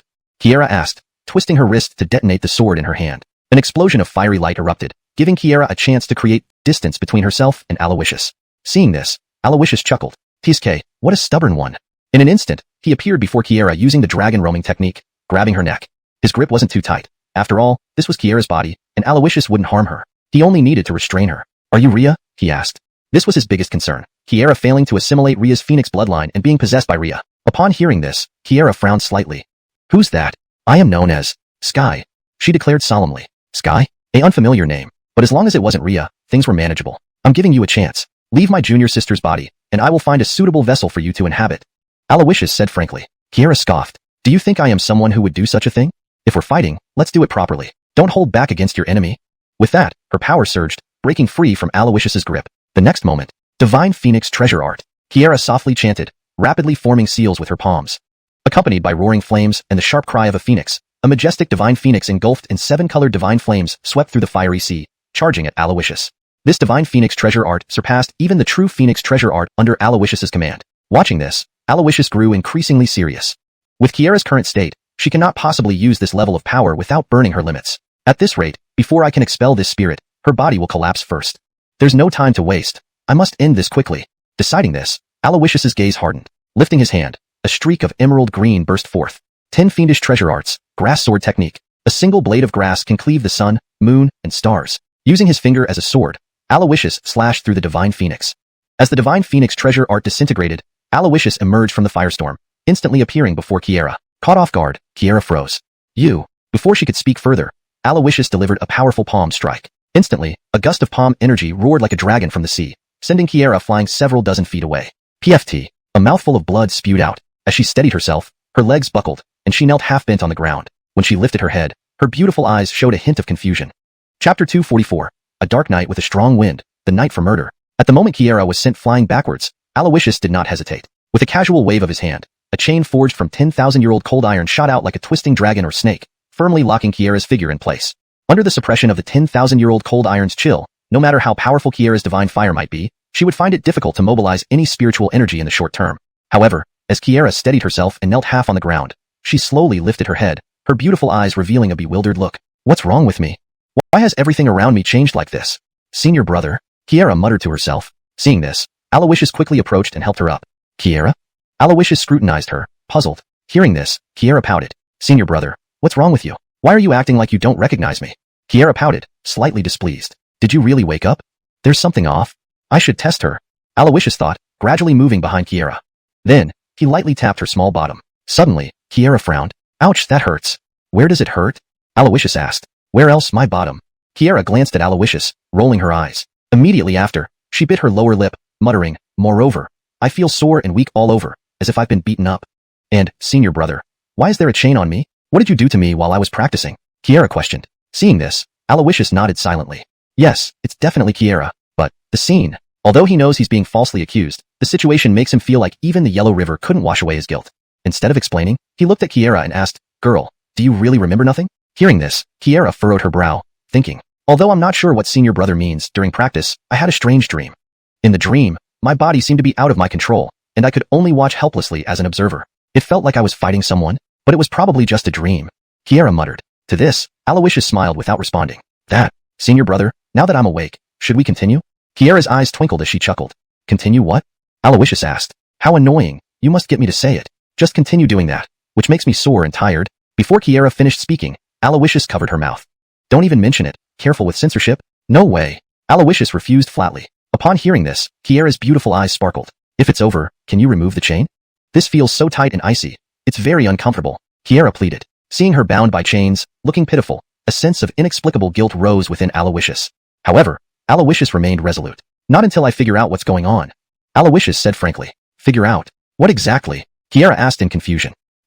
Situation I cannot see through clearly. But since Second Elder was guarding you, he might have noticed something. Or perhaps Adon and Alger might have some insight.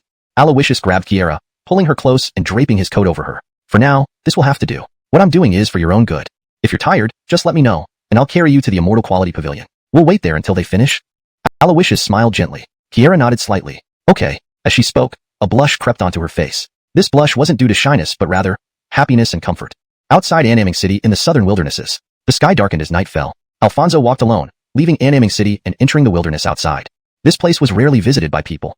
Just then, a dark night with a strong wind isn't suitable for traveling, Xavier. A clear voice rang out nearby. Alfonso stopped and turned slowly. He saw several figures approaching. Leading them was a handsome man in white, radiating intense heat, a familiar face. The esteemed guest of the goddess sect and successor of the Dakari, Atli. Behind him were others surrounding him like stars around the moon. Most were familiar except for one young man in a gray robe whom he hadn't seen before. The rest included Fergus and others from the Lynn residence. Alfonso sized them up and smirked. Who did I think it was? It's you guys. What brings you here so late at night? Alfonso asked with a laugh. Upon hearing this, everyone exchanged glances and laughed. I thought this kid was smart, but turns out he's just a superficial fool. Xavier, look at the night sky and around us. It's perfect for murder in this secluded area. Initially, I was worried about drawing attention if we acted in Annaming City, especially alerting the city guards or the Holy Maiden. But unexpectedly, you chose the perfect spot yourself. I should thank you, Xavier. Atli chuckled smugly. Ha ha. How could a mere wandering cultivator like Xavier compare to young Master Gu? Daring to compete with young Master Gu for a woman, what else could he be but a fool? Since Xavier picked his gravesite himself, why don't you just commit suicide in front of young Master Gu? Saves us the trouble. At the Gu residence today, you were so arrogant. Now that you're about to die, keep it up. Lynn residence members echoed. For these natural lackeys, sparing their lives wouldn't earn gratitude, only more sycophantic barking. Alfonso, seeing their smug faces, didn't fear but laughed. Atli, you needn't thank me. Instead, I should thank you. Alfonso smiled faintly. You're insane. Thank you for what? Sending me to the heavens? Idiot. Atli sneered. Ignoring this question, Alfonso examined them and smirked. Since you're aware that acting in Annaming City would draw attention, guess why I came outside the city? You've been tailing me since I left the Lynn residence. Alfonso laughed lightly. These words made everyone exchange looks. Do you mean you deliberately came here to lure us out for a hunt? Just you alone? Atli asked sternly. Alfonso nodded. Yes, just me. But handling a pack of mad dogs like you, just one person, is enough. He looked up at the dark, gloomy sky. You're right, a dark night with a strong wind, the night for murder. Only, burying you mad dogs in this prime location would be a waste. Alfonso sneered. Atli's face flushed with anger. He's gone mad. Take him down. I'll personally skin him alive piece by piece to teach him who has the right to approach the Holy Maiden. Mindy belongs only to me. Atli roared, waving his hand vigorously. Instantly, Fergus and the others exchanged glances, brandishing weapons as they attacked. The same moment, Alfonso's eyes narrowed. There are always some stupid dogs who lick to their death. As he finished speaking, an overwhelmingly sharp aura suddenly erupted from Alfonso. The translation maintains the original tone and style while ensuring it is natural and fluent in English. It also preserves the paragraph structure and line breaks from the original text. Chapter 245. Kill you, and your possessions are still mine. Fergus and his group possessed mediocre strength. In this Azure Firmament City, they had been bullying others and committing all sorts of wrongdoings relying on the power of the Lin family, which was more than enough for them. However, now they were facing Alfonso who had realigned his Dao heart. Alfonso was not bloodthirsty. The killing intent he exuded wasn't intense but was incomparably pure. When Fergus's group closed in on Alfonso with their weapons at less than 10 zhong away, Alfonso narrowed his eyes. Spirit essence surged around him, sweeping out in powerful currents. In the next moment, Alfonso suddenly raised his hand and punched out. Mystical grade martial technique, collapse fist. Boom. The might of the punch made the ground beneath tremble, the surrounding heavenly energy of the world erupting into continuous explosive sounds. This punch seemed ordinary at a glance, but the contained crumbling force and explosive power within it were enough to ignore defenses and directly hit the enemy.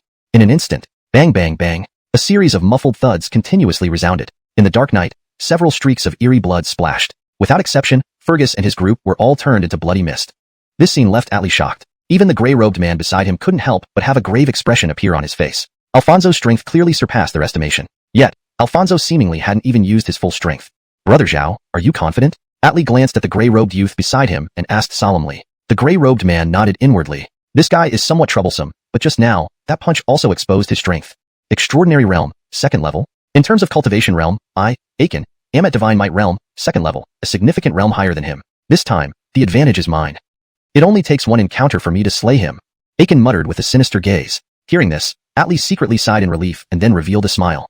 Brother Zhao, I'll leave this battle to you. Once we return to the Divine Maid sect, I will surely petition my master to take you as a formal disciple. Atli promised. So be it, then I'll count on Brother Gu. Please wait here while I go and come back quickly. Having said that, Aiken stepped forward confidently. He sized up Alfonso and smiled crookedly. Boy, I heard you're also an alchemist? Don't know where you learned such unorthodox methods. You got lucky and cured Colby's injuries by sheer coincidence. Today, dying under the hands of Adon alchemist Aiken, you should feel blessed in your past 3 lives. Aiken laughed arrogantly. Upon hearing this, Alfonso narrowed his eyes. Adon alchemist? Ha, ha, I've seen shameless people, but never as shameless as you. Just a gray-robed alchemist dares to call yourself a grandmaster? Is this the caliber of a disciple of the Pill King? Alfonso sneered mockingly. Humph, do you understand anything? In the current wasteland continent, those who control pill fire are few, and those who can apply pill fire in alchemy and become alchemists are even rarer. Passing the examination of the Alchemist Association to become a white-robed alchemist can already be called a master. And a gray-robed alchemist is naturally a grandmaster. Boy, I heard you're also an alchemist, but from your skills, it seems you learned some dubious tricks somewhere. What rank are you? Aiken asked lightly. The ranks set by the Alchemist Association are nothing but empty names and don't explain much. As for the quality of the pill fire, huh? Alfonso grinned and moved his hand slightly, causing firelight to flicker. At this moment, Aiken suddenly noticed that the flame in Alfonso's palm was subtly tinged with golden light. This is golden pattern pill fire. Suddenly, Aiken's pupils constricted. Golden patterns appearing within the pill fire were one of the prerequisites to become a golden-robed alchemist, and it was the most crucial and hardest condition to achieve. Generally speaking, possessing golden pattern pill fire meant that one was almost certainly a golden-robed alchemist. How is this possible? It must be an illusion. Otherwise, how could a mere youngster like you control this golden pattern pill fire? Misleading and disgracing the name of alchemists. Today, I will eliminate you, this disgrace, to purge the alchemy community. With that, Aiken, enraged and embarrassed, lifted his hand and summoned a golden staff. Before the words faded, a mighty strike filled with fierce flames surged straight toward Alfonso's face. Die! Aiken roared. This strike was unleashed without reservation, and in the next moment, bang! Alfonso stood still, motionless. His slightly raised right hand firmly caught the sweeping golden staff. The blazing flames on the staff flickered. Conversely, Alfonso looked calm and composed, his gaze faintly mocking as he gazed at Aiken. When their eyes met, Aiken instantly froze. How is this possible? Your cultivation is clearly just at the extraordinary realm. Why can you resist this attack head-on? Aiken asked, puzzled. Alfonso smirked upon hearing this. Do you want to know the reason? Heh, watch closely. Saying this, Alfonso released the golden staff, transformed his hand into a fist, and punched toward Aiken with remarkable force. At the moment of punching, Aiken felt gusts of wind battering him, scorching and terrifying waves of heat sweeping towards him. In an instant, he decided to switch from defense to offense. He held the golden staff horizontally in front of him as a shield. Next moment, bang, the punch struck the golden staff. The formidable momentum produced a series of explosive thuds. Aiken let out a muffled grunt, flying backward dozens of zhong with both the man and the staff. 2 long trails were carved into the ground by his feet. Now, his arms felt numb. His tiger's mouth ruptured and bleeding, dripping onto the golden staff. Simultaneously, he noticed that the once indestructible golden staff now bore faint cracks. Though barely noticeable, once these cracks appeared, the path to destruction was unstoppable. What kind of monster is this boy? Aiken muttered anxiously, his confidence wavering. But before he could react, Alfonso took a step using blazing step, his body enveloped in a stream of fiery shadows, arriving swiftly in front of Aiken. Leaping up, he delivered a swift whip kick. Snap! The golden staff snapped on impact, the remaining force of the kick landing on Aiken's shoulder. Bang! Another muffled thud, accompanied by Aiken's painful scream. His figure flew backward like a leaf in the wind. In one move, he was gravely injured. Now, Aiken lay on the ground, spitting out large mouthfuls of blood. His trembling body struggled to stand, but had reached its limit. Seeing this scene terrified Atli. He had thought that as a divine might realm powerhouse, Aiken would effortlessly annihilate Alfonso. But the result was precisely the opposite. How can someone at the extraordinary realm possess such terrifying strength? Is this person a monster? Atli gritted his teeth, his face pale, silently contemplating. At this moment, Alfonso was walking towards him. Seeing this, despite showing fear, Atli did not panic. He sized up Alfonso, his gaze hardening. Alfonso, I admit you have some means. Just with these 2 moves, tonight, you don't have to die. Speak up, what do you want? Atli said gravely. Upon hearing this, Alfonso showed a puzzled look. What do you mean by that? Alfonso asked. Atli laughed. Stop pretending. Aren't you doing this for spirit crystals or treasures? There's no enmity between us, and moreover, the person behind me isn't someone you can provoke. Killing those from the Lin family was probably just to intimidate me into giving you more treasures and buying my life. So speak, how much do you want? Or perhaps, everything? Atli chuckled, feeling he had grasped Alfonso's psychology. In the next moment, Alfonso sized him up and grinned. Foolish. Kill you, and your possessions are still mine. And, I never like doing business with dead people. As these words fell, a cold and stern look flashed in Alfonso's eyes. Chapter 246. The soul-refining pill. The alchemical fire manifests the divine. At the same moment those words fell, Alfonso had already struck out. Instantly, scorching heat surged forward, and his palm force, like a dragon, rushed towards Atli. Atli possessed merely the third rank of the extraordinary realm cultivation level, and even that was achieved by relying heavily on pills. His actual combat prowess was quite hollow. A single move would be enough to take his life. However, just at this moment, an overwhelmingly terrifying aura erupted from Atli's body. This formidable power instantly shattered Alfonso's assault into fragments. As Alfonso felt perplexed, intricate waves of chi radiated from Atli, then soared into the sky, converging into the form of a white-robed silhouette. That ghostly figure floated without any tether, standing mid-air. Yet its overwhelming presence made hearts quiver with fear, and Alfonso recognized this white-robed figure. Yuri! Alfonso murmured gravely. This person was none other than the distinguished guest of the Divine Maiden sect, the Yuri. This ghostly apparition wasn't the Yuri's descent, but a special technique unique to alchemists. The alchemical fire manifests the divine. Alchemists possess soul strength that transcends ordinary cultivators of their level. When their soul reaches a certain level of power, they can divide a sliver of their soul, using alchemical fire as a conduit and divine pills as a medium, to refine a soul-refining pill. The soul-refining pill cannot be consumed, but is instead a means for battle. When faced with danger, crushing the soul-refining pill will summon the alchemical fire manifestation, wielding a portion of the user's combat prowess, to fight for its master. The strength of the alchemical fire manifestation is closely tied to the refining ability of the alchemist and the resilience of their soul. However, as it consumes soul energy, the cost for the refiner is significant. Generally, only extremely valued descendants would receive the soul-refining pill from their elder clansmen. At this moment, Alfonso sized up the Yuri's incarnation, glanced at the mediocre Atli in terms of both strength and talent, and couldn't help but sneer.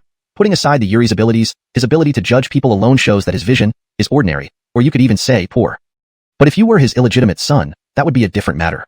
Alfonso coldly smiled. Nearby, Atli sized up Alfonso with a grotesque expression. Enough talk. You, mere lowlife, actually wasted one of my soul-refining pills. Do you deserve it? This time, you courted death and forced me to summon Aiden's alchemical fire manifestation. You are surely doomed. With that, Atli waved his hand, and the Yuri's incarnation lunged forward, striking Alfonso with a palm imprint. The force of this strike was immense. In Atli's view, this palm alone would be enough to annihilate Alfonso. But at this moment, a burst of green flame rose like a curtain from the sky, emitting an incomparable aura of vitality. This immediately blocked the Yuri's palm. Under the green flames, Alfonso remained unscathed. Then in the next moment, he waved his hand, and a large black ruler emerged from his storage ring. An alchemical fire manifestation? Ha! I'd like to see just how strong such an incarnation truly is. Saying so, Alfonso wielded the black ruler with both hands and leaped forward, slashing toward the Yuri's manifestation. The ruler had no sharp edges yet was immensely heavy and ingeniously simple. Swinging it caused divine flames to streak out, extending like blades beyond its length. Boom! The strike was powerful, forcing the Yuri's manifestation back several yards. Meanwhile, Alfonso dropped to the ground and slapped his hand against the earth. Almost instantly, pallid flames erupted from the ground like chains winding like serpents, ensnaring the Yuri's manifestation. Though this manifestation retained formidable combat skills, it quickly dodged the infernal magic flames. However, all this seemed to be within Alfonso's expectations. Suddenly rising, he waved his hand fiercely. In an instant, vibrant azure flames intertwined, faintly forming a lotus shadow descending from the sky, pressing down. Despite its formidable power, the Yuri's manifestation struggled against the blue lotus imperial flames. Soon, it was overwhelmed. At this point, the infernal magic flames arrived like countless chains filled with knives, immobilizing the Yuri's manifestation. Holding the black ruler, Alfonso advanced with imposing momentum. Boom! The ruler swung forcefully, unleashing the might of the three ancestral flames. Instantly, it exploded. Where the Yuri's manifestation stood, fire turned into a raging sea. This battle had ended. From start to finish, Alfonso's combat was fluid and seamless. Perhaps in true strength, he did not surpass the Yuri's manifestation, but his rich combat experience and decisive, lethal moves made it difficult for the manifestation to withstand. As Alfonso landed gracefully, slamming the black ruler onto the ground, Atli watched in shock. Black ruler, pallid and azure ancestral flames. Everything pointed to one person. A former legend, now a top prodigy who should have long perished. You aren't Xavian, you're Alfonso. Atli trembled, his face showing terror. Being part of the Divine Maiden sect, how could he not know Alfonso's name? Initially, he had tried every way possible to win favor with Alfonso, hoping to join him, but was sternly rejected. Never did he think they would meet again under such circumstances. Recognized by Atli, Alfonso did not care much. He approached slowly, dragging the black ruler, sizing up Atli with a slight curl of his lips. To Atli, though Alfonso was smiling, he appeared more terrifying than a devil from hell. At this moment, Atli was truly afraid. Alfonso, I couldn't recognize your identity. My eyes were blind. It was foolish and deserving of punishment. Please, a gentleman does not dwell on past grievances. Give me a chance to redeem myself. Now, you must want to avenge Mindy, to avenge the entire Divine Maiden sect. I can be your insider, poisoning and handing over my master if needed. As long as you spare my life. However, before he could finish, splat, the black ruler slashed down suddenly. In an instant, blood sprayed out. Yuri's disciple, Atli, died. Alfonso, I feel he was quite sincere. Why not keep him? Even if not for malicious acts, having him fetch you resources isn't a bad choice. And with this knife, The loss isn't small. The mysterious elder's voice echoed in Alfonso's ear. One who betrays their master and refuge will surely betray me too. Moreover, if news of my survival spreads, the Divine Maiden sect and the forces that exterminated the Shao family will hunt me relentlessly. I don't wish to take this risk. Killing him is the simplest and safest solution, Alfonso said calmly. So, what do you think Xiao Yohan would choose if faced with this? The mysterious elder asked with a smile. Alfonso pondered for a while and then sighed. If he were in this situation, he might use poison pills or other ways to control Atli's life to coerce him into service. That's something I truly can't bring myself to do. Alfonso laughed wryly. Everyone has their way of handling problems. Being cautious is not necessarily a bad thing. Now, it's time to wrap things up. The mysterious elder smiled casually. Alfonso nodded silently. His gaze turned cold as he walked towards the severely wounded Aiken. One slash, and he ended his life. Just as his blade fell and silence descended, a white light suddenly burst forth from where the Yuri's manifestation had been enveloped in flames. Suddenly, the white light blazed and shot into the sky, and at the same moment, Alfonso's expression trembled. His aura condensed into a graceful, sage-like figure in white, abruptly chasing after. Please note that I've maintained the original tone and style, ensured the translation is natural and fluent, and kept the paragraph structure and line breaks as in the original text. Chapter 247. Rest assured, Kieran is truly insane. Under the burning divine fire, a beam of white light still managed to break out, flying toward the direction of the Divine Maiden sect. Seeing this, the ethereal old man in white who possessed Alfonso's body unexpectedly materialized, moving through the air and blocking the white light. In the next moment, with a sweep of his large hand, the old man caught the white light firmly. Then, the white light manifested into an apparition of the Dakari, whose neck was being tightly gripped by the old man. You are? The apparition's eyes flickered as it weakly questioned. You need not know. As soon as these words were uttered, the old man increased the strength in his palm. Crack! The apparition shattered, turning into wisps of soul fragments that merged into the old man's hand, causing his figure to become slightly more substantial. Not far away, Alfonso watched this scene with knitted eyebrows. Adon, what just happened was... That's the strand of divine soul the Dakari used for refining the soul transformation pill. He wasn't proficient enough to fully integrate this divine soul into the pill, failing to achieve soul flame transformation. Otherwise, with your current strength, even with the assistance of soul flames, you would be no match for him. But the partial integration has its benefits. If the situation turns unfavorable, the divine soul can instantly escape the soul flame transformation. Without targeted soul techniques, it's nearly impossible to intercept such an escaped divine soul. The old man in white explained as he returned beside Alfonso. So, does the Dakari know what has happened here? Alfonso asked. This was what worried him the most.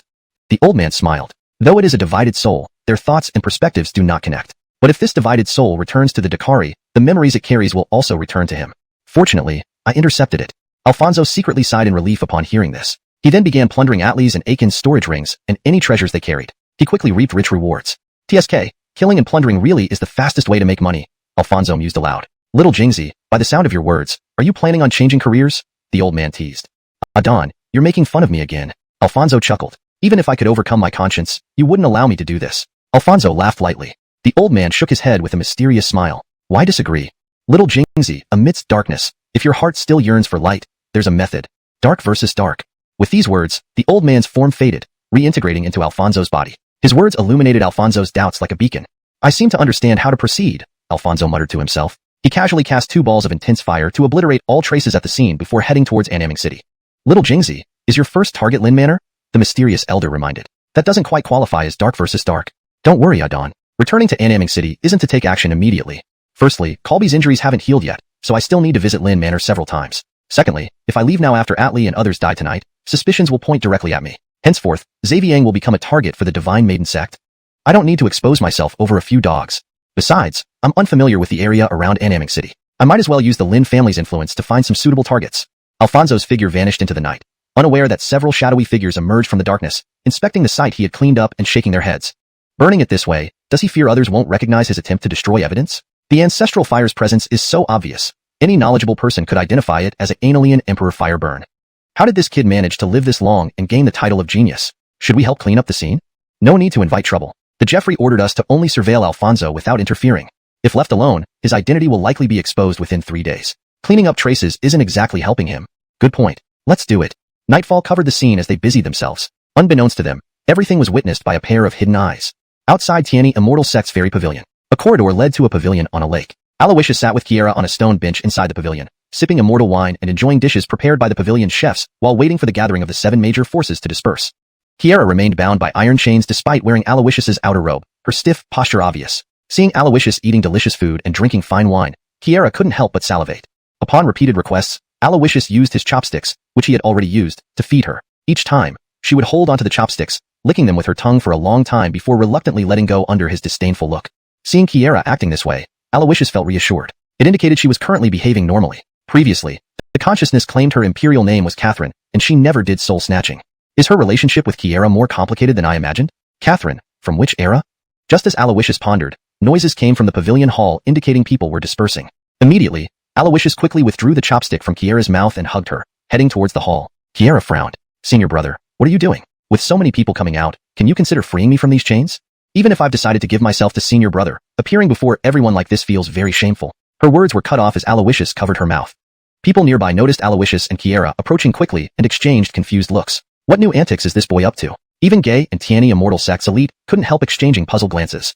These young ones sure have their tricks, and they bring it over for everyone to see. What is this? Showing off? Amidst the confusion, Alawishus arrived directly in front of Second Elder Dino and pushed Kieran to his side. What's going on?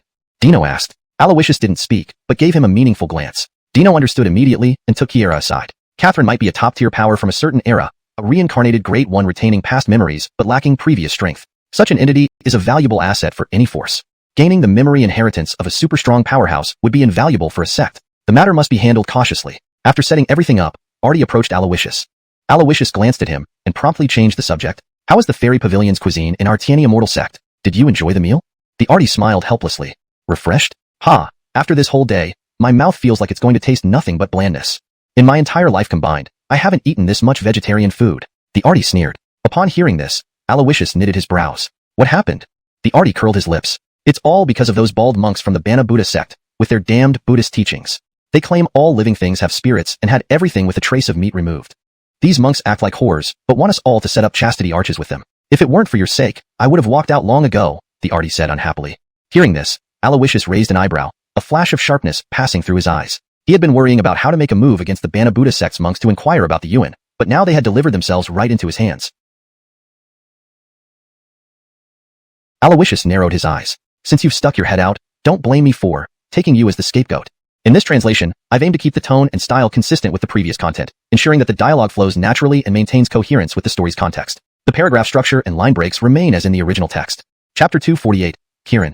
I love vegetables. Outside the immortal quality pavilion of the Heavenly One Immortal Sect, under everyone's watchful eyes, Alawishus summoned several dozen Heavenly One divine guards. With a wave of his hand, he retrieved over 100 preserved demon beast carcasses from his storage ring. These demon beast carcasses were either sourced from the Eternal Life Divine Mountain or the Beast Adani sect. Without exception, they all possessed formidable cultivation. If used as ingredients, their meat was incredibly succulent. Of course, even a regional hegemon like Heavenly One Immortal Sect would not usually be so extravagant, casually taking out over 100 demon beast corpses to use for cooking. However, this time, Alawishus did just that, and right in front of the Piranha Buddhist sect.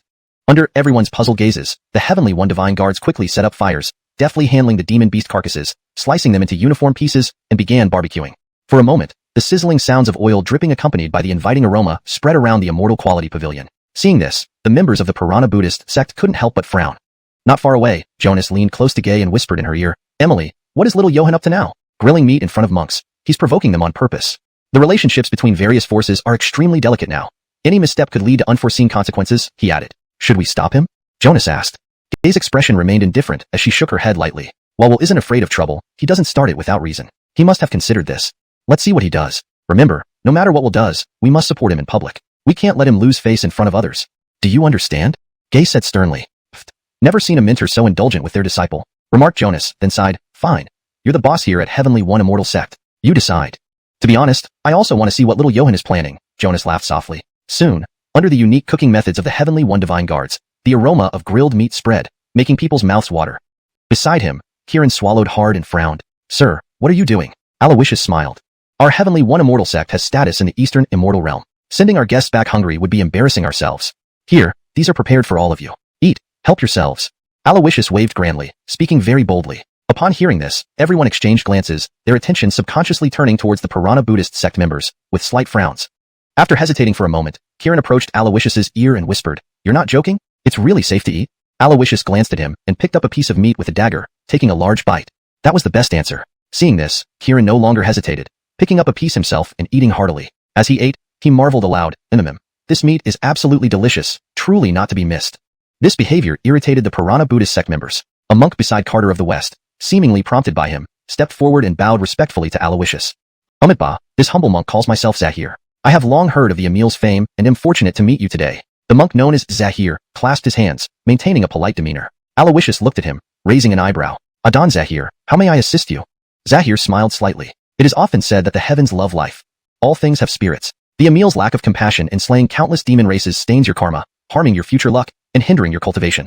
Now, in front of us monks, to torment and dissect these demon beasts' remains, roast and eat them, goes against the balance of nature. I hope the Emil will reconsider and stop this immediately.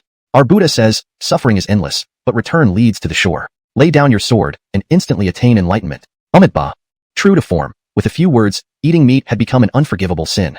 Ordinary people might be swayed by such arguments, and those who valued appearances might feel morally pressured. But for Alawishus, without being bound by ethics, he remained unaffected. Facing Adon Zahir, Alawishus continued eating the meat, laughing lightly. Adon speaks well, quite convincingly. Care for some?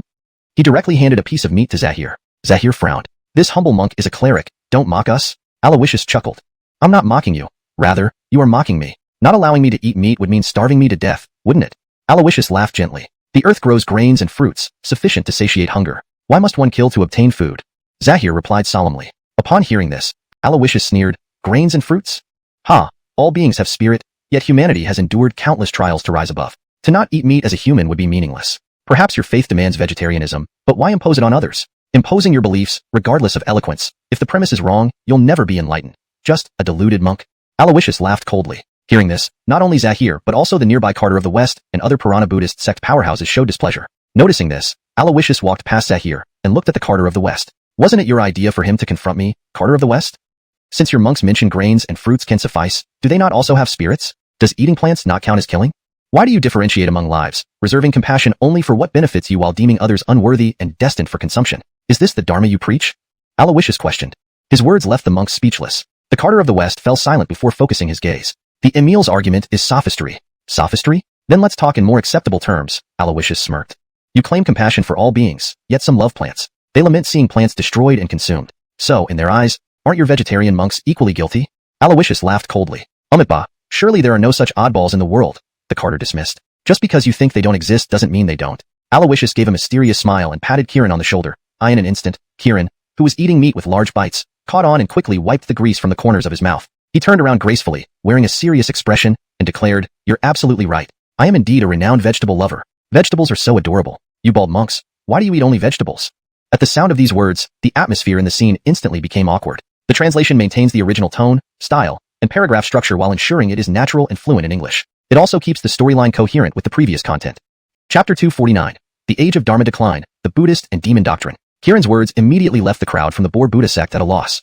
Vegetarianism advocates? You're deliberately picking a fight, aren't you? However, before Kieran finished speaking, many people agreed with him. No wonder since yesterday, Kieran has been glaring fiercely at the vegetarian dishes in the immortal commissary, preferring to starve rather than eat a bite. It turns out there was this reason behind it. Who would have thought that the decisive and ruthless Kieran also had a compassionate side? Though it's a bit strange, everyone has their soft side. I can't really judge on this matter. From his perspective, this is indeed the wrongdoing of the Boer Buddha sect. They say the Boer Buddha sect is compassionate and views all living beings as equals, but treating people differently like this goes against the teachings.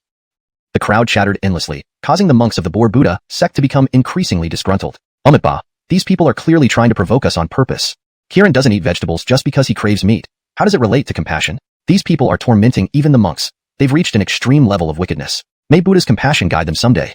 The monks gritted their teeth, silently pondering. Alawishus smiled faintly upon seeing the scene. To see such a reaction from the revered monks makes me suspect that the legend of the Age of Dharma Decline might be true. At this remark, Emperor Shitian frowned. Before coming to the Heavenly One Immortal sect, Elder Yongsheng had also mentioned the Age of Dharma Decline, but did not provide detailed explanations. Now, with Alawishus bringing it up again, Emperor Shitian could not help but ask, May I ask what exactly this legend of the Age of Dharma Decline is? Could the Jeffrey enlighten me? Alawishus smiled. This legend tarnishes the reputation of Buddhism, so I hesitated to mention it, but since Emperor Shitian asked, I shall tell everyone. Legend has it that before the great Buddha who established Buddhism for the salvation of all beings entered nirvana, he met with the Demon King and left the prophecy of the Age of Dharma Decline. The Demon King once claimed that after the Buddha's entry into nirvana, he would destroy the Buddha's teachings. However, the Buddha firmly believed that the Dharma is the true path. No force could destroy it. But for the Demon King, though righteousness endures forever, evil never disappears. Even during the Buddha's time, not everyone believed or practiced good deeds. The followers of the Demon King were numerous. Human nature tends toward evil, making it easier to do wrong than right. After the Buddha's departure, those who truly believe in Buddhism would decrease, while those who follow the demon would increase. The Buddha said that destroying Buddhism benefits demons not. The light of Buddha shines on both the virtuous and the wicked. Once the age of true Dharma ends, the blessings of demons will come to an end, leading them to the Avicii hell where they suffer countless miseries. Though the Demon King knew that the Buddha does not lie, fate is created by the mind, and the Demon King does not believe in fate. He would find ways to avoid the suffering of hell. The enlightened ones do not have fixed hearts, but take the hearts of the masses as their own. Similarly, the Demon King lacks a fixed heart, but follows the hearts of the multitude. In catering to the masses, the Buddha cannot match the Demon King.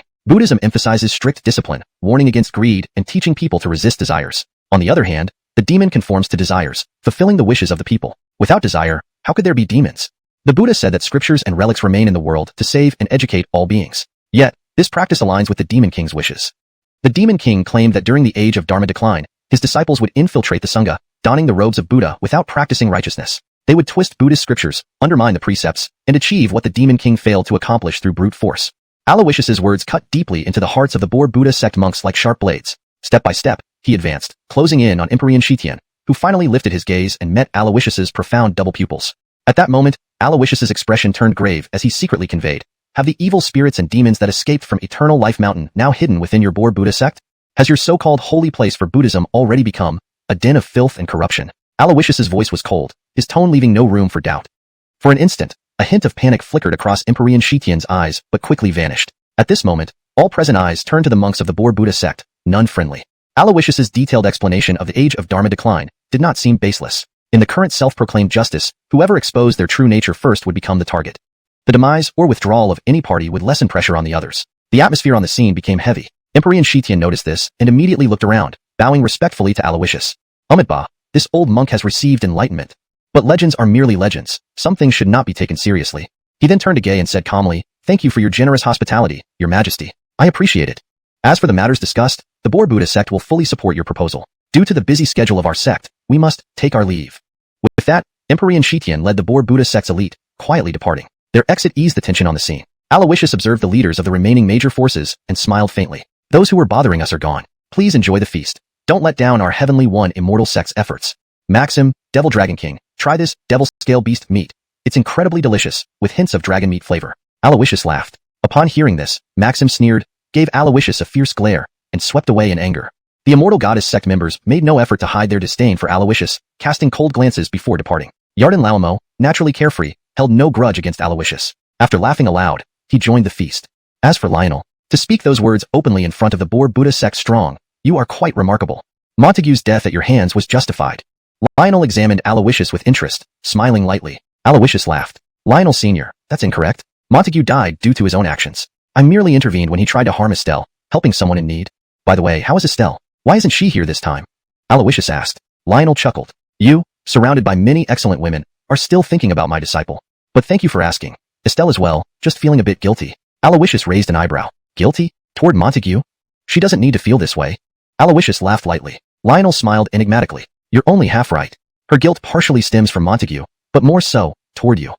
Estelle always mistakenly thought you were targeting Montague, and thus blamed herself. But she eventually realized that the person she had protected the most was the one who acted wrongly, and the person she intended to kill actually saved her. The realization has left her feeling both regretful and guilty. Perhaps this girl won't have the face to meet you for a while. However, within 3 years, you two will surely meet. As for why, well, wait for your master to explain it to you. I won't overstep." Saying this, Lionel patted Aloysius' shoulder and walked towards the roasted meat. Aloysius slowly lifted his head, looking towards Gay. Not far away, she was smiling calmly, gazing at him. It seemed like she had been waiting for him for a long time. Chapter 250. Unimpeded with the Purple-Blue Sword Order. In the South Wasteland Immortal region, within the Azure Heaven City, at the Lin family manor. After Alfonso killed Atli and his party, the next day he acted as if nothing had happened. He continued to visit the Lin family manor as usual, treating Colby's injuries. He originally believed that since Atli was the heir of the Dakari, he held some status in the Divine Maiden sect. Therefore, Atli's death would at least cause the powerful figures in the sect to notice and send people to Azure Heaven City to investigate. This was one of the reasons Alfonso stayed in Azure Heaven City and approached the Lin family. No matter who came or how much evidence they had, as long as Mindy believed him, she and her family would be his protective charm. However, for 3 consecutive days, no one from the Divine Maiden sect appeared. This made Alfonso gradually relax his vigilance. Besides, after a few days, Colby's wounds had healed. Staying any longer would appear suspicious. Thus, after finding out about several nearby tyrannical forces from the Lin family, Alfonso bid farewell. Although the people of the Lin family tried their best to retain him, Alfonso did not linger. Just before leaving, Mindy stopped him and handed over a delicately crafted purple-blue jade pendant imbued with her aura. Hold this. If you encounter insurmountable troubles in the future, you can come to the Divine Maiden sect at any time. With this order, no one in the sect will dare to obstruct you. Moreover, all forces under the jurisdiction of the Divine Maiden sect will obey your commands. Having this will greatly facilitate your journey. Mindy earnestly instructed, her beautiful eyes filled with reluctance. Alfonso accepted the token without many words. Had it been a few months earlier, if Mindy had treated him like this, he might have genuinely fallen for her. But now, it was too late. Her kindness only seemed absurd and ironic to him. After exchanging a few perfunctory words, they parted ways. Alone on the bustling streets, Alfonso could hear the mysterious elder's laughter ringing in his ears. What, Alfonso? Are you still fond of her? You accepted her jade pendant. Are you planning to forgive her? The mysterious elder laughed lightly. Adon, are you joking? Alfonso retorted. If Mindy had only targeted me, perhaps I might have let it go. However, she allowed her subordinates to harm my father and drove both of us into a desperate situation. I will never forget this debt. The reason I accepted her jade pendant is merely to leverage her influence. With her purple-blue sword order, traveling in the South Wasteland Immortal region will undoubtedly offer me many conveniences. I am not foolish. How can I refuse such benefits sent to my doorstep? Alfonso replied frankly. Haha, it seems you've grown considerably, the elderly man laughed. And when you crush her underfoot on the third-year agreement, imagine throwing this jade pendant back at her. What do you think her expression will be? Alfonso just smiled but said nothing. Suddenly, his smile froze. Adon, there seems to be someone surveilling us? The mysterious elder asked. Yes, they started tracking me when I left the Lin family manor. They don't dare approach the Lin family manor, indicating there is something they fear within. These hidden trackers are likely high-ranking members of the Divine Maiden sect, investigating Atli's death. Alfonso thought deeply. Not far away, a familiar figure rushed towards him. It was Mindy. Alfonso's heart skipped a beat. Did she discover my identity? Mindy quickly arrived, grabbing his wrist. What's going on? Alfonso asked, prepared to act. Don't move rashly, Alfonso. Mindy is stronger than you, and there are powerful figures of the Divine Maiden sect hiding around. Attacking will only hurt you. Moreover, I sense no hostility from her, the mysterious elder warned. Hearing this, Alfonso calmed down. Mindy looked around solemnly. This place isn't safe. Follow me, she said, leading Alfonso to a secluded courtyard. It was empty but well-maintained. Alfonso asked warily, where are we? Why did you bring me here? This is a side residence of the Lin family in Azure Heaven City. Except for the cleaning servants, no one usually comes here. As she spoke, Mindy drew her sword, embedding it into the ground, emitting an intense blade energy. She then shouted, anyone hiding, show yourselves. Or else, don't blame me for being impolite. Several figures emerged from various directions. They knelt upon seeing Mindy, respectful and deferential. Holy lady, Mindy asked sternly, who sent you to Azure Heaven City? Who ordered you to track Xaviang? They hesitated, struggling to answer. Mindy raised her fingers, transforming them into a sword point. Instantly, a terrifying sword force slashed through the air, leaving a deep mark in the yard. One of them finally spoke, Holy lady, we were ordered by the Dakari to find the murderer of his heir, Atli. Before they could finish, Mindy narrowed her eyes. Suspect Xaviang as the murderer? She glanced coldly at them. You need no further investigation. Go tell Ancient Mountain that I killed Atli. That's the reason. Tell everyone the same story. Now, you may return and report. With that, Mindy sheathed her sword. The person whose neck was pressed against the sword was drenched in cold sweat. Clearly, this explanation wouldn't convince anyone. Holy lady this, they murmured. Do you doubt my words? Remember, you owe allegiance to Maya Dawn, not to Ancient Mountain. We swear loyalty to the sect leader, they quickly assured. Now, go report back. Seeing this, Mindy turned to Alfonso, her demeanor softening instantly. Apologies for involving you in our sect affairs. With my warning, they should leave you alone, she whispered softly. Alfonso nodded, acknowledging her words. Do you not suspect who killed Atli at all? Alfonso asked. Mindy smiled. I didn't like him. In fact, I even detested him. I merely let him follow out of politeness. His life or death has nothing to do with me. But you, are you really leaving today and not staying a few more days? Mindy asked. Perhaps there will be another chance in the future. As he said this, Alfonso waved at her and left the courtyard. To tell the truth, being helped by Mindy felt somewhat peculiar. The trackers were driven away by Mindy. It seems the Divine Maiden sect won't send anyone else for a while, Alfonso thought inwardly. However, not long after he left Azure Heaven City, suddenly, Xaviang, you've finally come. We have been waiting for you for quite some time. The mysterious elder's laughter echoed in his ears. What now, Alfonso? Surprised? Alfonso remained calm, but his heart raced. He could sense that whoever was addressing him was not an ordinary person. His mind raced through potential scenarios as he stood ready for whatever might come next. Chapter 251.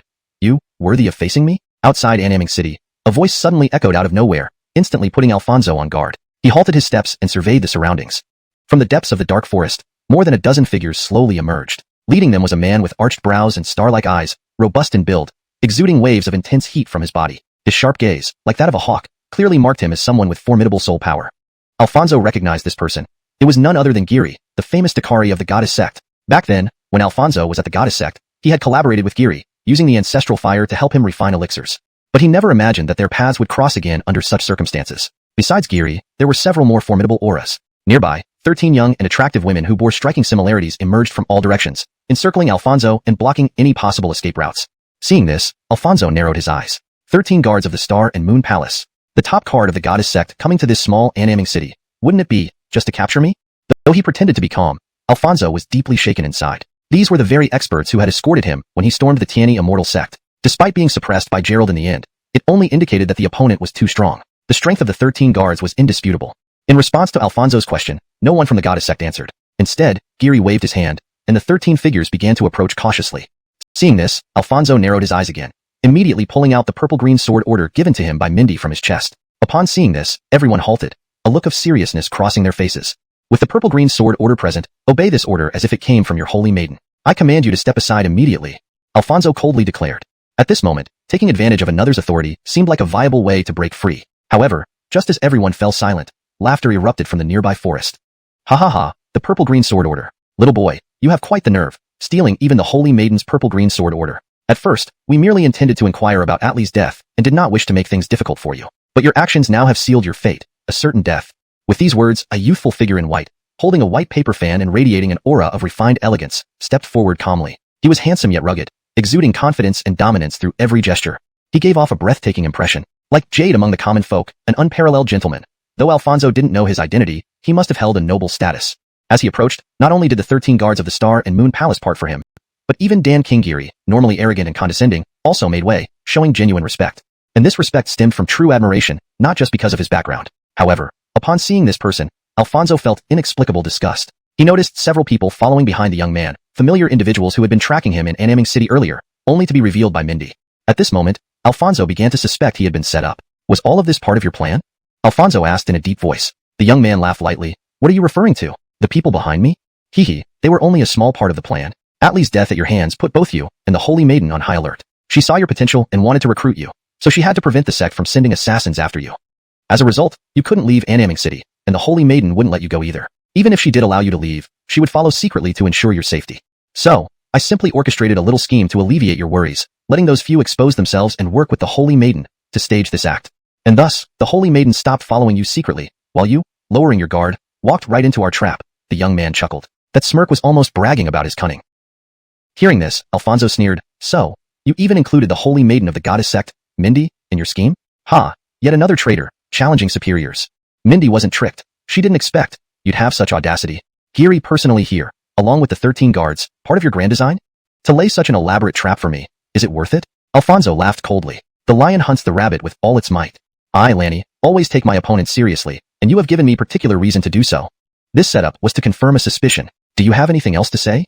Lanny asked. Alfonso narrowed his eyes. Why tell me all this? Outside Annihilation City, your time is limited. You could be discovered anytime. Why not just attack directly? Alfonso spoke calmly, his spirit energy secretly surging within, his right hand subtly pressing against his storage ring, ready for battle. Lanny responded leisurely, confronting an opponent I value, who is facing imminent doom, and not recounting my perfect plan to him before his death would be like walking in fine clothes unseen. Do you understand this solitude? Lanny smiled. Alfonso scoffed. Solitude? Ridiculous. It's nothing but inflated and tedious vanity. There's one more thing you should know. His eyes hardened. Handing over the initiative to an opponent is a foolish decision. Before he finished, flames erupted beneath his feet, his form blurring into shadows. A massive ancient black ruler appeared in his hand as he swung it toward Lanny. Thanks to Atli's resources, Alfonso's strength had greatly increased, reaching Extraordinary Realm 6th stage. Enhanced by blazing flame step and long-planned preparation, even Dan Kingeary and the surrounding 13 guards would find it hard to protect Lanny at this distance.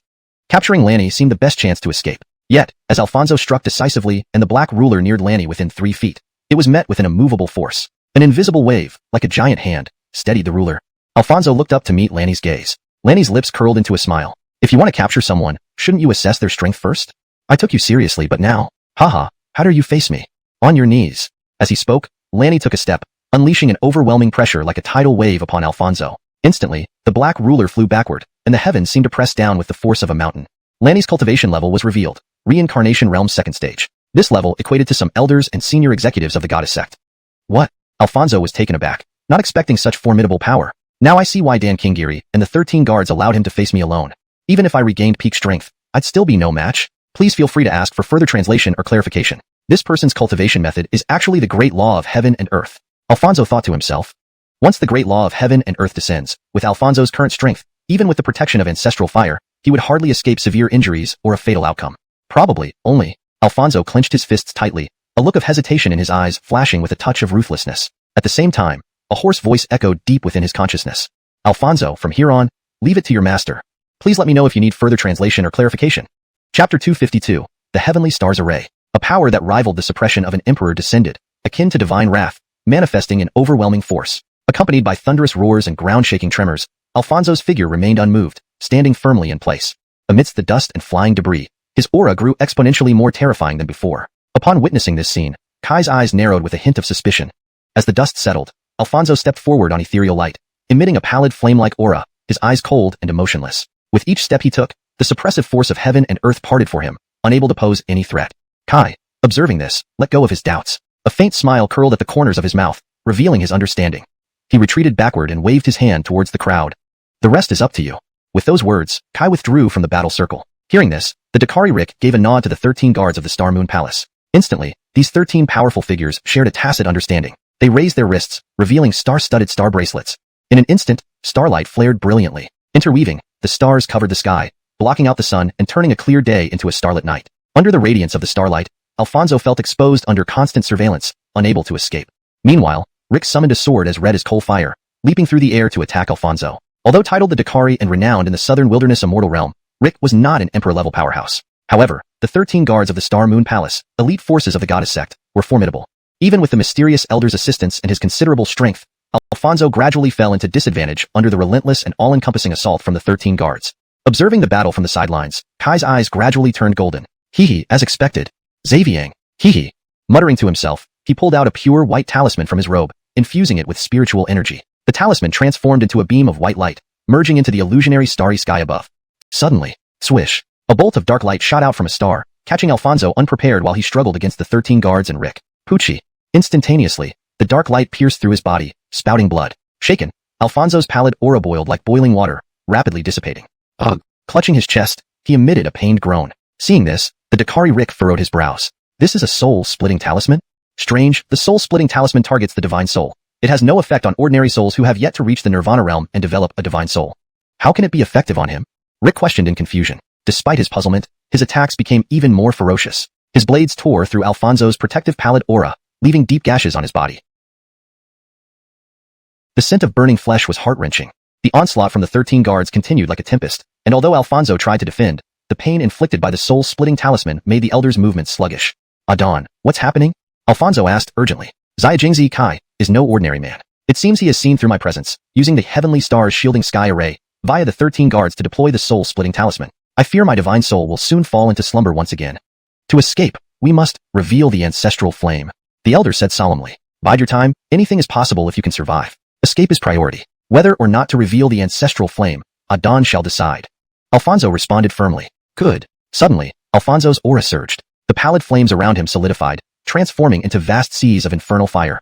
Immediately, the netherworld demon fire swept out, forcing everyone back. Witnessing this, all present were stunned. This netherworld demon fire was familiar to them. He isn't Xaviang. He is Alfonso.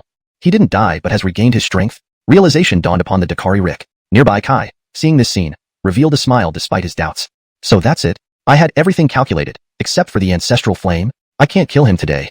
Kai smiled wryly, stepping back. At that moment, with the entire crowd watching, Alfonso bore the 10,000 ancient green spirit flames in his left hand and the netherworld demon fire in his right, while a green lotus flame emerged from his other hand. Interwoven, the ancestral flames formed a lotus of fire. Transparent like a piece of art, it unleashed incomprehensible destructive power upon release. Boom. The fire lotus exploded, shattering the heavenly stars shielding sky array, deployed by the 13 guards. Sunlight streamed down. The remaining shockwaves injured both Rick and the guards, turning the surroundings into a barren wasteland. Seizing the chaos, Alfonso escaped into the air. Rick considered pursuing but halted when he saw another ready-to-launch fire lotus in Alfonso's hand. Confronting such force head-on would mean certain death. Gazing at Alfonso's retreating figure, Rick clenched his fists tightly. Why Alfonso?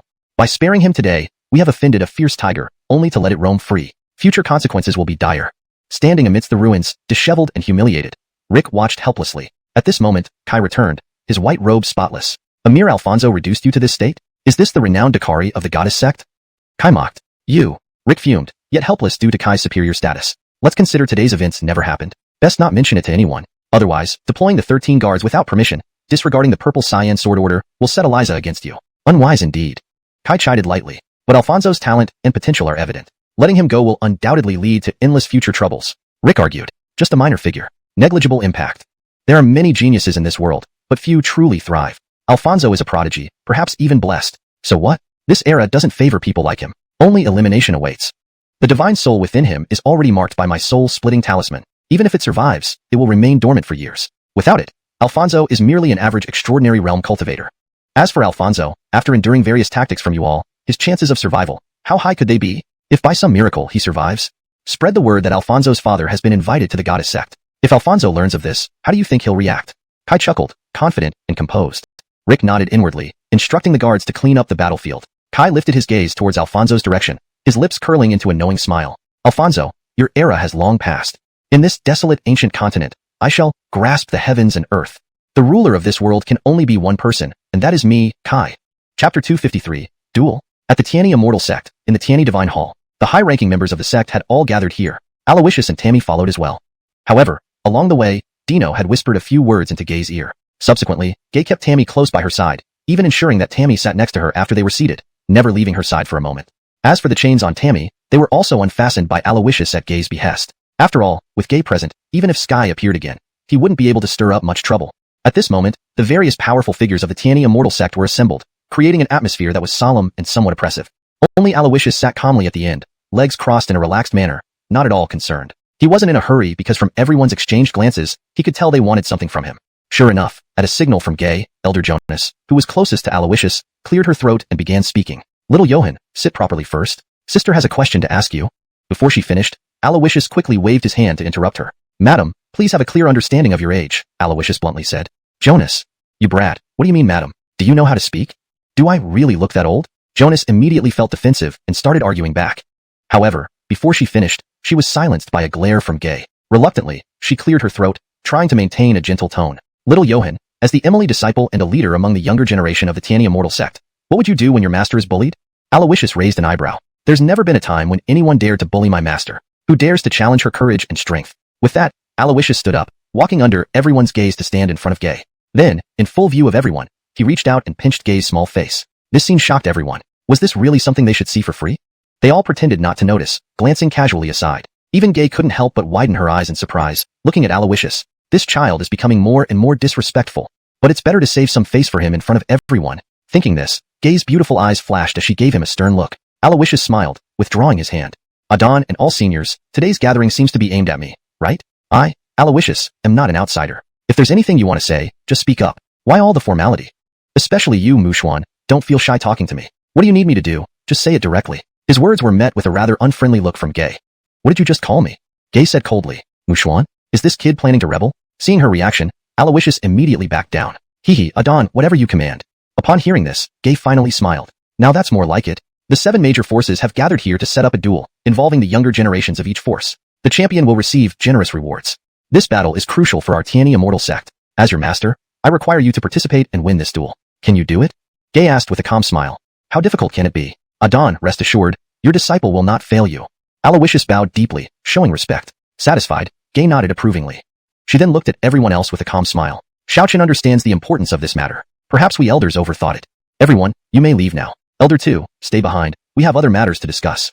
Gay said quietly. After praising Alawishus, the others dispersed. Once alone, Alawishus resumed his casual demeanor, lounging back in a large chair. Seeing this, Gay didn't get angry. Instead, she smiled warmly. Just now, you pinched Aiden's face on purpose to give me a reason to be angry, giving yourself a way out and preserving my dignity in front of the elders, correct? Gay asked. No, Adon, you're overthinking it. I just wanted to pinch your face. That's all.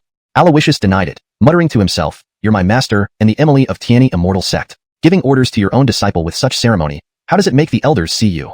Gay smiled. Little Johan is growing up, thinking about saving Aiden's face. Beside them, Elder 2 Dino spoke in a calm voice. Emily, this is also what you wanted, to give the prince a way out? Alawishus glanced at him. Elder 2, you're still here? I've always been here, Dino said indifferently. Gay smiled. Never mind him. Xiaochen. So, you agree? She probed cautiously. Don't say that, that was just to save face. It doesn't count as real agreement. Then, Alawishus's eyes twinkled. If you want me to agree, it's easy. Lift the 10-year restriction, and I'll agree. Such a rare opportunity for bargaining, Alawishus wouldn't let it slip away. Upon hearing this, Gay's eyes narrowed. Out of the question. No negotiation. You'll stay here in the Immortal Sect for 10 years, no exceptions. Gay said seriously. But what if there's something urgent that needs my attention? Alawishus asked. The Tiani Immortal Sect has divine guards and shadow guards, and you have shadow nobles. If one isn't enough, I'll add another for you. Let them handle things for you. You just stay put. Gay insisted. Can't negotiate at all? Doing business this way, aren't you afraid I might refuse to participate in the duel? Alawishus frowned. If you refuse, during this time, I will cultivate Tammy and let her represent the Tiani Immortal Sect in the duel. Gay glanced at Tammy. Tammy's eyes lit up. Adon, I can. Before she finished, Alawishus gave her a stern look, and instantly, Tammy deflated like a withered plant, lowering her head and shrinking back slightly. Adon, maybe not. Perhaps brother has a higher chance of winning, Tammy timidly replied. Seeing the impasse forming, Alawishus sighed helplessly.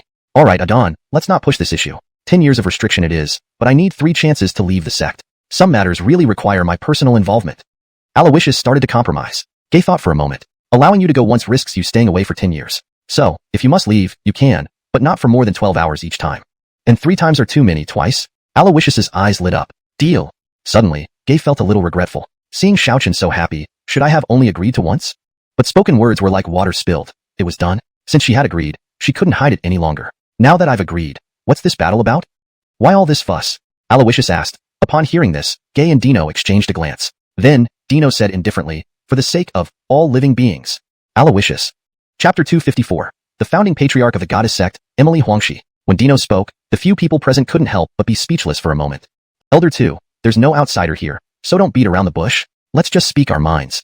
Alawishus covered his forehead in exasperation and said helplessly. Hearing this, Dino exchanged glances with Gay. Immediately after, Gay sighed lightly. All right, Willer, regarding this matter, I won't hide it from you. Have you ever heard of Tongtianzong? Gay asked. Hearing this, Alawishus furrowed his brows slightly and shook his head. Tongtianzong, also known as the burial ground of immortals, is said to be the place where countless ancient great powers fell, Gay explained. Inside Tongtianzong, there are supreme transformations left by ancient powerhouses, along with malevolent entities formed from the long-accumulated grudges of those fallen greats. Opportunities and transformations abound, yet they come hand in hand with peril. Just one entity emerging from Tongtianzong could almost bring ruin to the vast ancient continent. Thus, the Jetyin technique came into being. Pausing here, a peculiar look flashed across Gay's eyes. I imagine the Jetyin technique should be a method to suppress Tongtianzong, preventing its malevolent entities from entering the vast ancient continent, Alawishus bluntly remarked. Indeed, the Jetyin technique is an exquisite means that can usurp heaven and earth's transformations. However, while this technique isolates the threat posed by Tongtianzong, it also intercepts the fate of all sentient beings on the vast ancient continent. The Jetyin technique acts like a barrier, under which the chi of heaven and earth is completely isolated. Even the most gifted powerhouses need the support of heaven and earth's chi to achieve higher realms. With the current amount of fortune left on the vast ancient continent, ancient emperors have reached the peak. Even the birth of an ancient emperor almost depletes a realm's 1,000-year fortune.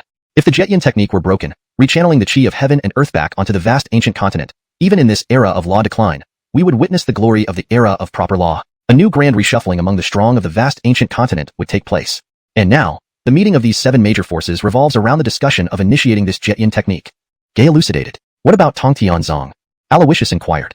Gay smiled helplessly. It's merely a latent danger. There's no need to sacrifice the fortune of myriad races on the vast ancient continent over some unsubstantial risk.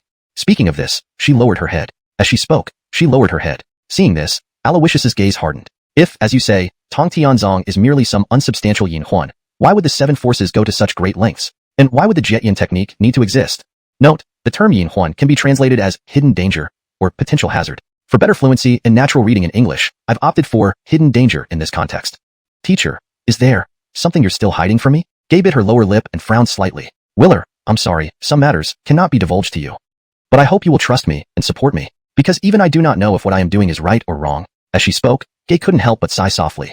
Seeing this, Alawishus slowly stepped forward and placed both hands on her shoulders. When their eyes met, he smiled warmly. Regardless of right or wrong, anything my teacher wants to do is right to me. Although Xinzong is the hegemon of Dongshin domain, protecting the masses is a duty. Letting them fend for themselves is common sense. No one has the right to impose moral burdens on us. I only care about your thoughts. Hearing this, warmth filled Gay's heart, and her gaze became firm. Right, teacher, when will this battle begin? In 3 years. Taken aback, Alawishus blurted out, 3 years? Why decide on such a date after deliberating for so long? 3 months might still see changes, let alone 3 years. Who knows what might happen? Gay smiled helplessly. No choice, it's the result of negotiation. And also my decision. After all, this conflict involves mostly the younger generation of the various forces. Regardless of how fierce the young ones fight, it won't shake the foundations of these forces. If any side is dissatisfied with the outcome, leading to a battle between powerful figures, it's also possible. Given my current state, back then, fighting Yuan caused serious injury to Gay, damaging her divine soul. Physical injuries heal easily, but the divine soul, being the origin point, takes much longer to recover, even with the nurturing of miraculous medicines. Upon hearing this, Alawishus nodded. Understood. Perhaps within 3 years, we can cultivate Xiaoyu Tammy and participate together. Smiling lightly, Alawishus continued, and everyone turned their attention to Tammy, who stood in the corner feeling rather lost. Why are you all looking at me like this? Earlier, I visited the scripture library and found that in the history of the vast ancient continent, there indeed was a Emily Huangshi. Only, records of her deeds are extremely scarce. Before becoming famous, she did not seem to belong to the vast ancient continent. She appeared out of nowhere, becoming a formidable figure of her time. This person, like Tammy, is a born sage with Phoenix bloodline and is also the founding patriarch of an ancient force, establishing a legacy in Nanhuangxiandu that has endured till today. Explaining this, Dino revealed the details he had discovered. Hearing this, everyone instantly understood. Goddess sect. Alawishus quickly interjected. Dino nodded. Correct. Emily Huangshi is the founding patriarch of the goddess sect. However, she mysteriously disappeared soon after founding the goddess sect, leaving very few records about the sect's first-generation patriarch. She only existed in the vast ancient continent for a little over a decade, during which she performed many unbelievable feats. To describe her, only 2 words fit: mysterious. Dino detailed the information to everyone. After a moment's contemplation, Alawishus grinned slyly. Not long ago, she acted like a pure and chaste lady during our confrontation. Turns out she's the founding patriarch of the goddess sect, creating the unique dual cultivation method in the vast ancient continent, yet acting pure and chaste before me, truly having your cake and eating it too. Gazing at Tammy, Alawishus chuckled lightly. Seeing this, Tammy frowned. Senior brother, are you talking about me? Since the conversation began, Tammy felt utterly confused by the discussion surrounding her, yet not seeming entirely about her. Hearing Alawishus's complaint, Dino shook his head helplessly. Though no one knows what transpired between you and Emily Huangshi or her character, the dual cultivation method of the goddess sect wasn't created by her. Emily Huangshi is a born sage with exceptional talent, naturally not needing such shortcuts as dual cultivation. If Tammy truly harbors Emily Huangshi's divine soul within her, it presents both crisis and opportunity. Before this, it's best for us to communicate with Emily Huangshi to ensure she doesn't harm Tammy.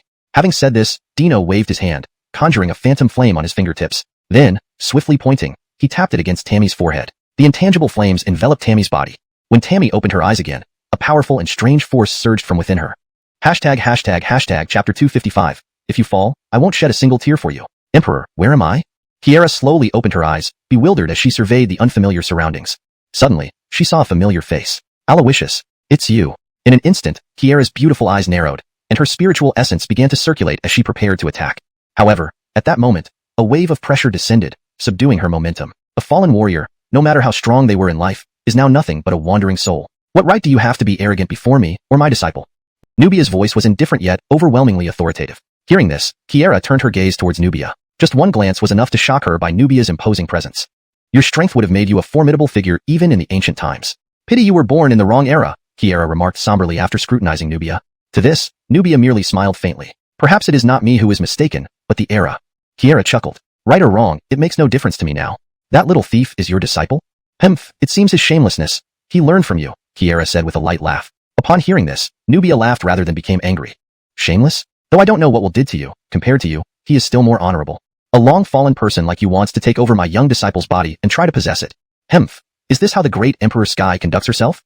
Nubia scoffed. These words startled Kiera. Her beautiful eyes suddenly sharpened. Nonsense. What do you mean by taking over someone's body or possessing it? I have no idea what you're talking about, Kiera retorted, her brows furrowing. Seeing this, Nubia smiled disdainfully. You don't understand? Then let me explain thoroughly. Then, Nubia detailed everything that had happened regarding Kiera. After listening, Sky seemed genuinely surprised. Her beautiful eyes filled with shock. She inspected her own body, looking utterly confused. Facing them, she sighed helplessly. To be honest, I also don't know why I was reborn or why I am in this girl's body. After falling back then, my consciousness seemed to fall into a deep sleep until recently, waking up. Whether you believe me or not, this is not possession. Instead, we share the same soul, just 2 different consciousnesses within it. There is no master-servant relationship between us. Who controls the soul and this body depends on whose will is stronger. Maybe you're right. As a long-fallen being, I don't deserve to occupy another's body. But I have something crucial I must do. I cannot die yet. I hope you can understand. Through Kiera's body, Sky spoke apologetically. In response, Alawishus and the others exchanged glances. Though Kiera is my junior sister and my master's disciple, this matter is not for us to decide. You should find a way to communicate with her consciousness. If she agrees, coexistence is possible. But before Kiera becomes immensely powerful, you must not use her body to embark on your mission. Furthermore, you must let us know what that mission is. Alawishus stated frankly. Kiera nodded. Naturally, with this girl's current strength, she can't do anything. However, I cannot reveal that task now. But I promise you, I will tell you before going. And only if this girl named Kiera agrees will I proceed. After all, this body belongs to both of us. Knowing the truth, her tone softened considerably. Hearing this, Alawishus nodded. I have no objections. Let Kiera make the decision. Ultimately, as an ancient power and a naturally born saint with the divine Phoenix bloodline, Emperor Sky would be more suitable than Nubia to guide Kiera in cultivation. This could be Kiera's fortune. Suddenly, Kiera's eyes locked onto Alawishus intensely. I have one more request. Since this body is shared between me and Kiera, even when she controls it, you must not act dishonorably with it. Otherwise, when I regain control, I won't spare you. Kiera warned coldly. Alawishus smiled. That depends on whether you can convince Kiera. With that, Alawishus waved, bid farewell to Nubia and Dino, and left the Tiani Divine Hall. Kieran glared at Alawishus's back until he left the hall, then fainted abruptly. Nubia observed everything, her gaze landing on Dino. I've warned you countless times not to activate the divine fire unless absolutely necessary. Did you treat my words as idle talk? Nubia frowned disapprovingly. Dino smiled. This cannot be entirely blamed on me. Blame the divine fire's overwhelming strength. Moreover, Emperor Sky's consciousness was weak. Reviving her quickly was the best option. Nubia sighed helplessly. Even so, you need to have the longevity to use it. If one day you fall, it will be due to your recklessness. I will not shed a single tear for you. Her words carried a hint of reprimand. Upon hearing this, Dino laughed. You are still as heartless as ever. Last time, you didn't cry for me either. I'm used to it. But helping you was enough. That is my existence's meaning. Saying this, Dino lifted Kieran and was about to leave. Nubia glared at him, frowning. Where are you taking my disciple? To send her back, or shall you do it? Smiling lightly, Dino left the hall. Now alone in the Grand Tiani Divine Hall, Nubia looked around thoughtfully, then sighed. Dino, Will? Adon, you never left me, never fell. Since you never died, why should I cry for you? But still, as she murmured, soft sobs echoed, her eyes glistening. Leaving the Tiani Divine Hall, Alawishus stopped in an inconspicuous corner. The shadowy figure of Denver emerged from the darkness. Jeffrey, you summoned me? Denver asked. Alawishus took out the sealed spirit map from his storage ring and placed it before Denver. Put your hand on it. Understood. Recognizing the item, Denver complied without question. Instantly, golden light pierced through his finger, drawing a drop of blood. Immediately, Denver's aura grew stronger, and a subtle connection formed between him and Alawishus. Completing this, Alawishus instructed, the immortal elder, who once attacked my master at Tiani sect, may now be in the Western Ling battle domain's Banya Buddha sect. Investigate this, remember? Though the sealed spirit map can protect your soul, still be cautious. Denver nodded. Jeffrey, shouldn't we inform the Emily first? Alawishus shook his head. Not telling my master. I sense that what Adon is doing now is largely related to the immortal elder incident. If she knows the immortal elder is at Banya Buddha sect, I cannot predict what extreme actions she might take. So, that's why I'm sending you. In short, whether you can gather information is not the priority. What's important is, be extremely careful and make sure you return alive. Alawishus said with a grave expression. Understood. With that, Denver vanished into the void. I hope everything goes smoothly. Just as Alawishus was silently praying, a figure nearby spotted him and ran over excitedly as if he had seen his own father. #### translation notes. The provided text follows directly from the previous context, maintaining the serious yet slightly dramatic tone established earlier. The character names are kept consistent with their pinyin transliterations used in prior sections. The structure and line breaks are preserved to ensure readability and continuity with the original text. Chapter 256, The Jill of the Southern Wilderness Immortal Domain. The visitor was none other than Kieran. Earlier, when Alawishus accompanied the great powers of Tiani Immortal Sect to the Tiani Divine Hall, he had already seen off the people from the 7 major factions. Apart from the carefree god Paco, who walked away with over 100 pieces of beast meat, all the rest were packed by Kieran, who said he wanted to take them back to the Sacred Soul Hall for a slow savoring. And Alawishus had personally seen him leave. So, why did this guy return? Didn't you leave with the powerful people from the Sacred Soul Hall? Why are you back? Alawishus asked. Tisk Adon, your words make it seem so formal. We've met in a foreign land like old acquaintances, and I just can't bear to part with you. Kieran said with an ingratiating smile. Alawishus gave him a sideways glance. Tell the truth, or I'll order you to be escorted out now. Alawishus retorted harshly. Kieran responded with a sheepish grin. Adon, don't be so heartless. At least I risked defending others to help you before. Now, I just want to stay at Tiani Immortal Sect for a few more days. Ever since you told me that the ancient continent isn't as simple as it seems, my heart has been restless. People like us, who tread through wind and rain doing things that offend others and bearing the world's curses, spend our lives practicing diligently and striving for supreme power. But in the end, we may die by the hands of some luck-laden prodigy who relies on self-righteousness, merely becoming a stepping stone for their greatness. So, during such times, we should support each other. Adon, you've been here long and know the ropes well. Only by staying close to you do I feel reassured. Don't abandon me in such a moment. Kieran begged bitterly. Just because of this, you want to stay at Tiani Immortal Sect? What about your Sacred Soul Hall? Alawishus asked. Sacred Soul Hall. My subordinates will be fine. They are destined to be safe. Kieran replied with a laugh.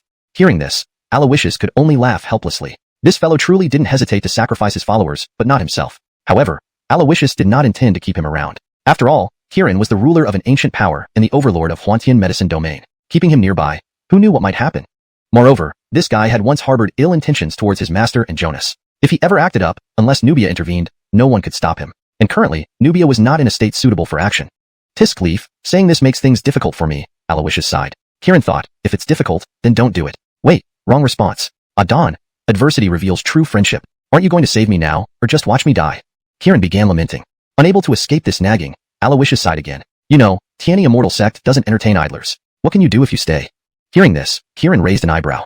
Previously, when I passed by Tiani Immortal Sect's back garden, I noticed the landscaping wasn't very meticulous. In my past life, I studied garden design as a hobby. I can start work tomorrow. I have all the tools ready. Alawishus, are you serious? Of course, although I am an emperor, management and design both fall under governance. It's not really a career change. Kieran declared righteously. Feeling helpless, Alawishus massaged his forehead silently. With the conversation reaching this point, he found it hard to refuse. Well, give it a try. Saying this, Alawishus waved and turned away. The final battle in 3 years was crucial for Nubia. He must devote himself fully. The cultivation cannot be rushed, or it may result in counterproductive outcomes. But now, there is something on me that could bring significant enhancement. Murmuring to himself, Alawishus closed his eyes. Feeling subtly, the world essence of the city of eternity stirred faintly. In a medicinal field reminiscent of a paradise hidden in the southern wilderness immortal domain, a naive young girl hummed a tune as she collected herbs with a bamboo basket. Suddenly, a small patch of blood caught her attention. Frowning slightly, she followed the bloody trail until she reached the edge of the field where she saw a black-clothed teenager covered in blood. The youth was muscular, handsome, exuding a natural aura of nobility. However, his current condition was poor. Multiple wounds, remnants of flames and star energy, were deeply etched into his skin, revealing bone. His face was pale due to severe injuries. Despite this, he managed to choose several herbs and apply them to his wounds, causing unbearable pain. If Alawishus were there, he would immediately recognize this person as Alfonso. Severely injured, Alfonso did not notice the girl approaching. Seeing the mess he made in the field, the girl frowned and hurriedly approached, grabbing his collar. Before she could scold him, Alfonso fainted. The girl furrowed her brows. Hey, you idiot who ruined my medicinal field. Don't pretend to be dead. If you die, who will compensate for my field? And for someone I don't even know, I have to go through the trouble of burying you. Is this fair? She patted Alfonso's face, feeling a weak breath. You're not dead yet? Humph, encountering me is your good luck? I'll save you first and let you pay me back slowly. Plus, your face isn't bad. Hee. She struggled to carry Alfonso into a room. Hidden eyes observed everything quietly. Alfonso, that kid, either has incredibly good or bad luck to run here in a panic. Though she looks innocent, she rules within 100 miles without any forces daring to challenge her. The Jill of the Southern Wilderness Immortal Domain is no fake. She has unparalleled medical skills and unique poison techniques. Even much stronger cultivators wouldn't dare provoke her. Whether Alfonso lives or dies, is healed or poisoned, depends entirely on her mood. A few black-clothed figures whispered. Someone suddenly remarked, should we rescue Alfonso and bring him back to the immortal sect? Worrying he might die in this Alice's hands. After a brief silence, the Imperial Sun forbade us from intervening. Though circumstances have changed, we can't act arbitrarily. One should return to report and ask for the Imperial Sun's opinion, while the rest stay to observe. Time is of the essence, let's move. This translation maintains the structure, tone, and style of the original Chinese text, ensuring fluent English while accurately conveying the storyline and character dynamics. Chapter 257. I call you sister, you call me senior brother. In the Western Ling battle domain, the Boar Buddha sect, the Franklin hurriedly led a group of powerhouses back to the sect and rushed straight to the Great Hero Hall. Carter, why are you in such a panic? Someone asked in confusion. None of your business, and there's no need for further discussion. The matters today must be kept absolutely secret and not disclosed. The Franklin said gravely. Though the others didn't understand, they nodded in agreement. Soon, the Franklin arrived at the Great Hero Hall. He ordered everyone to wait outside while he quickly entered. Come out. I'm here. His voice was cold and indifferent. However, his words received no response for a long time. What's going on? Could he have left? The Franklin muttered to himself. This trip to Tiani Immortal Sect made him feel as if everything he had hidden was seen through by Gay and Alawishus. Hiding the Yuan within the Boar Buddha sect was already a significant risk. If other forces discovered this, the Boar Buddha sect would inevitably become the target of all parties involved. This way, before even achieving the immortality promised by the Yuan, the sect might face an imminent catastrophe. Thus, he hastily returned to erase the Yuan from the Boar Buddha sect before other forces could gather any critical evidence. Whether it meant killing or expelling him, as long as the Yuan didn't appear within the sect, everything would be fine. However, after investigating the surroundings, he found no trace of the Yuan in the entire Great Hero Hall. Did he leave? The Franklin murmured to himself, but soon, his gaze hardened. I cannot rely on speculation for the fate of the Boar Buddha sect. Even if he's not in the Great Hero Hall, we must search the entire sect thoroughly. We must ensure that this person has left the Boar Buddha sect. With that, he waved his hand and walked out of the Great Hero Hall. Outside, the members of the Boar Buddha sect were whispering among themselves. Just then, the Franklin stepped out swiftly and looked at everyone, saying sternly, order immediately. The whole sect is to go into lockdown. All those above the reincarnation realm will form patrol teams to search everywhere. The others frowned slightly upon hearing this. Carter, who are we searching for? Is there someone with malicious intent infiltrating us? Is it someone from Tiani Immortal Sect?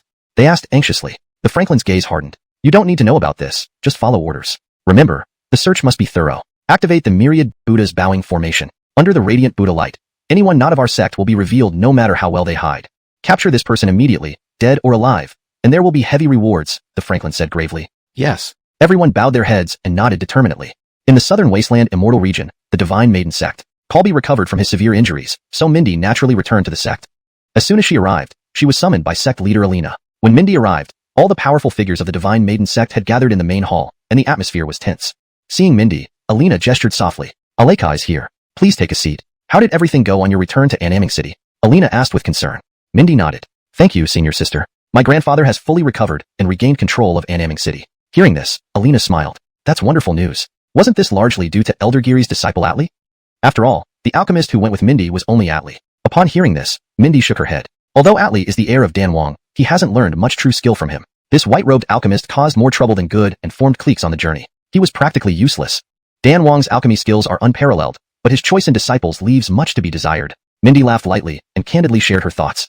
Although Goosen wasn't present, his partner, director of Star Moon Palace Lizzie, sat nearby, looking quite embarrassed. If not for Nikita, who healed Elder Lin's injuries? Alina asked. At this, Mindy's eyes lit up. Adon, this is exactly what I want to tell you. On my return to Annaming City, my biggest gain was meeting a person named Xavier. He is a wandering cultivator, low-key and humble, yet highly skilled. He looks like he's under 20 years old, but his alchemy skills stand out uniquely. Even though I'm not an alchemist, I can see that he is at least a purple robe alchemist level. As for his realm, it is somewhat weak, only second level extraordinary realm. But as a wandering cultivator without backing or resources, and having spent much effort on improving his alchemy, reaching second level extraordinary realm is impressive. During the time he treated my grandfather, I often communicated with him. Although his personality is somewhat aloof, I can sense he is a decent person. If he could join our divine maiden sect and be nurtured, he could become a great powerhouse in the future. Mentioning Xavier, Mindy's eyes sparkled. However, Alina frowned. Aleka, something about this Xavier feels off. Xiao and Hong, these two characters, don't they seem suspicious? Alina asked doubtfully. Adon, actually, when I first met him, I had the same reaction as you. However, through interaction, I realized he is different from both Alfonso and Alawishus. Alawishus may be capable, but his icy demeanor and domineering nature make him unbearable. Alfonso, while considerate, lacks decision-making and strength, nothing like a man. This Xavier, however, combines their strengths and avoids their weaknesses. He has ability and character, Mindy said excitedly. At that moment, a light laugh echoed. Ha, does the Holy Maiden have a crush on this Xavier? A young man dressed in white, holding a paper fan and exuding a refined demeanor, slowly emerged from behind a screen. It was Channing. However, Mindy was unfamiliar with him. Who are you? Why does a stranger, a mere man, have the right to be here? Get out, Mindy said sternly. Upon hearing this, Alina showed surprise. Channing smiled faintly. Ha, I am far from a stranger. Even your sect leader and senior sister are close to me. Saying this, Channing gently took Alina's small hand. Instantly, Alina lowered her head, blushing slightly. Seeing this, Mindy's gaze turned dark. Outrageous. Our divine maiden sect leader, Ingrid, cannot be disrespected by you. Let go of my senior sister. Mindy roared and raised her hand, summoning the dark purple moon sword. How could this young man possibly be Alina's partner? Then, Alina waved her hand to stop Mindy. Aleka, do not treat senior brother Channing this way. Saying this, Alina snatched the dark purple moon from her. Seeing this, Mindy froze. She couldn't believe what was happening. Channing chuckled. Aleka, let's clarify things. From now on, I call you sister, and you call me senior brother. Sister, what are you looking for? Let senior brother help you. Before Mindy could respond, she moved to retrieve the dark purple moon. Ultimately, she was persuaded by the higher-ups of the divine maiden sect. Seeing this, Channing sighed. Too sudden for Aleka to accept? Just then, stinky brat, let go of my senior sister. Mindy was about to erupt again. Channing, seeing this, could only shrug and obediently sat aside. The comedic scene came to an end. Alina sized up everyone inside helplessly. Let's discuss Xavier's matter and mine with Martin later.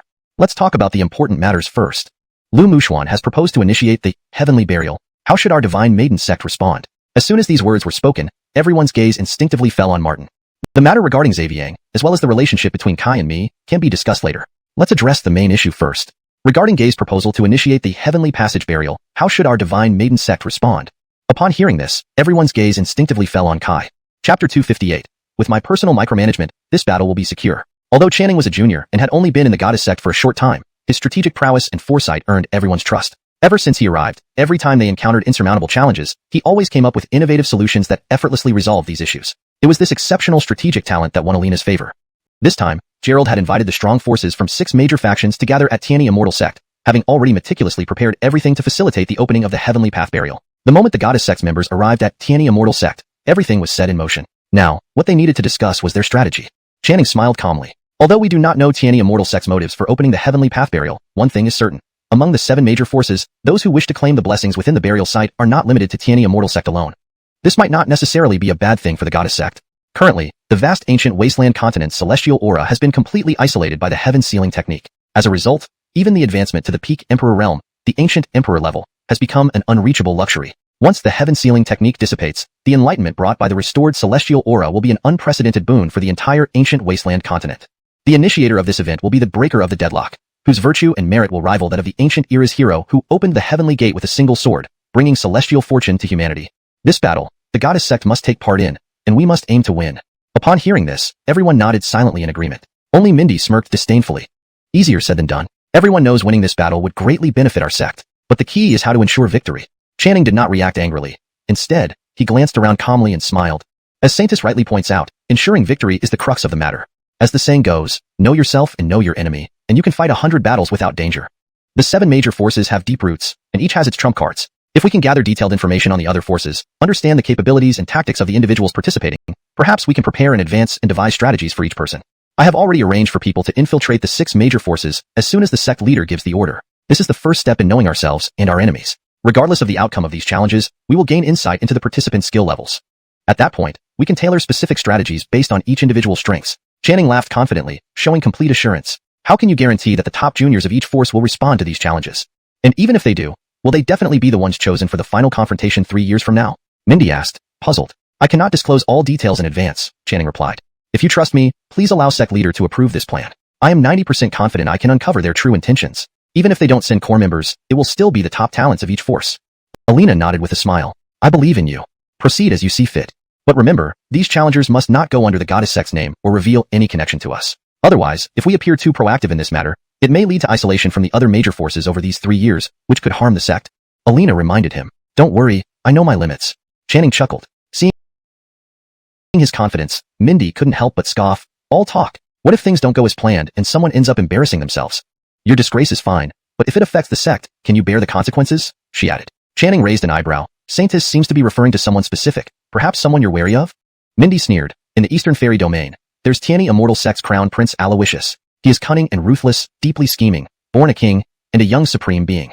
Just dealing with him alone will be no easy feat. Hearing this, a fierce look flashed across Channing's eyes, quickly masked by a smile. Anyone who receives such high praise from you deserves my attention.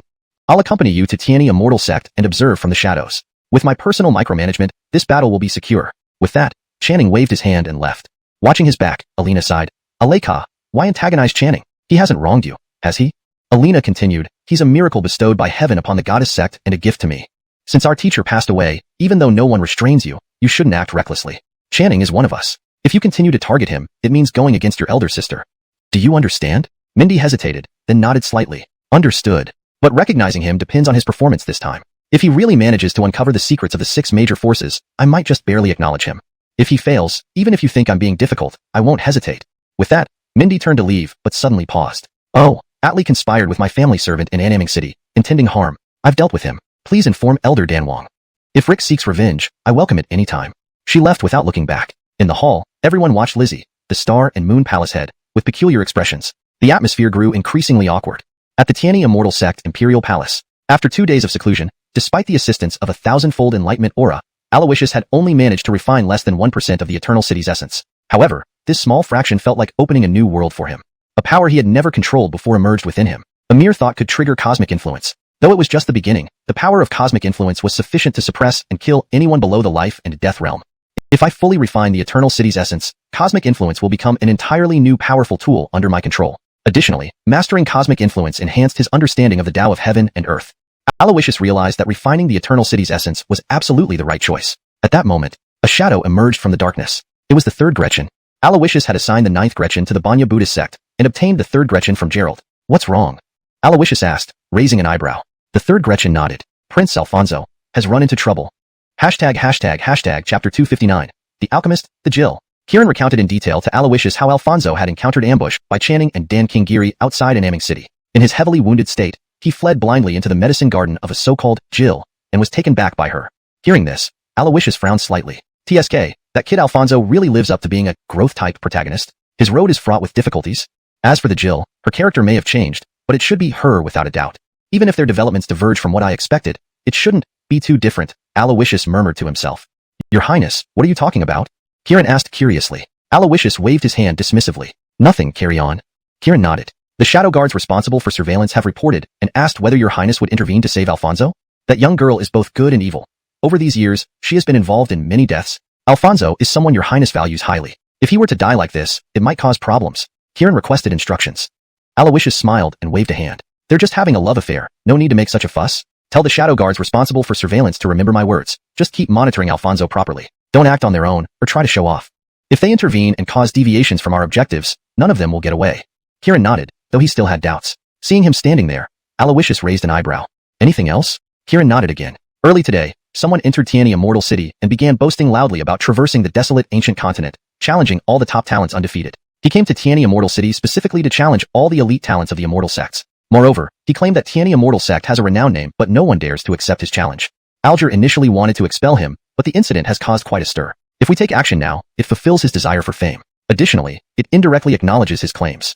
Some hot-headed youths in the sect wanted to step up, but they are concerned this person must have some skills to dare boast like this. If we lose the first battle, it would tarnish the sect's reputation.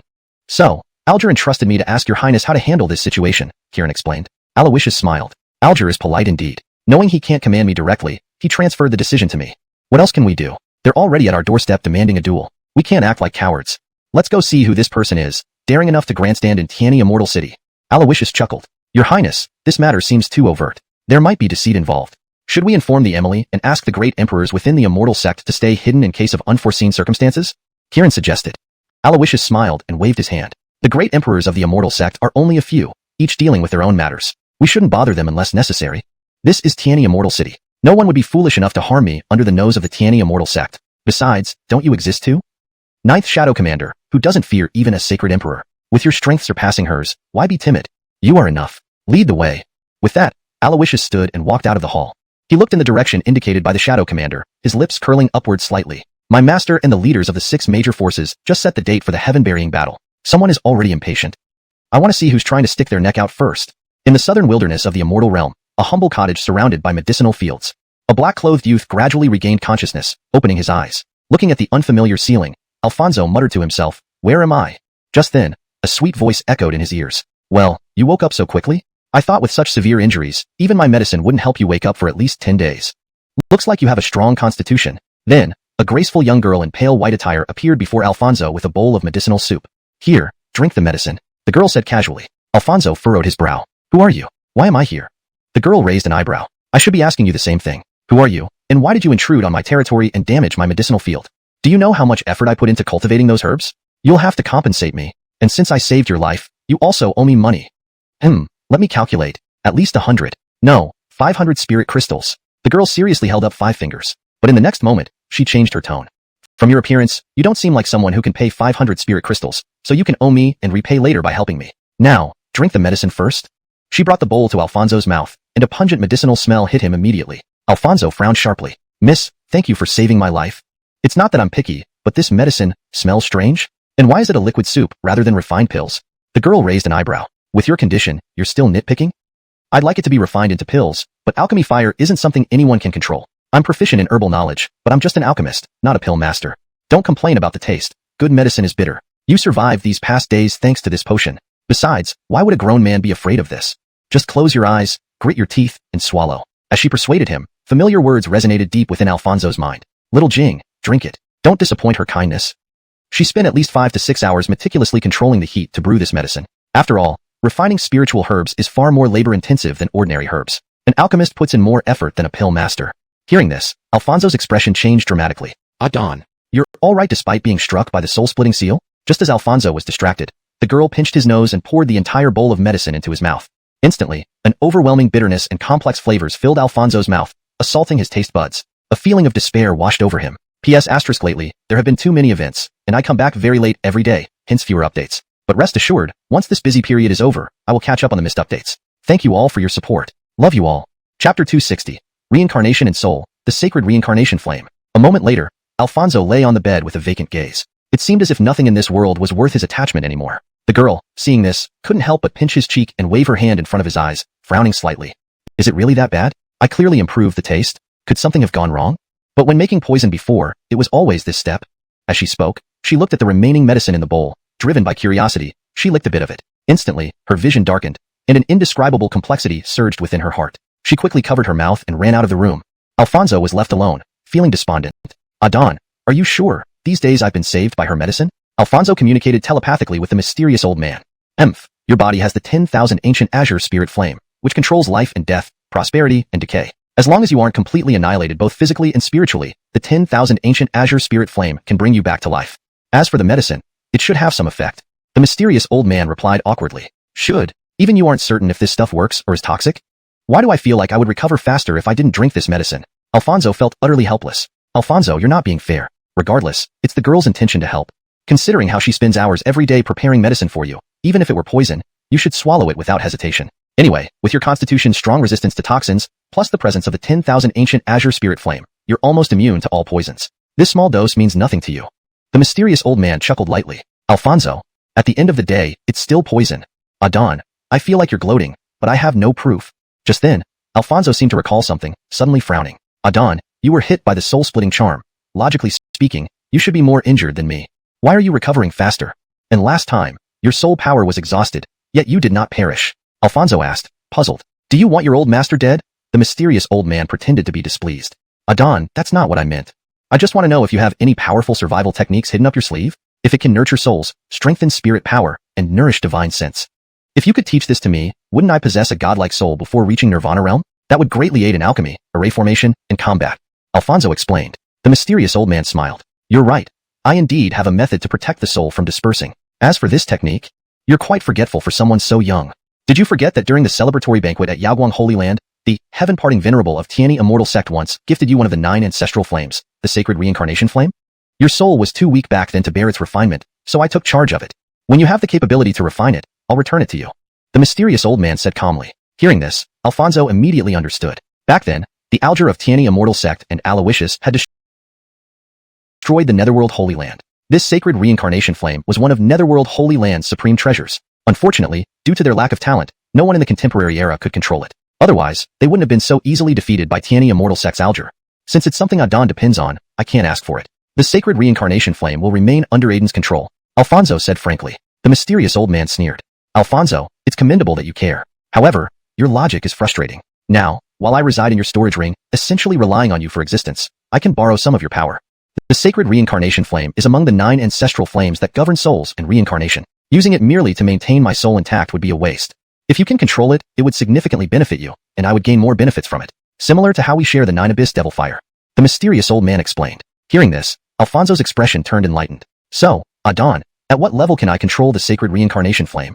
Alfonso asked. I initially thought that only those below the divine soul level couldn't touch the sacred reincarnation flame. However, as an alchemist, your mental power far exceeds others at the same realm, naturally making your soul stronger. Once you reach the reincarnation realm and briefly boost your mental power to protect your soul, you'll achieve a soul strength comparable to a divine soul. At that point, I'll guard you as you control the sacred reincarnation flame, with a success rate exceeding 70%. Of course, if you want more assurance, wait until you reach the Nirvana realm, and once the divine soul forms within you, there will be a 100% chance. The mysterious old man smiled calmly. Hearing this, Alfonso, lying on the bed, felt a surge of determination. However, he knew the current priority was to recuperate fully and restore his strength using available resources. At that moment, the girl pushed open the door. She clutched her chest with one hand and held a bowl of medicine with the other, approaching Alfonso. Seeing this, Alfonso instantly looked terrified. Again? This never ends, does it? You spilled a lot earlier, so the potency must have diminished. Luckily, there's still some in the pot. Just finish drinking this. Don't worry. I added some heart-clearing flowers and sweetgrass, making it much tastier. She sat beside the bed. Noticing Alfonso's hesitant expression, she smiled brightly. I just tasted it. It's very good. Be obedient and finish it. You'll heal soon. Seeing the girl's gentle face, Alfonso closed his eyes, slowly opening his mouth. Without hesitation, she poured the entire contents into his mouth. Instantly, Alfonso's eyes widened. What the hell? This tastes even stranger. A force rushed towards his mind, nearly causing his soul to explode. He wanted to spit it out, but the girl firmly covered his mouth. After struggling, Alfonso looked at the girl with despair, as if he had nothing left to lose. Did you really taste it? Alfonso asked weakly. How can a doctor drink the patient's medicine? This medicine is very precious and should be given to the patient first. The girl responded guiltily. However, she suddenly perked up. Oh, you can speak? You didn't say anything when you woke up. I thought you were mute. By the way, what's your name? The girl asked. Alfonso hesitated. The name Alfonso might bring trouble. Yet, this seemingly innocent girl made him reluctant to use an alias. Noticing his hesitation, the girl smirked. Don't tell me you forgot your own name. You look handsome, but you're such a fool. Okay, from now on, I'll call you little fool. As for me, I'm nameless like you, but everyone calls me Jill, which counts as a name, right? However, you can't call me that. Since I saved you, you have to call me mistress, or little fairy. Alright, it's settled. You just woke up, and your body is still very weak, so I won't disturb you any longer. Rest well, and once you recover, you'll help me with tasks to repay your debt. With that, the Jill used a handkerchief to wipe away the medicine residue from the corner of Alfonso's mouth and left gracefully. Watching her depart, though Alfonso's mouth was still bitter from the medicine, he felt a warm stream pass through his heart. At the same moment, the mysterious old man smiled faintly. This girl isn't bad. Alfonso, you need to seize this opportunity. In this passage, Alfonso experiences conflicting emotions as the Jill departs after tending to him. Meanwhile, the mysterious old man offers a cryptic yet encouraging remark, hinting at potential future developments in their relationship. Chapter 261. My rules are the rules. East Immortal Region, Tiani Immortal City. In a bustling corner of the market district, a crowd had gathered to watch the spectacle. Amidst the onlookers stood an individual loudly boasting in front of everyone. From afar, despite his lavish attire, he was unremarkable in appearance. His mostly bald head featured a few strands of hair fluttering in the wind. His right leg, slightly stiff and visibly disabled, and his wandering eyes that always focused on one direction, gave him an unnatural look. Nevertheless, this did not deter him from making grand declarations before the crowd.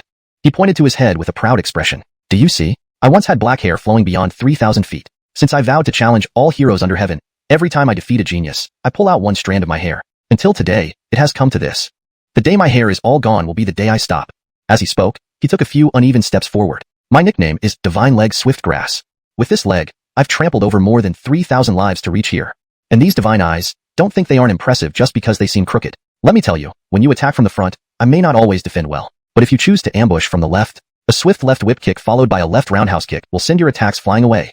He slowly raised his head, a proud expression washing over his face. Let me tell you, back then when I had my hands in my pockets, I didn't even know what an opponent was. Whoever came to fight me from the Tiani Immortal sect, no matter who, it always ended either in their flight or complete destruction. With my prowess, people like Alawishus and Kieran would never return after facing me. Just as he was speaking, murmurs rippled through the crowd nearby. Everyone turned to see people parting to make way for two figures, one man and one woman, who were none other than Alawishus and Kieran. Just now, I heard someone calling my name. If the person challenging the geniuses of our Tiani Immortal sect is here, step forward. Alawishus said calmly.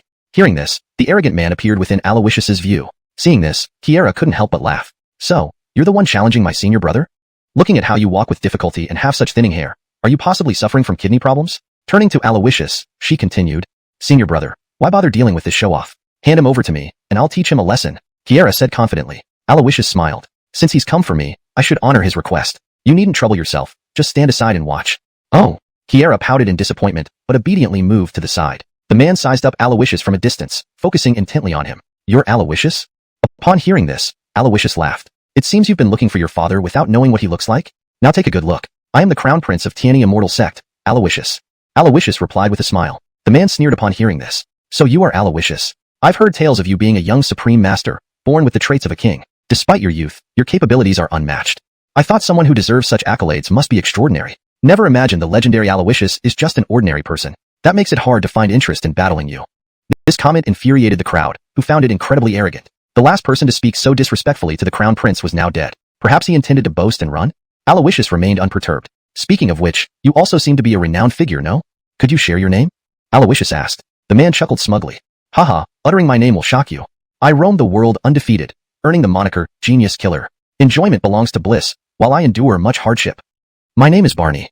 Alawishus initially froze, then chuckled. Just the name, quite promising. Nodding, he said, nice name, but let's see about your abilities. Here's a deal. If you win, you can ask for anything within reason. If you lose, you're at my mercy. Deal? Alawishus lightly chuckled. Barney frowned. I'm only here to spar. We don't need to make a bet. Whoa. Before he could finish, a willow leaf flying dagger zipped through the air toward his face. In an instant, Barney barely dodged the deadly strike. Suddenly feeling a cold sensation on his cheek followed by warmth, blood trickled down his face.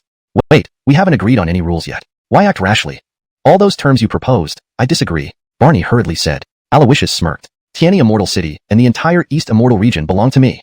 On my turf, you follow my rules. Remember, my rules are the rules. With that, Alawishus stepped forward, his figure blurring into multiple shadows as he ghosted behind Barney. What? How is this speed possible? Barney's pupils constricted in shock. Next, the power of cosmic momentum surged from above, pressing down like a divine hand from the heavens onto Barney's head. A spurt of blood shot out from Barney's mouth. The momentum coalesced around Alawishus, compressing into an immovable force like Mount Sumeru, pinning Barney to his knees struggling. Victory decided in one move. Actually, Barney wasn't weak. Among the younger generation, he was relatively formidable, reaching the 5th level of life and death realm. But compared to Alawishus, he was still far too weak. Lifting his head, Barney stared disbelievingly. Cosmic momentum. Why do you wield cosmic momentum too? Barney muttered heavily. Raising an eyebrow, Alawishus asked, Oh, do you know others who control cosmic momentum? I might consider going easy on you if you tell me. Barney hesitated. Alawishus waved his hand. Forget it, let's change the subject. Your hair, you said, pulling out a strand for each genius you killed. That means at least 3,000 geniuses died by your hand. Alawishus questioned. Lost in a fight with a woman, she pulled them out, Barney muttered. And your divine leg Swiftgrass, trampling over 3,000 lives. No lives, crippled since childhood. Barney looked down awkwardly. Interesting. Noticed your honesty. One final question. Alawishus's gaze suddenly turned icy. Tell me, who sent you? Barney paused, lowering his head. I don't understand what you mean. Alawishus laughed. Ha, nice spirit. I like stubborn types. If you won't say fine, this ends with you. In my territory, undermining my reputation, showing off. How shall we settle this? As he spoke, Alawishus's lips curled upward into a cold smile. I didn't mean it that way. I'm just here to spar. Barney explained nervously. Alawishus waved his hand dismissively. No need to explain. Explanations are just excuses. 10,000 spirit crystals, and we'll call it even. You can leave then, Alawishus said with a light laugh. 10,000 spirit crystals might not be much to Alawishus, but for an ordinary person, it was an unimaginable fortune. I don't have. Barney stammered. Hearing this, Alawishus gave a mysterious smile. Don't have? That's easy. Then, let's settle this with physical compensation. A smirk played on Alawishus's lips as he spoke, a sneer clear on his face. I didn't mean it that way. I just came here to spar. Irvino explained hastily. Alawishus waved his hand dismissively. Never mind the explanations. Explaining is just covering up. 10,000 spirit crystals, and we'll call it even. Then you can leave, Alawishus said with a light laugh. To Alawishus, 10,000 spirit crystals might not be much, but to the average person, it was an unimaginable fortune. I don't have. Irvino stammered. Alawishus smiled mysteriously at this. Don't have? No problem. Then how about physical compensation? Alawishus's words hung in the air, laced with hidden meaning. Chapter 262, Fair Price. Many bitter days ahead. Flesh repayment? When Alawishus spoke, his words were shocking as always. Everyone present frowned deeply, their expressions odd. But Jeffrey has unique tastes and isn't picky at all. Even if someone is male, being somewhat handsome would be tolerable. But this fellow, his appearance, it's just too vivid, beyond description. Even Kieran, watching from not far away, couldn't help but come closer, her beautiful eyes filled with confusion. Previously, Sister Anna told me secretly that senior brother you have a preference for men, and I didn't believe it. But now, it seems not only do you have a preference, but you're also so ravenous. Senior brother, why look at men? Am I not cute? Look at me, look at me. Kieran tugged on the edge of Alawishus's robe, speaking in a coquettish manner. Alawishus gave her a stern look. You brat, don't talk nonsense. My point is, to make him repay in flesh, for profit. After saying this, Alawishus waved his hand. The elder-in-chief, who had been waiting nearby, received the command immediately and led a group of guards forward from the city of immortals. Is everything ready? Yes, as per the Jeffrey's instructions, everything is prepared, replied the elder-in-chief, giving a nod to the nearby guards. They quickly understood. Soon enough, a cart was brought up. It looked very simple, just a carriage frame without a top. In the middle was a thick pole, wrapped tightly with heavy chains. Seeing this, everyone exchanged puzzled glances, unsure of what was happening. What is the Jeffrey planning? Although we don't understand, it feels like this cart will have endless uses. Hiss, seeing this cart, I'm starting to get the wrong idea. Maybe your thoughts aren't off base. As people were puzzling over it, Alawishus asked Kieran to step aside before waving his hand. The guards promptly grabbed Irvin and began undressing him, then placed him on the cart, shackling him to the pillar with iron chains. This scene was quite embarrassing. Alawishus then addressed the crowd loudly. Ladies and gentlemen, listen to me. This person may look unappealing, but he is genuinely a 5th-tier life-death realm cultivator. You should know that reaching the 3 unextinguished realms marks a qualitative change in one's life essence. Once one enters the life-death realm and activates their vital points, their bloodline transcends. In other words, offspring born from a life-death realm individual will have a higher starting point than ordinary children. Do you want to give your family's next generation a head start? If so, what are you waiting for? Go forth and make many bitter days ahead. For just 5 spirit crystals each time, reasonable price and quality guaranteed, first come, first served. And time is limited. Once he pays off 100,000 spirit crystals, there won't be another chance. Alawishus said loudly. Upon hearing this, everyone showed odd expressions. 5 spirit crystals per session until he pays off 100,000. Wow, 20,000 times. Even an iron rod could be ground into a needle, and this was no iron rod anyway. This might seem absurd, but the Jeffrey is right. Normally, life-death realm experts are untouchable for us common folk. This might be a rare opportunity to change our family's fate. 5 spirit crystals per time. It's not expensive. The Jeffrey, I'll buy it. Let my daughter Ruth try it once. A well-dressed, wealthy-looking middle-aged man stepped out of the crowd, holding several dozen spirit crystals in his arms. Make it 10 times. The middle-aged man spoke boldly. Alawishus nodded, signaling the guards to collect the payment. On the cart, Irvin wore a complicated expression. While the scene was terrifying, this kind of punishment seemed enjoyable. Even if he died, it wouldn't be bad. But then he regretted it. A meaty figure pushed past others and approached, casting a large shadow. Looking closely, the woman appeared pitch black with an oily sheen on her face, which was covered in 2 bright red patches of rouge. Most striking were her upward-pointing pigtails. Seeing this, everyone felt a cold sweat. Was this the middle-aged man's daughter, Ruth? Indeed, quite remarkable. Irvin, who had been feeling resigned to dying under the peony, living and dying glamorously, suddenly struggled fiercely on the cart like a grasshopper on a hot pan. Get the hell away from me.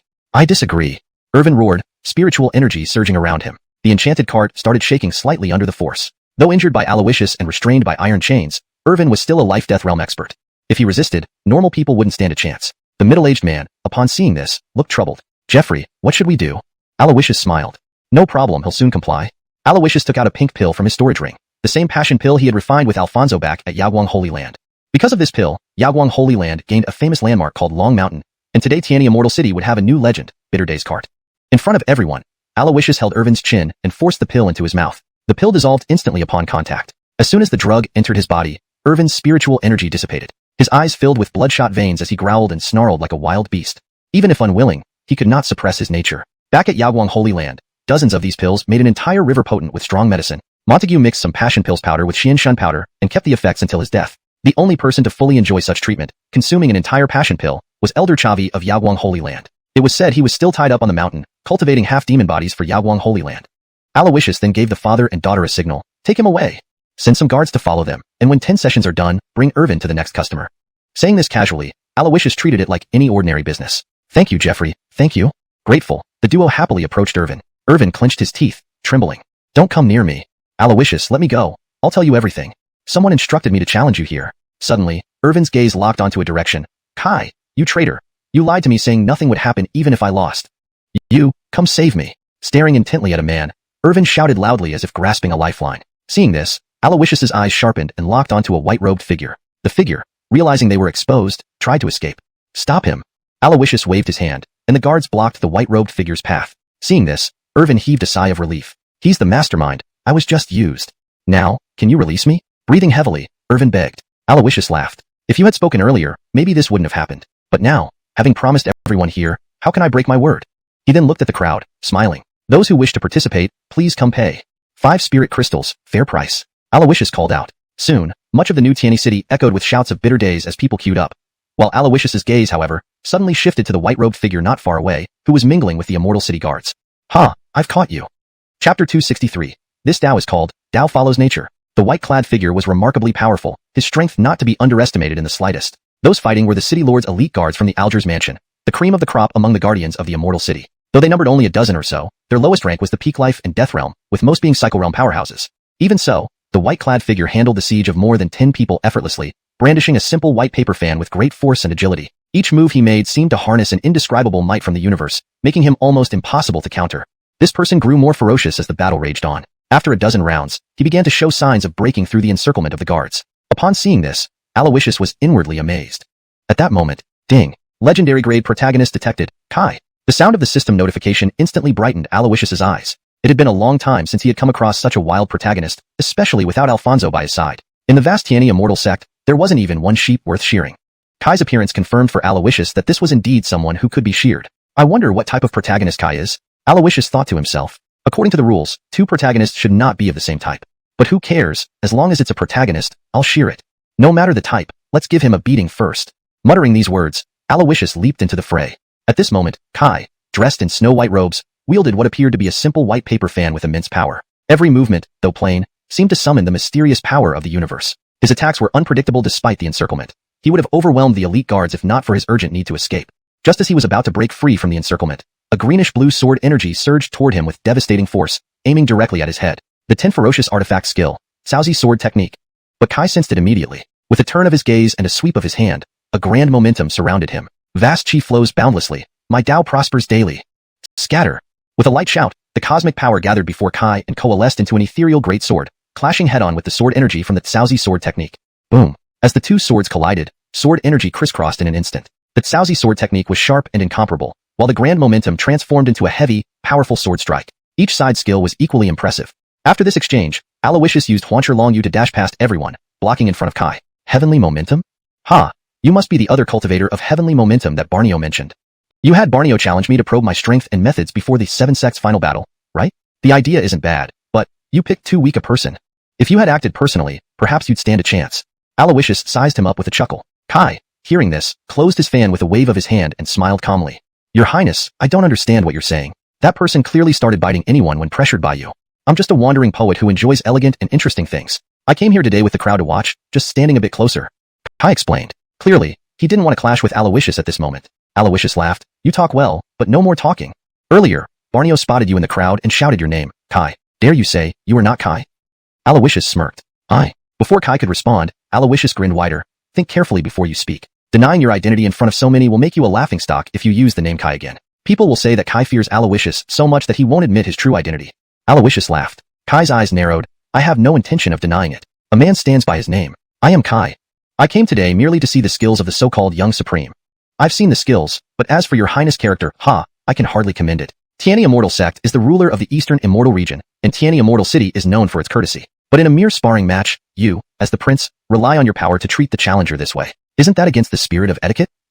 And in human nations, there's a rule not to harm envoys during warfare. Here, not only did I face pursuit by the city's guards, but even the prince resorted to personal ambush. Tiani Immortal Sect, Kai's face showed disdain. These words left everyone glancing nervously at each other. Even the Alger looked hesitant. If this got out, it wouldn't sound good. Alawishus chuckled. Hey, stop right there. My lack of martial virtue has nothing to do with Tiani Immortal Sect. Anyone who knows me in the entire desolate ancient continent knows I'm not a good person. Don't go throwing morality at me like some moral high ground. As for the envoy issue, Tiani Immortal Sect respects this rule, but you must identify yourself as an envoy. You didn't declare any diplomatic mission nor introduce yourself. Instead, you sneaked into Tiani Immortal City. We usually don't call such people envoys but spies. How we handle spies, you know the rest? Alawishus smiled coldly. Kai's gaze darkened, fists clenched tightly. Alawishus, where's your evidence that I'm a spy? I stood like everyone else in the crowd, doing nothing. Why target me like this? In this vast Tiani Immortal City, is there still order? Is there still law? Kai asked gravely. Alawishus laughed. I already answered that. Tiani Immortal City is my territory. Here, my rules are the rules. My will is the law. Targeting you? You're right. I'm targeting you. With that, Alawishus turned his wrist, revealing a red-hot treasure truncheon. High-grade imperial artifact, 1,000 flames subdue dragon truncheon. In an instant, Alawishus's aura surged, adding wings to his tiger-like ferocity. Seeing this, Kai's eyes deepened. Alawishus, you go too far. I didn't wish to fight, but you press me relentlessly. If I don't fight, do you really think I fear you? Kai waved his hand, and his paper fan floated mid-air. An overwhelming aura erupted from him, blending with the cosmos. At this moment, he felt like part of the universe itself. Kai now looked coldly at Alawishus. Watch closely. This Tao is called Tao follows nature. P.S. Apologies, everyone. I've caught a fever and can only manage one chapter today. Chapter 264. Sorcerer's Bane, the Void Refining Divine Flame. The way of Tao follows nature and aligns with the grand trends of heaven and earth, harnessing their power for one's own use. Such individuals are often called sorcerers. However, the Channing before him seemed to be more than just a simple sorcerer. Before any exchange of blows, Channing stomped his foot forcefully, instantly unfurling a formation of the two instruments, 4 symbols, 8 trigrams, 9 palaces, and 24 chi patterns, the odd gates array. In an instant, everything within 100 jong radius was enveloped by it. Here, Alawishus felt as if everything about him was under Channing's control. In this odd gates array, Channing was the embodiment of the heavenly Tao. Do you feel fear now? Channing's eyes were cold, his face grim. We haven't even exchanged blows yet. Where is all this useless talk coming from? This odd gates array is quite intriguing. Let me see if it's just for show. With that, Alawishus's eyes widened slightly as his heterochromatic pupils activated. In the depths of his eyes lay the ever-changing Tao. Seeing this, Channing immediately brought his fingers together in front of his chest and intoned, Li character, crimson refinement. Instantly, flames erupted beneath Alawishus, forming a fire dragon that soared upward, charging at him. However, even before the attack materialized fully, Alawishus's heterochromatic pupils had already seen through it.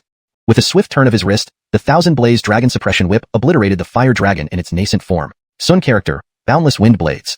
DUI character, arrow rain. Channing attacked again, his methods becoming even more formidable. In the water, steam rose, transforming into tiny ice crystals.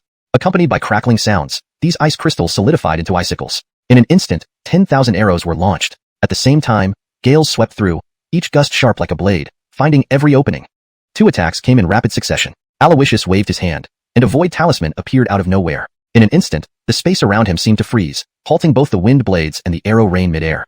The next moment, crack, the void shattered, along with both attacks. Seeing this, Channing frowned. Space Celestial Talisman? I didn't expect you to possess such fortune, obtaining one of the 10 ancient celestial talismans, the Space Celestial Talisman. Channing spoke gravely. Alawishus smiled. Really? I have 6 more like this one. With that, Alawishus stretched his arms wide. Thunder, mystic ice, bursting flames, devouring power, life and death, primordial audiel. 6 celestial talismans appeared simultaneously. Then, Alawishus waved his hand, the talismans merging into his body. As he stepped forward, thunder roared beneath his feet. A punch sent forth, weaving mystic ice and bursting flames, aiming straight for Channing. Seeing this, Channing frowned. Kieran character, indestructible rock shield. Rumble. The ground shook, and massive rocks formed like an unbreakable wall in front of Channing. The next moment, boom. The punch, empowered by the mystic ice and bursting flames celestial talismans, shattered the shield. The mixed heat and cold wind swept away dust and debris in all directions. But as this happened, Channing touched the shattered remnants of the rock shield, causing them to rise into the air as if they had come alive. Kieran character, hell-taming rock spear. A massive rock spear, hundreds of zhang long, descended from the sky, hurtling toward Alawishus. Facing the rock spear, Alawishus leaped up and punched it. Primordial Adiel Celestial Talisman, Primordial Power. Boom. This single punch completely shattered the rock spear. Landing back on the ground, Alawishus sized up Channing and sighed. Fighting against you sorcerers is so boring. You're the only one who can match my strength but fails to ignite my fighting spirit. In the end, it's your odd gates array that's too troublesome. He then raised his hand, summoning a strange object that was neither fire nor non-fire, seemingly chaotic, into his hand. The chaotic fire could evolve into the 9 ancestral fires. Alawishus focused, and the chaotic fire transformed into a void flame. Seeing this, Channing was visibly shaken. Clearly, he recognized this fire. One of the 9 ancestral fires, the void refining divine flame. An ancestral fire of nothingness that could burn through anything intangible in the world. It could also destroy a sorcerer's odd gates array. This fire was truly the bane of sorcerers. With a wave of his hand, Alawishus unleashed the void refining divine flame, which burned away the odd gates array instantly. Let's see what you can do without this array. Smiling coldly, Alawishus threw a punch with immense force. Channing immediately responded, using the air as his canvas and spirit essence as ink to draw a spirit talisman. His movements were fluid and smooth. In an instant, numerous deep blue spirit talismans were completed. Immediately, the forces of heaven and earth twisted, and their power was harnessed by these talismans. 5 Thunder Divine Talisman. Rumble. Dark clouds gathered in the sky, and a bolt of divine lightning struck down, clashing with the Thunder Celestial Talisman. For a moment, the two forces were evenly matched. Seeing this, Channing took 5 ancient coins from his robe and slammed them into the ground. 5 Elemental Emperors. Heed my command. Instantly, the coins emitted a bright light, each revealing a majestic shadow, 1 white, 1 green, 1 black, 1 red, and 1 yellow. These were the legendary 5 Elemental Emperors: the Green Emperor Anthony of the East, the Red Emperor Gemma of the South, the Yellow Emperor Abelardo of the Central, the White Emperor Aryan of the West, and the Black Emperor Yi Guangji of the North. Though just shadows, they radiated overwhelming presence. At Channing's will, they surged toward Alawishus. Seeing this, Alawishus sneered. Are the 5 Elemental Emperors summoned by mere precious artifacts really that powerful? Devouring Celestial Talisman, Endless Abyss. Alawishus raised his hand, and an abyss-like void appeared. Effortlessly, he swallowed the shadows of the 5 Elemental Emperors, turning them back into coins in his hand. Meanwhile, puff, Channing grunted, spitting out blood as his energy waned. This clearly signaled the outcome of the battle. Is this victory? Where's my reward? Alawishus was bewildered. The only possible explanation was that this guy had thrown the match. He pocketed the coins and approached Channing, grabbing him by the collar and lifting him up. Don't pretend to be tough here. Get up and keep fighting. Alawishus said sternly. What's there to be proud of winning this? I simply outmatched you. If you're not satisfied, go ahead and kill me. Channing chuckled bitterly. Alawishus swore silently. Just because you're the son of fate doesn't mean you can act recklessly. If it were so easy to kill the sons of fate, Alawishus wouldn't have gone through so much trouble. Bringing an emperor-level powerhouse along and slaughtering all the sons of fate he encountered would be far more satisfying. Playing the fool, huh? Fine, very well. Someone, lock this boy up and spread the news of today's events. Within 3 days, if no faction pays a ransom to the Tiani Immortal sect, let him work off his ransom in whatever miserable way he can. Alawishus said coolly. This move, wait, no, it surpassed Channing. And right then, hold it. A familiar voice rang out from the crowd. Hashtag chapter 265. The garden's main theme, greetings to the Emil. When the familiar voice rang out, Alawishus looked in its direction. He saw Mindy, disregarding the few people around her who tried to stop her, remove her disguise and step out from the crowd. Seeing this, Alawishus grinned. I thought I'd have to wait a few days. I didn't expect someone to come forward so quickly. Divine Maid sect, huh? Could it be that you're Mindy's new lover? Alawishus asked. Channing said nothing upon hearing this, but kept his head down without speaking. At this moment, Mindy stepped forward, her gaze cold as she looked at Alawishus and spoke bluntly. Channing is merely an honored guest of our Divine Maid sect, not my Tao partner. Indeed, he was wrong today, but you've already gravely injured him, which can be considered sufficient punishment. Alawishus, leave some room for reconciliation. Mindy spoke with a heavy tone. Alawishus sneered. Leave some room? Huh, Mindy, what right do you have to stand before me and say such things? If you hadn't exposed my whereabouts to the Holy Soul Temple back then, would I have been attacked by Nikita and Kieran? Did you leave any room for mercy when it came to me or Alfonso? Did you ever think about meeting again someday on good terms? Alawishus chuckled lightly. As he spoke, he waved to the Alger, who immediately understood and instructed his subordinates to take Channing away. Seeing this, Mindy hurriedly stepped forward, blocking the guards. Alawishus, you're overstepping. Today, Channing must go. If he stays, then neither will I. Mindy declared seriously. Alawishus raised an eyebrow. You got yourself into this mess. Haha, 2 birds with 1 stone. With that, the Immortal City guards moved forward and locked Mindy up. Mindy? This Alawishus wasn't joking. Channing glanced at her. With a friend like you, I feel much better. Beside them, the Alger leaned close to Alawishus and whispered, Emil, this isn't too rash? This boy deserves it. After all, he started trouble. Detaining him isn't a big deal. But Mindy is the sacred maiden of the Divine Maid sect. Her identity is sensitive. In these critical times, it's better to avoid unnecessary conflict. Forcibly detaining Mindy might invite displeasure from the Divine Maid sect, the Alger warned. Alawishus smiled. Alger, you heard her. She asked me to detain her. What does this make me? It makes me respectful of women's wishes. Besides, who says a sacred maiden can't be a spy? Alawishus said directly. The Alger nodded inwardly. That did make sense. Alger, You really are a genius. So, what should we do with Mindy's entourage? The Alger asked. Alger, do I need to teach you this? Let the one with the lowest cultivation go back to report, and keep the rest confined. After all, the more we hold, the more the Divine Maid sect will have to pay. Don't always think about fighting. Learn how to manage life. Alawishus remarked calmly. I understand. The Alger bowed respectfully. Soon, they cleaned up the battlefield and returned to Tiani Immortal Sect under Alawishus's lead. On the way, Channing remained expressionless and silent, as if everything unfolding was within his expectations. Mindy, however, seemed confused. Mindy, who am I? Where am I? What should I do? She only came to mediate. Why was she detained? More bewildering events were yet to unfold. When Alawishus and the others returned to Tiani Immortal Sect and passed through a garden, they noticed several gardener-clad figures. Seeing Alawishus, they greeted him respectfully. Greetings, Emil. Alawishus nodded in acknowledgement. Amidst the greetings, Alawishus spotted a familiar figure under a lush tree. The Lord of the Holy Soul Temple, Kieran. However, Kieran was not dressed in imperial robes or white attire. Instead, he wore simple clothing, a sun hat, and held large pruning shears. Upon seeing Alawishus, he approached and greeted loudly, Greetings, Emil. Alawishus sized him up, smiling with interest. Kieran, starting work so soon? Kieran laughed. I think there's a misunderstanding. When I said greetings, Emil, I wasn't mimicking them. I designed this garden's main theme. It's called Greetings to the Emil. From the grand hall, looking down at the entire garden, every tree appears to wave and salute you, saying Greetings, Emil. Kieran explained with a smile. At this moment, both the onlookers and Alawishus were left marveling. He is brilliant.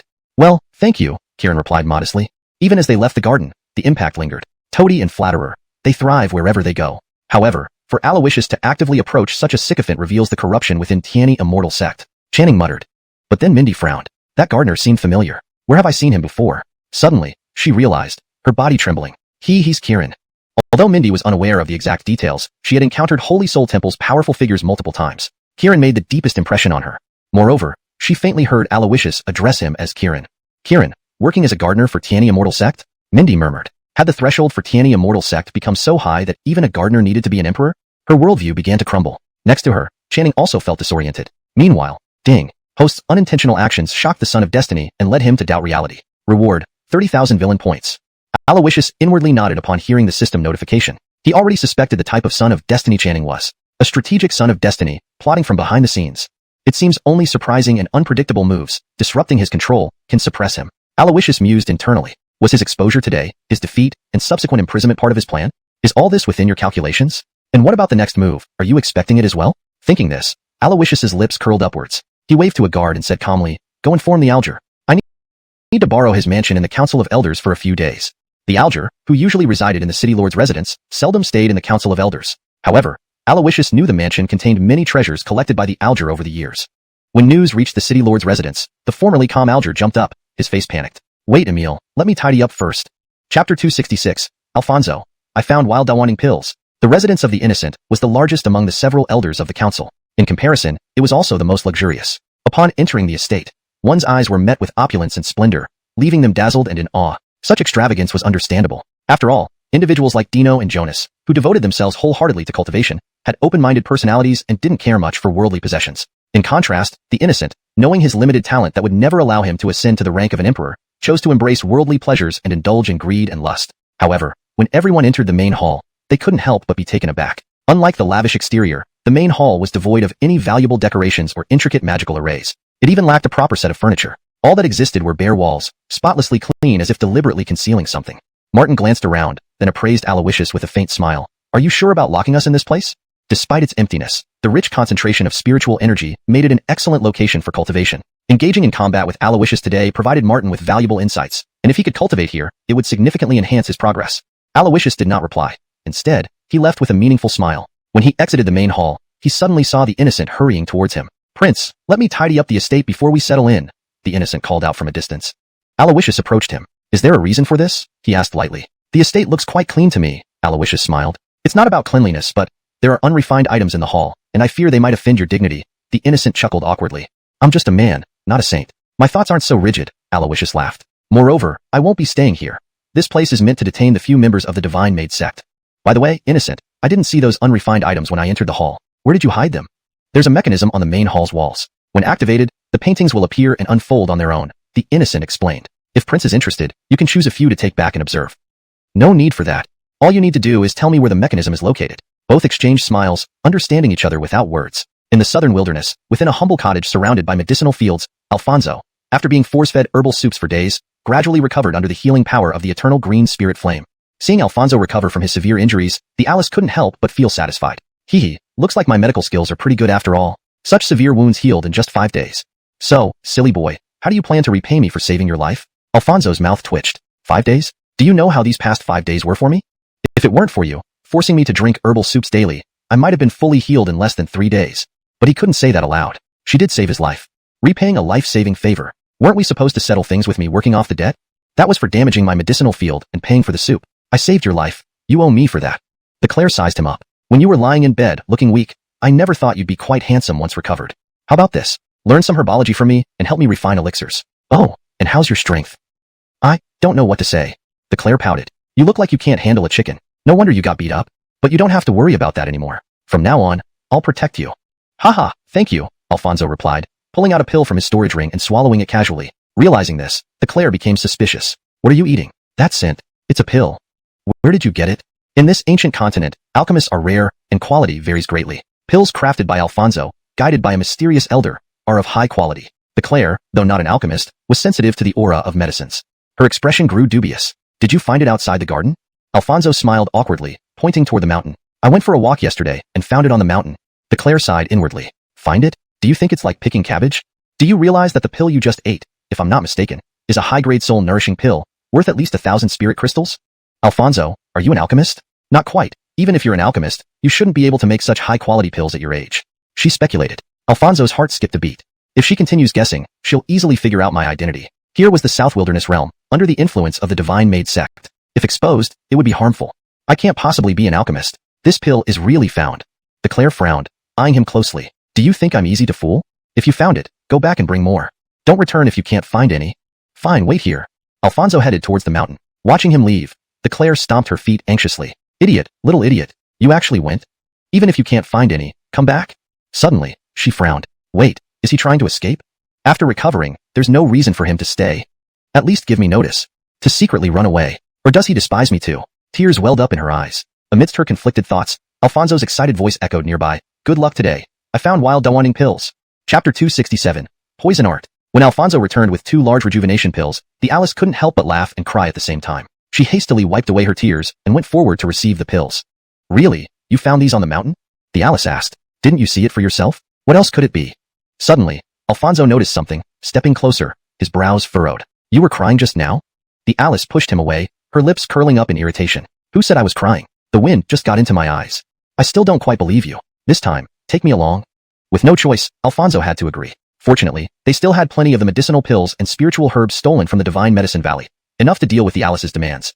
Just as the two were about to leave the herbal field, Alfonso suddenly noticed several figures approaching. Have the people from the goddess sect already found us?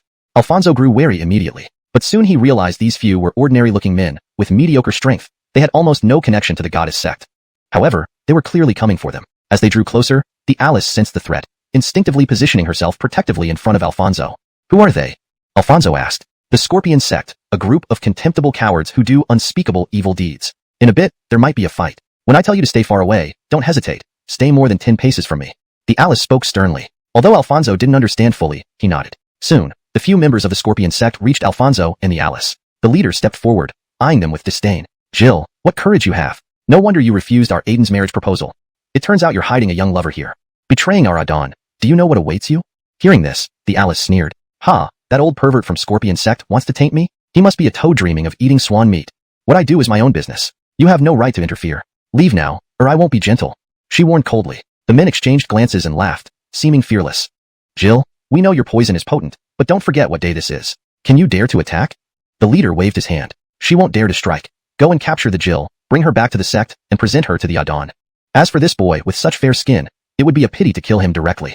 It's been so long since I've played with such a handsome youth. Their eyes flashed menacingly as they slowly approached. Seeing this, Alfonso narrowed his eyes, his inner spirit power subtly surging. Little Jing, the situation is unclear. Don't rush into action. And, I feel this girl is not as simple as she looks. The mysterious elder's voice echoed deep within Alfonso's consciousness. But I'm worried the Alice can't handle it. Alfonso communicated telepathically with the elder. Let's wait and see. If she really can't handle it, you can intervene later. The elder instructed. While talking, the Scorpion sect members approached them, extending their malicious hands toward Alfonso and the Alice. At this moment, the Alice's eyes hardened, her beautiful gaze revealing determination. Little fool, stay back. The Alice shouted, as waves of dark green, Eerie spirit energy erupted from her body. Alfonso quickly retreated as agreed. Instantly, within 10 meters of the Alice, everything was engulfed by this dark green aura. With a delicate wave of her hand, the aura flowed like venomous snakes, piercing one man's body. In a blink, the man convulsed and fell, foaming at the mouth, emitting white steam. His flesh corroded rapidly, leaving only a blackened skeleton. This horrifying scene not only terrified the remaining Scorpion sect members, but also startled Alfonso. This is poison? So powerful. No wonder she's called the Alice. She practices this terrifying poison art. Alfonso muttered solemnly. Little Jing, you're wrong. This isn't poison art. She hasn't practiced any cultivation method. From start to finish, she has relied on her instincts. Little Jing, I will pass you the formula for the 100 calamity pill. After this is over, you must refine it as quickly as possible. Whether this girl can be saved depends on you. The mysterious elder sighed softly. At this moment, the Alice controlled the battle with her formidable means. Under the toxic mist, the Scorpion sect members trembled. Jill, have you gone mad? Casting your poison art at this time will make you suffer greatly. Brothers, this woman is insane. Let's not argue with a lunatic. Let's retreat. The remaining members, seeing the worsening situation, fled. The Alice didn't pursue them, not because she was kind-hearted, but because the longer her poison art remained active, the more severe the backlash would be. After the poison art dissipated, the Alice emerged from the toxic mist. Her beautiful eyes looked dimmer when she faced Alfonso. Did you get scared by my appearance just now?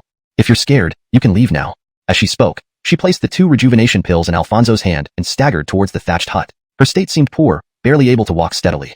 Seeing this, Alfonso rushed forward, scooping her up in his arms. This sudden change startled her. What are you doing? You can hardly walk. Don't force yourself. I'll carry you back. Alfonso replied calmly. Hearing this, a hint of red flushed her pale cheeks. So, you're not afraid of me? Alfonso smiled. You saved me. Why would I be afraid? Entering the house, Alfonso laid the Alice on the bed, gently covering her with a blanket. Wait here. I'll prepare some medicine for you. Do you know how to brew medicine?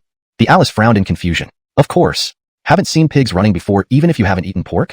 Watching you brew every day, I've learned a thing or two. Wait for me here obediently. Leaving the room, Alfonso invoked ancestral fire to begin refining the 100 calamity pill. Inside, lying on the bed, the Alice felt a warm current flow through her heart. I didn't think this little fool was quite capable of caring. But he did say, even if you haven't eaten pork, you've seen pigs running, isn't that calling me a pig? I'll settle accounts with him after I get through this. As she murmured to herself, her gaze suddenly dimmed. But this time, can I really make it through? Chapter 268. Eternal Tribulation Medicinal Body. Time slipped by, and night fell. Under the bright moonlight, Alfonso exhaled a long breath of turbid air. The primordial fire dispersed, and an alchemy cauldron formed by spiritual essence slowly descended. Inside the cauldron were a dozen or so grayish, mud-like pills. Though they contained few impurities, there was no scent of medicinal fragrance whatsoever. Conversely, this batch of pills emitted a somewhat pungent, bizarre odor. Failed. TSK, that doesn't make sense. I followed the pill formula you provided precisely. And with your guidance throughout the process, it shouldn't have gone wrong, Alfonso muttered to himself. Alfonso, what are you mumbling about? The 100 Tribulations pill is ready. Hurry up and take it to the girl inside. Adon, are you sure? This is the 100 Tribulations pill? The smell is worse than ordinary poison, Alfonso frowned. The 100 Tribulations pill is inherently a potent toxin. Its power is so fierce that even a Nirvana realm expert can't resist it. Devon explained. After all this effort, we ended up making poison for the Alice? Adon, do you have some grudge against her? Alfonso asked in confusion. Devon sighed helplessly. Don't talk nonsense, boy. Your master has been dead for hundreds of years. What grudge could I possibly have with a young girl like her? She has a special constitution, meaning she herself is a type of poison. Regular medications, no matter how potent, cannot suppress such intense toxins in a short period. Only a method of countering poison with poison can save her life. Tonight, being a full moon, is when Yin energy is at its peak. Her Yin-based constitution causes any physical exertion during daylight to aggravate the toxin's outbreak. Without this 100 Tribulations pill, this girl likely wouldn't survive the night. Devon elaborated. What? Adon, why didn't you say that earlier? Saying this, Alfonso gathered the pills and immediately got up to enter the room. The moment he opened the door, thick, dark green poisonous fog surged in.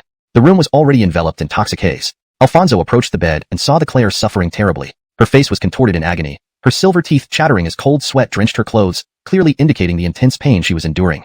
Simultaneously, Alfonso noticed dark green vapors swirling around her body like serpents. Even he felt a shiver down his spine from these energies. This is... Alfonso examined the girl seriously. The legendary, Eternal Tribulation medicinal body, just as described. Alfonso, waste no more time. Quickly give her the 100 Tribulations pill. You're immune to toxins, don't fear them. Devon ordered sternly. Alright, let me get water. As Alfonso reached for water, he was stopped by the elder. What water? Can she drink anything in her current state? How should we do this? Alfonso wondered aloud. Ah, you really are dense, the elder complained. Do I need to teach you step by step? Adon, this isn't right, Alfonso hesitated. Won't this take advantage of her? Now is not the time for scruples. If we don't, you'll watch her die from the poison. Do you remember the man she killed with her poison earlier? If her toxin fully erupts, she will die far worse than him. Hearing this, Alfonso took the pill into his mouth and gently picked up the Claire.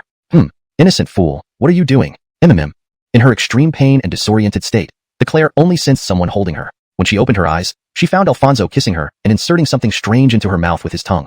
For a moment, she seemed to forget her pain, her body stiffening, open to his actions. After a while, they parted. The Claire felt her agony significantly lessen, and her mind relaxed. Exhaustion overtook her as she drifted into sleep, her breathing becoming steady. She seems to have fallen asleep. For someone with an eternal tribulation medicinal body, using poison to counteract poison is the best treatment. Now, she is out of danger. Get a good rest. By tomorrow morning, she will be lively again. The elder chuckled softly. Alfonso nodded. Thanks to Aiden's guidance. Otherwise, the Claire might not have made it through. But I heard her voice just now. As you said, she had lost consciousness, which is why I advised this method. Alfonso frowned. Cough. The details aren't important. What matters is that she is fine now. Alfonso, she won't wake before dawn. You have roughly 3 hours until then. Do what needs to be done. Devin reminded him. Alfonso smiled. Dawn, nothing escapes your notice. Toxic Scorpion sect was initially one of my targets. I plan to eliminate them after recovering to Divine Warrior realm. But now, they have no reason to continue existing. With that, Alfonso slowly rose, exited the room, and gently closed the door behind him. I've left a soul mark on the troublemakers who visited today. Following this mark will lead directly to the Toxic Scorpion sect headquarters. Proceed with confidence. If you encounter anyone too powerful, I'll intervene. Meanwhile, Kai and others, having been confined by Alawishus in the Alger's residence, not only faced no difficulties but also received lavish meals. Kai, naturally suspicious, refused any food or water from Tiani Immortal sect. On the other hand, Mindy and others were much more relaxed. In their view, if Alawishus intended to harm them, he would do so directly rather than resorting to poisoning.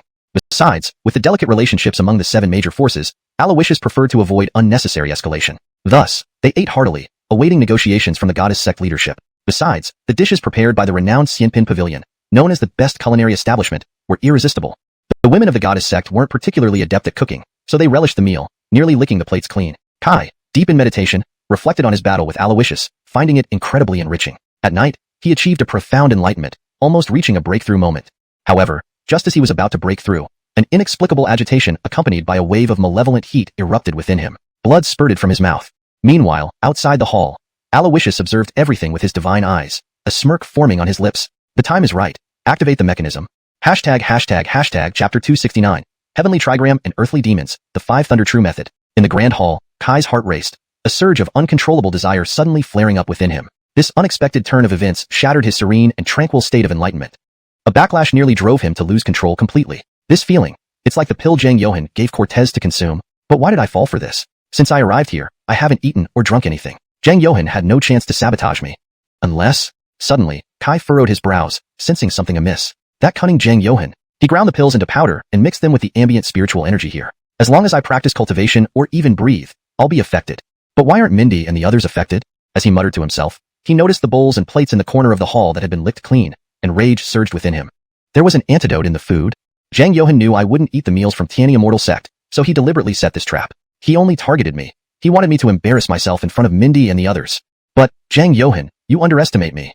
A mere pill and some trivial desires can't affect my mind. Saying this, Kai began reciting the supreme Taoist mantra, his eyes half closed.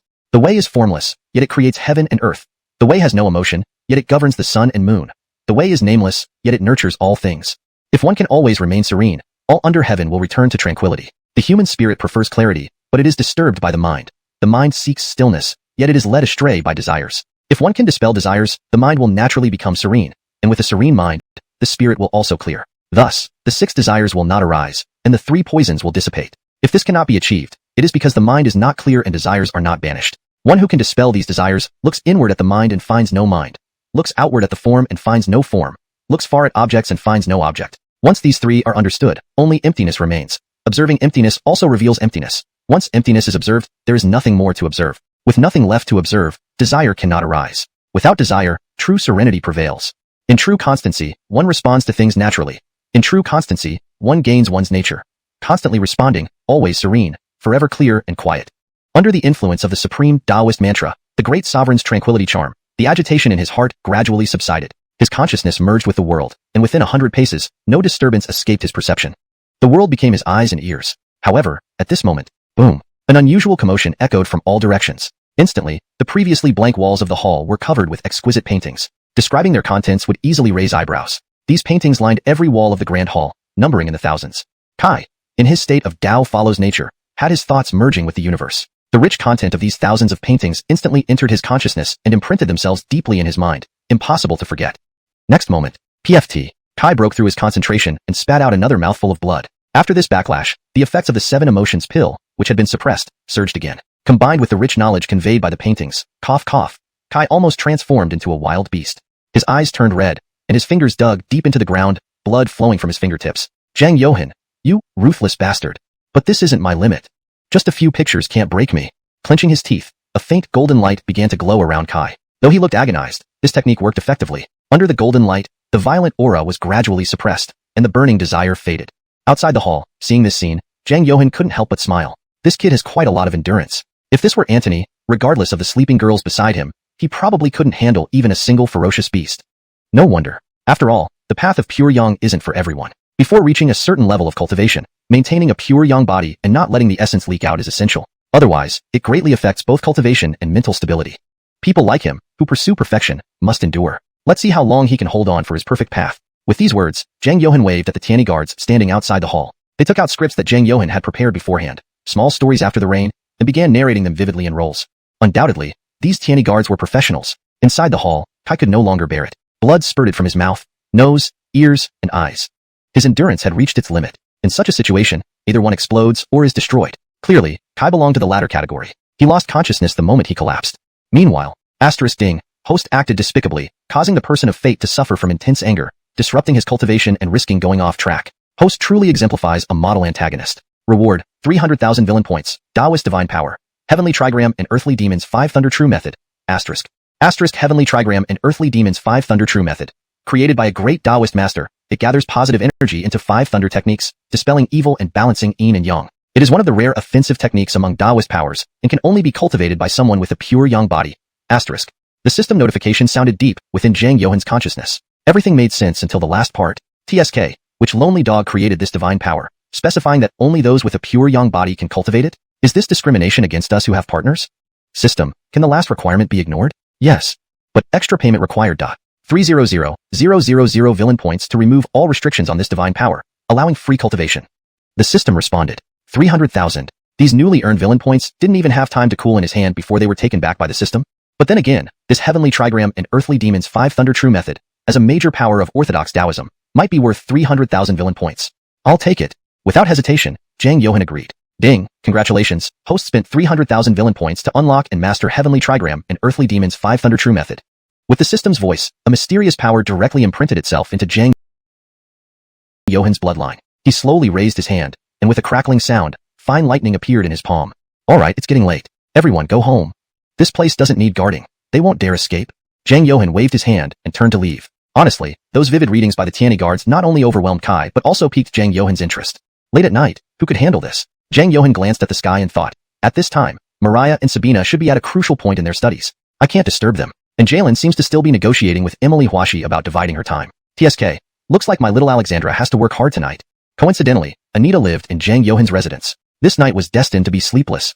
Chapter 270, Breaking Down the Bite. In the Heavenly One Immortal Sect, the Jeffries Palace. The night passed uneventfully. At dawn, Anita lay nestled softly in Alawishus' arms. Despite the intimate gesture, her tender eyes were filled with grievance. Alawishus lowered his gaze to observe her, unable to resist pinching her small face. What's wrong? You're frowning so early in the morning. Didn't you rest well last night? Alawishus teased. Upon hearing this, Anita couldn't help but roll her eyes. You still have the nerve to ask. What do you mean didn't rest well? We didn't rest at all, tossing and turning until daylight.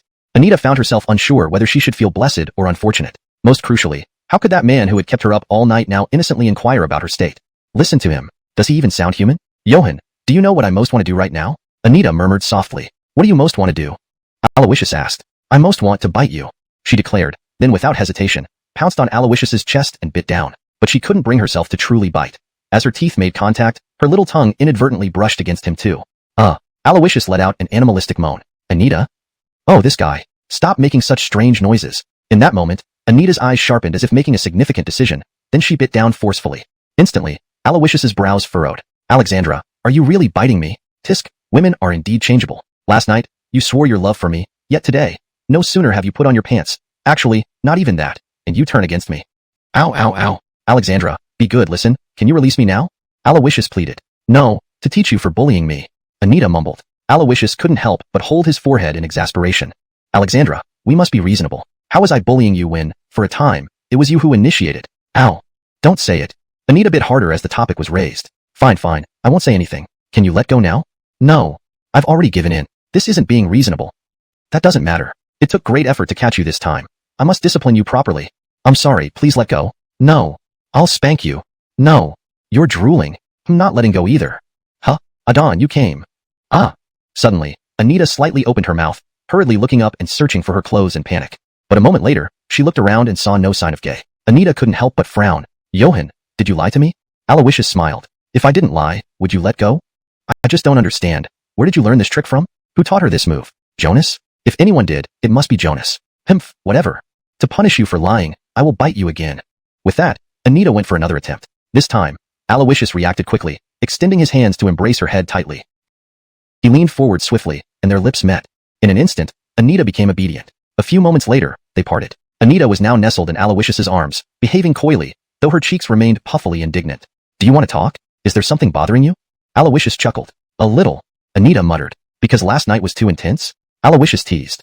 Anita glared at him, huffing. It's not about that silly thing. I heard. You were with Kieran? Alawishus was about to explain, but Anita interjected. I'm not jealous. Moreover, I don't intend to limit your freedom. As the future emperor of Heavenly One Immortal Sect and Eastern Divine Domain, having multiple wives is quite normal. And I was deceived by your sweet words back then. My whole heart is now yours. Even if I wanted to escape, I couldn't. All right, I shouldn't have acted like a shrew biting you earlier. Does it hurt? Anita said, lowering her head guiltily. Seeing this, Alawishus marveled at her obedience, then lightly coughed and said, not exactly painful, but it certainly showed me a new side of you, which I appreciate. Anita smiled warmly. All right, I won't do it again. Now, speaking of serious matters, I heard you thoroughly disciplined a fraudster in Immortal City yesterday, and detained the goddess sex Mindy along with a skilled young man. Isn't this too rash, Johan? Anita asked, eyebrows knitted. Alawishus couldn't help but pinch her cheek. Wow, your intel is impressive. As for that dev, he's irrelevant. Teaching him a lesson serves as a warning. Otherwise, anyone would start treading on my toes. As for Channing and Mindy, detaining them wasn't rash. Alawishus laughed. Hearing this, Anita's expression turned suspicious. Really, just a simple detention? That doesn't seem like you. Alawishus arched an eyebrow. So, what does my style look like to you? Anita pondered before replying, given my knowledge of you, since you've detained them together, you'd likely use your 7 emotions pill. Only on one party, as they're not partners. The person affected by the pill will surely suffer a damaged heart upon waking, facing punishment even after returning to goddess sect. Judging from this, the young man poses an unknown yet greater threat, so you're probably targeting him. Alawishus burst into laughter. You really know me too well. Tell me, how should I reward you? As he spoke, Alawishus's hands started wandering. What are you doing? We were talking seriously. Anita hurriedly exclaimed. Do you think this situation fits for serious discussion? All right, I trust you on this. No major issues. And about that Kai, he's tougher than I expected. Alawishus laughed. Okay, I won't intervene. But now, we can't. It's already morning. Anita refused. Alawishus paused, sizing her up with a calm smile. Alexandra, there are 2 things I need to clarify with you. What is it? Anita asked innocently. First, biting isn't entirely forbidden, but you need to break down the bite before doing it, understand? Alawishus explained earnestly. Break it down. Anita repeated quietly, blushing soon after realizing its implication. Second, ha. Alawishus chuckled mysteriously, embracing her. With me, there's no time limit. Note, for a better reading experience, names and terms are adapted to fit the narrative context. Hashtag chapter 271. Mindy. No one understands Alawishus better than me. At the Tiani Immortal Sect, in the Alger's residence, the women from the Divine Maiden's sect awoke to a faint but unmistakable scent of blood lingering in the air. Immediately, Mindy noticed Channing lying collapsed in one corner of the hall, his body drenched in blood. Seeing his ghastly state with blood oozing from every orifice, the women couldn't help but frown deeply. What happened last night? Could it be that Alawishus sent someone to ambush us and seriously injured Channing before leaving? Someone ventured. Surely not. If it were really Alawishus, why would he only target Channing? We were completely defenseless while sleeping, yet he didn't touch any of us. There can't be such a man, can there? Another woman countered. Upon hearing this, Mindy's expression turned solemn. Very likely. Alawishus is treacherous and scheming, with unfathomable intentions. But from my time spent with him, I've noticed something very peculiar about him. He likes men. This statement caused the women to frown and exchange uneasy glances. High Priestess, that can't be possible. Alawishus always travels with at least one girl. Anita, Orla, and even Kieran. All are his companions. Even their relationships with Third Elder Jonas and Gay are ambiguous. How could he possibly like men? The women expressed their confusion. Mindy sneered dismissively. All of this is merely an act put on by Alawishus to disguise his true nature. In the everlasting Divine Mountain, I noticed how his concern for Alfonso far exceeded anyone else. Later, when we met Chandler from the vast wasteland region, Alawishus showed unprecedented kindness to him. This attentiveness is something Alawishus only displays toward the men he favors. Even his officially betrothed Anita has never experienced such treatment. So, it's highly probable that Alawishus took advantage of our sleep to sneak in and violate Channing, Mindy analyzed. Hearing this, the women's expressions became even more astonished. High Priestess, aren't your claims a bit too narrow-minded? Well, maybe he doesn't show much affection to Anita and others openly, but behind closed doors.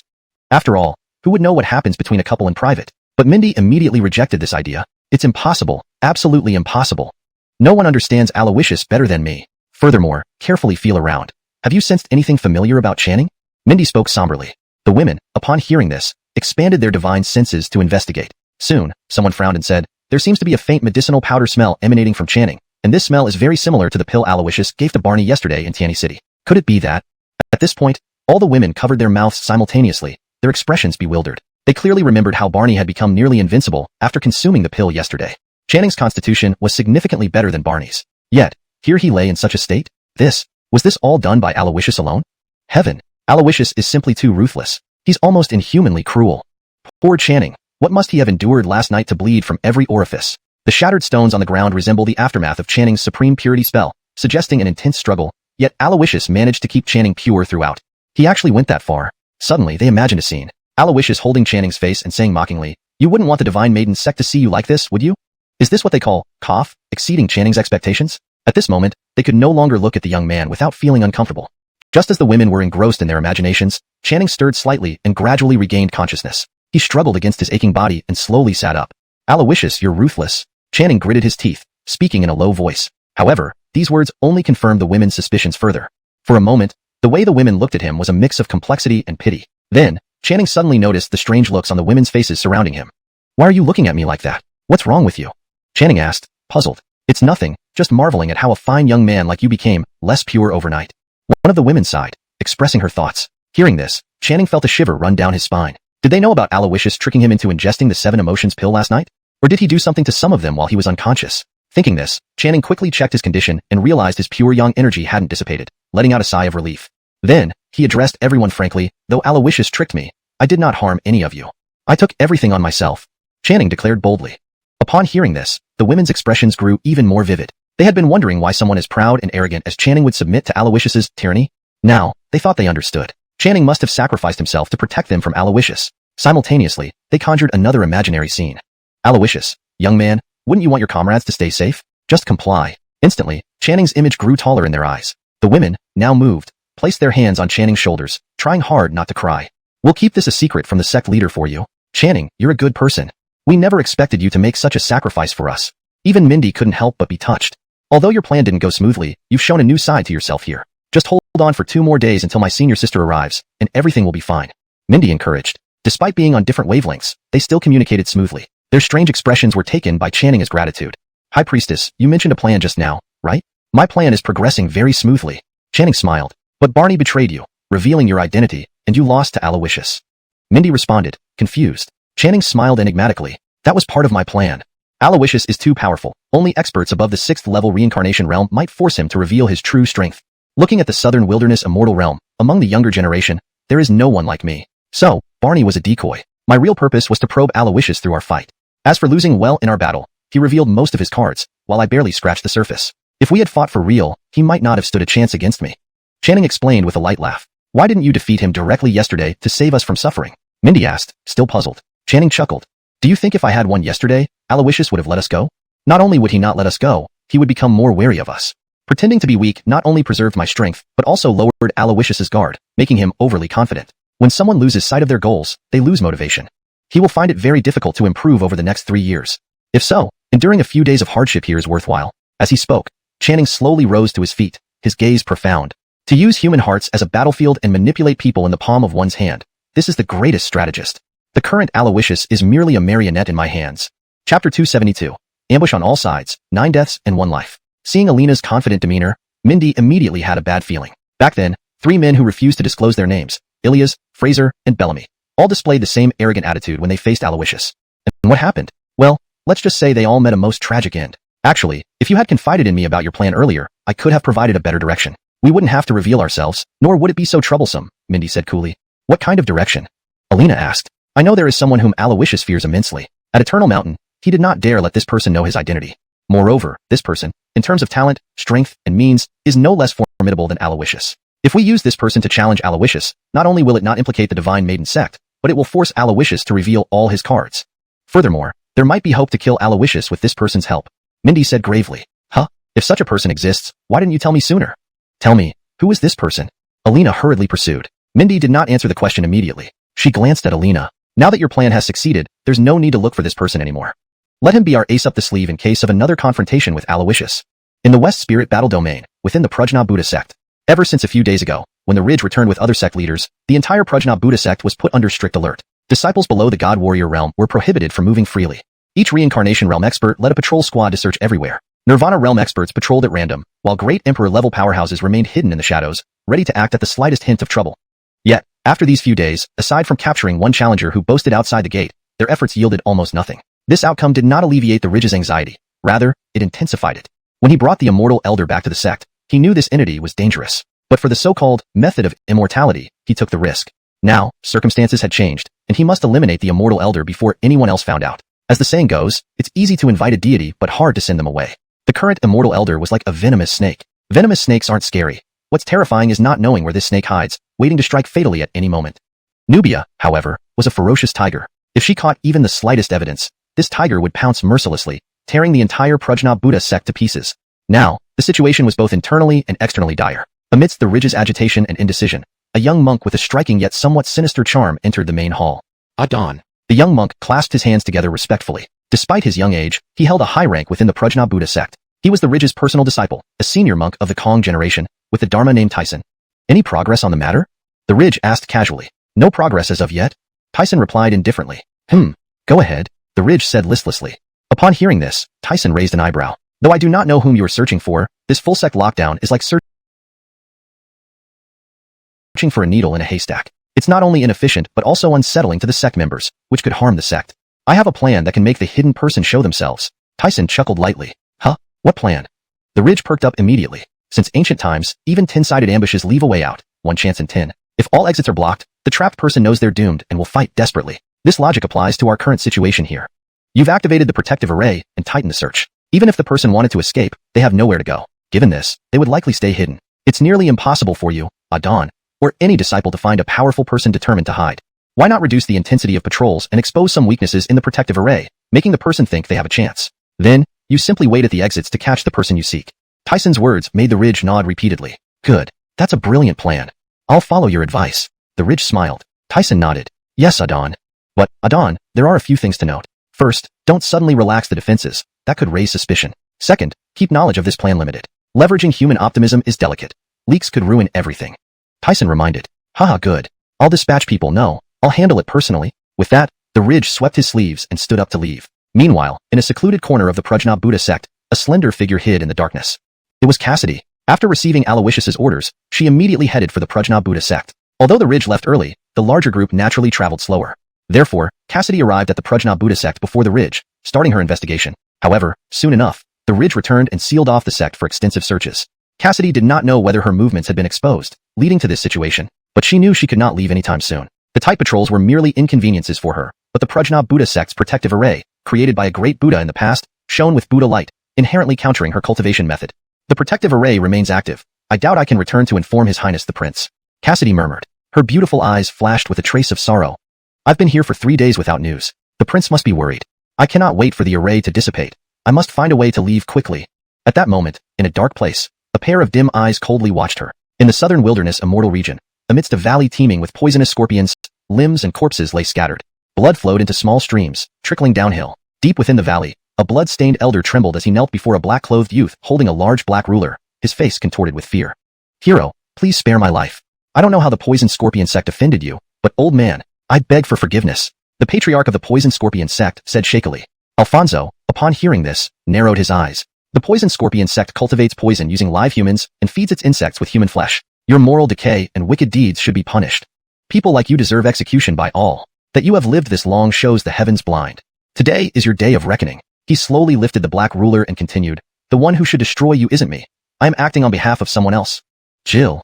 Chapter 273. Spiritual Bone Rabbit, Easy on the Spices. In the southern wilderness immortal realm, at a thatched cottage amidst medicinal fields. At dawn, as the sky began to lighten, the Alice sat on the threshold of the cottage with her hands supporting her cheeks, quietly watching the sunrise at the distant horizon. It seemed she was waiting for something, or someone. Finally, a black-cloaked figure appeared in the morning glow, and a smile lit up the Alice's face. She hurried over to Alfonso.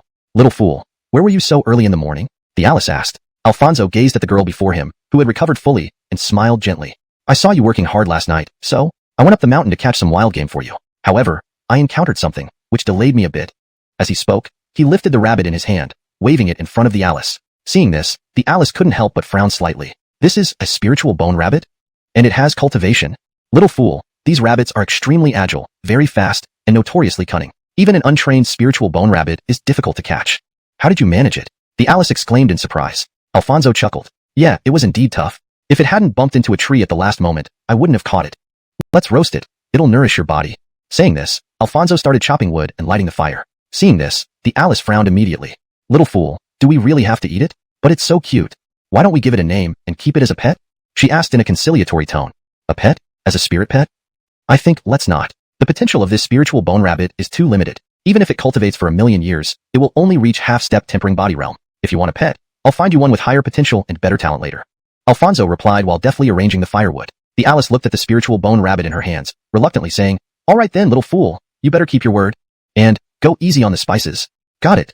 Alfonso patted her head affectionately, smiling indulgently. For someone like Alfonso, a quintessential protagonist blessed by fate, grilling food to impress girls was an essential skill. Soon, a golden brown, crispy roasted spiritual bone rabbit appeared before them. The Alice wasn't one for etiquette. Without hesitation, she grabbed a rabbit leg and started eating with abandon, her face smeared with grease. Alfonso sat by the fire, quietly watching her. Why aren't you eating? Why are you just staring at me? The Alice felt embarrassed under his gaze. Alfonso smiled indulgently. Nothing. Watching you eat is enough for me. This cheesy line made the Alice frown. Trying to embarrass me? Huh? Bring it on. Suddenly, the Alice put down the rabbit leg and looked at him seriously. Little fool, did you sneak into my room and kiss me last night? Upon hearing this, Alfonso's smile froze. Adon, where are you? You said she wasn't conscious last night. How could she know? Now you're accusing me. Quick, give me some advice. Adon? No matter how desperately Alfonso called out in his heart, his master gave no response. In an instant, Alfonso understood. My master must have done this on purpose. He knew the Alice was conscious, but still had me do it. Alfonso felt so awkward he wished he could dig a hole and crawl in. But facing the scrutinizing gaze of the Alice, Alfonso kept his cool and lied. I thought you had lost consciousness and the situation was urgent, so? Seeing Alfonso's strained but steady facade, the Alice couldn't help but laugh. I'm not blaming you. Why are you so nervous? By the way, was this your first time kissing a girl? Upon hearing this, Alfonso's eyes darted away. He seemed to say nothing, yet said everything. Amused by his reaction, the Alice smirked. You're still a virgin at your age? Have you never even had a partner? Hee, poor little fool. The Alice laughed mischievously. Seeing this, Alfonso couldn't help but feel irked. What was this? Being teased by a young girl? Humph, not for long. With that, Alfonso pretended to lunge at her.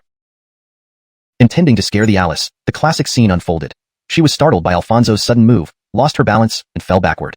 Alfonso tried to pull her up but was pulled down with her. Ultimately, Alfonso ended up lying atop the Alice, their faces inches apart. After a moment, the Alice blushed and instinctively turned her head away. Sorry, Alfonso mumbled, embarrassed. Little fool, get off me first before apologizing. Do you know how heavy you are? And you've dirted my rabbit leg. You have to compensate.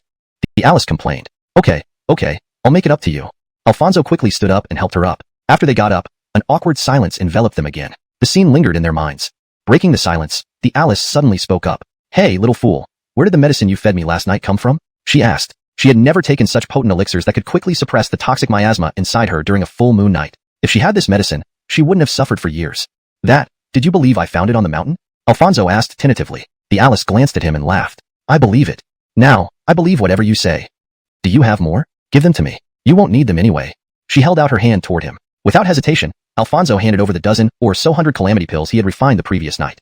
Holding these pills with less than 10% impurities, the Alice was amazed. Beside her, Alfonso suddenly asked, Little Claire, can I ask you a question? The Alice rolled her eyes at him. What did you call me? Little fairy. Alfonso scratched his head awkwardly. Better ask away. The Alice said contentedly. Besides the poison scorpion sect, are there any other evil, heartless sects or forces nearby? Or those who have wronged you? Alfonso asked. Thinking for a moment, the Alice pursed her lips and replied, There are, since the goddess sect, the dominant force in the southern wilderness immortal realm, has been inactive for years. Many places have become chaotic and rife with villains. There are too many of these forces. I'm afraid I might miss some, so I'll write them down for you. Saying this, the Alice picked up a piece of wood and started writing names on the ground. Alfonso committed all the names to memory. The order in which the Alice wrote these names seems to reflect her strongest impressions. I should exterminate them one by one according to this list. Alfonso thought to himself, punishing the wicked and promoting good may just be a noble facade. But robbing these forces' resources wouldn't burden his conscience. Unbeknownst to the Alice, the list she casually wrote would become a real death list. Chapter 274. The Golden Body Manifestation, the 5 Vajra Kings. In the Western Spirit War Zone, within the Bodhimanda Buddhist sect, the Basil, trapped here, finally found a loophole in the sect's protective grand array. At dawn, during the most exhausting time of day for everyone, the Basil slipped away like a shadow through this pre-scouted breach in the Bodhimanda Buddhist sect. Just as she was about to breathe a sigh of relief and return to the Heavenly Unity Immortal sect, an overpowering aura descended upon her head, pinning her down. In an instant, Basil felt as if she were carrying a massive mountain on her back, struggling even to breathe. Several figures then emerged from the void in all directions. They were none other than the Halston and several Buddhist sect powerhouses. And standing beside the Halston was a young monk, Tyson. Haha, your majesty is wise indeed. Using this method, we caught this elusive rat without any trouble, one exclaimed. This person indeed has some skill. Had we not set the trap early, it would have been hard to spot her even if she passed right by us, another added. Your majesty, please look. Is this the one you seek? They asked. The various powerhouses spoke up. The Halston appraised the Basil, his brows knitted together. When did so many people sneak into our Bodhimanda Buddhist sect? Why does this woman's aura feel somewhat familiar? This is. The Halston's face revealed deep contemplation. Suddenly, someone remarked, this seems to be a shadow guard from the Heavenly Unity Immortal sect, but judging by her cultivation level, she should be one of the 12 Basils. Why would a Basil from the Heavenly Unity Immortal sect be in our Bodhimanda Buddhist sect? Everyone voiced their confusion. Upon hearing this, the Halston's eyes flashed with fear. Could it be that she was sent by Gay to gather intelligence? Gay truly acts swiftly. It seems she's about to challenge our sect already. Our sect's people have searched for days and still haven't found the Yuan, but the Heavenly Unity Shadow Guards are adept at gathering information. Just because we can't find him doesn't mean she won't either. If she discovers any trace and reports back to Gay, perhaps unprecedented calamity will befall our sect, he thought grimly. With this realization, a fierce look flashed across the Halston's eyes. Sacred Emperor, how shall we handle this situation? The surrounding powerhouses asked. After all, the Basil was a capable subordinate under Gay. Handling her improperly could have severe consequences, a responsibility they couldn't bear. Thus, they deferred the decision to the Halston. He responded resolutely, kill her. We must not let her leave our Bodhimanda Buddhist sect alive. Upon hearing this, everyone exchanged glances uneasily. Sacred Emperor, you are certain you want to kill her? She belongs to Gay. Several voices confirmed nervously. This time, the Halston remained firm and declared loudly, what if she came to our sect to steal treasures? She deserves death. Do as I say. Any consequences will fall on me. His tone brooked no argument. Hearing this, the others exchanged looks and hesitated no longer. Kill. 5 powerful figures immediately attacked in unison. Known as the 5 Vajra Kings, these 5 had been chosen from a young age to practice the exclusive 5 Vajra Kings method. They could manifest the golden body manifestation of the Vajra Kings and wield immense power within the Bodhimanda Buddhist sect, responsible for executing judgments. Their names were replaced with monastic titles derived from the 5 Vajra Kings: Beckham, Mindy, Great Wrath Vajra King, Vajrayaksa Vajra King, and Trilokayasvara Vajra King. All were at the peak nirvana realm, but when they invoked their true Vajra King manifestations, they could borrow the ancient Buddha's might to temporarily reach the power of a pseudo-emperor. Despite this, they were not to be underestimated. Together, the 5 Vajra Kings had once slain a genuine emperor. Understanding the terror of the Basil, they knew a moment's lapse could lead to immediate death. As they moved, they exchanged looks and simultaneously invoked their Vajra King manifestations. Beckham, with a green-black body and a terrifying visage, bore the Garuda flame behind him and stood on the Vajra rock seat. One hand held the Kurakara sword entwined with the Kurakara Dragon King, while the other held a lasso for subduing demons. Great Wrath Vajra King had 6 faces, 6 arms, and 6 feet, treading upon 8 heads of ancient beasts. His weapons included bow, arrow, rope, club, sword, and spear. He wore skull necklaces and towered above with fiery flames, each face possessing 3 red eyes and flaming red hair. Mindy, with a blue-green body and 8 arms crossed at the chest, held tridents, vajras, and the wheel of Dharma. Trilokayasvara Vajra King, with 4 faces and 8 arms, stepped on the Azura Lord Mahasvara and the celestial Princess Uma, performing a heart-sealing gesture with central hands. The left 3 hands held a Vajra hook, bow, and rope, while the right 3 held Vajras, swords, and arrows. Vajrayaksa Vajra King, with 3 faces and 6 arms, had a ferocious appearance. His middle face had 5 eyes, while the 2 sides had 3 each. Each arm held different implements including bow, arrow, sword, wheel, vajra, and bell. Legend has it that the 5 Vajra Kings emanated from the 9 consciousnesses and transformed from the 5 Buddhas to subdue internal and external obstacles. Representing the Buddha's wrath, they were entities tasked with executing judgments. Though these manifestations only held a fraction of the ancient might, their overwhelming presence was formidable, surpassing even an emperor's pressure. On the other side, the Basil faced these 5 colossal beings calmly, undeterred. If it were just these 5, I might manage, but I fear that old bald monk may ambush me, she observed out of the corner of her eye, watching the Halston. The battle erupted instantly. The 5 Vajra King manifestations roared, casting dazzling golden light and spreading Buddha's radiance, unleashing thunderous attacks. Their attacks covered vast areas with lethal force, bombarding Basil relentlessly using all manner of sacred weapons, skills, and techniques. Despite the innate advantage these Buddhist powers had over her methods, the Basil fought back with ease. She was widely acknowledged as the strongest below an emperor in the primal continent, and had gained strength from Alawishus' sealing spirit scroll, receiving his battle power buff. Now, she was even more formidable. Dozens of exchanges later, the ground beneath them was ravaged, even affecting the inner parts of the Bodhimanda Buddhist sect. Not far away, the Halston frowned deeply. These incompetent fools. After wasting so many resources, they can't even capture a woman. The commotion is bound to attract attention from other powerhouses. To avoid further delays, I must act personally. The Halston declared sternly. Beside him, Tyson tried to stop him. Adon, killing her will burden you with karmic ties. They follow the Vajra King's method, which doesn't involve karmic ties. Let them handle it, he advised. The Halston waved his hand dismissively. Look at their pathetic efforts. They can't possibly defeat Basil. I'll endure the karmic debt by soaking in the merit pond for 3 years if needed. Saying this, he focused intently and revealed a swastika mark on his palm. Hashtag chapter 275. Slaughter Buddha Light, Vajra. The fears of the Basil finally came to pass. She was fully aware that by dispatching the 5 Directions Wisdom Kings, the Halston was wary of causing a chain reaction. As long as the Halston himself did not intervene, she could find an opening in the battle and escape. However, just as the two sides were locked in intense combat, an immense Buddha light appeared in the sky above them. A massive one symbol appeared from above, radiating intense fuegong that suppressed both Basil and the 5 Directions Wisdom Kings indiscriminately. Note, radiant light is changed to intense fuegong to maintain consistency with the original text's terminology. However, since you requested only English, I'll remove fuegong. A massive one symbol appeared from above, radiating intense Buddhist light that suppressed both Basil and the 5 Directions Wisdom Kings indiscriminately. In an instant, the Basil felt her body mired as if in quicksand, her movements restricted and slowed. The 5 Directions Wisdom Kings, transformed into colossal golden statues, were immobilized like 5 immovable monuments. Seeing this scene, the Basil's heart skipped a beat, and a sense of foreboding flooded her mind. In the next moment, the golden Buddha light was tinged with a streak of crimson. This was also a type of Buddha light, called the Slaughter Buddha light. Throughout history, the Buddha has been both the savior who guides the world and the wrathful one. Among the true killing techniques of Buddhism, none are more powerful than those fueled by the Slaughter Buddha light. As the blood-red light intermingled with the Buddha light, they converged to form a massive Vajra aimed directly at the Basil. With no way to escape, she braced herself for the impending impact. The Vajra, unmatched in its destructive power, made her feel insignificant in comparison. Then, boom, a deafening explosion erupted. The Basil channeled her dark oblivion law, mobilizing all her spiritual energy. With both hands raised skyward, she unleashed a torrent of darkness to counter the attack. However, the Vajra, being a sacred weapon of Buddhism wielded by the Halston, possessed overwhelming power. Upon contact, the Buddha light-infused Vajra tore through layer upon layer of darkness, revealing the Basil beneath it. Life and death hung in the balance. But at this critical moment, an eerie light burst forth from within her. Beneath this glow, a metal-like page emerged, shielding her from harm. The instant the Vajra struck the shield, both exploded simultaneously. A devastating shockwave rippled outwards in all directions, with the Basil, despite wearing her defensive artifact, being blasted hundreds of feet away. Blood gushed from her mouth, and large patches of her body were scorched by the Buddha light. Although she had narrowly escaped death, she was barely alive. Fortuitously, the explosion allowed her to break free from the encirclement of the 5 Directions Wisdom Kings. Unseen, she retreated into the shadows before the Halston could react. Adon, she has escaped, exclaimed Leland urgently. The Halston's expression darkened. Unfathomable were the means of that Claire. She managed to withstand the Vajra's lethal strike. However, such terrifying power, combined with her proximity, would surely leave her gravely wounded if not dead. Moreover, injuries inflicted by the Slaughter Buddha light mean her time is limited even if she escapes. Besides, as one of Perla's people, it is better she dies outside our Punjab Buddhist sect rather than within.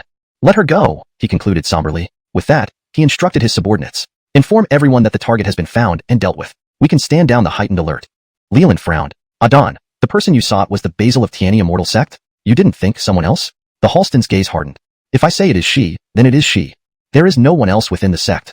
Dismiss yourself. The 5 Directions Wisdom Kings dispelled their forms and departed. The Halston, staring at the vanishing protective array, sighed inwardly. He seems neither present nor absent. Perhaps he truly isn't within the Punjab Buddhist sect. At the Imperial Palace of Tiani Immortal Sect, by noon, Alawishus and Anita had finished their meeting. Alawishus, now dressed, sat beside the bed, looking at Anita tucked under the blanket, only her little face peeking out. His expression was filled with affection. You should rest today. I will ask Elder Supreme on your behalf for leave. Alawishus smiled gently. Recently, Anita had shown remarkable talent and received the legacy of the great Curse Spirit Emperor, earning the sect's attention and support. Elder Supreme personally guided her in curse and spirit arts, even some alchemy methods to assist Alawishus. Her progress was astounding, reaching white-robed alchemist level within a month and advancing to the 4th stage of life-death realm in cultivation. Though she couldn't match Alawishus's rapid advancement, she was indeed very capable. Anita nodded weakly, her small face weary. You've delayed my training, bad person, she murmured. Just as the atmosphere turned tender, Alawishus sensed something and his expression darkened. What's wrong? Asked Anita concernedly. Nothing. Rest well, Alawishus reassured her, then quickly left. Outside the hall, his demeanor became grave as he summoned the sealed soul codex. Basil, something has happened. Without hesitation, he soared into the sky, leaving the sect. Meanwhile, in Emily Perla's study, the 3rd Basil bowed before her. Your Majesty, the Emil, has left the sect.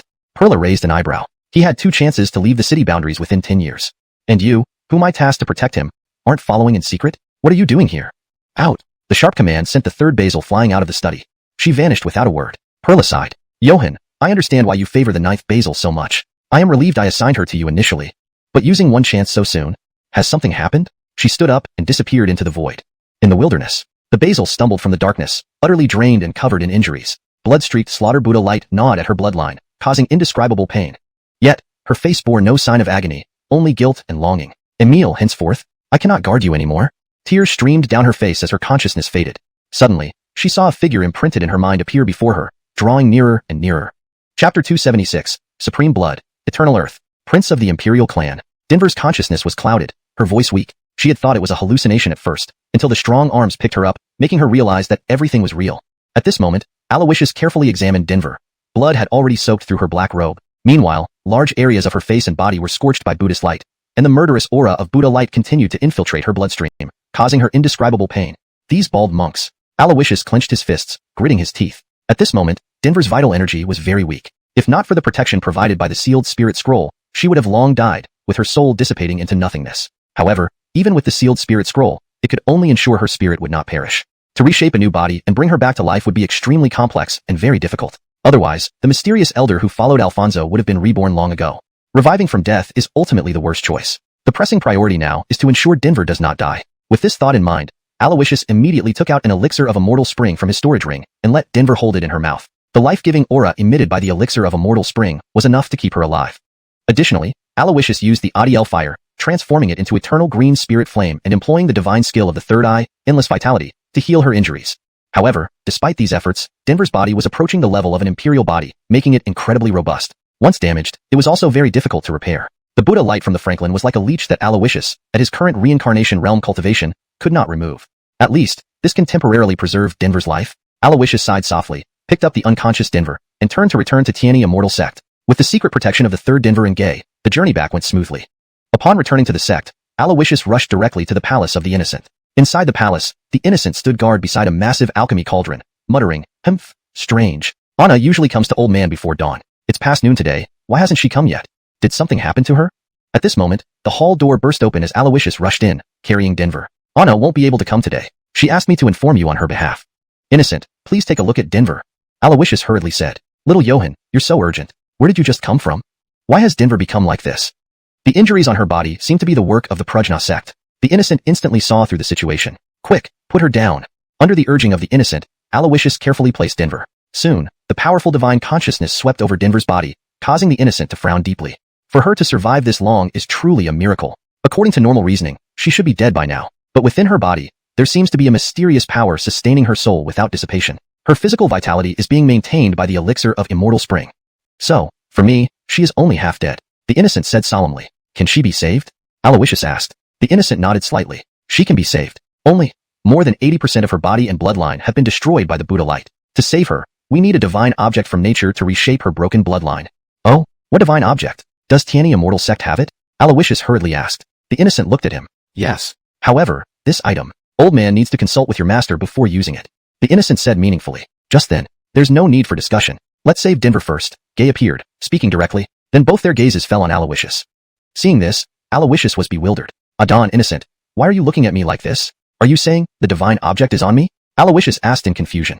The Innocent nodded. "We need one of your arms, or maybe a leg." This statement made Alawishus stagger momentarily. Wow, so social, is the Innocent? Asking straight for an arm or a leg. Although, reaching the reincarnation realm, any severed part, unless by special means, can usually regrow after condensing blood into energy. But Alawishus couldn't understand how his body became a divine object.